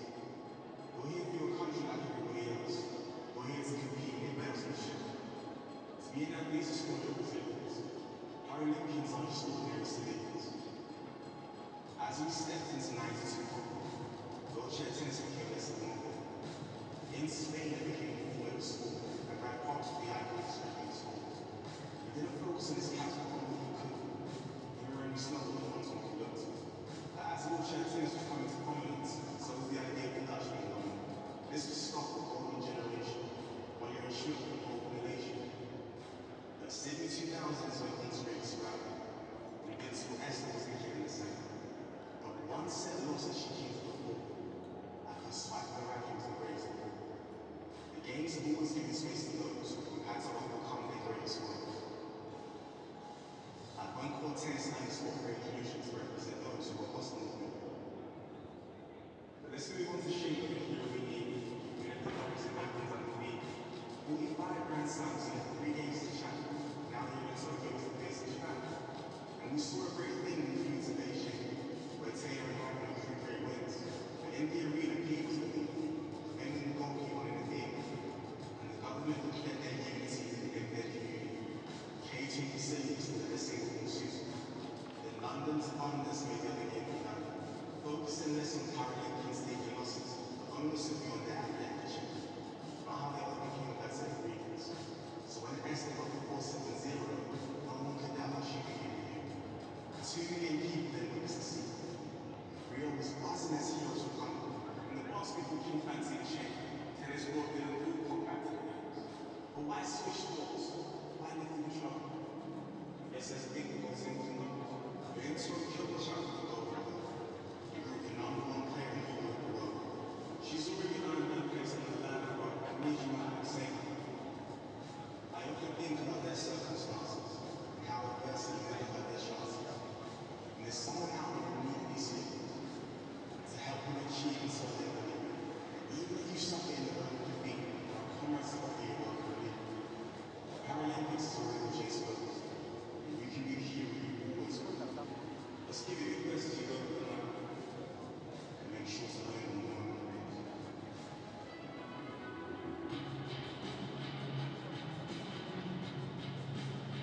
I love the Paralympics. I think it's going to be slightly strange this year, like with no crowds and all of the COVID protocols, but I'm just excited to be able to play at the games again. It's been a long time. It's just a chance to play for my country. In tennis, you don't get that a lot because it's an individual sport, so I really enjoy representing Great Britain and obviously trying to get medals is great for myself. I remember when Pete Norfolk came back from Athens and he showed me his medal, and that was the first time I really thought, wow, I really like to get a medal. Yeah, of course. I've been on the podium for doubles and I'd love to improve on the bronze. But for me, the whole reason why I came back after having my son was to be on the singles podium, and that's a real lifetime goal of mine. I think the most Yui, because she has her own advantage.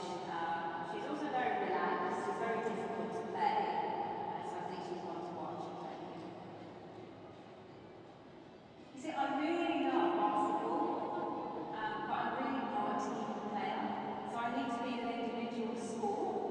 I feel like if I was in basketball, I would just sort of shoot all the hoops. So maybe I'd have to try a few and see what's in my fancy.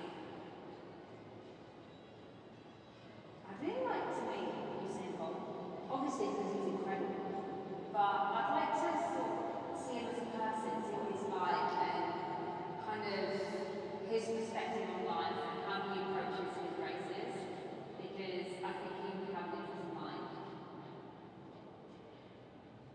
Beijing and London I was already done, Rio I was injured, so I feel like Tokyo is my chance to shine, to really show what I'm about, and to give myself the best chance to achieve a singles medal. So I just wanted to go, no matter what happens in Tokyo, I just want to go with no regrets.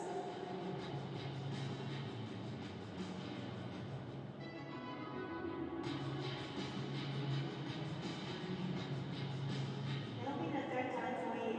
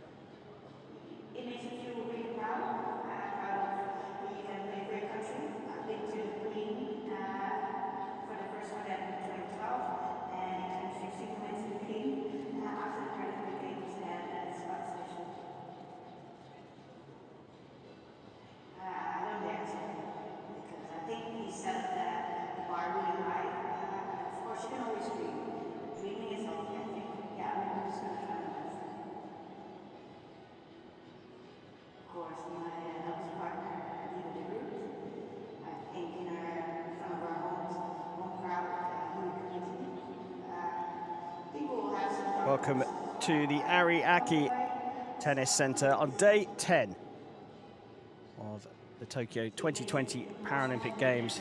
Well, we're getting some weather conditions here ahead of the women's singles bronze medal match, but a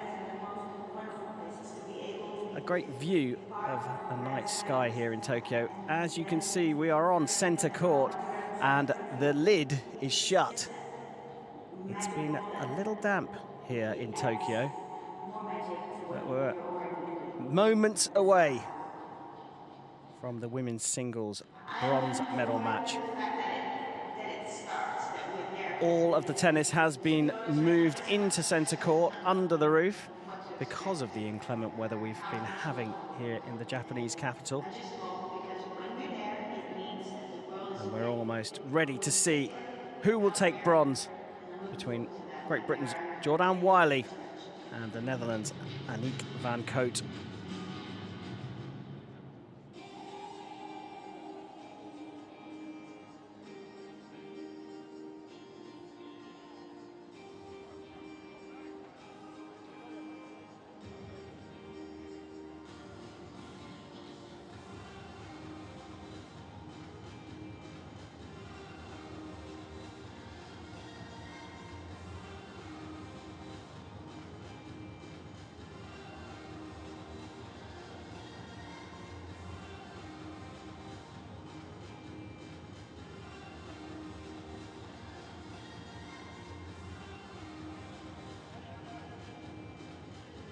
Well, as we wait for the players, the officials and the volunteers, I can let you know that it's been a big organisational task to fulfil here in Tokyo. Not only for the obvious reasons, and they've done a great job on getting these Paralympic Games on, the second part of the greatest show on earth. But the tennis has been particularly challenging with the weather.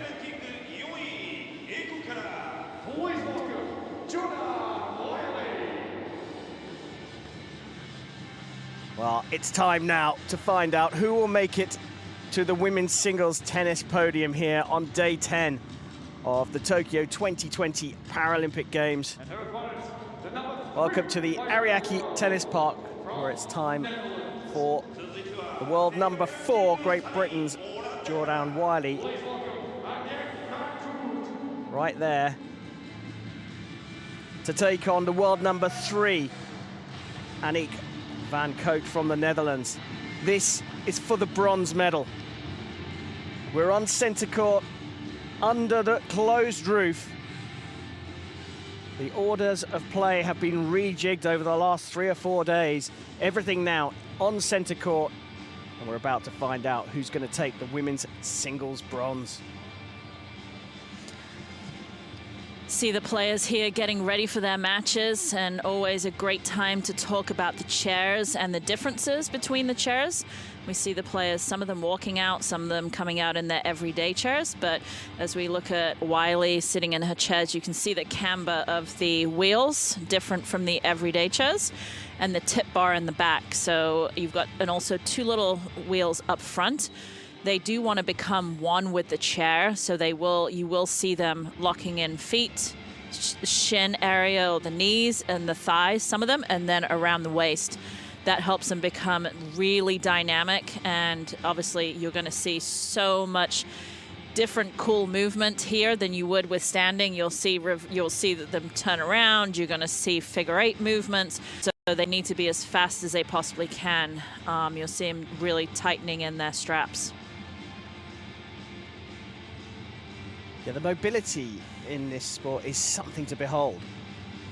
It's definitely not straight. It's not a straight sport. It's all over the place. There's angles. You see them moving. You don't see them go sideways too much. They're always moving on angles, and we'll talk about what that means in figure 8 when we get into the match. Jordan Wiley, the 29-year-old world number 4. She's at her 4th Paralympic Games. Picked up a doubles bronze in both Rio and London, 2016 and 2012.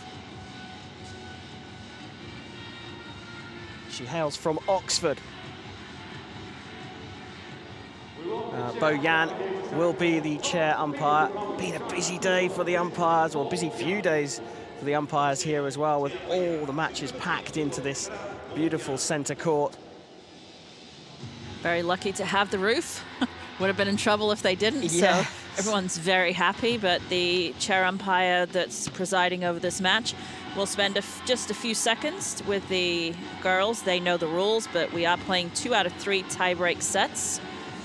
They will talk about the time clock that's in the corners and between points. They have 25 seconds where they have to get ready. They go through routines during that time, and then they have some time on the changeovers. So that clock is there for everybody to see. Before, it was just up in the umpires' chairs and it wasn't visual to everybody. They'll also go over the Hawkeye, which is a challenge system, which is so fun when that happens. You see it, everyone's looking at the big screen. But each player receives 3 challenges per set, and if it goes to a tiebreak, they receive additional. If they're correct with their challenge, they don't lose it, so they get to keep it.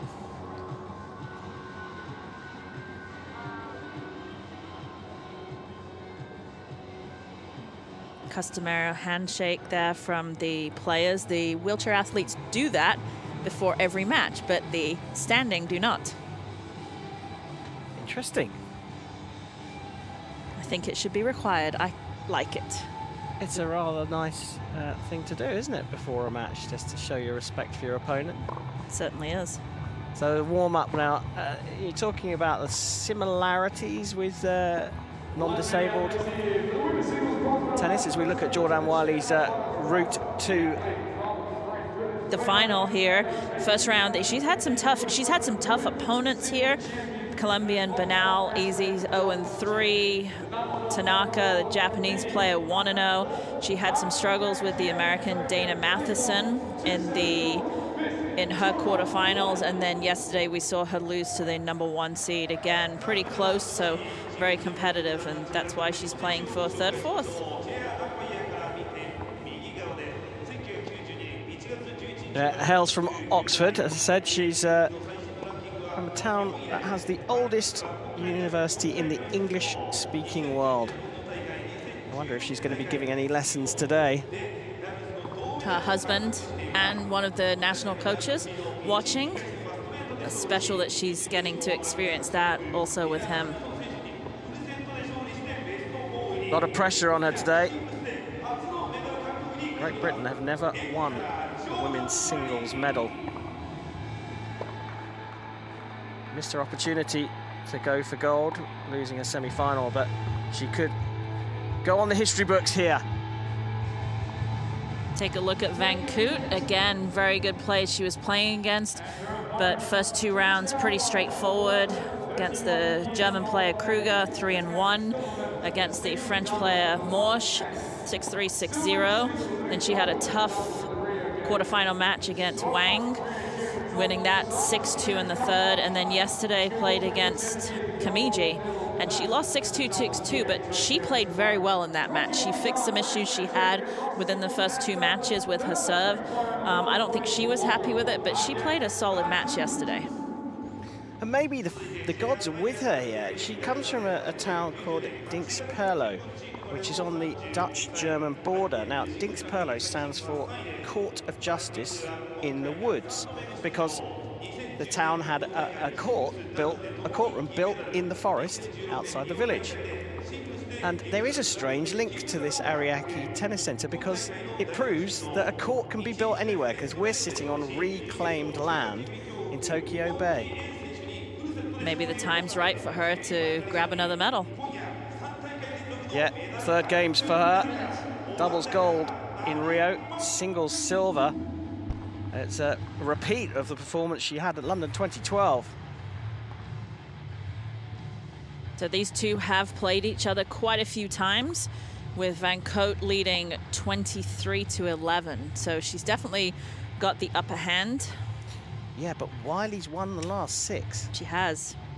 And she's been pretty dominant. I think they've faced each other 3 times this season, and the 2 big ones, the British Open and Wimbledon, Wiley won them both in straight sets. Yeah, and Van Cote, it's interesting that she's done that on the grass courts, because Van Cote has had a lot of success at Wimbledon. You'll see why when she starts playing her backhand. Van Cote, you see she's a lefty, but when she plays on her backhand side, she slices 99% of her backhands, so therefore on the grass it stays low. But then playing against the Brit, who obviously the British people love the grass, so she's also very accustomed to the grass. So it's going to be a fun match. Yeah, it certainly is. It's funny though that it's a 50-50 win rate for Wiley on grass, 71% on the hard court. Yeah. 30 seconds. Well, we're on the brink of finding out who is going to win this intriguing match. World number 3, Aniek van Cote from the Netherlands against the world number 4, Jordan Wiley from Great Britain.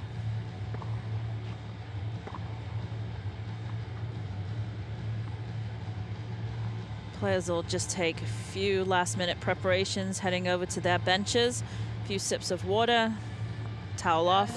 Van Cote, again, working on that serve. That serve is key for her in this match.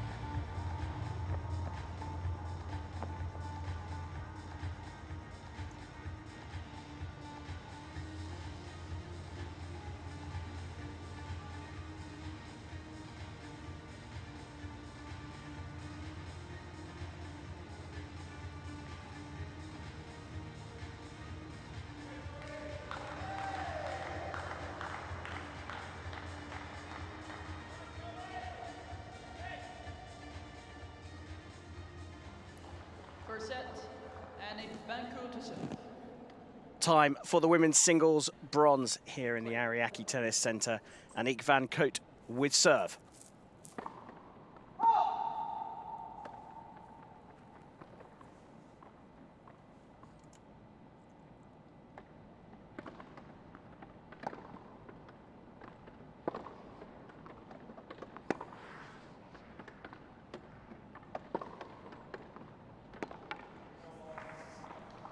Good first point for Van Cote using her forehand. You will see her push around the backhand quite a bit and try to take control of the point with her forehand when her backhand's going to be a little bit more counterpunch.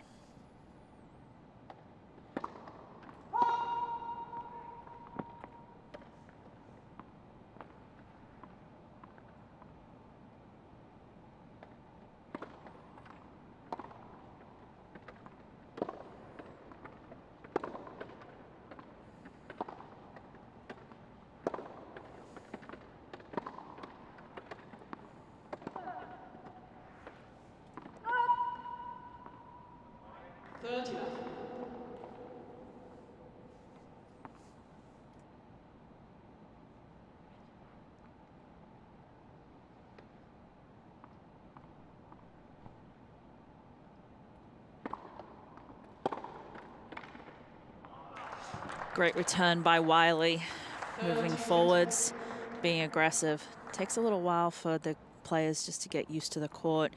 It doesn't matter how many matches you've played, those nerves are always there.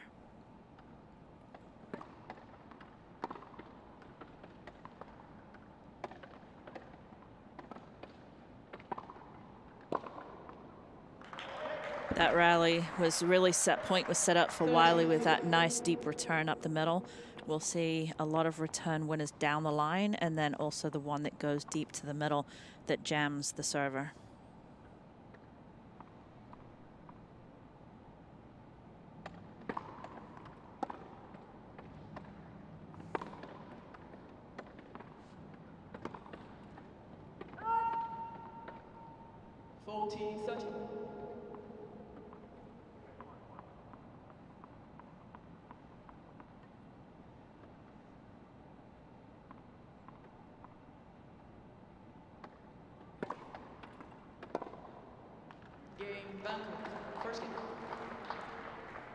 Good solid first game for Van Cote. As you see, she's a lefty. We can see 1-0. The lefties always have seem to have an advantage because a lot of the big points are played on the ad side, except the 40-15. And a lot of times if you're playing against a rider, you're playing to someone's weakness, usually the backhand.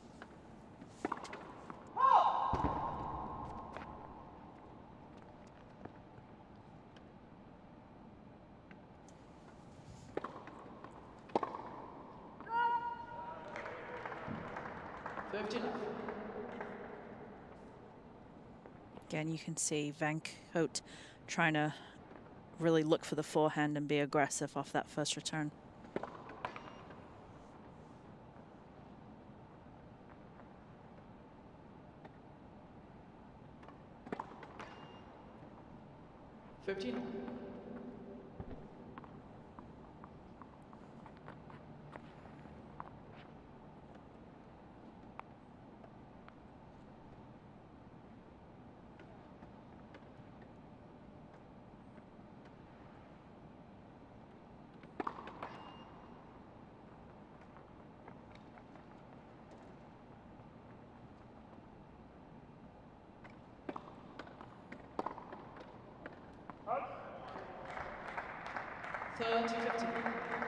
In the first couple of matches, Wiley actually was also having some struggles on her serve, quite a few double faults and really low first serve percentage.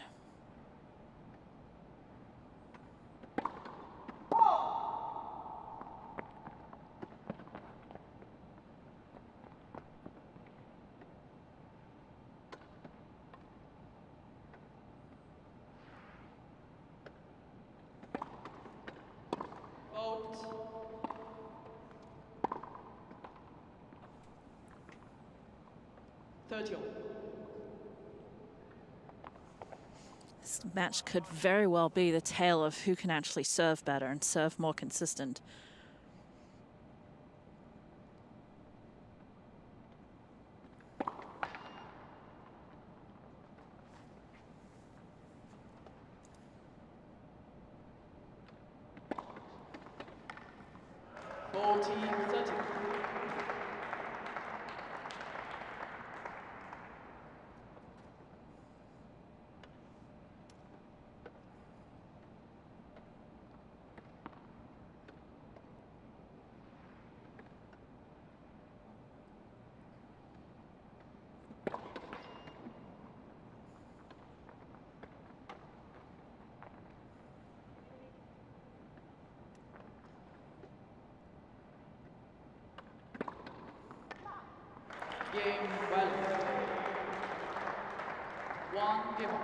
Well, we've stayed on serve here through the first two games. A couple of games that were just a little nervy. They are definitely. You see 2 aces and 2 double faults as well. You see Wiley, usually the first serve is a little harder than the second serve. Second serve, you're taking some pace off and trying to spin it in. But Wiley actually, her serve speed is almost the same on the second serve. So she will have more double faults just because she's not giving herself that percentage on her second serve.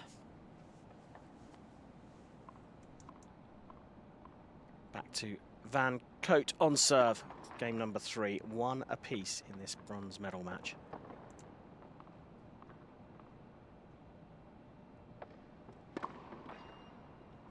Love 15.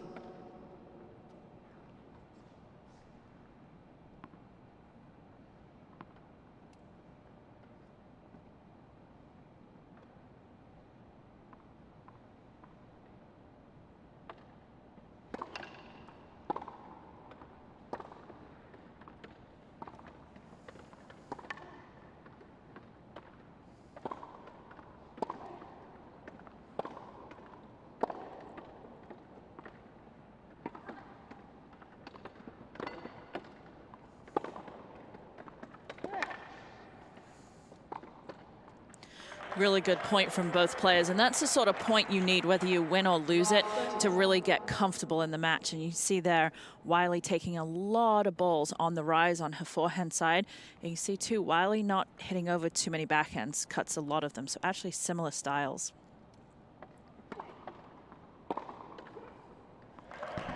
Beautiful return down the line. In wheelchair tennis, the return down the line is so important, because after they serve, it's really hard for the player that's serving to recover. It's almost like a stop. They don't have time to do that figure 8 movement and recover.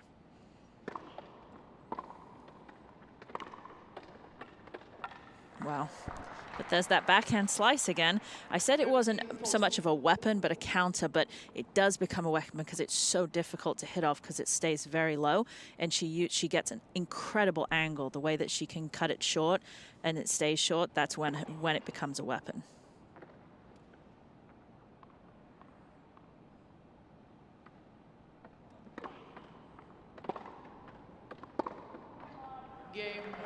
And we have our first break of serve there, and gotta say, a couple of those returns look very good indeed. Yeah, Wiley, the biggest difference between these two is how much the ball is flattened out. Wiley actually does flatten it out a little bit more, doesn't have so much arc. And then Van Koot, based on her grip, the reason she has to do that is because of her extreme grip.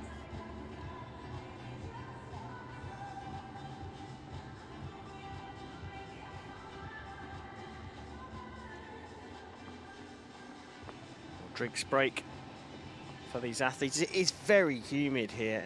The rain's been coming down. The temperature's dropped off a little bit over the last week or so, but it's still very sticky, even under the roof. I'm sure the players have been very happy for the rain, in all honesty, because the conditions were brutal. I mean, we saw matches not starting due to the wet globe bulb that is in there, because ITF kind of resides over all that.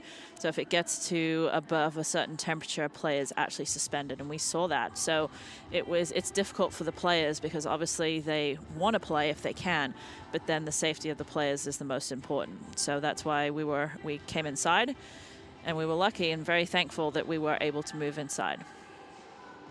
ITF, the International Tennis Federation, and the wet ball is effectively, even though the temperature might be sitting at around about, well, last week it was 37, 38 degrees, it can feel an awful lot hotter than that. And with the humidity, of course, you're losing a lot of your hydration fluids. Good break of serve for Jordan Wiley. She'll serve at the start of the fourth game.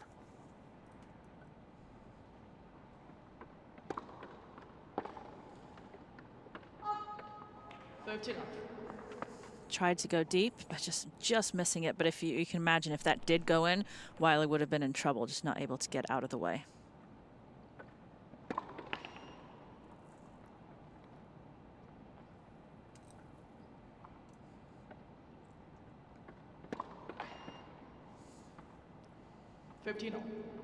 Double fault number 3.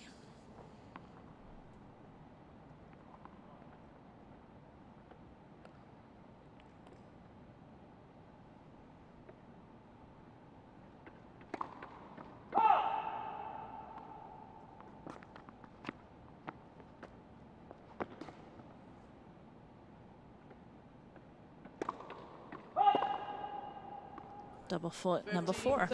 As a returner, if you're receiving a first serve, you're not thinking of being aggressive. You're thinking of counter-punching or putting it in. But on the second serve, you're looking to really be aggressive. So Wiley just needs to start putting some first serves in. I don't think Van Koot's going to be coming in looking to take the offense too quickly off a first serve.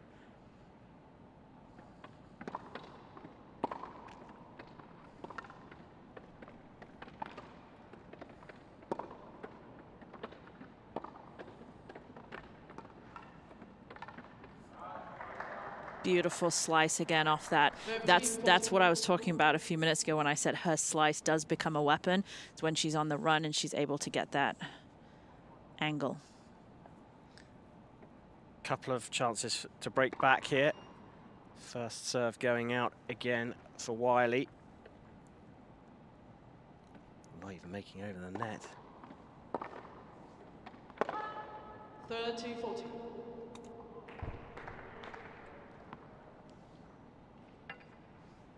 Yeah, Wiley's down at 18% of first serves in so far.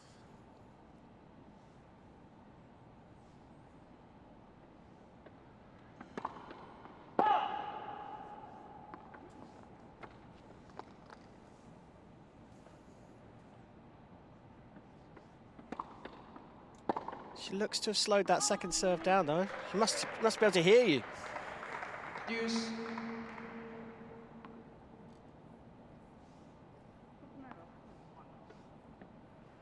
So after breaking Van Cote's serve, she saved a couple of break points of her own.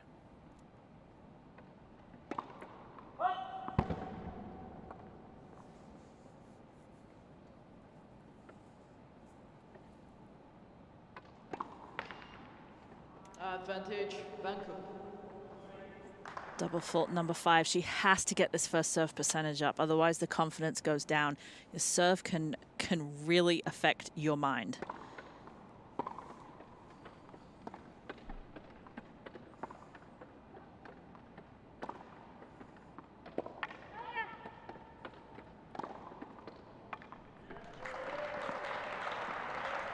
Good shot, set up with that nice forehand before the put away. And she was just able to get in, takes a very high ball, just hits it to the open court.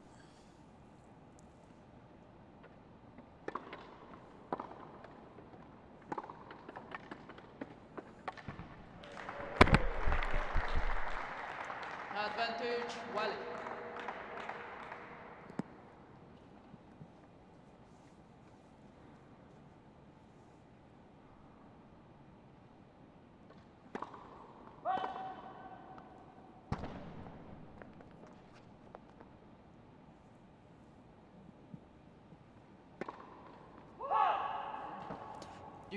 Double fault number 6.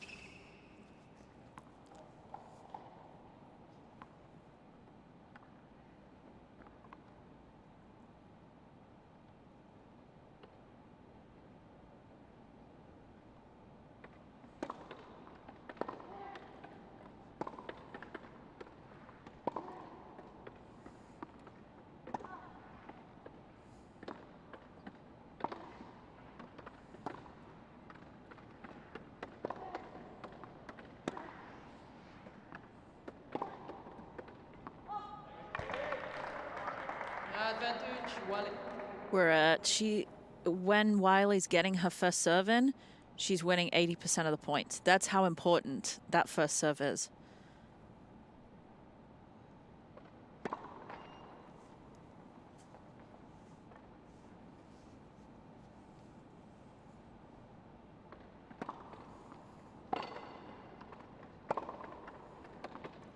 Very deep on that one.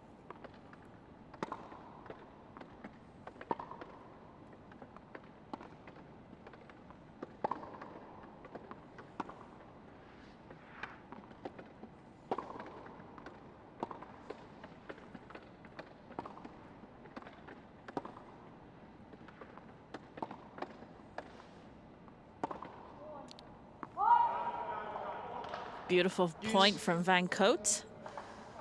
Using the slice nicely. She'll go that short backhand slice cross court, and then she'll throw in the down the line, and that's where you'll see the winner is the down the line, because it pulls Wiley off to the side. She thinks, oh, it's going cross court, and then she'll just float it down the line.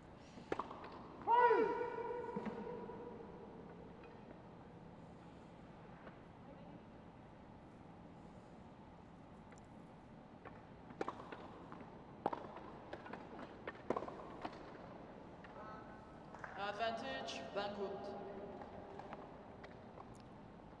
Another chance for Van Cote to break serve, break back, and draw level.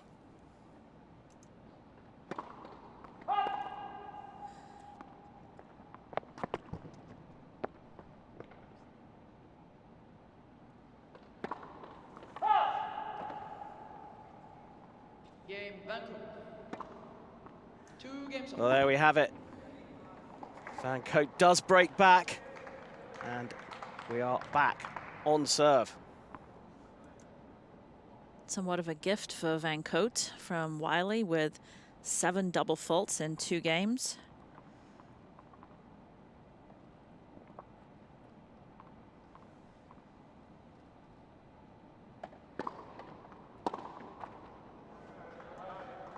What happens once you start, you can get jitters too, like that. You just get it so nervous where you just can't get the serve in.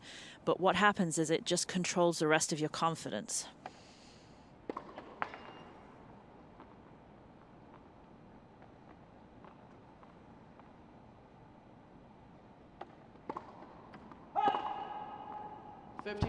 So if you're serving well, you become very confident. And then if you're serving poorly, you play poorly because of the confidence. But it's what comes first, because sometimes you play poorly and then the serve. It's like the chicken or the egg. Great return. That will give Jordan Wiley some confidence for sure. Straight down the line. There was hints of that coming in the last one, even though it was a net call. She had a little bit of a rehearsal of a forehand down the line on the other side of the court.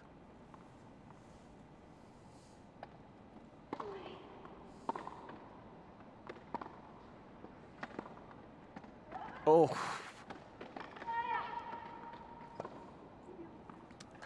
It was a great play. It was a great get. I mean, it was a great get from Van Cote, but then Wiley just staying nice and calm. Both girls really struggling on their serves at this point. It's not unusual to see this in wheelchair tennis. In standing, you want to hold your serve, but in wheelchair tennis, it's almost the other way around, somewhat.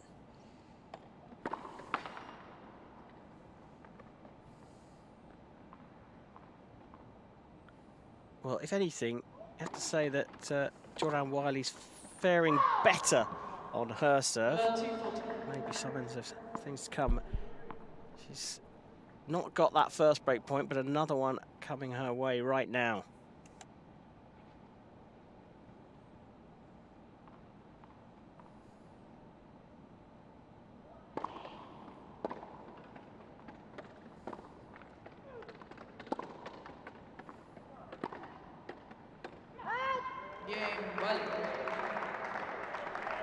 Well, another break of serve. That's 3 in a row now.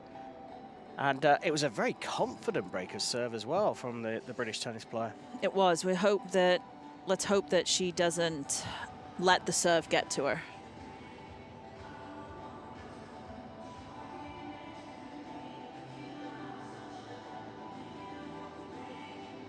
When the break, I'm sure Jordan Wiley's going to be having a think about that serve. Should she be taking a little bit of power off the second and getting it in, perhaps even taking a little bit of power out of the first to get her percentage back up again?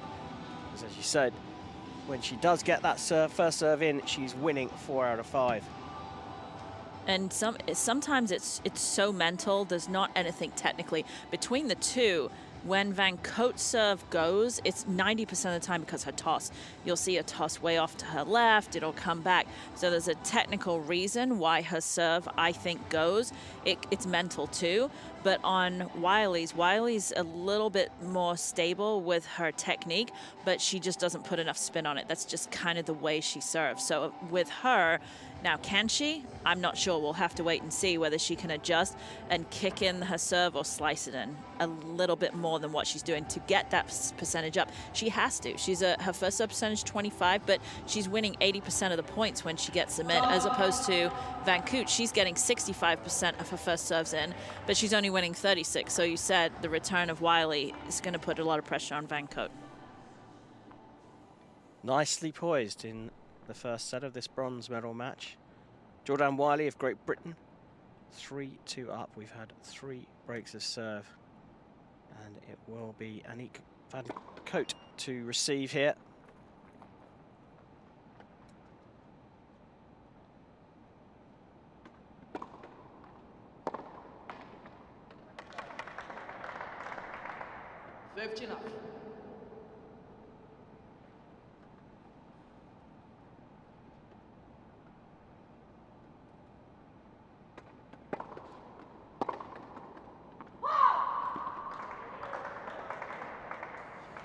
Van Cote's thinking about challenging that, but decides not to, takes a quick look up at her team.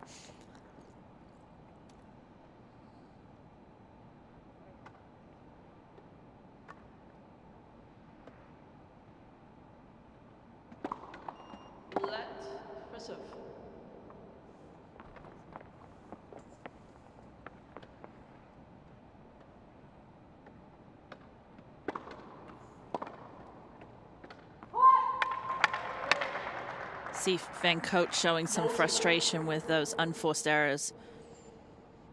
She knows it's not necessary, but she's taking it out on her racket.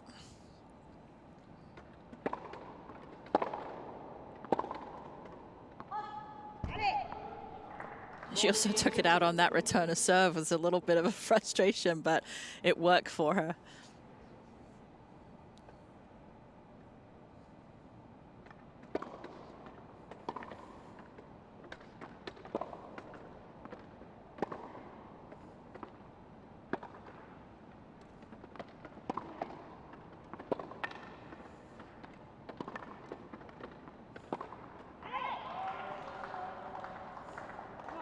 Again, Van Koot keeping that backhand deep. Trying to get herself from the negative mindset to the positive.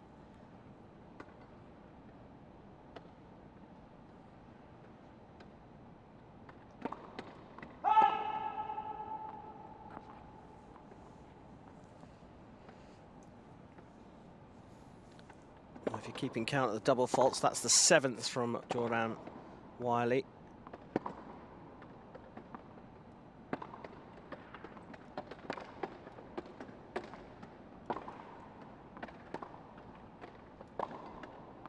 Oh, chance was there. She moved in at the right time. You'll see Wiley do that quite a bit when she sees Van Koot out of position. She'll scoot in and sneak in to try and pick off the volley, take some time away, but just doesn't need to do too much with that volley when she's got that much court open.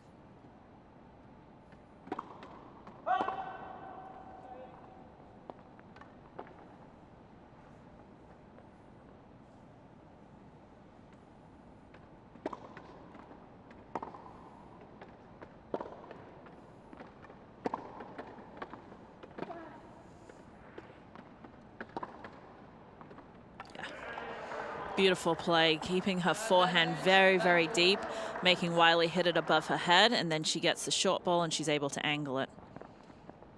Yeah, and I wonder what that missed opportunity has done for her confidence. We've been talking about that confidence, gone long on the serve there as well. She's done all the hard work to set up a bit of a sitter and wasted it. Now facing break point. And that is yet another break of serve here. 3 games. I wonder what is going through both of these athletes' minds. Aniek Van Koot she's kind of hanging on, and she's scrapping her way through this. Jordan Wiley, I think, is playing slightly better, but she's making too many errors. She does. Wiley will make the errors as well. She, as I said, she will flatten it out. And Van Koot, she's somewhat up and down, and I think that depends on her mental outlook for the day.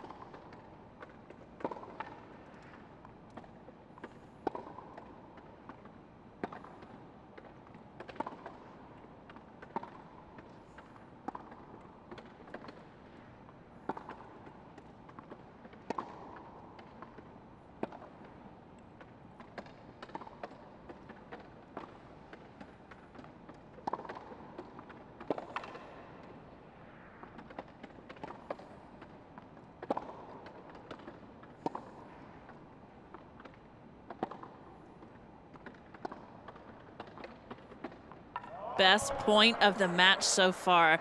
You see the slices, who's going to out-slice, and then who's going to out-angle each other. And that was just beautiful by Van Koot.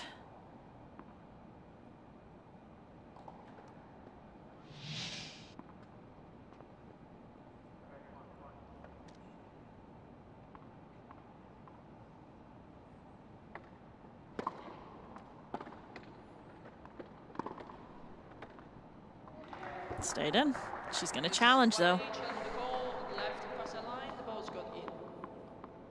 Show us on the big screen. First view of Hawkeye, and, well, very clearly in that ball. Any part of the ball touching the line, and it is in.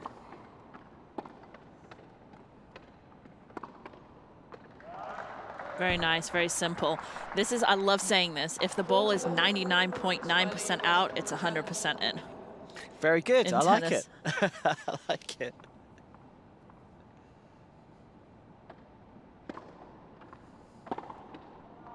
Great return. Very good return. I think we should teach all our juniors playing tennis that, because a lot of juniors, if they think it's 1% in, they'll call it out.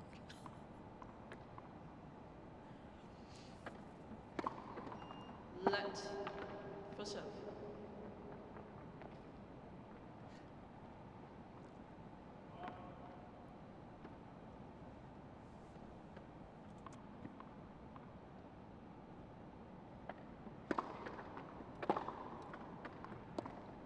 Played right into the body that one. Could never get out of it. You said it right. Played right into the body. It actually hit the frame, but she was never able to recover to get into position for the next shot.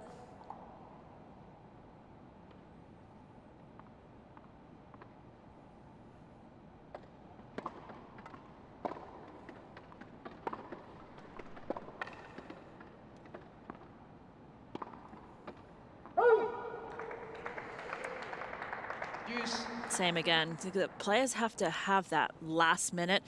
When you stand, you can take those last minute steps very quickly, but it's that taking that last minute push around the ball to create your angle and not get too close. And she struggled with that the last 2 shots.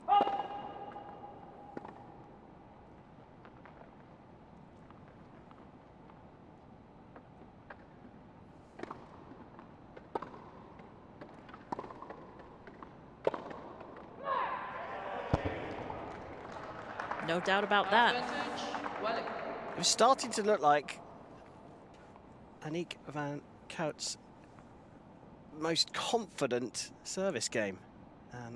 Jordan Wiley has battled her way back and has another break point.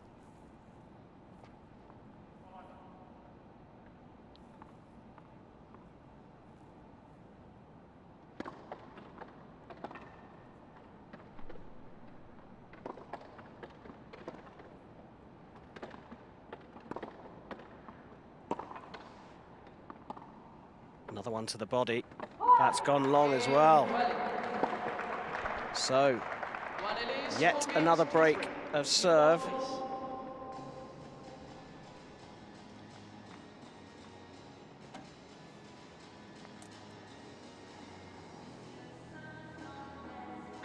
Jordan Wiley of Great Britain is just about ahead. Has a break of serve as well, an extra break of serve. We've seen multiple breaks of serve in this bronze medal match.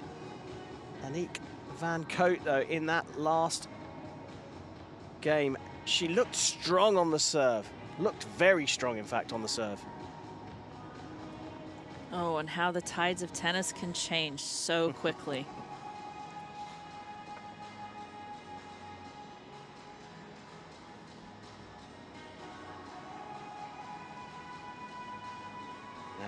The question is, can she hold her serve again, the Brit? She's talked about retiring and decided to give it one more shot.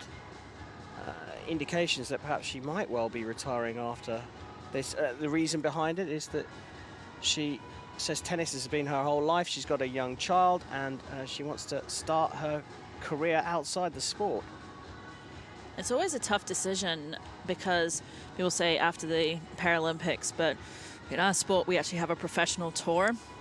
So these players go directly from here to the US Open, the top 7 players. So this won't be her last tournament for sure, because I know she's going to the US Open.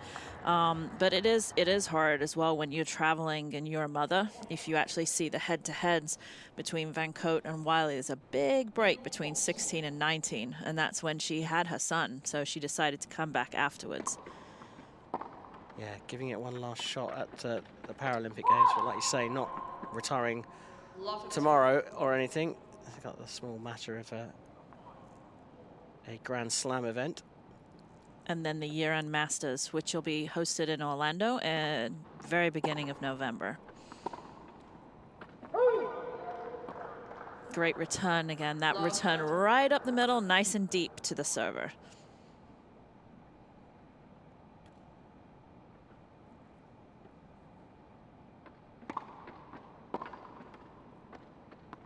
That's what happens when you get a first serve in.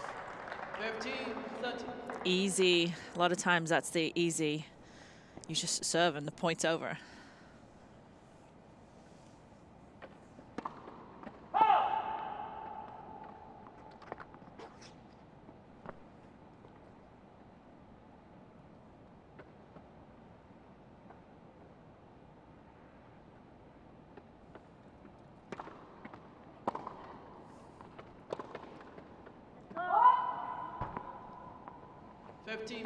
What's interesting is she's caught a lot of bad tosses. I said that her toss is a little bit more solid than Vanko, but she's caught a lot of them, which is good because that means she's not hitting the bad tosses.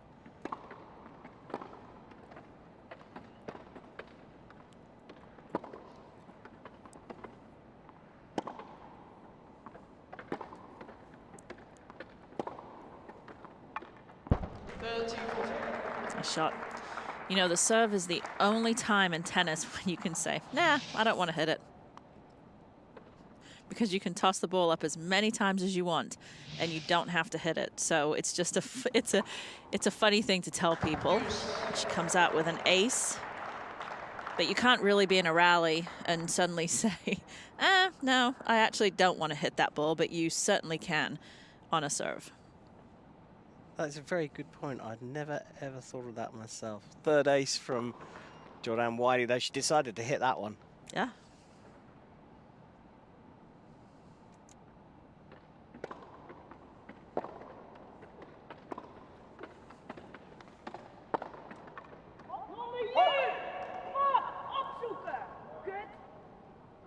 Advantage, Wiley. Trying to pump herself up. Knows how important this game is.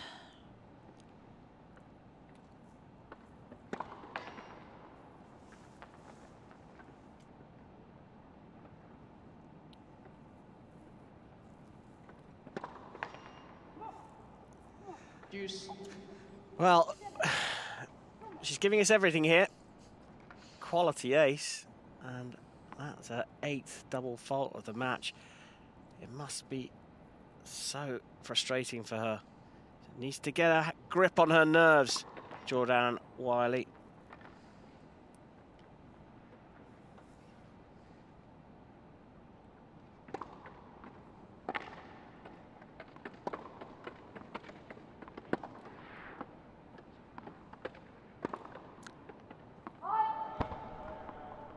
Advantage. Wiley telling herself there what she did wrong again, too close to it.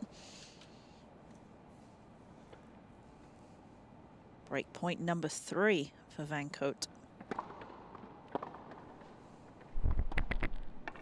Great return of serve from the Dutch athlete. We've had another break of serve here.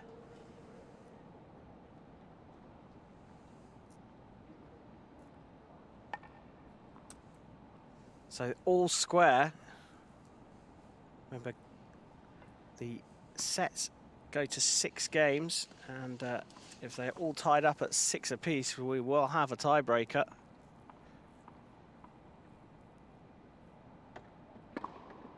That one just crept out.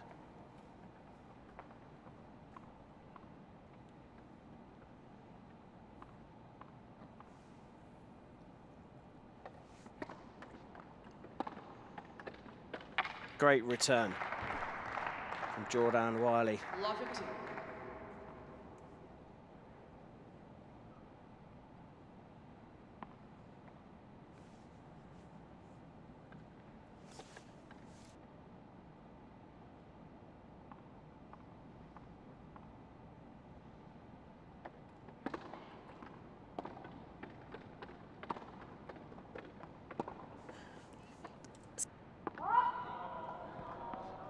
Sugeno.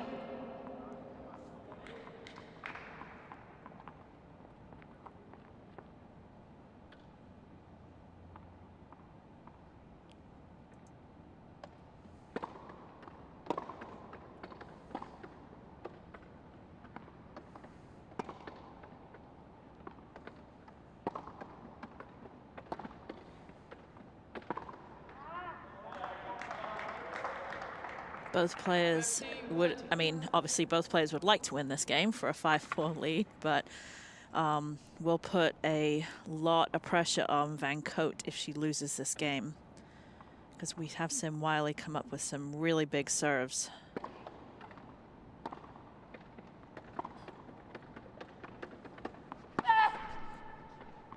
That was a good shot from Van Cote, but a great recovery.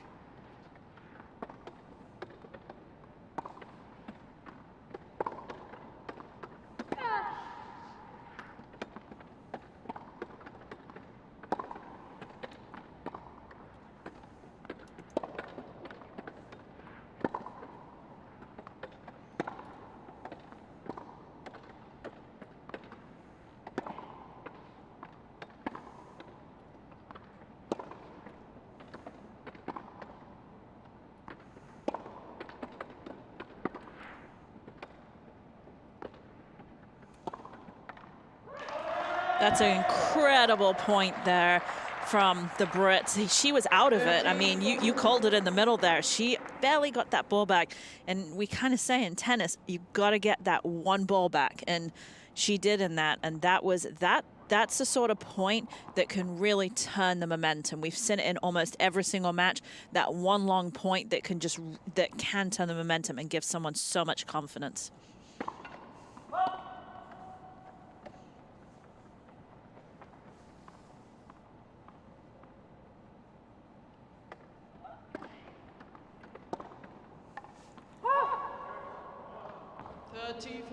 Almost a little too much confidence on that, but again, that was a good lefty serve that had some slice on it, so it came to a forehand, but when it hit, it really jammed into Wiley's body and she wasn't able to move out of the way, but she still has another break point opportunity here. Let for serve.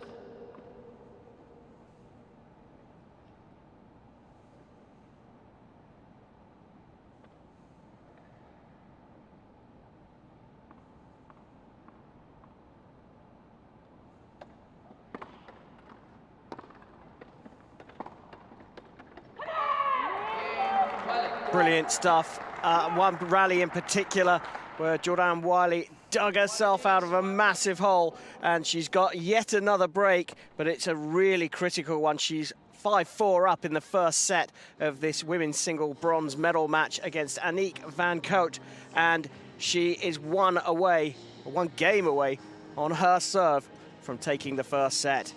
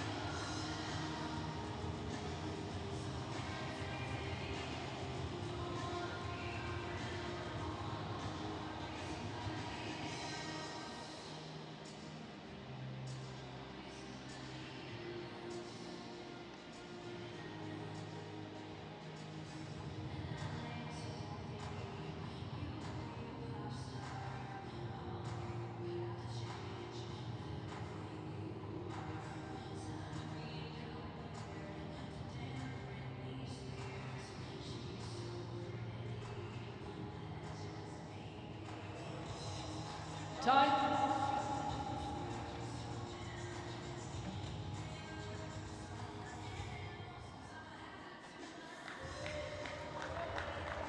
Okay, so can Wiley pull it together on her serve as she's serving for this first set? That's what all the British fans will be asking, but the Dutch fans are looking for another break of serve from Aniek van Cote.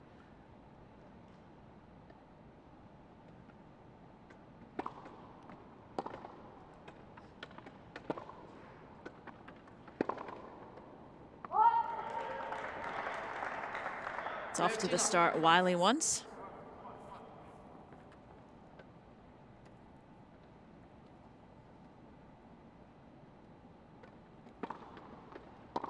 Brilliant serve. Oh, we talked about that first serve. That was a cracker, wasn't it?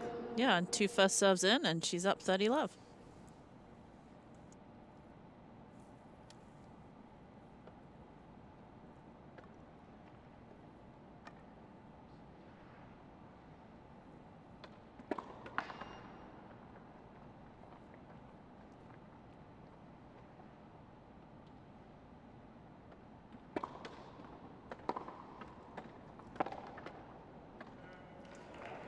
Van Koot's not going to give it to her, that's for sure. She's going to make her play it.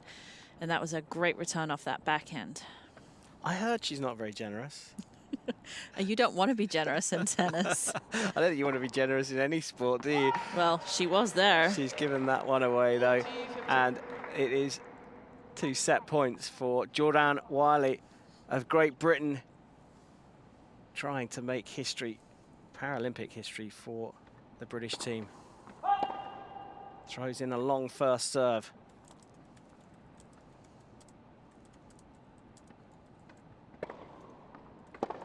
It's a good second serve, but a great return. 40-30. Still another set point.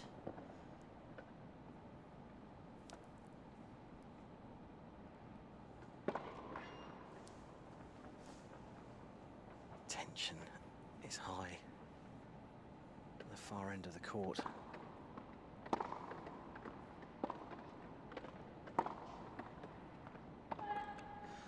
Well, had to be creative there.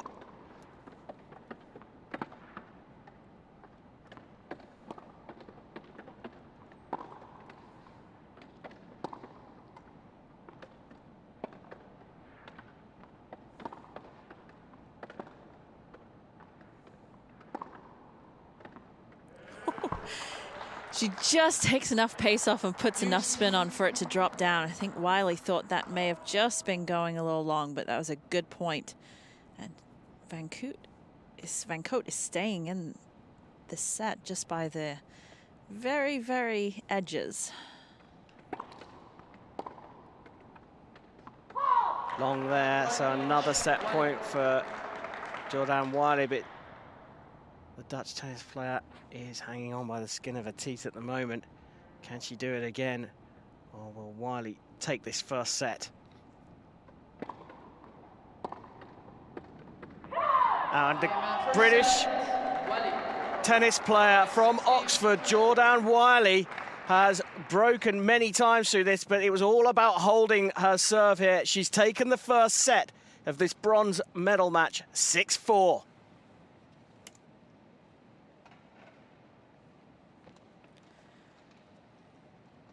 Players will take a short break, and I'm sure that both players need to really think about what's happening. Really, the story, Wiley was 17 total winners and 16 unforced errors, so in the green, as opposed to the other way from Van Koot, only 9 and 12. And then the first serve percentage actually doesn't help Van Koot, because she had a much higher first serve percentage but wasn't winning enough of the points, as you could see by the return of serve. So looks like there's going to be a bathroom break. There is. So Van Koot is going to take a bathroom break. Someone will go with her. Make sure there's no coaching going on. Van Koot needs to just take a second to think. That's what she's going to do. And we will take a short break while she takes a break.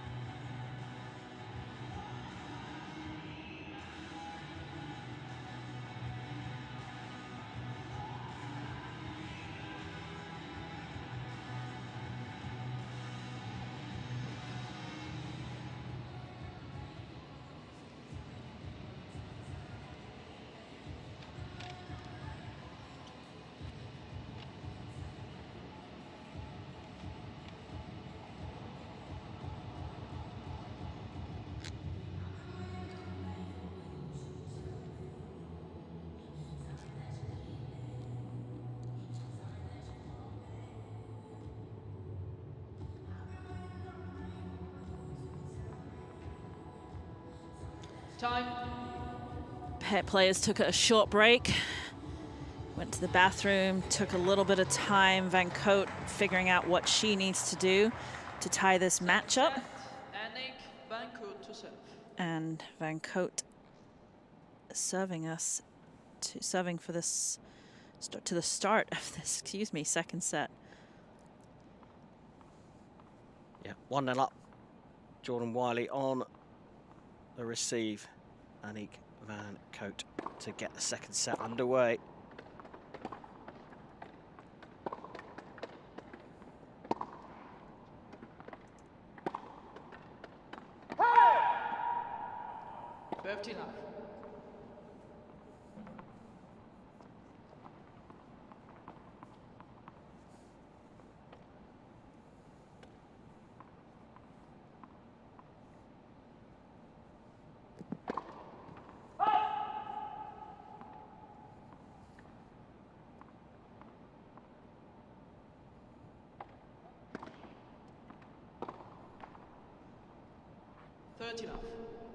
Good start in this game for Van Cote.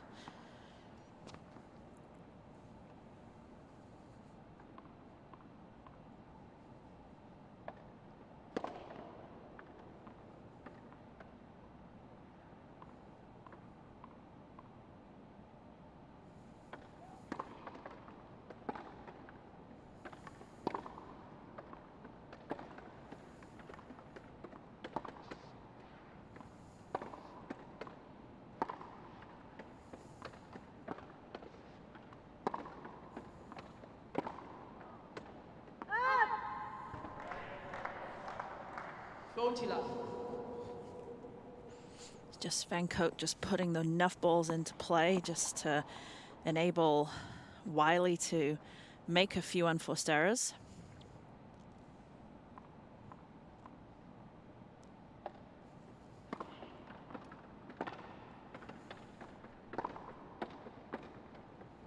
Game, Van Cote. Nice forehand down the line winner.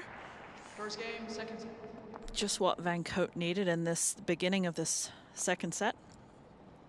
Much more confidence being shown by the Dutch tennis player. The bathroom break clearly did her the world of good.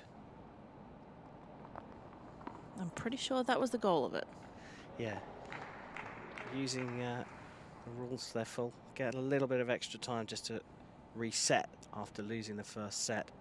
She's come out storming. How is Jordan Wiley going to begin the second set? She's on serve in the second game of the second set.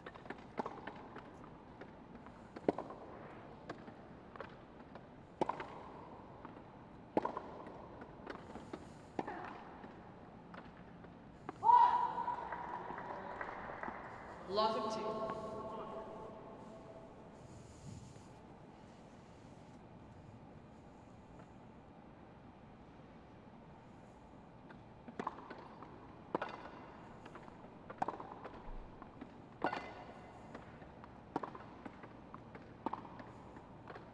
Wow, really nice. She moved forwards on that, took that nice and early and used that slice backhand. I swear when Van Cote is practicing, she has target area right where that ball hit, because almost every single one of her backhands, when she chips them, goes to that area.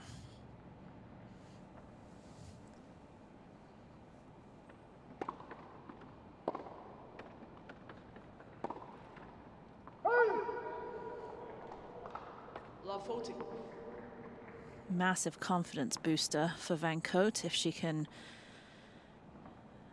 make one of these 3 break points and convert them.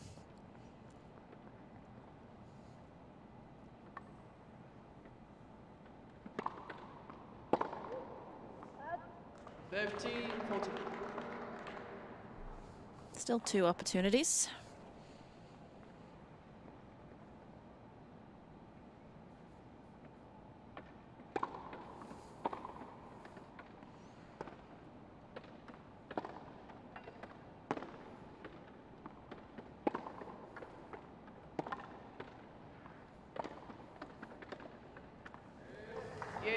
Took the first.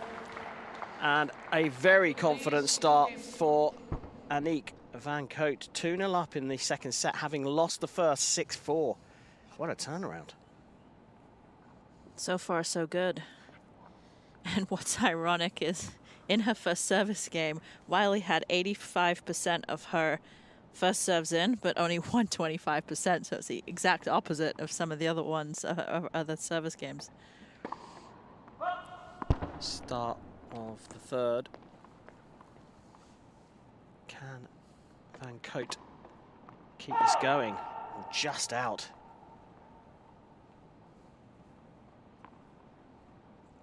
Love 15.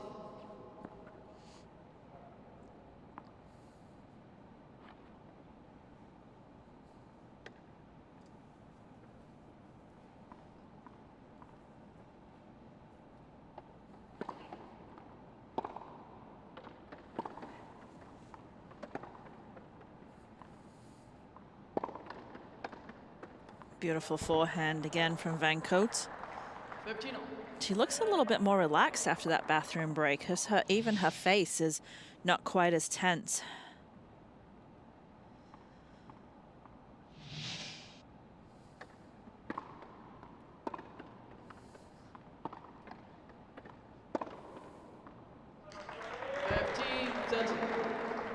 Too good. Difference on that slice was just didn't create the angle that she's created in all the others, so Wiley's able to control the center of the court.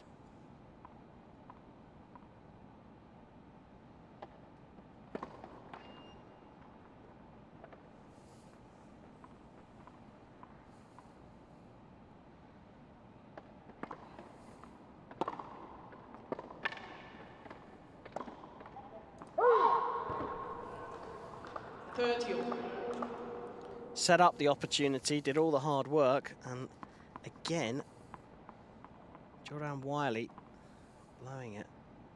She just needs to contain those nerves when she's got the opportunity that she's worked so hard and played so well to get.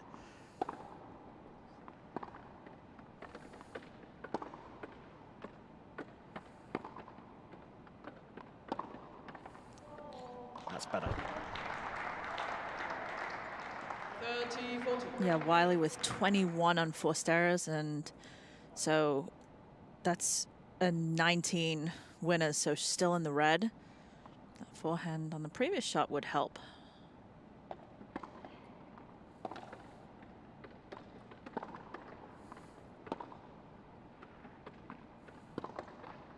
Game, Wiley. So another break of serve. This time it's for Van Cote leads 2 Jordan games. Wiley, the Brit, going in on that third game. And now we'll have the serve.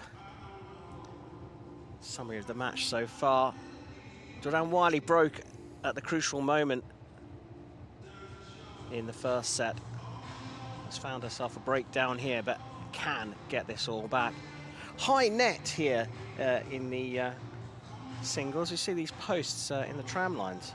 Yeah, that's actually a great shot. So 3 feet in the middle, and actually the strap in the middle, it keeps the net very tight. But when they play singles, they're called single sticks, and simple, right? Single sticks for singles. And it does raise them on the sides, and they put them in the middle of the alleys or tram lines, and then for doubles they take those out. And honestly, I think I'm going to have to, you've asked me a great question, and I've got to research why they do that, because I'm actually not sure why it is. It's just done. It's just one of those things that's done. There you go. But it does make it interesting, because the court, when you're looking at it, the net's always higher down the line. So when you're playing, and just naturally it's higher down the line anyway without the single sticks in. So when you're hitting the ball down the line, you want to look to hit it higher than you do when it's cross court. So that's why the cross courts are always a higher percentage shot, because the net's lower and the court is longer on a diagonal than it is on the straight. Right, of course. Well, we'll get back to you when we find out more about the single sticks. Let's get back to the tennis here. Women's singles bronze medal match.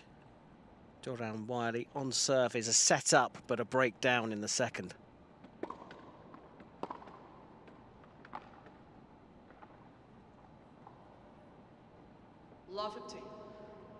smashing return from Aniek van Koot.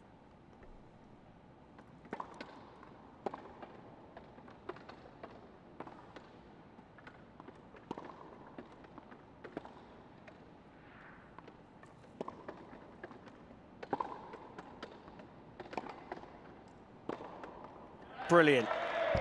Jordan Wiley has turned defence into attack there. She was massively on the back foot, then got the opportunity for this cross-court forehand drive and opened up the court, and this time she's taken the opportunity.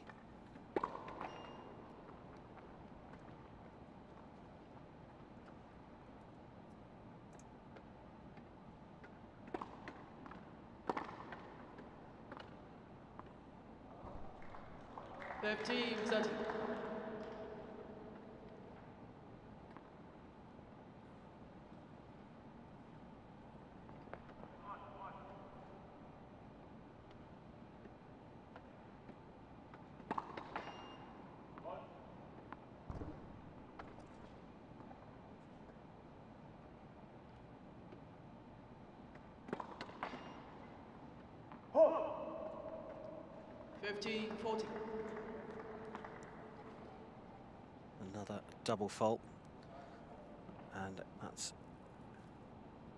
2 break points for van Koot. First serve in though.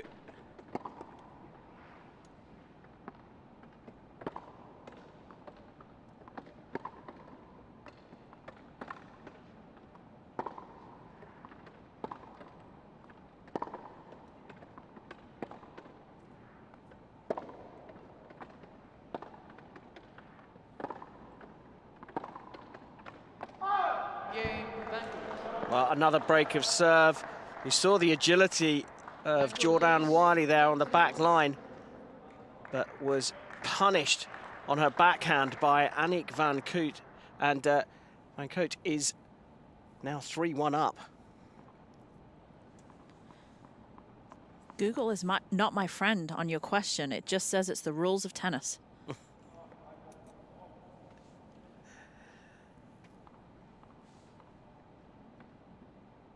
Single sticks raising the height of the net around the tram lines.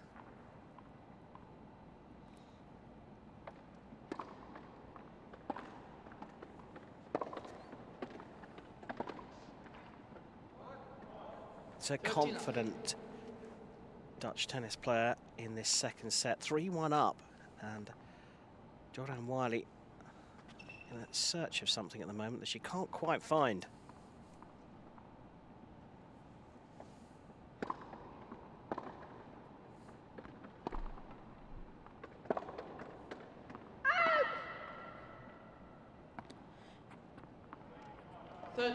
We've seen so many times this week in all these matches, especially when you get down to the gold medal, the bronze medal matches, you've seen such a shift of momentum. And it's amazing after such a, I mean, it was a close first set score-wise. I don't think it was very close score-wise. It wasn't, there's a lot of unforced errors, a lot of winners, so not real smooth. But you can see just what that one game when van Koot came out and was just so aggressive, what that has actually done to the confidence of Wiley. And van Koot for that matter.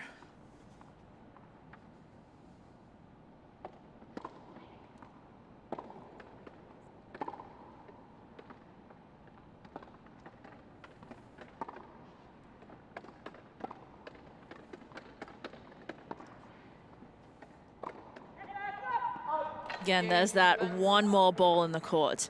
And I've said it now, I don't know how many times, but getting that one extra ball in the court and making that player play, and on an important point, they can miss it. Huge frustration for Jordan Wiley. It's completely opposite at the other side of the net. Aniek van Koot from the Netherlands, 4-1 up in the second set and looking to draw level in this bronze medal women's singles match.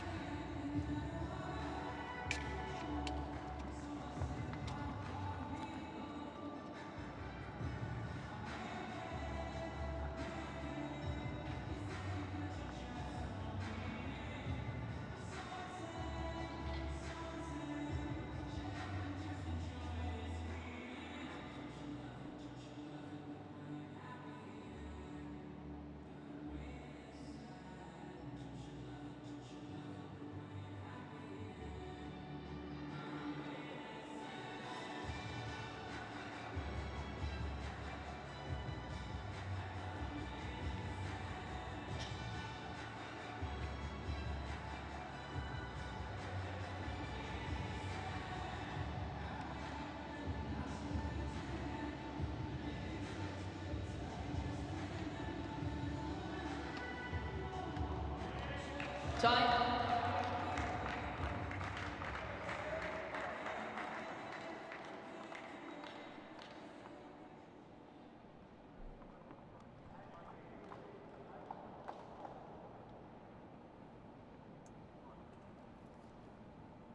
Time now for game number 6 in the second set of this women's singles bronze medal match between Jordan Wiley and Aniek van Cote. And 59. Jordan Wiley here trying to dig herself out of a hole. Broken twice in this set and on serve again.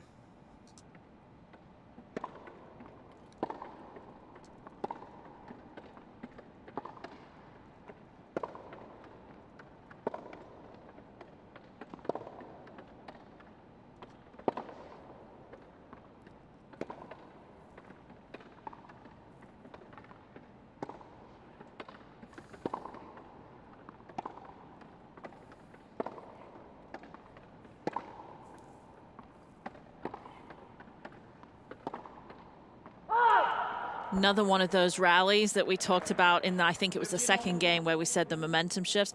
That's another one of those rallies.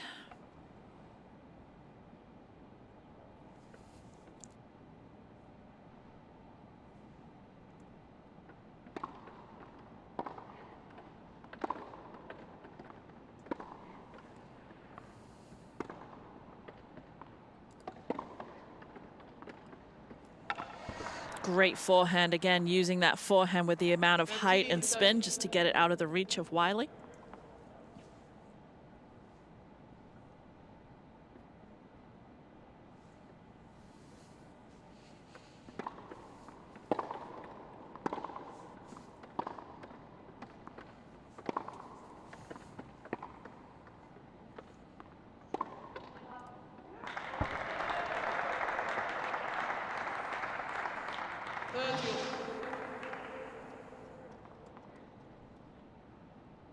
Seen Wiley hit many of those forehand winners.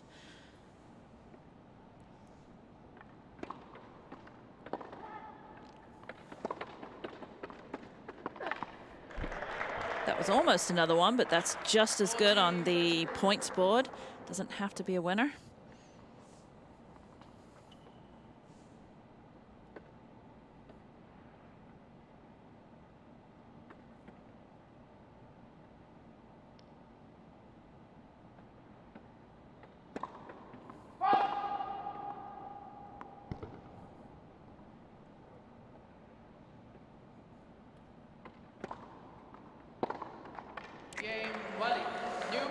Van Cote wants that return back. Took it straight down into the bottom of the net.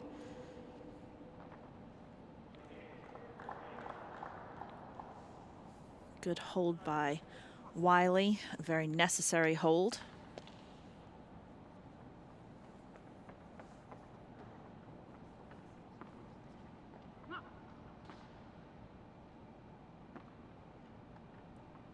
Important game for both players here. Aniek van Cote looking to get herself within one game, having broken twice in this set. Serves with the new balls. Jordan Wiley trying to get herself back into this set and had to be incredibly creative there. Really good, really nice ball again from Van Cote. When she's able to execute that, it's causing Wiley all sorts of problems.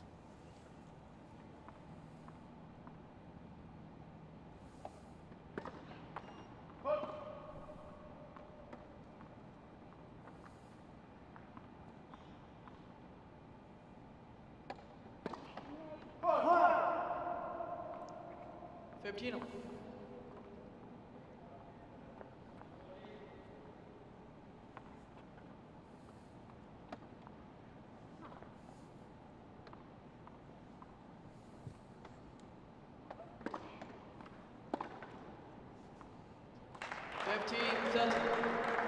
Wiley likes that return of serve.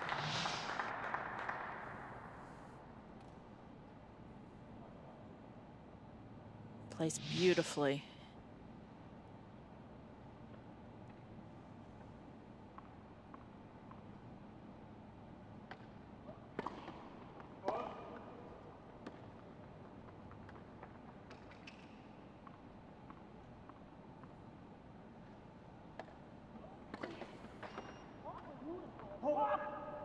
50-40. Again, you can feel the tides turning. Van Cote has played so well in this second set, and then just a couple of good returns, but from Wiley really put Van Cote under a lot of pressure with 2 double faults in this service game and gives Wiley 2 break points.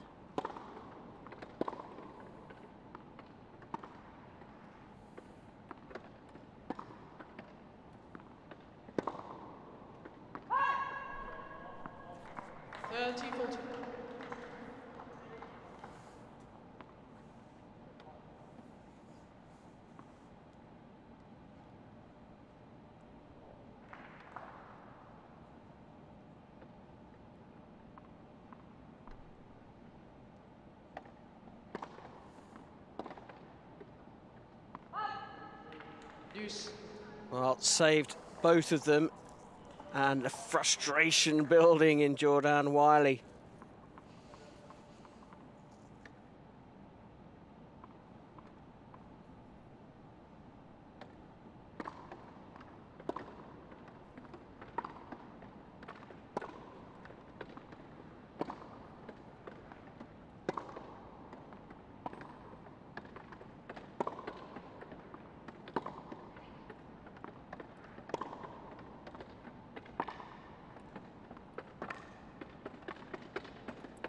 It's Brilliant. just a beautiful backhand, was able to take enough pace off of it and cut it short.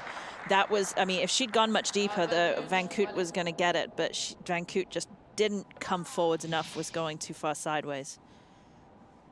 Third break point opportunity for Wiley.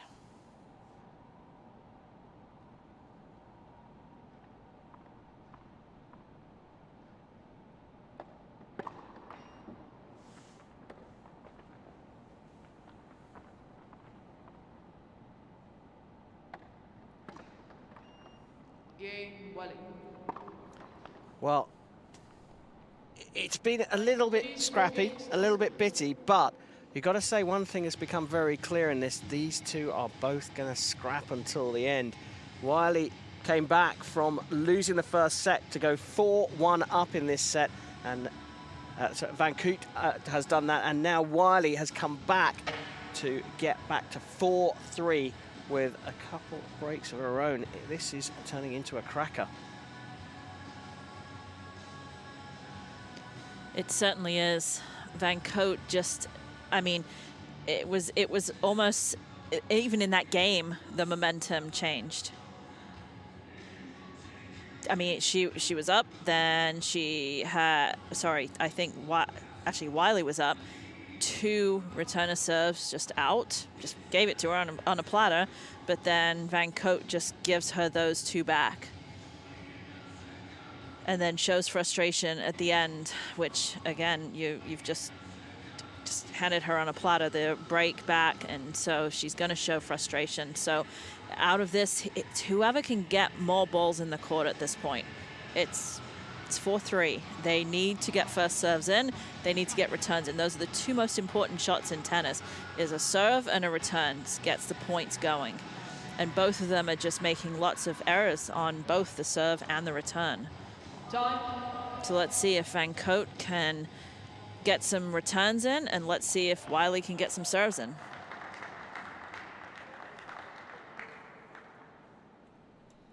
Interesting match here. Wiley trying to serve her way back onto level terms with Van Cote. Great Britain versus the Netherlands for the women's singles bronze here at the Tokyo 2020 Paralympic Games. And Van Cote had to really stretch for that one, and a beautiful cross court from the British tennis player.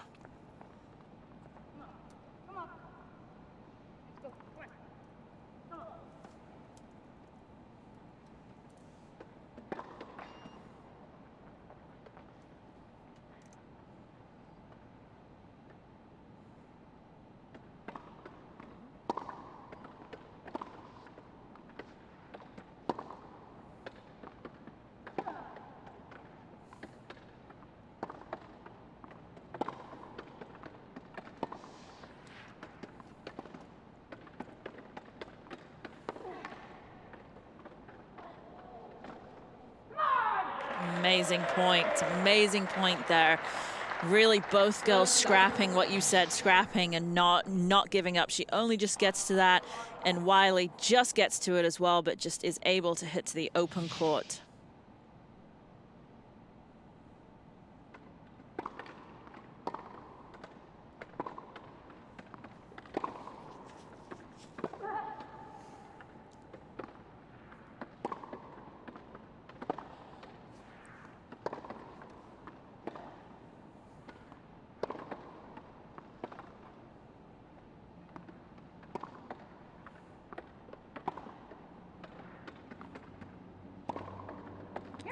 Oh, and that's again getting that one more ball back into the court, which Wiley's doing very, very well towards the end of the second set. One of the first times we've actually seen her hit a topspin backhand. The ball was so high, she couldn't do anything else.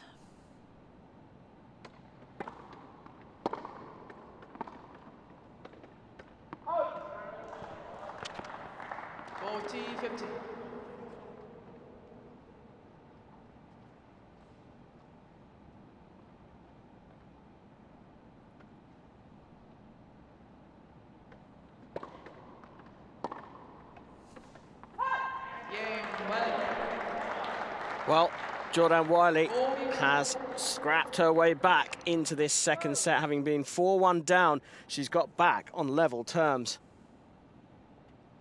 Momentum very much with the British player right now. You've got to be wondering what's going through both players' minds. Here, Aniek van Cote got herself 4-1 up. Would have given her bags of confidence. She needs to remember those times to get herself back into this match. Brilliant. Love it too.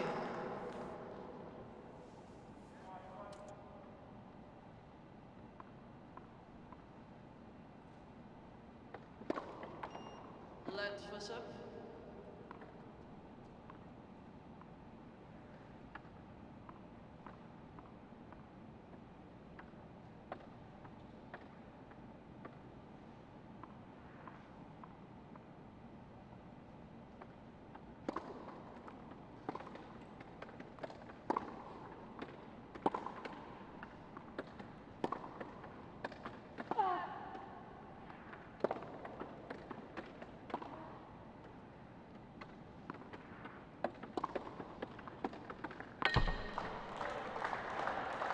Seen a lot of those forehand winners from Van Cote where she's just able to get around it. She's got enough spin on that when it hits, it just kicks a little bit, and we see Wiley reaching, just missing by a couple of inches.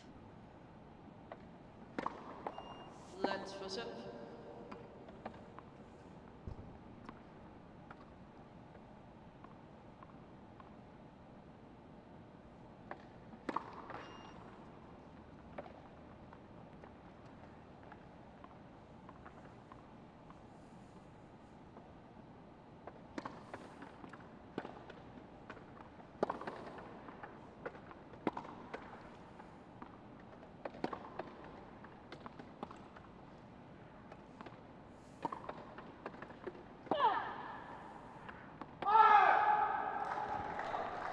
Van Cote is not going away. 30-50. Wiley is going to have to work for this bronze medal if she's going to get it in 2 sets.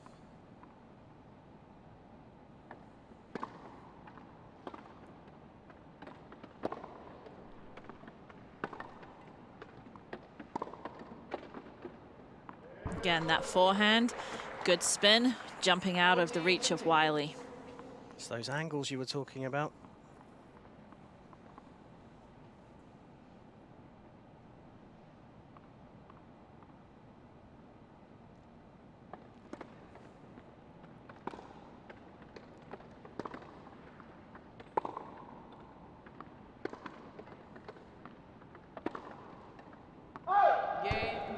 Great comeback from Van Cote.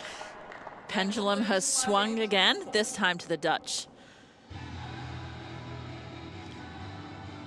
Van Cote changing the speed of the serve but then ultimately the forehand. And we see Wiley with the first at 6-4, but Van Cote up 5-4 in the second set.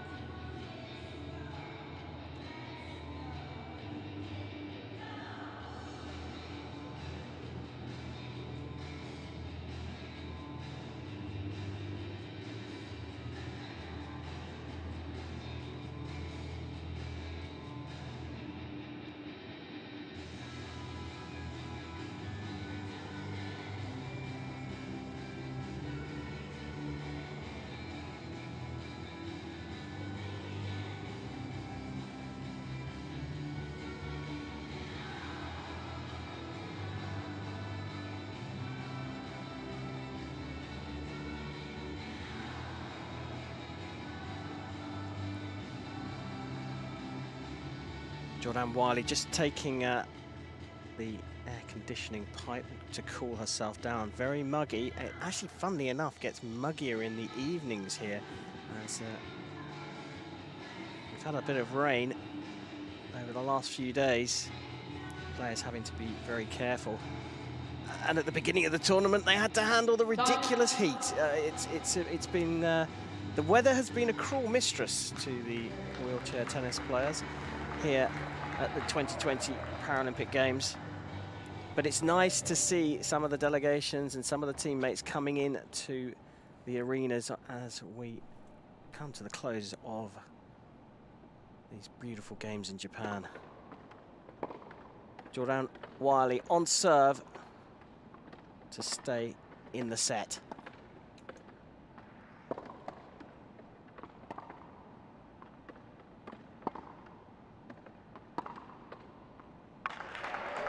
Beautiful. Not expecting it where she was. She actually caught that a little bit late. That's why she went that way.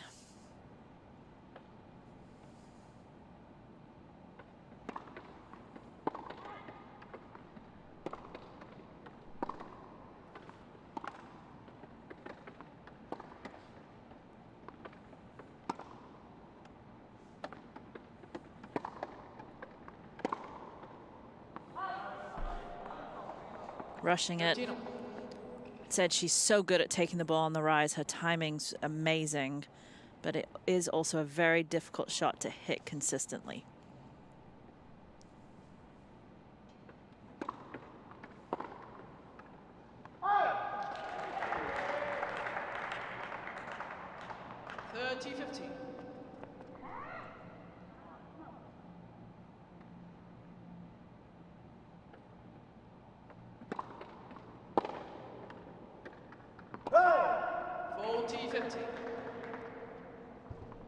Miss Van Cote challenged the call out right near set line. The ball was called out.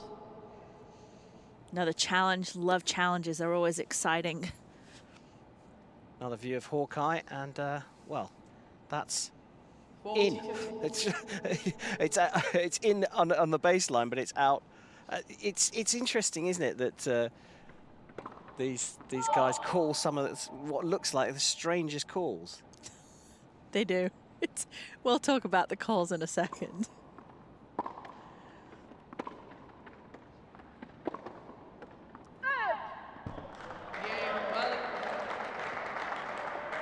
Just out. The calls are interesting. We're at 5-all in the second set. The calls are interesting. The lines people are literally on the lines. They are sitting there. All they're looking at is the line directly. But as players, you think that you know what you've hit. You're like, oh, I've got that. And it just doesn't. Sometimes players are so wrong. That's what I mean. That was so far out.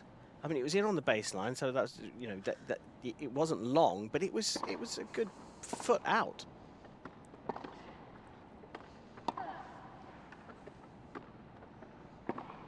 Wiley's played like a fox, one could say, very canny, and has got herself to 5-5.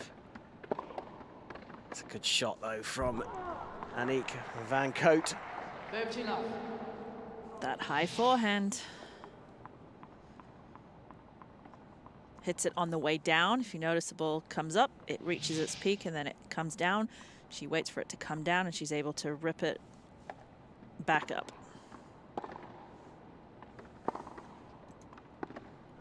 Beautiful. 30 love.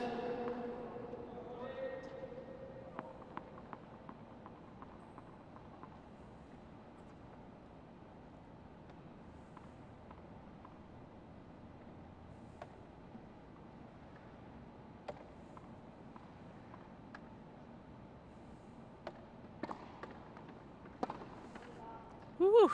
30. She'll take that.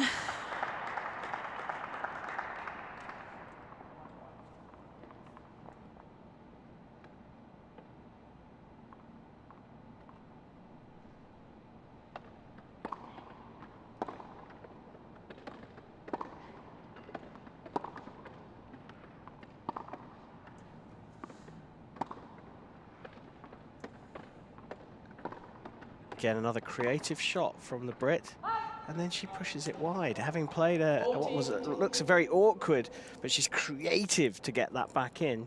She then has one on the forehand and throws it long. But very hard. That slice of Van Cote stays so low, and she's pulled off the court, so it's very difficult to get underneath it. It's very deceptive, the slice.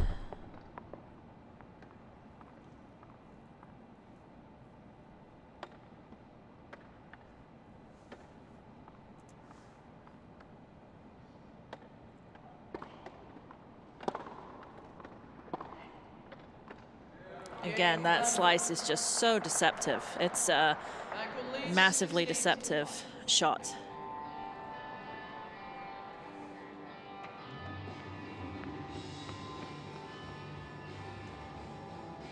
So in the second, Aniek Van Cote is 6-5 up, having gone 6-4 down in the first in this women's singles bronze medal match. Jordan Wiley was 4-1 down. She's fought back into this, but the Brit now is serving to stay in the set.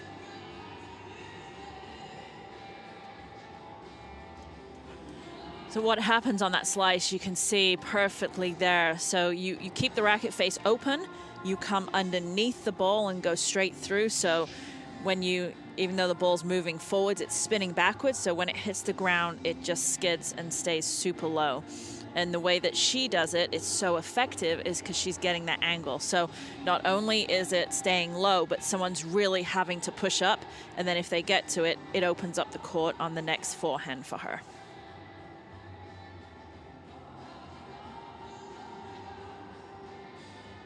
Just on a side note about Van Cote, interestingly enough, she was talking to a group of kids in Orlando at the year-end Masters.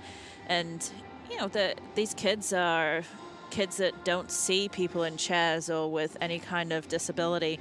And they were asking her all sorts of questions about, you know, different things. And it got to Disney World. And she's never been to Disney World. And her sponsor that is in the States after the Masters took her to Disney World for the first time. So it was interesting her talking to these kids about Disney World, and they're in Orlando. They're like, oh, we go all the time. What's the difference? But she was so excited about going to Disney World.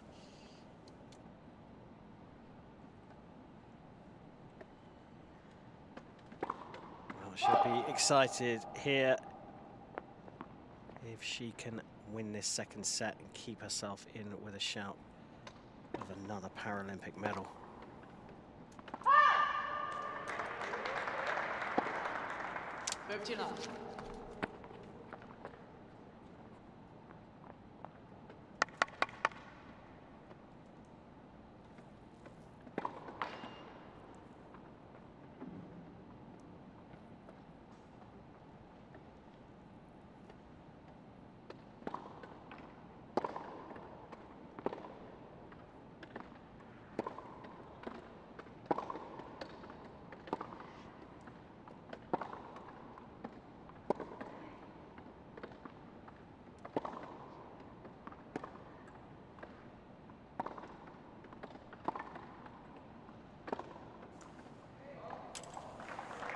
Changed it up and went down the line this time.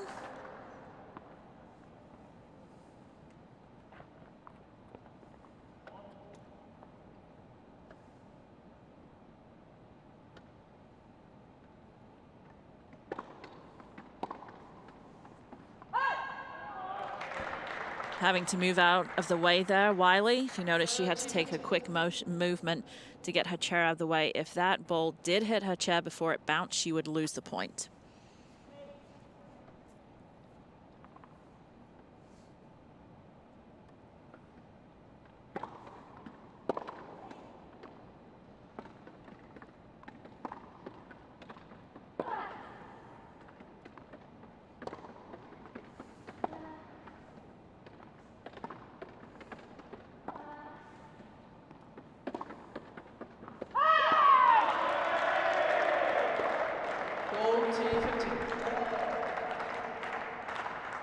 They knew that point was big, as you could hear the British delegation. We could be heading to a tiebreak.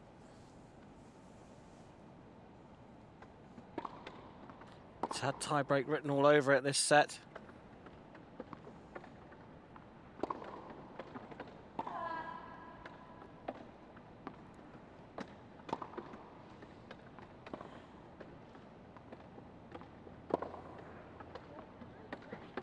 Oh, she had to quickly maneuver herself there.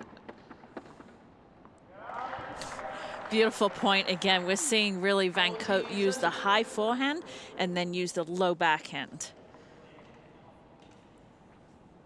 Still another opportunity for Wiley to tie this up.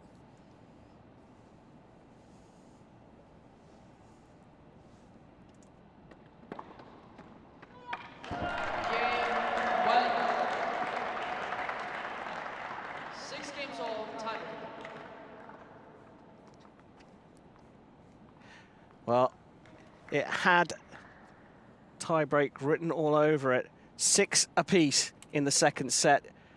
Jordan Wiley is 1 set up going into this tiebreak and could take the match in 2 sets. It's Aniek Van Cote with the first serve, though.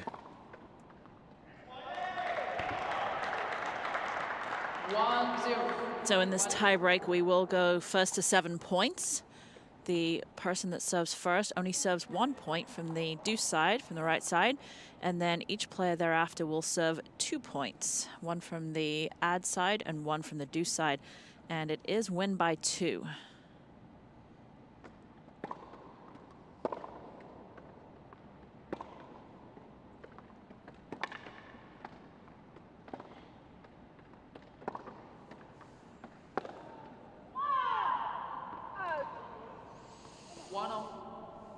Going to see lots of emotion in this tiebreak, trying to get themselves, not each other. They don't want each other to get pumped up. They're trying to get themselves pumped up. Yeah, I think you might be right there.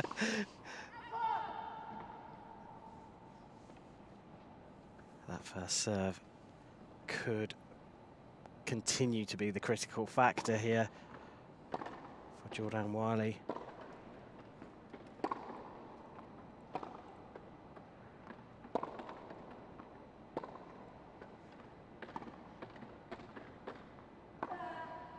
Pick that one up. Got the angle here.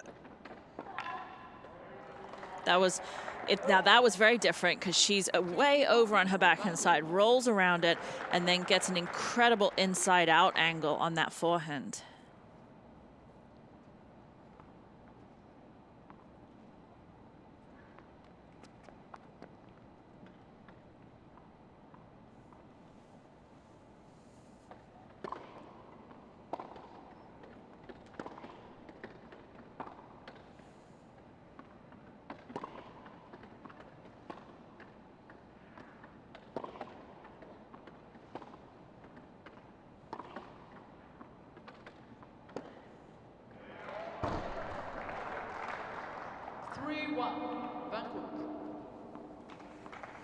Mini break up for Van Cote. Wiley's got to try and steal one on the Dutch woman's serve, and the first serve goes into the net.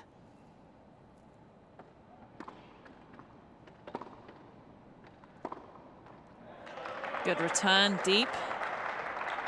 And that's the one where it's very difficult after the serve to recover back. So if you noticed on that one, Van Cote was was caught off guard just a tad.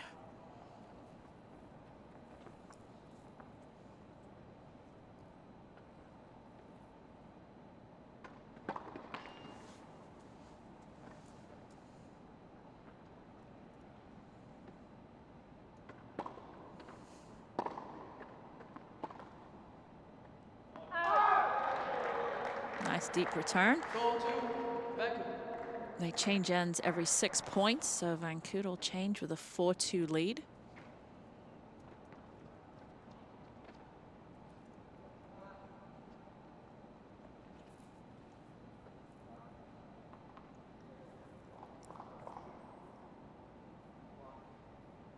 It's been a war of attrition, this one. And the second set in particular, momentum has changed sides on several occasions. Right now it is with Aniek Van Koot, and a double fault means she's just 2 away from leveling up here. 10th double fault for Wiley. And the Sai.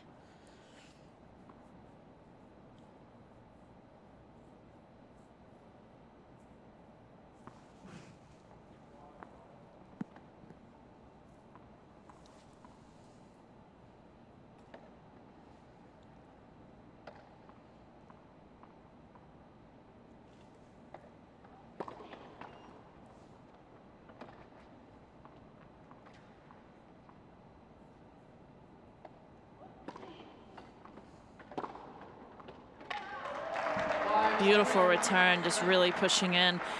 Funnily enough, the last time these two players, went to 3 sets was in 2015. So Wow. They haven't gone to 3 sets in a long time. There have been some 7-6 in the second set. So see if that changes. Well, the world has changed since then as well, and there has been a break in competitive sport, certainly everywhere in the world, and tennis only really returned a little bit earlier on in the Northern Hemisphere's summer.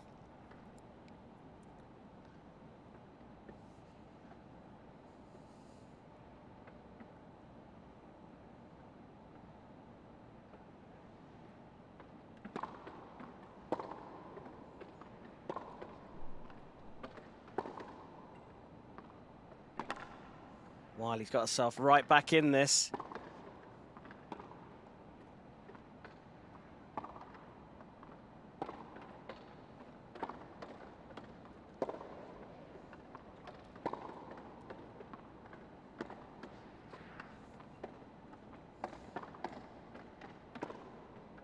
Oh, backhand slice was lovely. Was. Good rally from Van Koot, staying calm, not doing too much. And that gives her 2 set points.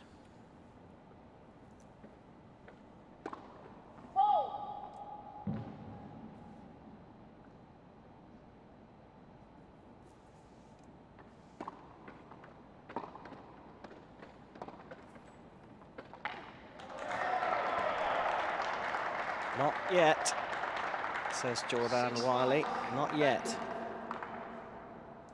She saved 1.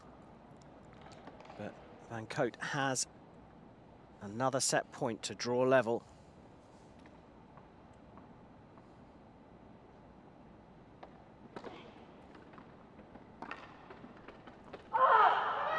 Oh, it's called out, but the umpire, Jan Bo, has made a correction there immediately. And then Van Koot challenges it. If that stays, if it is in, that'll be Wiley's point. Oh my goodness. Look at the fine margins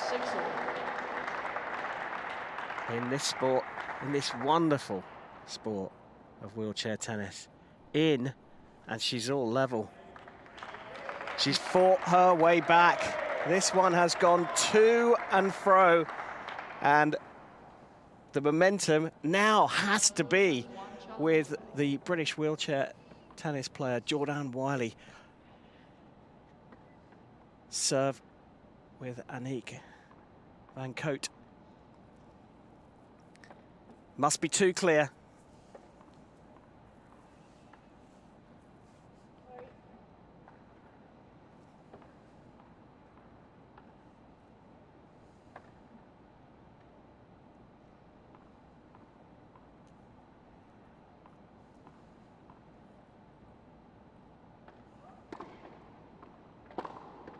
Great return down the line. What a brilliant shot. 7-6. And just like that, 2 set points for Van Cote has turned into a match point, and a medal-winning match point at that for Jordan Wiley. She is 1 point away from making history for British wheelchair tennis. Good first serve.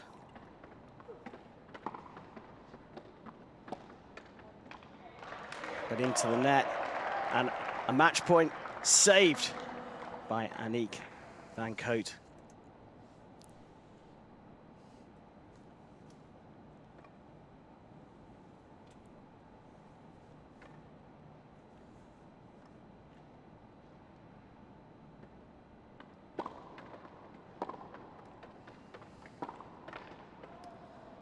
And that was a great serve, and Wiley had the open court, just the pressure. And that gives Van Cote a set point.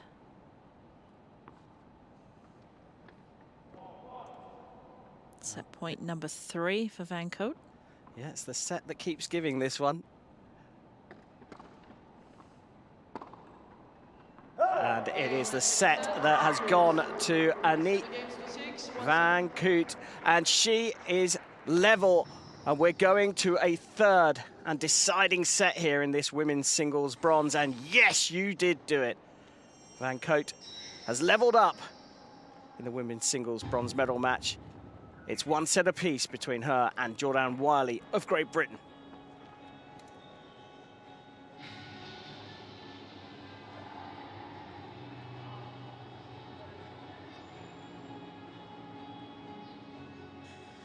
Story here of the stats. It's the winners from Wiley, but Van Cote won the set, and it's really the unforced errors. If you look at it, Van Cote was equal number of unforced errors to winners, and Wiley was the wrong way around.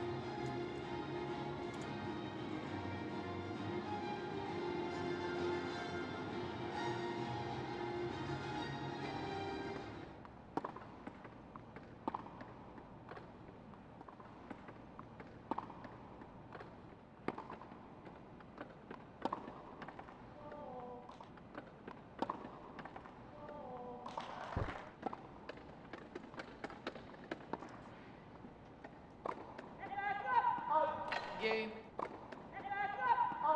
Game. Van Cote.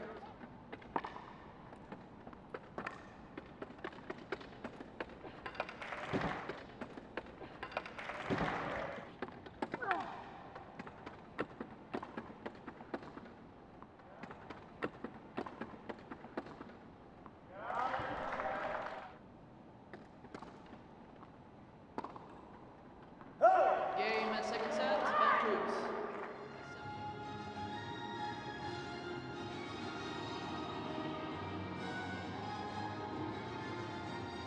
Time.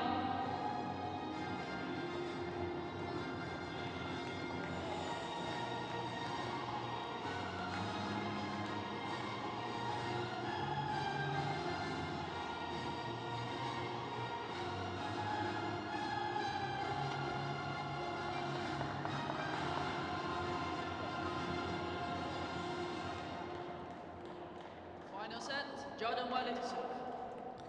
Well, here we go. It's the third and deciding set of the women's singles bronze medal match here at the Tokyo 2020 Paralympic Games. 1 set apiece between Jordan Wiley of Great Britain and Aniek van Cote of the Netherlands.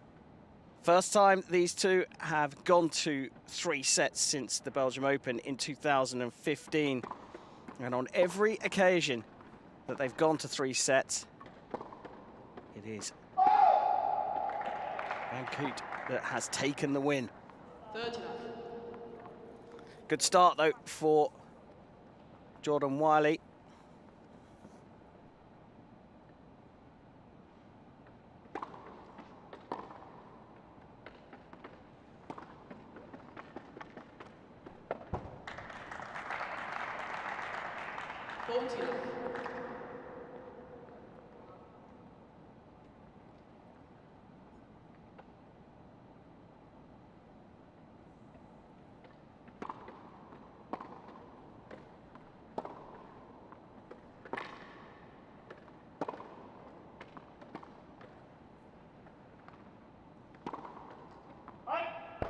Over-eager again when the opportunity was there.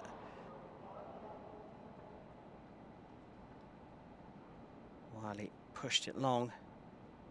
Still 40-15 up, though, in this first game of the third set.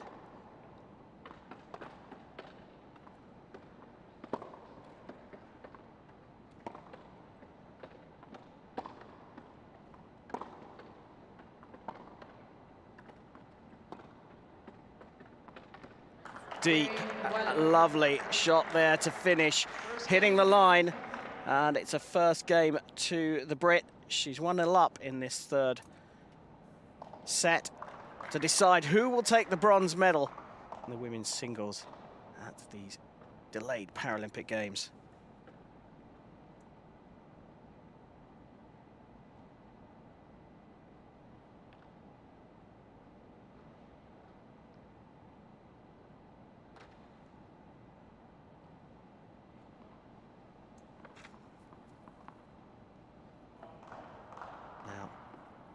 Van Cote mustn't let that distract her. She played very well to get herself back in the second set on a tiebreaker.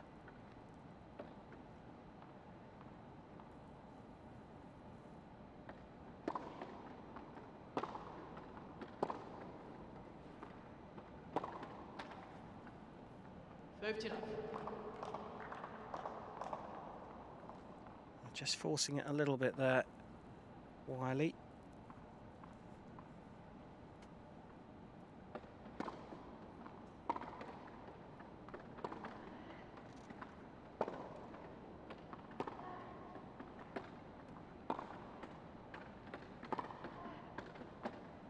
Brilliant. Pushed out wide onto the backhand and played a delicate shot down the line to go 30 love up.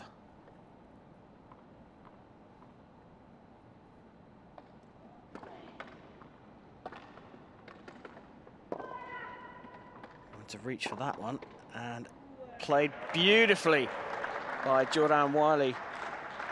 30-15.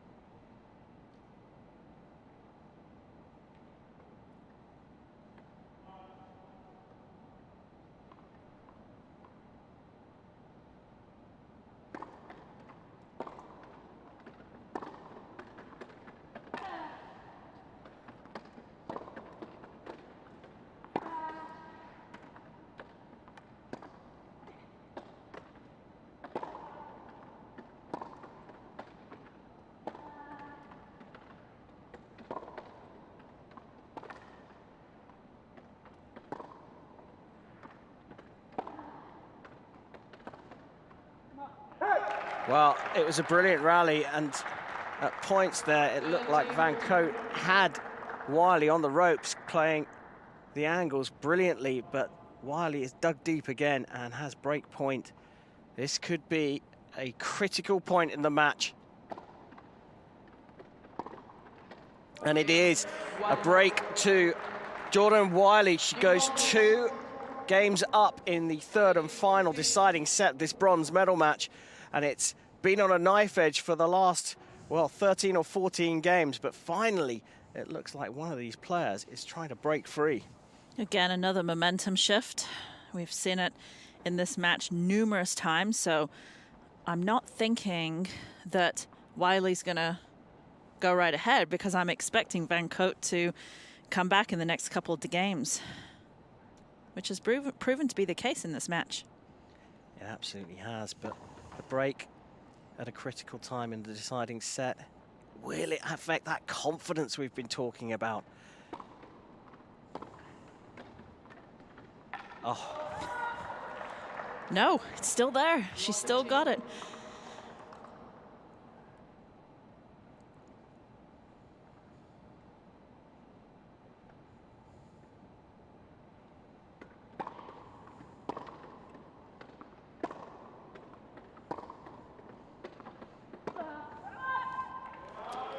When Van Cote has played solidly, that backhand slice and then the high heavy balls, and that she's just got to get into the points to actually give herself a chance to hit those shots. And then Wiley needs to get these first serves in and look to be somewhat more aggressive.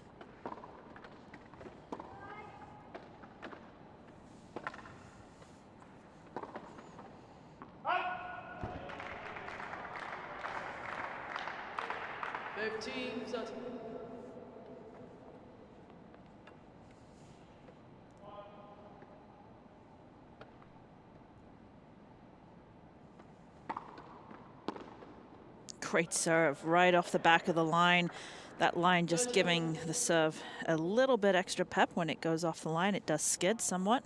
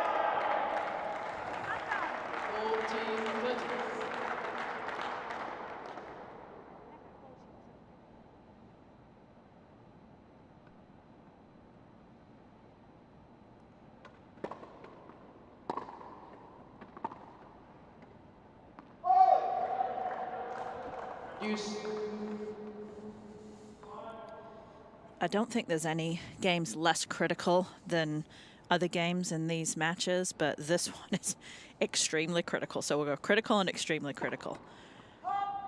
And more critical for Van Cote.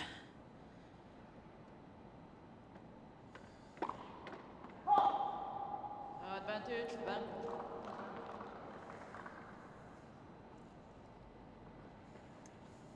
Double fault number 11 coming at just the wrong time.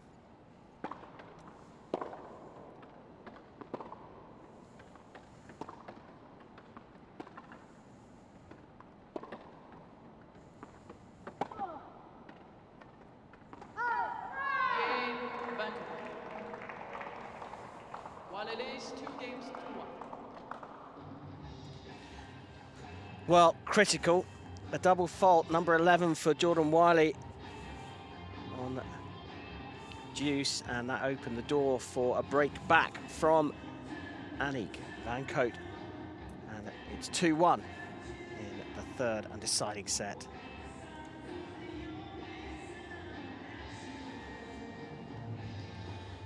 Players on this changeover just having to take a second, and the match hasn't seen lots of ups and downs in the matches. There's been a lot of winners. There's been a lot of unforced errors. Both players are very well in the red, close to being in the red or 50-50 with winners and unforced errors.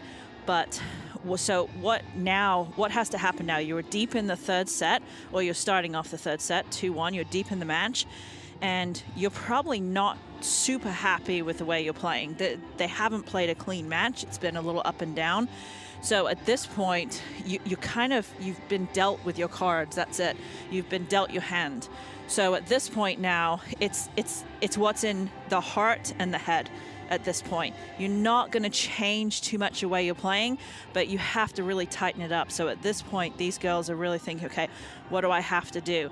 I'm going to try and tighten up. I'm going to try, when I say tighten up, not tighten up the swing, but tighten up my play. And at this point, it's going to be who wants it the most and who can really cut down on their unforced errors.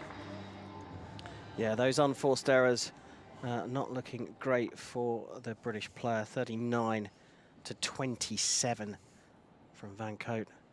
And at 2-1 down, Van Cote is here to serve to level up. Great return though. What a start from Jordan Wiley. So essentially what you're saying is back to basics. Just strip it back down to the basics. Yeah, you've got to, and it's just, you're in the third set playing for a bronze medal, and you've got to keep fighting. I like it's in the heart and in the head. Quite right. Gutsy performance from the pair of them. Love 30. But a double fault coming at the wrong time. This time for Aniek Van Cote. Nervy moments for her.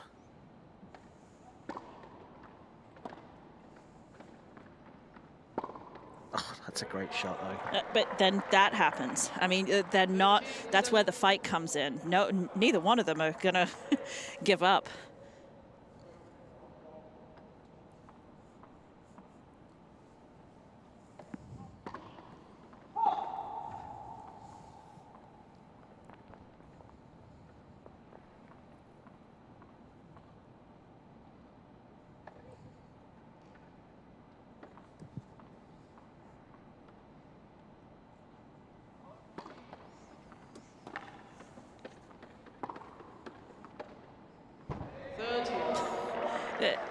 It's the biggest momentum shift match.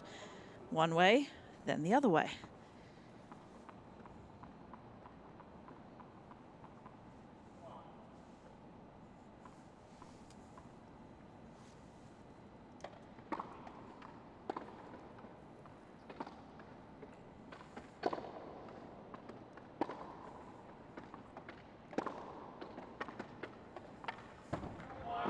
Beautiful forehand.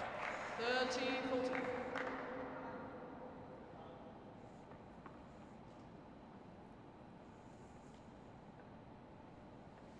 Wait, please.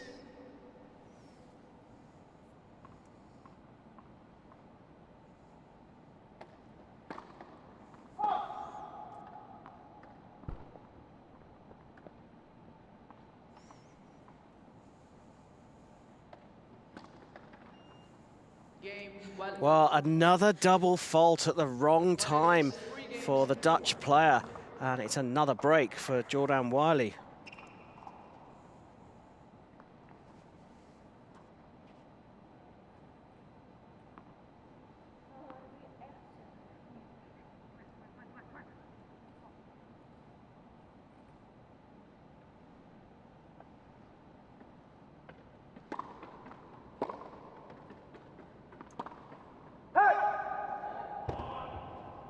Love 15.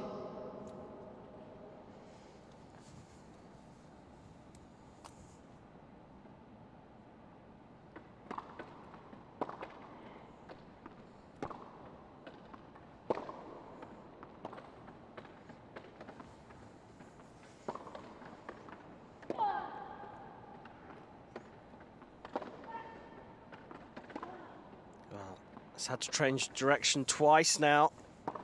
But still manages to pull that one down the line. Absolutely smashing stuff from Jordan Wiley.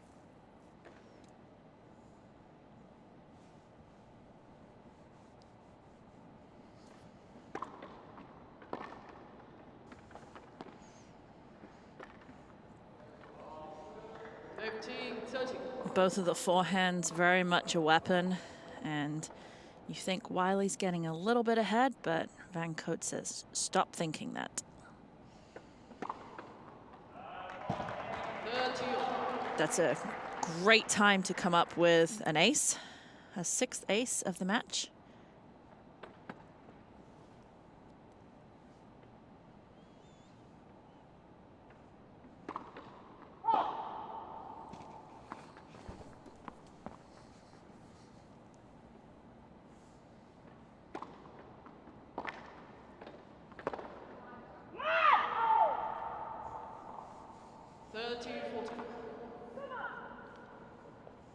Van Cote with an opportunity to break back again.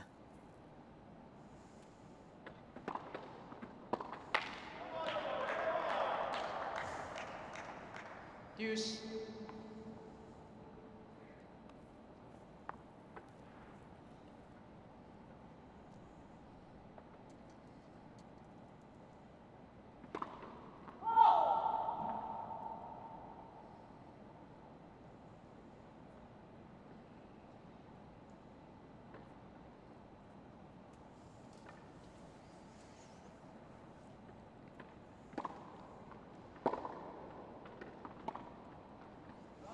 Really good deep return. Wiley not able to do her usual slice, and so had to go with the shot she's not as comfortable with and just doesn't get enough power on it.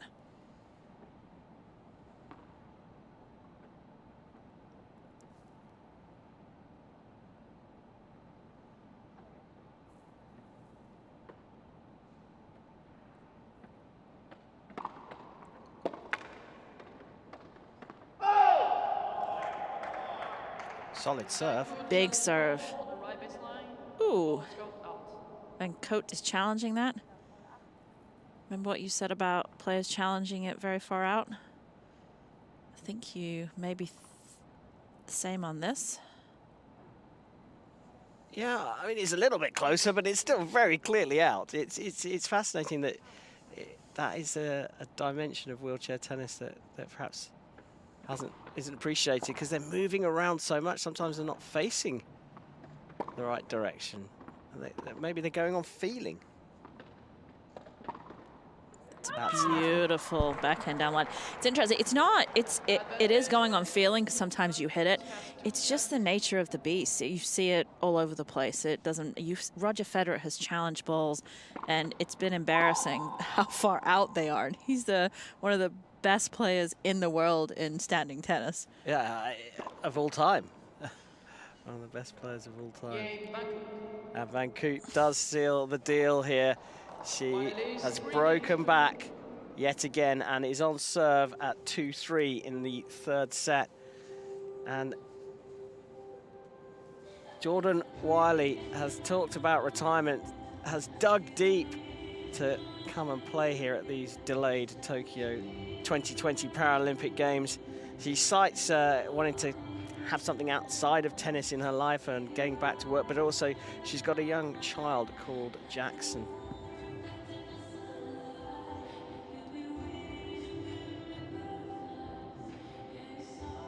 It's tough enough being a mother and a working mother, but when your work takes you across the world and traveling, that is even tougher.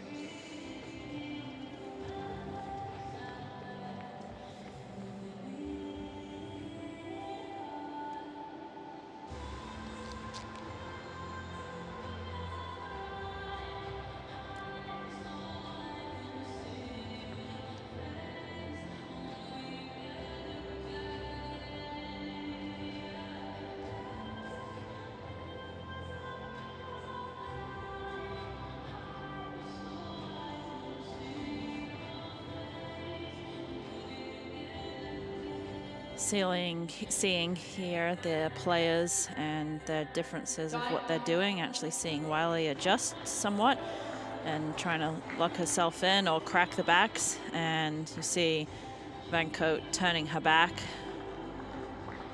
looking up towards her team.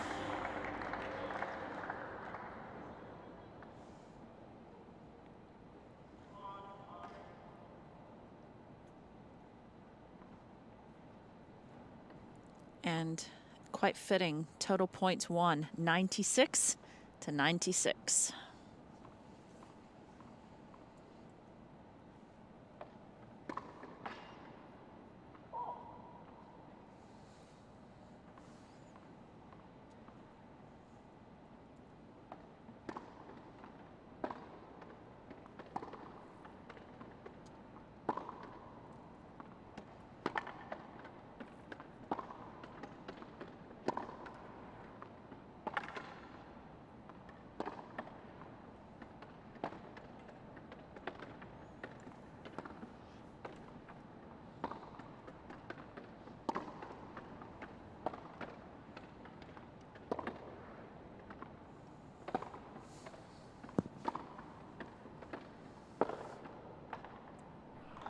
Good rally, another one of those longer rallies that we haven't seen a huge amount of. It's probably been about 10, 12 really long rallies where they're just working each other side to side.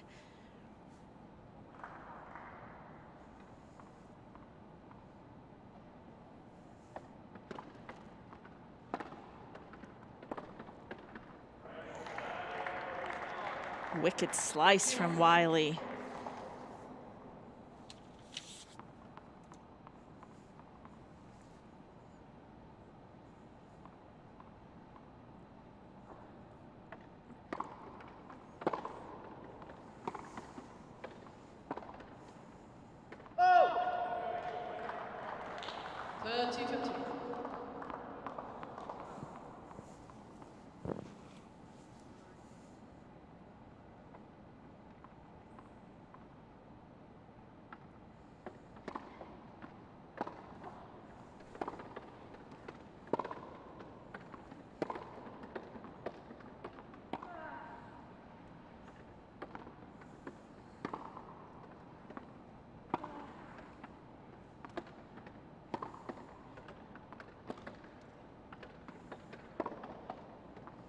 It's a good point by Van Cote.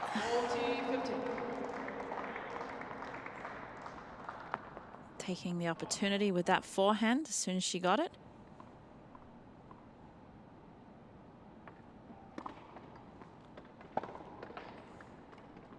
Game Well, gets the benefit of a net call there, and Van Cote has got herself right back in this. It's 3 apiece in the deciding set.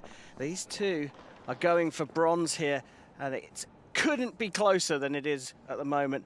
They will, of course, be going for gold as well in the women's doubles tomorrow. So 2 shots at beating each other here in the singles. It is a bronze medal at stake, and it's Jordan Wiley of Great Britain back on serve.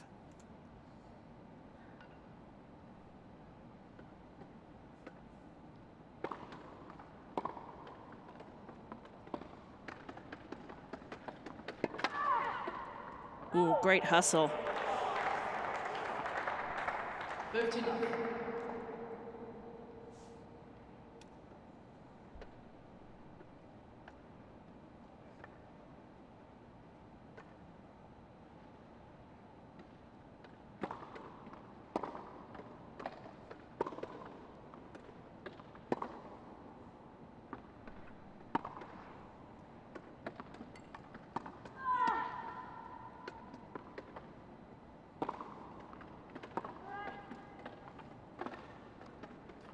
That's a great play again from Wiley.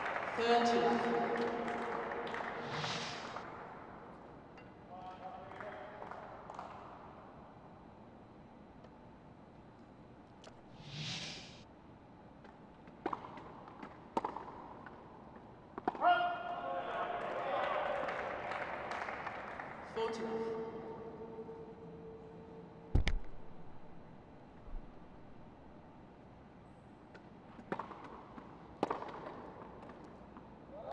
Good return. 40-50. Consistency, you talked about this. Consistency is the key here really now. They need to tighten things up, as you say. But at the moment, I think there's a little bit of a concentration issue with both of them. They get the momentum with them and they lose their focus. 40-30.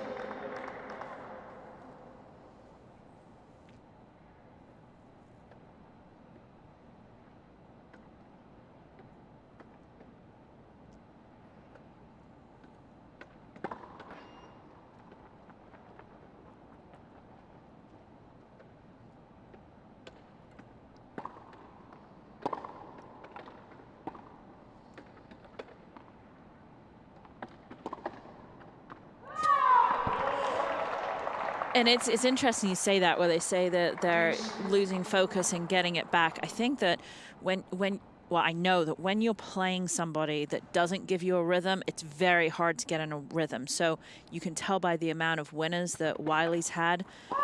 She's not the sort of person that will give you a rhythm. So it's very hard to create that rhythm and consistency. So that sometimes it may not necessarily be loss of focus. It's more her style of play of not getting into a rhythm. Ah, makes total sense. She has break point here, Van Cote. So it's the style of play that's not necessarily causing a break in concentration, but you have to stay on top of the style of play in order to be consistent. Correct.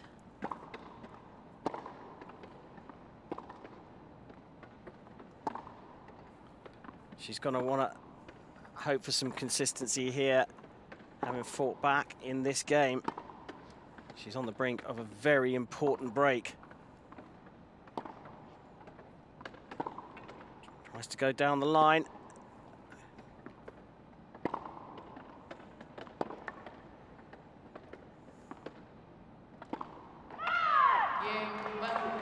Now that could be absolutely critical. And that's the sort of play that Van Cote wants. Even when she lost, she gets into a rhythm. So it really is the rhythm as well of what the player is giving you.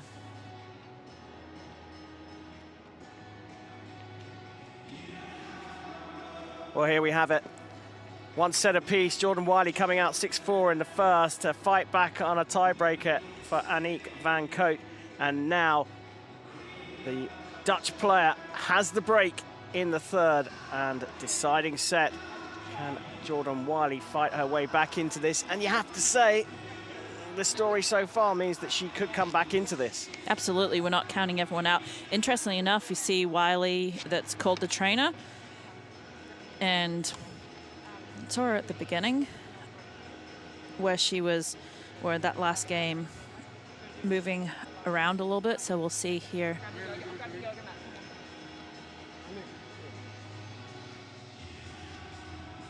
See the trainer out on the court, and then you see also one of the referees out on the court. So the trainer has unlimited time to diagnose, and then once treatment starts, they have a set amount of time. So they'll tell the chair umpire when they're ready to start treatment.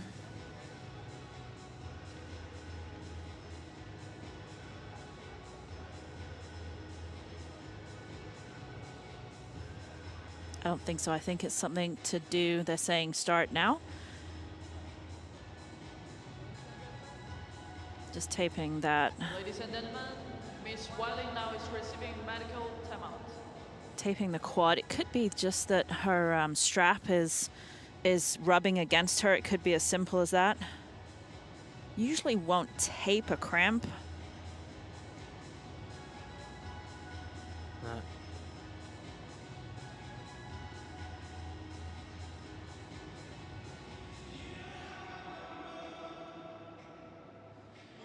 Well, it's a quick bit of taping up there. I think maybe you're right. Maybe it is the strapping. Saying it's probably a little too tight when she bends her leg. I think it is. I think it's a strap that's maybe rubbing against her. You did see her on that last changeover moving around.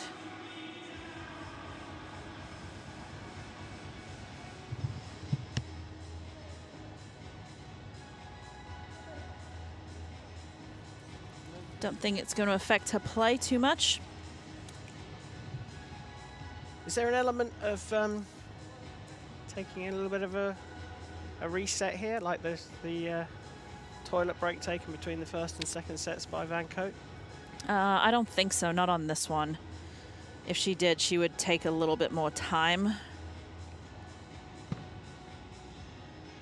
And she was adjusting herself on the last changeover, so I do think there is something.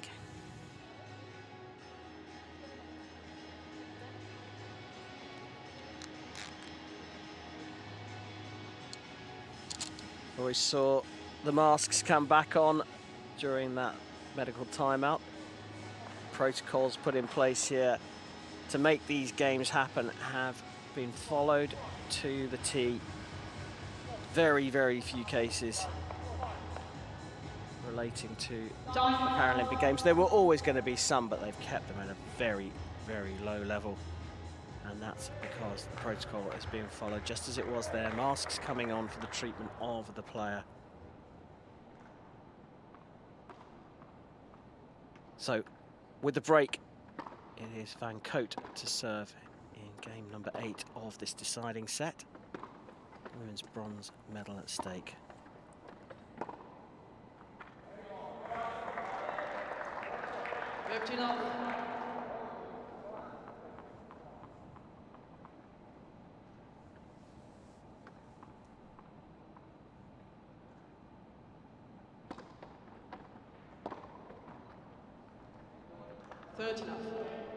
The time, just a few, it wasn't very long, another extra minute and a half to 2 minutes for the tape job. Not affecting Van Cote so far.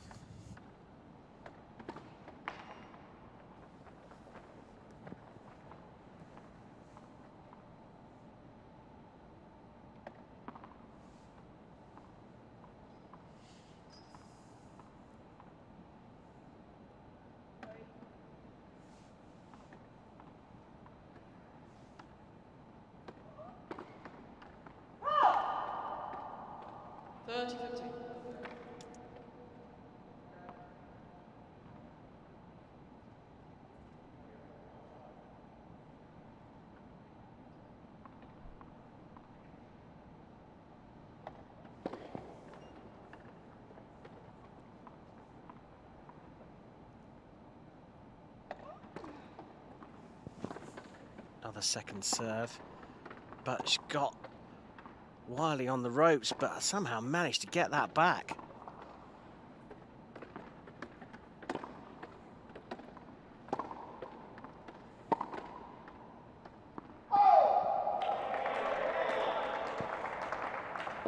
Again, we see a 30-love lead. Equal out, and Wiley bring it back to 30-all.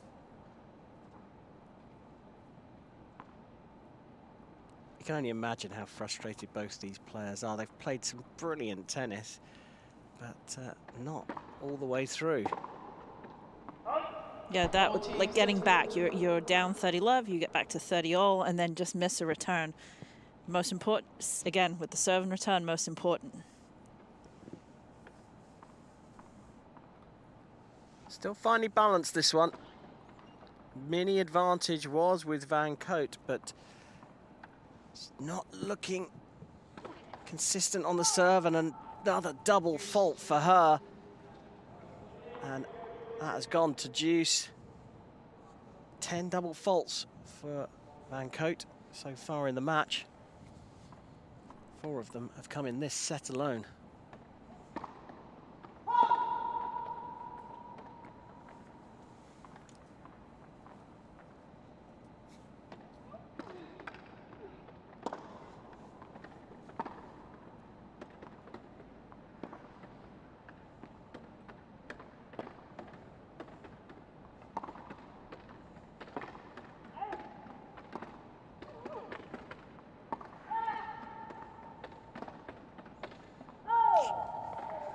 Cuts it a little too far. Van Cote did a great job defending. Wiley thinking she's just got to go for that line. That gives Van Cote a point for a 5-3 lead in this final set.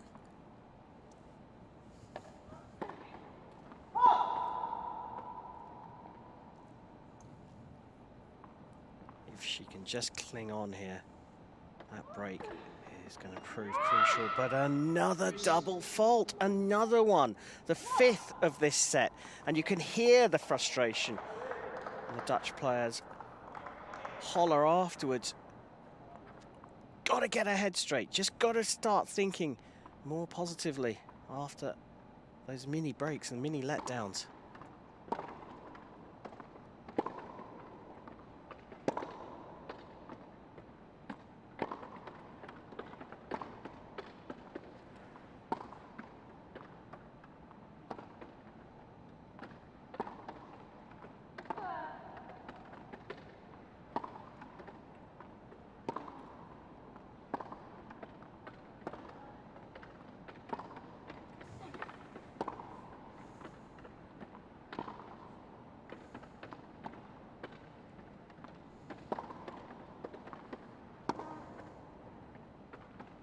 Beautiful point there from both players, but Aniek van Koot's forehand too heavy and deep. Let's see if she can take advantage of this advantage. Very good.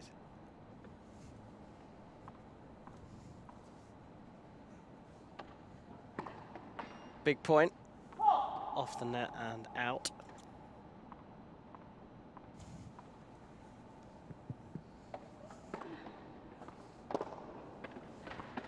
Great return.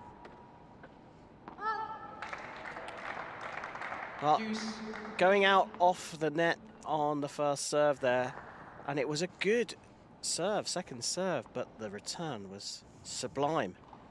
Back to deuce.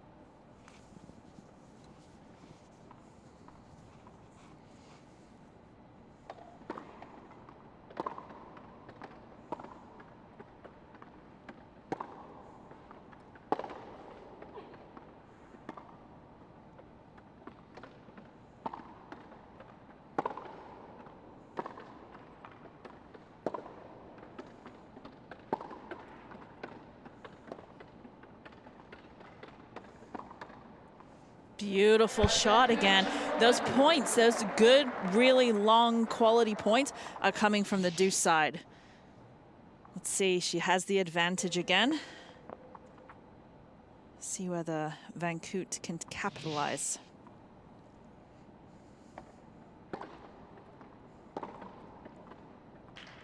Deuce.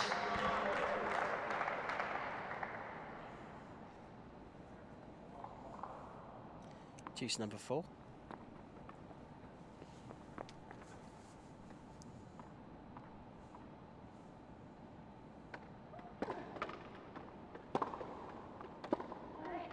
Now, can Wiley capitalise? She does, and gets the advantage.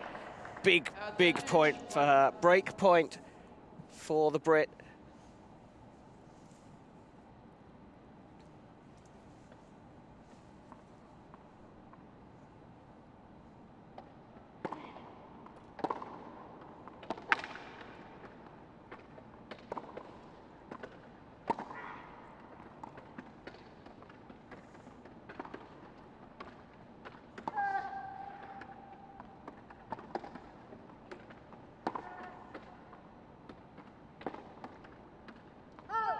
She's got it. She's got the break back. The hand held high. Now, is she going to ride high on the confidence from breaking back to 4-4 in this tiebreaker of a set here, the decider at 4 apiece? Jordan Wiley on serve, and this could be absolutely critical, this game. It's every game's critical. We've thought that in the whole match. We've said, okay, it's important for this person, and they've come back. She was 30 love down in that game. If she can repeat what she did in the first set, Jordan Wiley is in for a history-making day for the British para-wheelchair team. It's a good shot, though, from Aniek van Koot. She got the critical break in game 9 of the first set.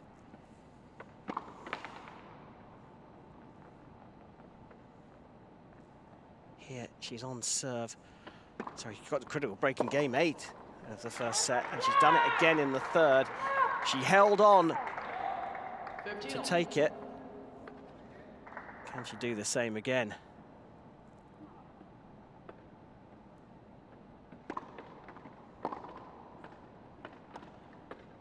Sneaky. That was, yeah, sneaky's a good word. We haven't seen that from her throughout the whole game, and that is a confidence boosting shot, isn't it? That was an adaptive shot on adapting to her body and getting caught jamming herself.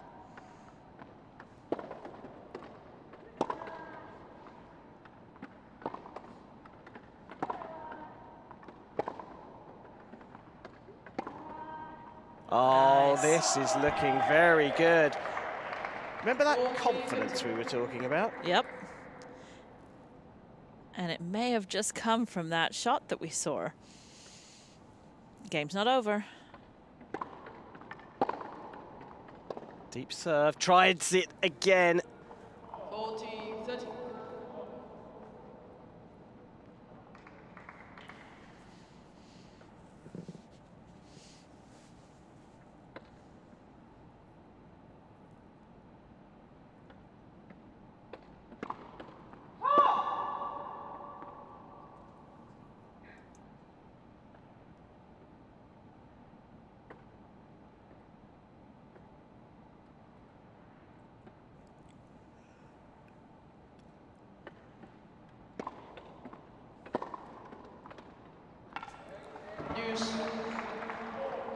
Again, 2 points, 2 chances to take a 5-4 lead in the third set.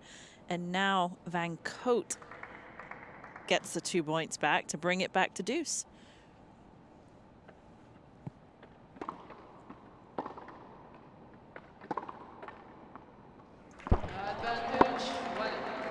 Well, that's a great shot down the line. We've talked about this time and time again. They've both played some absolute peaches of shots, but just not strung many together. Nerves of this bronze medal match have played their part, and we still have no idea which one of these two is going to take it. Use.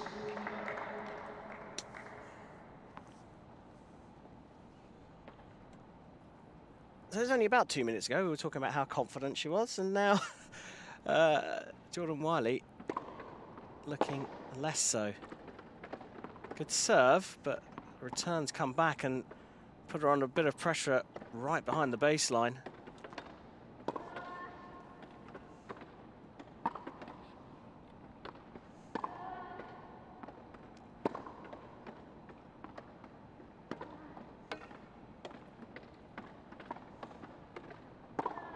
Beautiful. Saw that, she read it. She read she was going down the line. She saw it, she came in, just rolled it. Beautiful. Forehand down the line, another winner, her 51st winner of the match.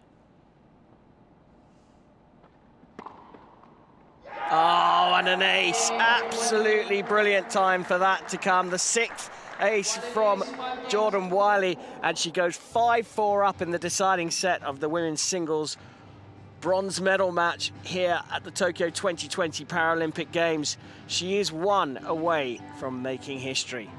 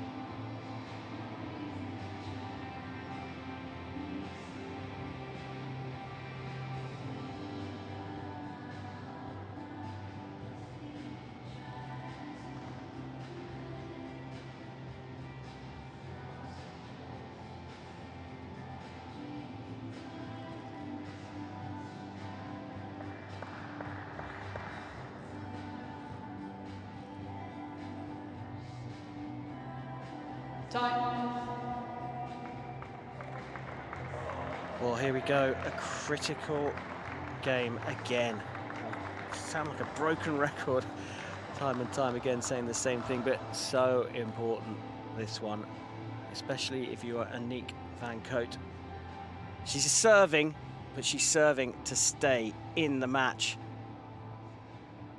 Jordan Wiley showed flashes of brilliance in that last game, but as we've seen throughout, the consistency from the pair of these players has not been up there. They just haven't been able to string together the brilliance shot after shot.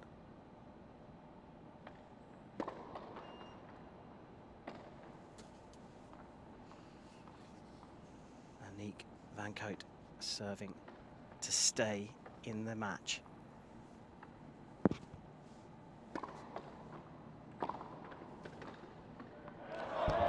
It's a beautiful time to hit another forehand winner.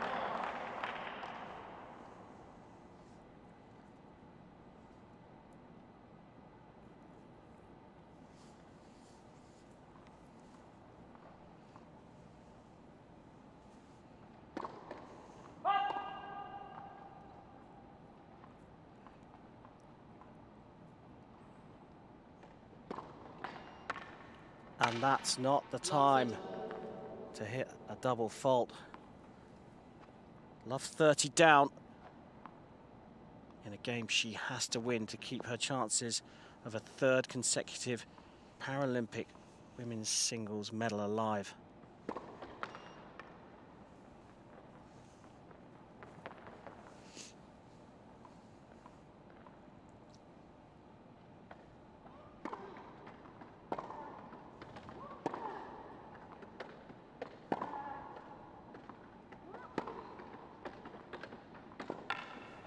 As we've seen in almost every single game so far in this set, someone having a lead of either have 2 points and the other person saying, not quite yet.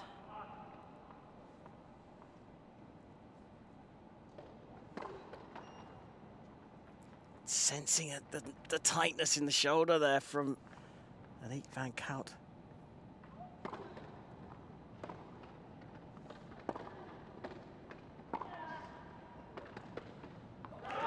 Another beautiful forehand winner down the line.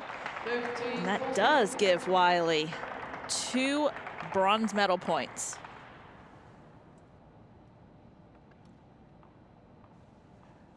So, 2 match points for the bronze medal here for Jordan Wiley. And she's done it! She has made history for Great Britain. She has won the first women's singles Paralympic medal here at Tokyo 2020, and the emotion is pouring out already. Absolutely superb, very sporting from Aniek van Cote, who must be absolutely thoroughly disappointed. She wanted to get a third consecutive singles medal herself. It's the worst game of tennis to lose. The bronze medal playoff at the Paralympic Games, but look what it means if you win it. You are in the history books. Jordan Wiley, bronze medal at Tokyo 2020.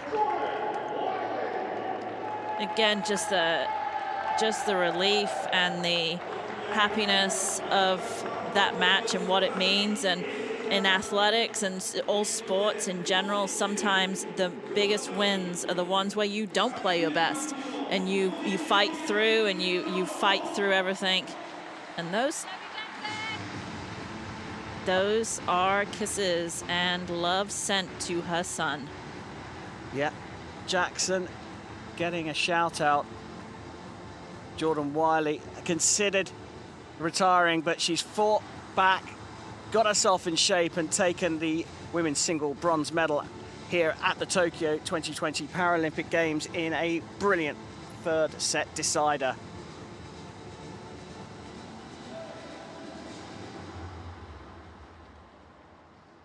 Jordan Wiley from Oxford in Great Britain, the women's single bronze medalist in the wheelchair tennis.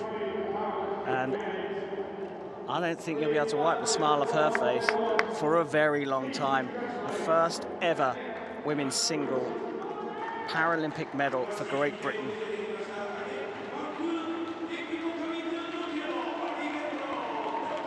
Great fight by both ladies as we see Van Cote leaving the court. Really gave it her all.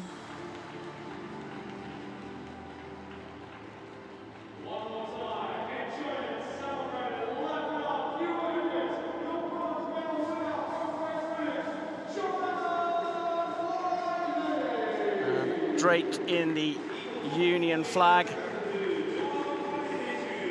It's another medal for Great Britain at these Paralympic Games.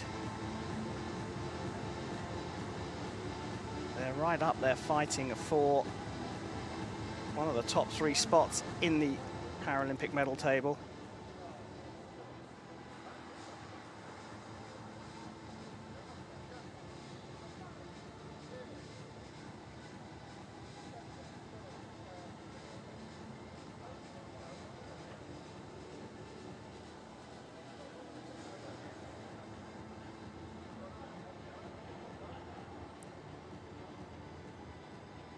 Wiley just taking the time to transfer her chairs.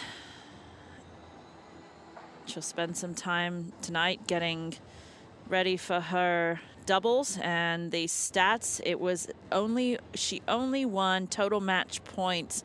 Total points won was by 2, and the difference is those total winners to unforced errors. So it was really, she ended up being in the green, which is a good thing, and you see her there with the bronze medal, and then the gold medal match with De Groot and Kamiji. Said she will spend some time doing a cool down and just taking in the moment. She deserves to do that.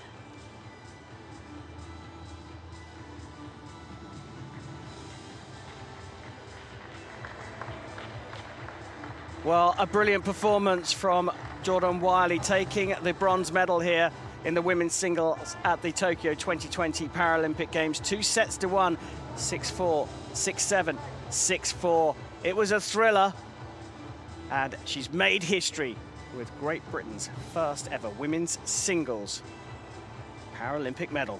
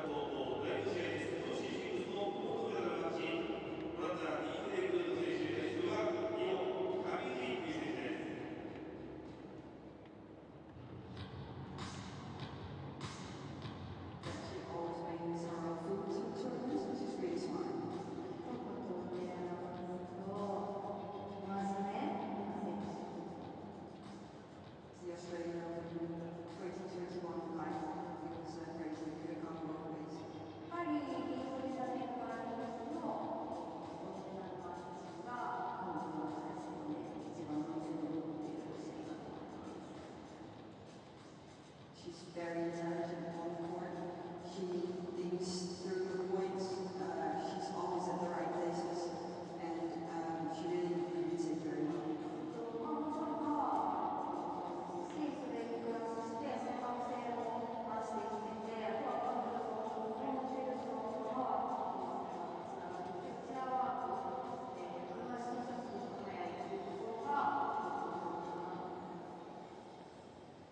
She was number one before me, and I really trained so hard to try to beat her, to try to play better each match. So yeah, she really pushed me.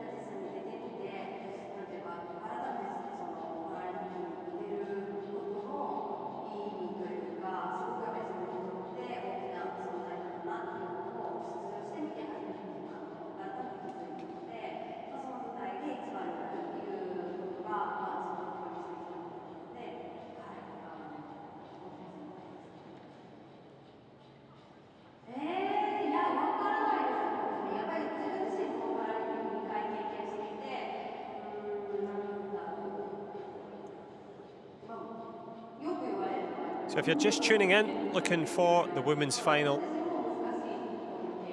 in the wheelchair tennis for the singles, you're in the right place.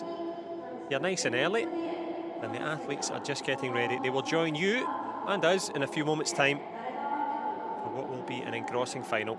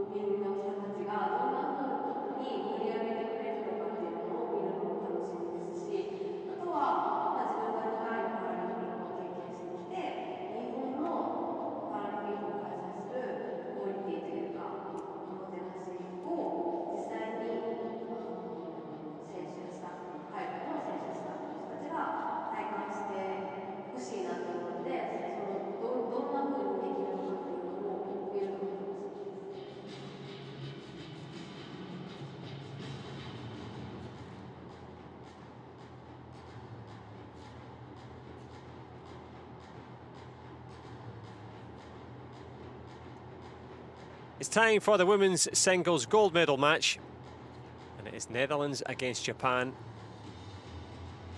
Number one against number two. All to play for, and of course a fantastic arena in which to do it. Here on centre court at the Ariake Tennis Park. Well, Ariake means daybreak, but it is nightfall here in Tokyo. And who's going to shine brightest in this one? Beautiful arena, big moments for both players, and a couple of athletes that know themselves and indeed know each other extremely well.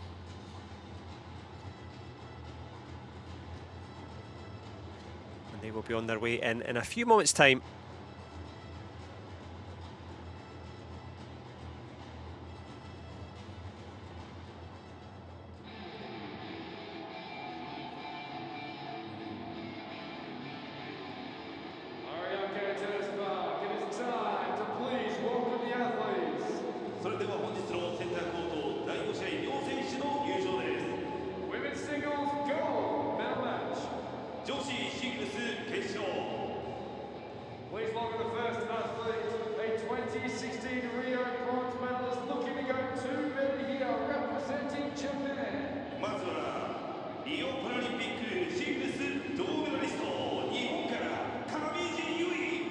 Well, the Paralympic bronze medalist from Rio going for gold in this one. Well, she lit the Olympic cauldron at the opening ceremony. Can she light up the arena here? Looks stern, composed and ready. She's going to need to be.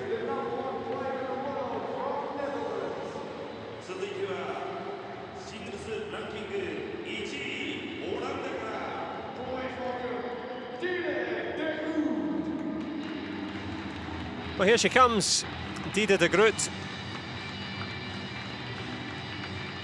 The #1 in the world. The 24-year-old from Oudewater in Utrecht. And she's come over the water here at Tokyo Bay to get herself ready for this one. Well, her own little message is that life is a battle with each and every day that passes. She gets closer to victory. She's closer to victory now than ever. She would love to win, of course, a maiden Paralympic gold medal and keep up that fine tradition of the Netherlands, as the Dutch women have dominated every single edition of the Paralympic Games since wheelchair tennis began in 1992. But here in 2021, speaking of wheelchair tennis, she's getting herself fastened in and ready.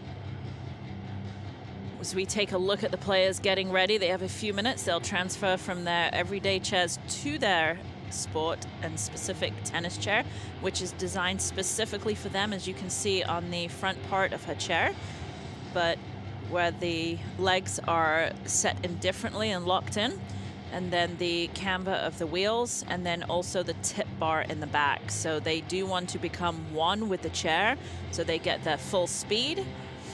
They will lock themselves in different ways. Their feet will get locked in. Some of them lock the shin area in, the hamstrings, and then across the waist. And then depending on the disability, they also, the height of the back of the chair. Both these ladies have very good core strength, so they are, the backs are slightly lower. Well, the backs may be lower, but the rankings are certainly higher, and for sure, both athletes know each other extremely well in terms of the head-to-heads. Well, they've faced off each other on numerous occasions, and most recently, it's Diede de Groot who's found the route to victory.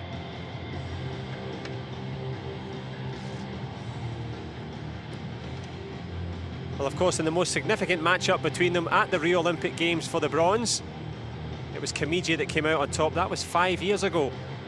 1,813 days later, they're going for gold. And most recently, well, it's the Dutch de Groot that has been dominating. She's been dominating wheelchair tennis in general. She's come out and she is strong. She's got beautiful game, very classical game.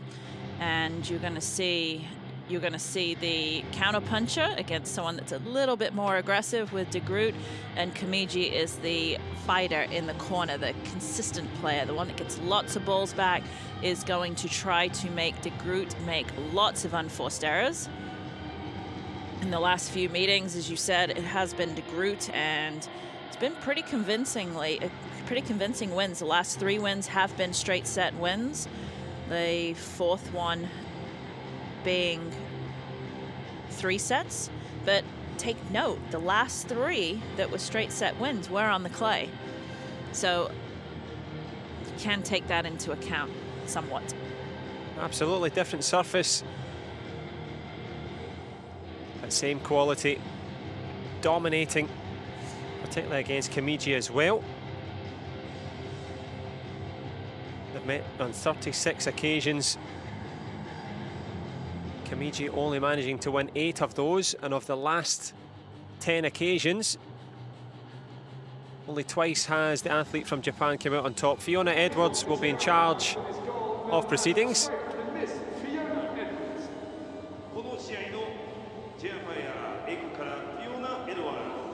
Players know the rules, they know what to expect. but we are expecting 2 out of 3 tiebreak sets. That's the format. The chair umpire will talk to the players about Hawkeye, which is a challenge system, and each player will get 3 challenges per set, and if it goes to a tiebreak, they will get an additional challenge in the tiebreak. If they are correct with when they get the challenge, they don't lose it. So it's basically 3 unsuccessful challenges. Of course, the biggest challenge, well, right here, face to face, they know each other so well. And respecting each other, of course, to give or to receive. Yeah, the choice to receive indicated. But of course, Diede de Groot, the form goes out the window when it comes to the Paralympic Games, especially when it's a home games for Kimiji Yui. And her only hope from these games is to inspire the next generation, particularly children with disabilities around the world, to tell them to get out there, get in amongst it, and this is how she made it into this final, to provide that inspiration. Kimiji, pretty straightforward matches. The Argentinian player Moreno, straight sets, only losing 1 game. Duval, Brazilian, losing none, and then Zhu, close first set. And then in the semi-finals against Vink, so pretty smooth sailing for Kimiji so far in her first match, 4 matches.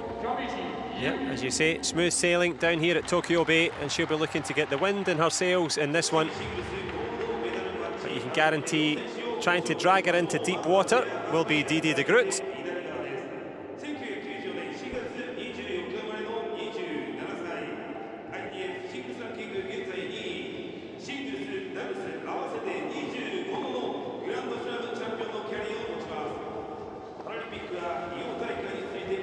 And they look ready, the coaching setup, don't they? Serious. They do. They're ready, and there is one of the nutritionalists too. So these players working on their not only tennis but the mental side of it, the fitness side of it, and then also the nutrition side of it.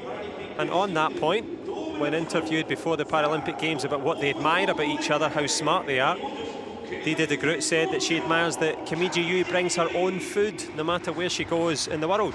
She absolutely does. I'll tell you a story about that after we introduce de Groot. I look forward to it, because on the menu there for de Groot is a route through. Seeing the Chilean Cabriana, easy again, 1-0. Huang, 0-2. Otani, 3-2. And Wiley, 4-2. So both of them fairly straightforward wins in the first 3, not losing a set. So this will be a beautiful matchup for our gold medal. Yeah, well, certainly will. Big opportunities, and the biggest of occasions. They waited 5 years for this chance to face off here at the Paralympic Games. And of course, Yui Kimiji representing the host nation, and they have been fabulous hosts so far. Not easy, difficult circumstances, but despite that, always smiling, always welcoming, and providing the party at the Paralympics. But who's going to be partying tonight? Will it be the Dutch, or will it be the host nation? Dutch team also coming in full force. It's not just the Japanese teams, it's the Dutch teams. Absolutely, and it will feel like a home court for Diede de Groot. She's got plenty of support and also plenty of quality people to practice with. They're just so strong. We see it. We've seen it in all the different divisions. You got the men's division, the women's division, and then the quad divisions. The quad do have some impairment on their upper body as well as their lower body. That's why they're in the quad division. And we're seeing the Dutch dominate all 3 of those divisions. Yeah, they most certainly are. And in terms of all 6 of the divisions, including the men's, the Dutch are contesting 5 of the 6 finals.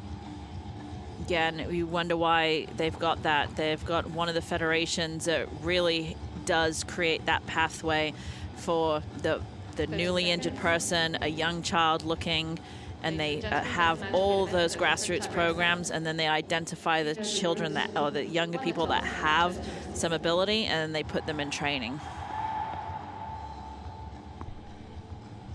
And the be trying to use that training here from the grassroots to the top of the tree. Dida de Groot. Kimiji Yui. Fantastic finalists here. And the woman. Okay, spill the beans. What's the food story? So the year-end masters, we feed the players. We feed that they eat breakfast at the hotel, they eat lunch at the site, and then dinner is out. And she never ever took the dinner option, which I was like, surprising, what's going on? Yeah. And then we realized that she travels with a nutritionist and was bringing her own food. So all the noodles that I've eaten many of for the last 10 days, that's what she eats. Well, we know about the nutrition. Who can sink their teeth into this one early? Lay down a marker, and it's the Japanese favourite, Kimiji Yui, to serve.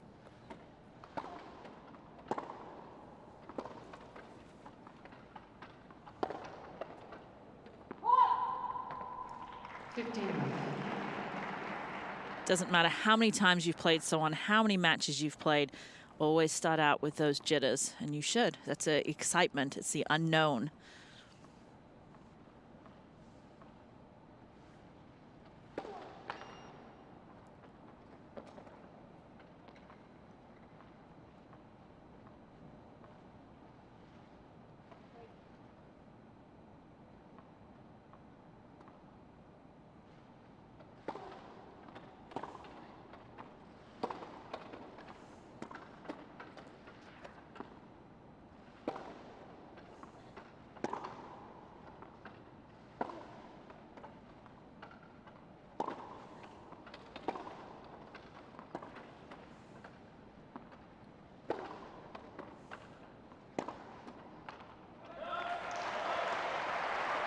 Kimiji really has done so well of upping her strength. She's tiny, she's petite. And the first couple of years I saw her play, there was not a lot of power behind her shots, and she's really spent a lot of time. And I know one of the reasons was to beat this young lady that she's playing against.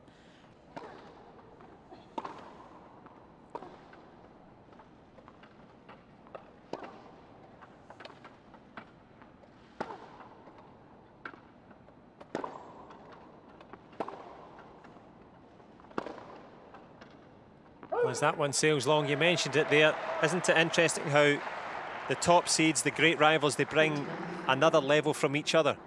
Yeah, I mean, they're constantly figuring out how to get better so they can beat the people that they need to beat. And then it's hard for the people that are at the top. You just have to just keep getting better overall because everyone's out to beat you.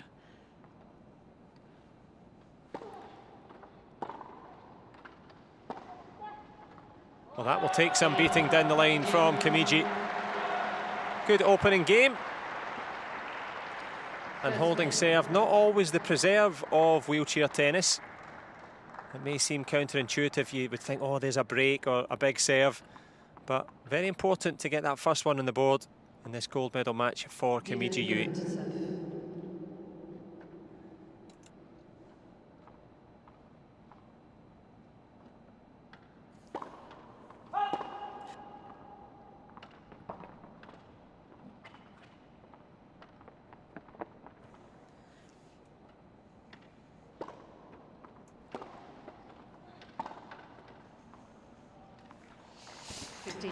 You'll see in this match, it's going to be, it's a mental game. You've seen Kimiji very, we said, stoic, doesn't emotionally go up or down, and just constantly, she's actually very positive. She's just constantly, you'll see her shaking her head, you'll see her closing her eyes.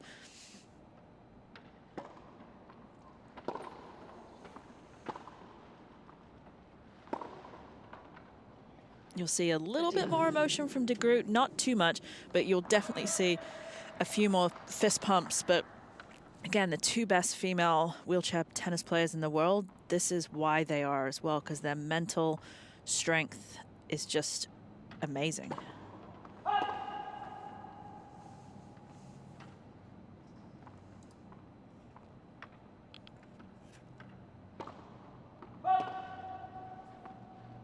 Just the first little double fault on the board. Well, you mentioned the mental strength.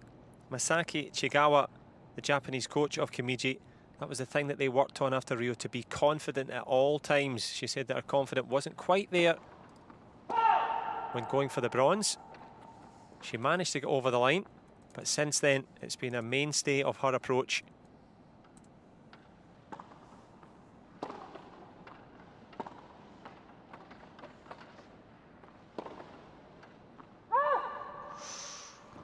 Marginal? Very marginal.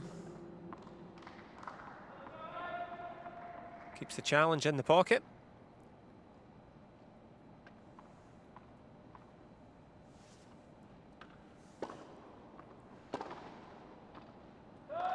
Beautiful return again, inside out. See Kimiji looking to be slightly more aggressive, knowing that she has to take the opportunities against De Groot when they present themselves.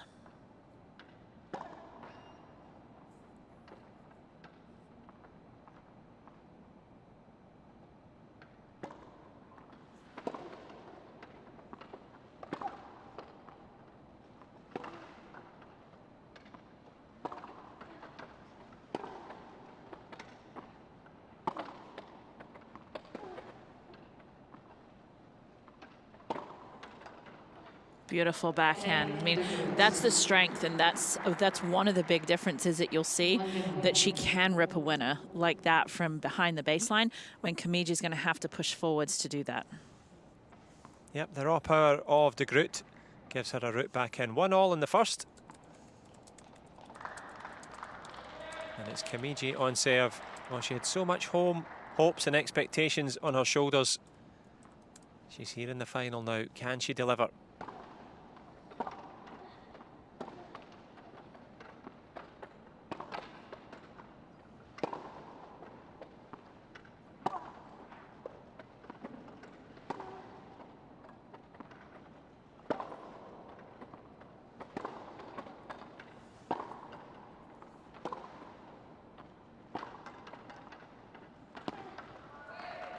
There's the ball that she can, again, pulls her out and just has that little bit of extra firepower. So that's why Kimiji's got to be more aggressive on that previous shot. And I guess always got to be moving, always got to be anticipating, which is tiring enough, let alone the mental torment of figuring it out as you go along.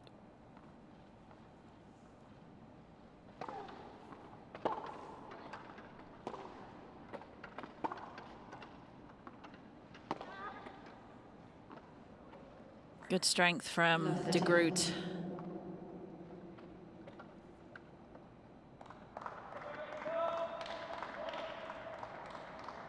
Yeah, it's the weight of expectations and the weight of the ball coming back.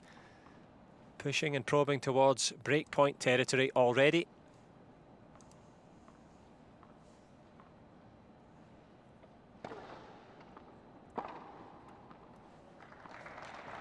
Great inside-out backhand. Again, it's that one shot where she can pull the trigger.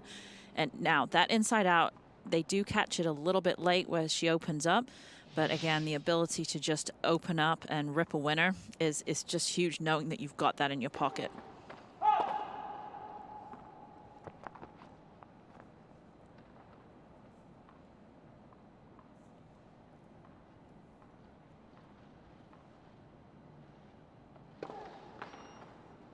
And she's going to pocket the break by virtue of that one. An excellent start for the Dutch hopeful. Came in, of course, as world #1, but is looking pretty good so far. 2-1 up here in this gold medal match in the women's singles.